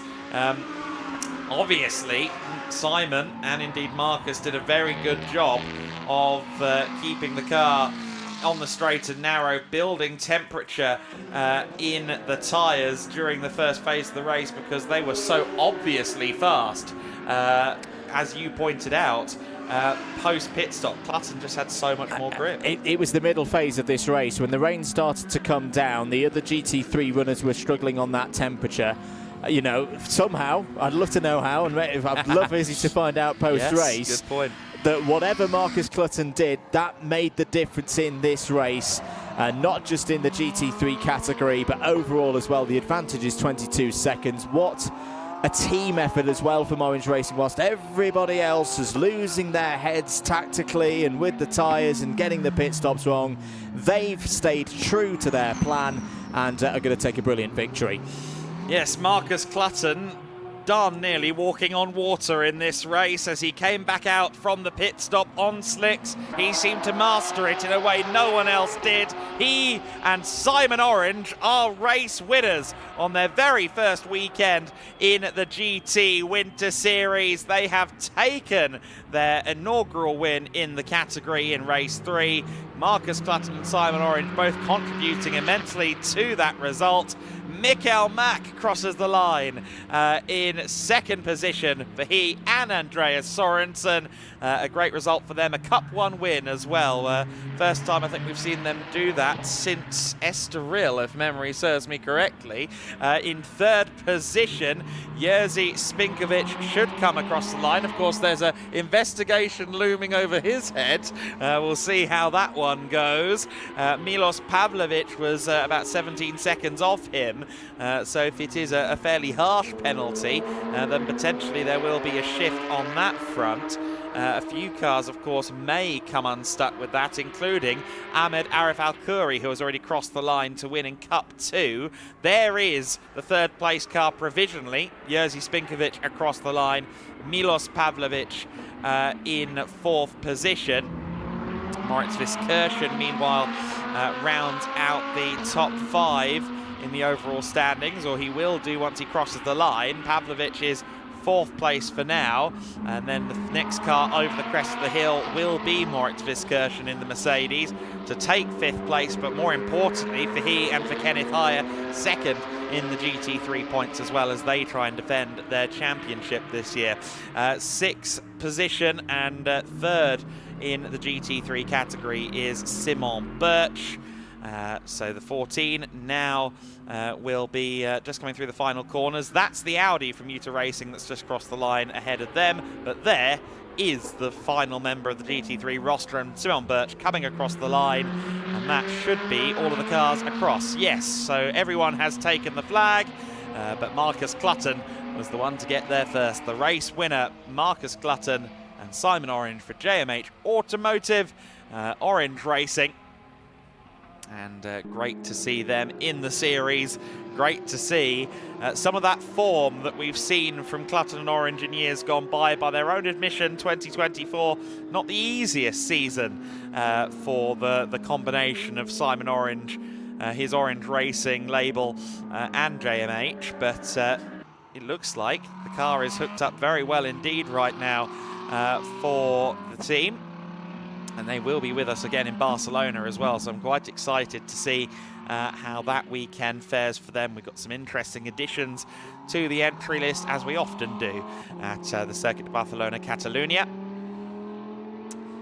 And the cars making their way back to pit lane now. Another one of those very interesting scraps at the tail end of the season, I'm sure. But another very interesting scrap with wet tyres, dry tyres, a strategy race to the nth degree there in the GT Winter Series. And the second place car already there. I can tell you why if you come here. Andreas Sorensen with Mikael Mack. Big embrace between the two of them.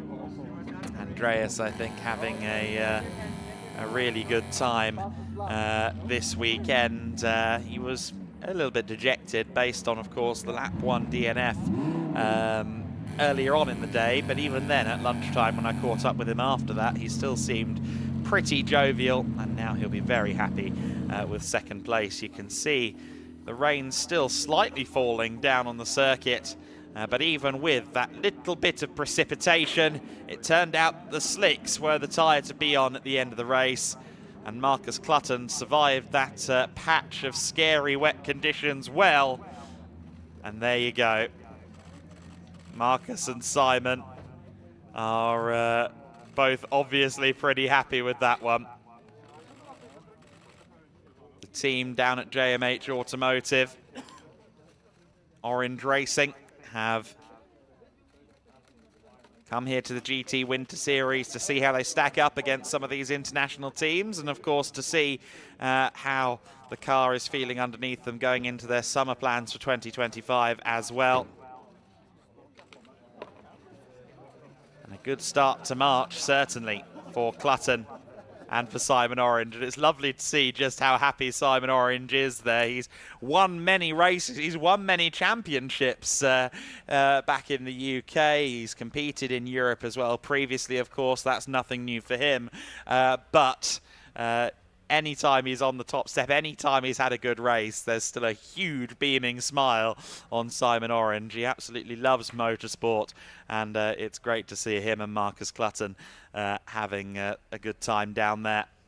Mikael Mack and Andreas Sorensen, I'm sure, will be pretty delighted as well, second overall. Of course, Cup 1 honours, but sadly, Cristiano Mathiel not able to finish the race. So a default win really within Cup 1, but a sublime performance from Sorensen and Mack to come second overall. And it's always novel when we've got 3 classes on the podium as well. And of course, thanks to Jerzy Spinkovic and Unique Racing, that is the case, a 3rd place for them. Albeit with an investigation potentially looming overhead for the Unique Racing team. Milos Pavlovic will be keeping a close eye on the bulletin board, I'm sure, on his behalf and Alessio Ruffini's behalf, because if something is done about that pit stop infringement or that tyre change, that could change the face of the Cup 4 order.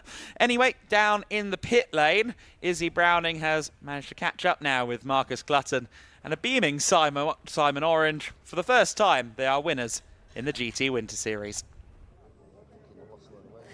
Exactly right, Adam. First time in the Winter Series this weekend together, and a first win to end the weekend. Perfect way to end the weekend, really, wasn't it? Yeah, definitely. A good way for us to start our Winter Series debut as well. So, yeah, it was great, and Marcus did what he gets paid for. He was magnificent. Yeah, absolutely. I said to you right before we came on air, I think a couple of people up and down the pit lane wondering how you did that. I mean, you just stuck it out. It wasn't easy at all, but you did stick it out and ultimately won the race with quite a nice gap. Yeah, I think, you know, it paid off, and, you know, granted, a lot of people stopped for wets, and I was panicking a little bit at that point, wondering, you know, what the delta was to them, but yeah, just stuck it out, and early on when the tyres were still warm, I made the most of it and made the moves, and did my best to keep some temperature in the tyres. So, you know, but all credit to Simon, he's done a grand job, and, you know, that's what we're here. We're here to enjoy it, we're here to learn, and, you know, ultimately have some good racing, and we've had all that. Definitely, and of course you started the race, so then you had to watch probably a little bit nervously as the others come in and get the wet tyres on, and you're still on the slicks. How enjoyable was that to watch, though? Not at all, actually. I was saying to the lads, I'd rather be out there on slicks in the wet, panicking than watching. I was screaming at him to slow down. I don't know. He wanted to win it by 3 laps, I think. I think at one point when they changed to wets, they were going 0.3 of a second quicker so. Like he just didn't need to panic, but of course he didn't know that. And when I told Winnie to let him know, he told me to shut up and let him concentrate. So what can you do? Well, you won the race in the end, so that's what matters. And we're going to see you back in Barcelona? Yes, definitely travelling over there tomorrow. Yeah. All right, good stuff. We'll let you go and enjoy the win. Well done, guys. A first win for them this weekend. The chef was in the kitchen, and JMH told Simon Orange to let him cook. Cook he did. What an exciting race that was in the GT Winter Series. Highlights of race 3 then. A very, very tumultuous race. It started in practically dry conditions with an early lead for Jonas Karklis. An early contact though, Charles Dawson and Cristiano Mathiel unfortunately colliding at the first corner. Mathiel would go no further. Charles Dawson's car would make it to the end of the first lap, but then it would also retire. Safety car out then to collect the number 50, and then the race got back underway. Karklis leading Thomas Anderson, Jerzy Spinkovic in 3rd, and then in 4th place was Moritz Viskirchen. Thomas Anderson sparring a little bit with Jerzy Spinkovic as Haya was incredibly keen to try and make up some positions, of course, as he tries to compete for that overall title this season in the GT Winter Series. For Simon Orange, it was a very good first stint. He would hand the car over to Marcus Clutton critically, with seemingly quite a lot of temperature in those tyres. It was getting wet around the circuit. Jonas Karkleefs was pressing on, waiting to see if it would get wet before handing the car over to Luca Engsler. Clutton, though, was driving past people like they were standing still. Granted, Moritz Viskirchen, who took over the #1 car, made that quite easy for him. But in general, Clutton just seemed to have the edge, driving the slicks in slippery conditions. He soon got his way past Simon Birch as well. Birch, one of the quickest young talents out there, but even he was struggling in the wet conditions. The #8 car came in to get some wet tyres on the car. It looked like an inspired move for maybe a lap or two, but then unfortunately it started to struggle. The weather started to turn towards the slick tyres once again. This was Jerzy Spinkovic moving past into, at the time, the race lead. So this is actually before the tyre switch, actually, my apologies. So we were still on slicks for the top two at that point. Danny Sufi was struggling on his slick tyres, getting overtaken by no fewer than 3 cars on the way into the first corner there. Moritz Viskirchen, I think slightly scaring Shorter Abgazava there, coming out of turn 13. And this was Marcus Clutton closing in and getting past Luca Engsler, and shortly thereafter also making his way by the number 25 of Jerzy Spinkovic. Clutton was on slicks, but he just had more temperature in the tyres, and both Jerzy Spinkovic and Luca Engsler would eventually opt to switch over to those wet tyres. Number 333 machine of Milos Pavlovic was struggling a little bit. He was sticking with the slick tyres. He would doggedly stick to them for the duration of the race. Oh, goodness me, as Ahmed Arif Al-Ghahuri did a very good job there not to get collected by the recovering Kalle Bergman. Even Marcus Clutton wasn't infallible, as the conditions only got scarier out there on the circuit. And that was the story at this point of the race. Slicks off, wets on, and it was looking like the right move for only about 5 or 10 minutes. Ahmed Arif Al-Khoury did switch tyres, but unfortunately the car was just not manageable in the tricky conditions. These half-wet, half-dry, greasy weather, no one's friend. And lots of drivers were exploring the outer limits of the track, trying to find grip, trying to find purchase wherever they could. By this time in the race, it was suddenly the wets that were failing and faltering for some drivers out there on the circuit. Marcus Clutton, who was doggedly sticking to it though all through the race, by the end he was pounding in fast laps, and even though the weather tried to turn against him at one point, he was unstoppable in that race, ultimately leading and winning by 17 seconds. Mikael Mack, who also stayed on slicks throughout the race, he's 17 seconds off the lead and winning in Cup 1. Jerzy Spinkovic, third overall for Unique Racing. A question mark hanging over the head of that car because they made a second stop for tyres, but it was less than 2 minutes, which is technically against those regulations. Milos Pavlovic, the 333 car, in 4th overall. Moritz Viskirchen in 5th place, the SR by Schnitzelau machine in P5. Simon Birch in 6th position and rounding out the overall, or rounding out the class podium in GT3. Luca Engsler in 7th place ultimately in GT3 Pro. Shorter Abkazava in 8th place for Artline. Ahmed Arif Al-Khoury in 9th position. And Danny Sufi rounding out the top 10. A frustrating race for him. He was very scarcely on the right tyres at the right time during his stint after taking over from Kari Schreiner. Kalle Bergman in P11. In 2nd among Cup 2 behind Al-Khoury, who won the class. Jonas Gelzinis finishing up those who took the flag. Vjatovic, Dawson and Mathiel all withdrawing from the race in the early stages. So then the podium is ready to go. Let's get ready to go down there now. Andrew Mather is prepared, so let's go and celebrate one more time.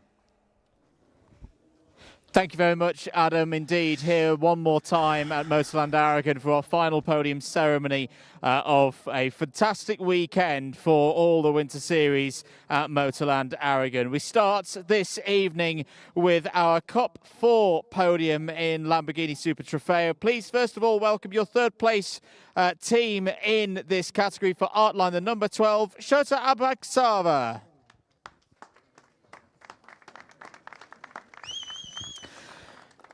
In second place for Autosports Racing, please welcome the team of Alessio Ruffini and Milos Pavlovic.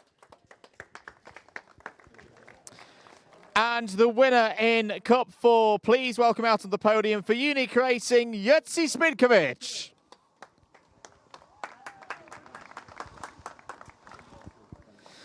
And once again, please welcome Georgie Chapman from Pirelli, Mark Krakenberg and Jan from Giedlich Racing to present the trophies for our top 3 in Cup 4. And congratulations all round in what was a really, really tough race tactically for drivers, mechanics, engineers, and the whole team alike, up and down the order in every single category. And a few more pictures down from those in pit lane. And some very well-earned champagne courtesy of Quinta de Arcash. Thank you very much, drivers. I think they're going to save those bottles for later. Let's move into Cup 2. The top 2 drivers receiving, top 2 teams, I should say, receiving trophies and champagne for their efforts. Let's first of all welcome the second team in Cup 2 today for Rilico Motorsport. Please welcome Mons Tallinn and Kalle Bergman.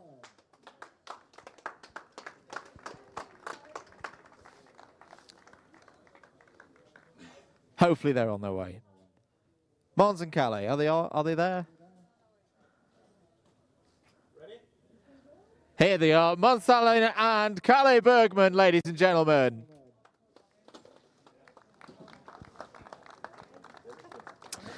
And in first place in Cup 2, please welcome in the number 88 A-Works Motorsport machine, Ahmed Arif Al-Kahuri.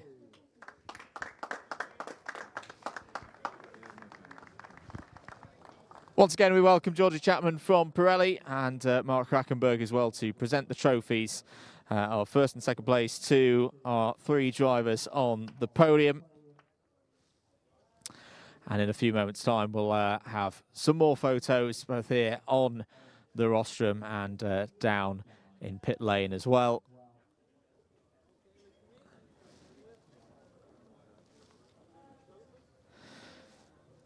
Great stuff once again. Drivers, this is the time where you can celebrate. You've got your champagne bottles. If you want to keep it for later, that's absolutely fine. But if you want to spray it on the champagne, now's the time to do so. Thank you very much for driving here with us this weekend. Next up in Cup 1, just the single Cup 1 entry getting through to the end of the race, but what a race it was for the number 76 AF course. So please welcome your winners in the Ferrari Challenge 296 category. Car number 76, the drivers Andreas Sorensen and Mikael Mack.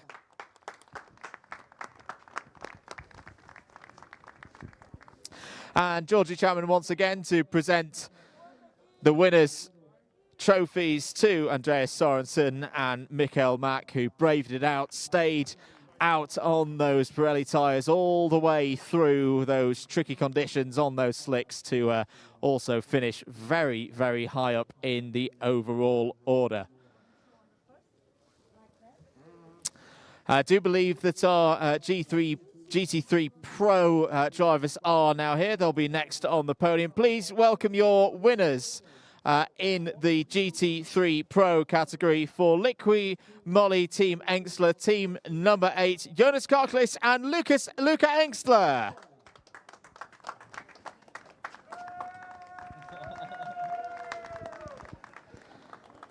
Big cheers from the team there. Thank you, Georgie Chapman, once again for presenting the trophies to our team in GT3 Pro, who've been very entertaining to watch this weekend. Very, very quick. Little bit of bad luck along the way, but well-earned rest after this weekend.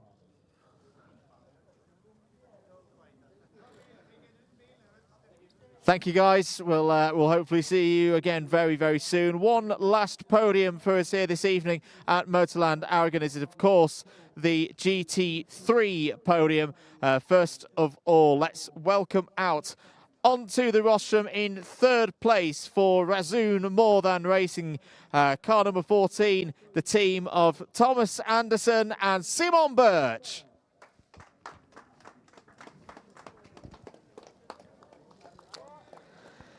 In second place in GT3 for SR Motorsport, the number 1 team of Kenneth Heyer and Moritz Fischkirchen. And a fantastic victory for this team. They held their nerve throughout the course of that race. For Orange Racing, please welcome your winners here at Aragón, Simon Orange and Marcus Clutton.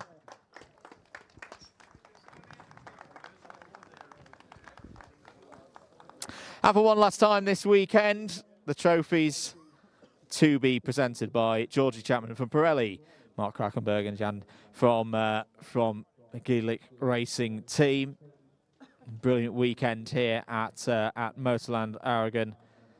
Very much look forward to Barcelona the next 2 weeks at Circuit de Catalunya for the culmination of this 2025 Winter Series season. Do hope you can be with us for the entirety of those 2 weekends. All of the broadcasting brought to you by Alpha Live. A few more pictures down in the pit lane before we release the champagne. And the champagne does come out for the GT3s on the podium. Fantastic stuff here in Motorland Aragón. But for now, let's head down to Izzy Browning. Hello everyone, welcome down to the pit lane for the final time this weekend. As is the case at the end of every weekend, delighted to say I am joined by commentator Adam Weller, of course, who has had a very busy day, it's fair to say. A lot of action in all the races. We've got just the one round left, so heading into Barcelona. So we'll look forward to Barcelona. We'll start with the GT4s, of course, Elite's Mackenzie Cresswell, I should say, going into that on top. How 24 hours changes things. We're talking about the gap narrowing 24 hours ago after the first race, and then he comes out of Sunday with a better points advantage in the GT4 Winter Series. And honestly, based on that first race, I wasn't expecting that. So good job to Mackenzie Cresswell. Of course, he's got the ultimate assistant in Tom Leben, and we'll see how the GT4 Winter Series plays out in the finale. I think that's going to be the most popcorn-worthy battle going into that weekend. Oh yes, a showstopper, that's for sure. And Simon Birch just running behind us with the champagne to one of his mechanics. And of course, Tom Leben had quite the races last year in Barcelona. Very feisty races from him. So very excited to see that one. We'll move on to the Formula Winter Series. Of course, put on a great show today. A word on Finn McLaughlin, because that was incredible. Both races were excellent performances from Finn, of course. 2 wins in 2 races on the day. That doesn't get much better. But yeah, race 3 was a work of mastery from him. We were all kind of thinking he'd got it wrong halfway through the race as the wet tyres kept driving further and further away from him. And then suddenly it just dried out enough and the wily Irishman made it work. I mean, we can see why he's where he is in his career right now. And I mean, we're what, 3 meetings into his car racing career, and I'm already sat there thinking, where is this going to go? How high are we going to go up this mountain with Finn McLaughlin? A very, very impressive showing from Finn McLaughlin. Right, we'll move on to the Prototype Winter Series. I think potentially we thought the championship was going to be wrapped up this weekend. It wasn't to be, but actually what it did give us is a first win for Lawrence Herr in the Prototype Winter Series, which feels a little bit strange to say given how experienced he is in LMP3 machinery. Yeah, almost 2 seasons into the Prototype Winter Series. Of course, he's won 3 LMP3 titles in his own right, so you'd expect him to have already had that accolade, but no, it finally came today. Obviously, John, if you're watching, we wish you well. John Brownson is poorly today, and we hope we'll see him back at Barcelona. Danny, of course, still the heavy favourite for Barcelona looking ahead there. But yeah, it was a good day of racing for Lawrence. And I think based on his interview, I think he was relishing today a little bit.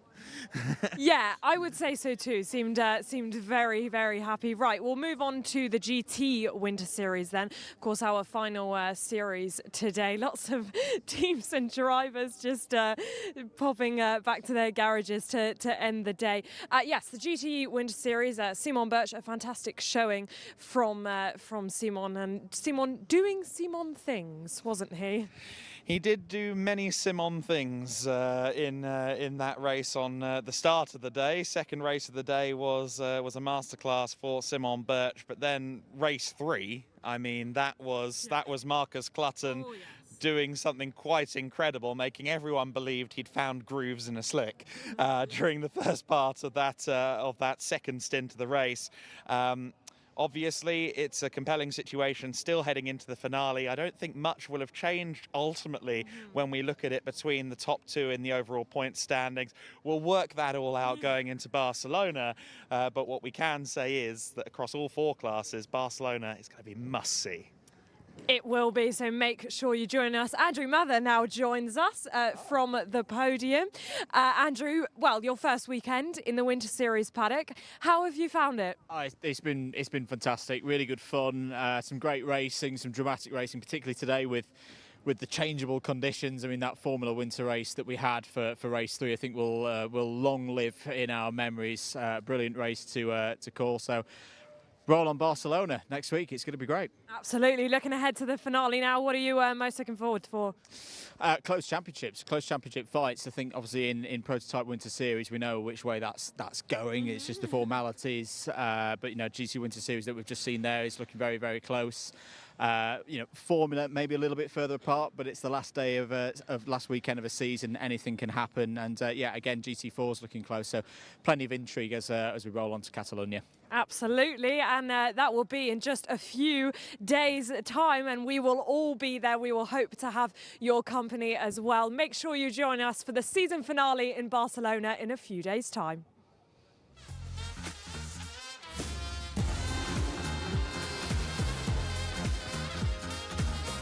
Hastings, but it's down racing. They both go deep into the corner.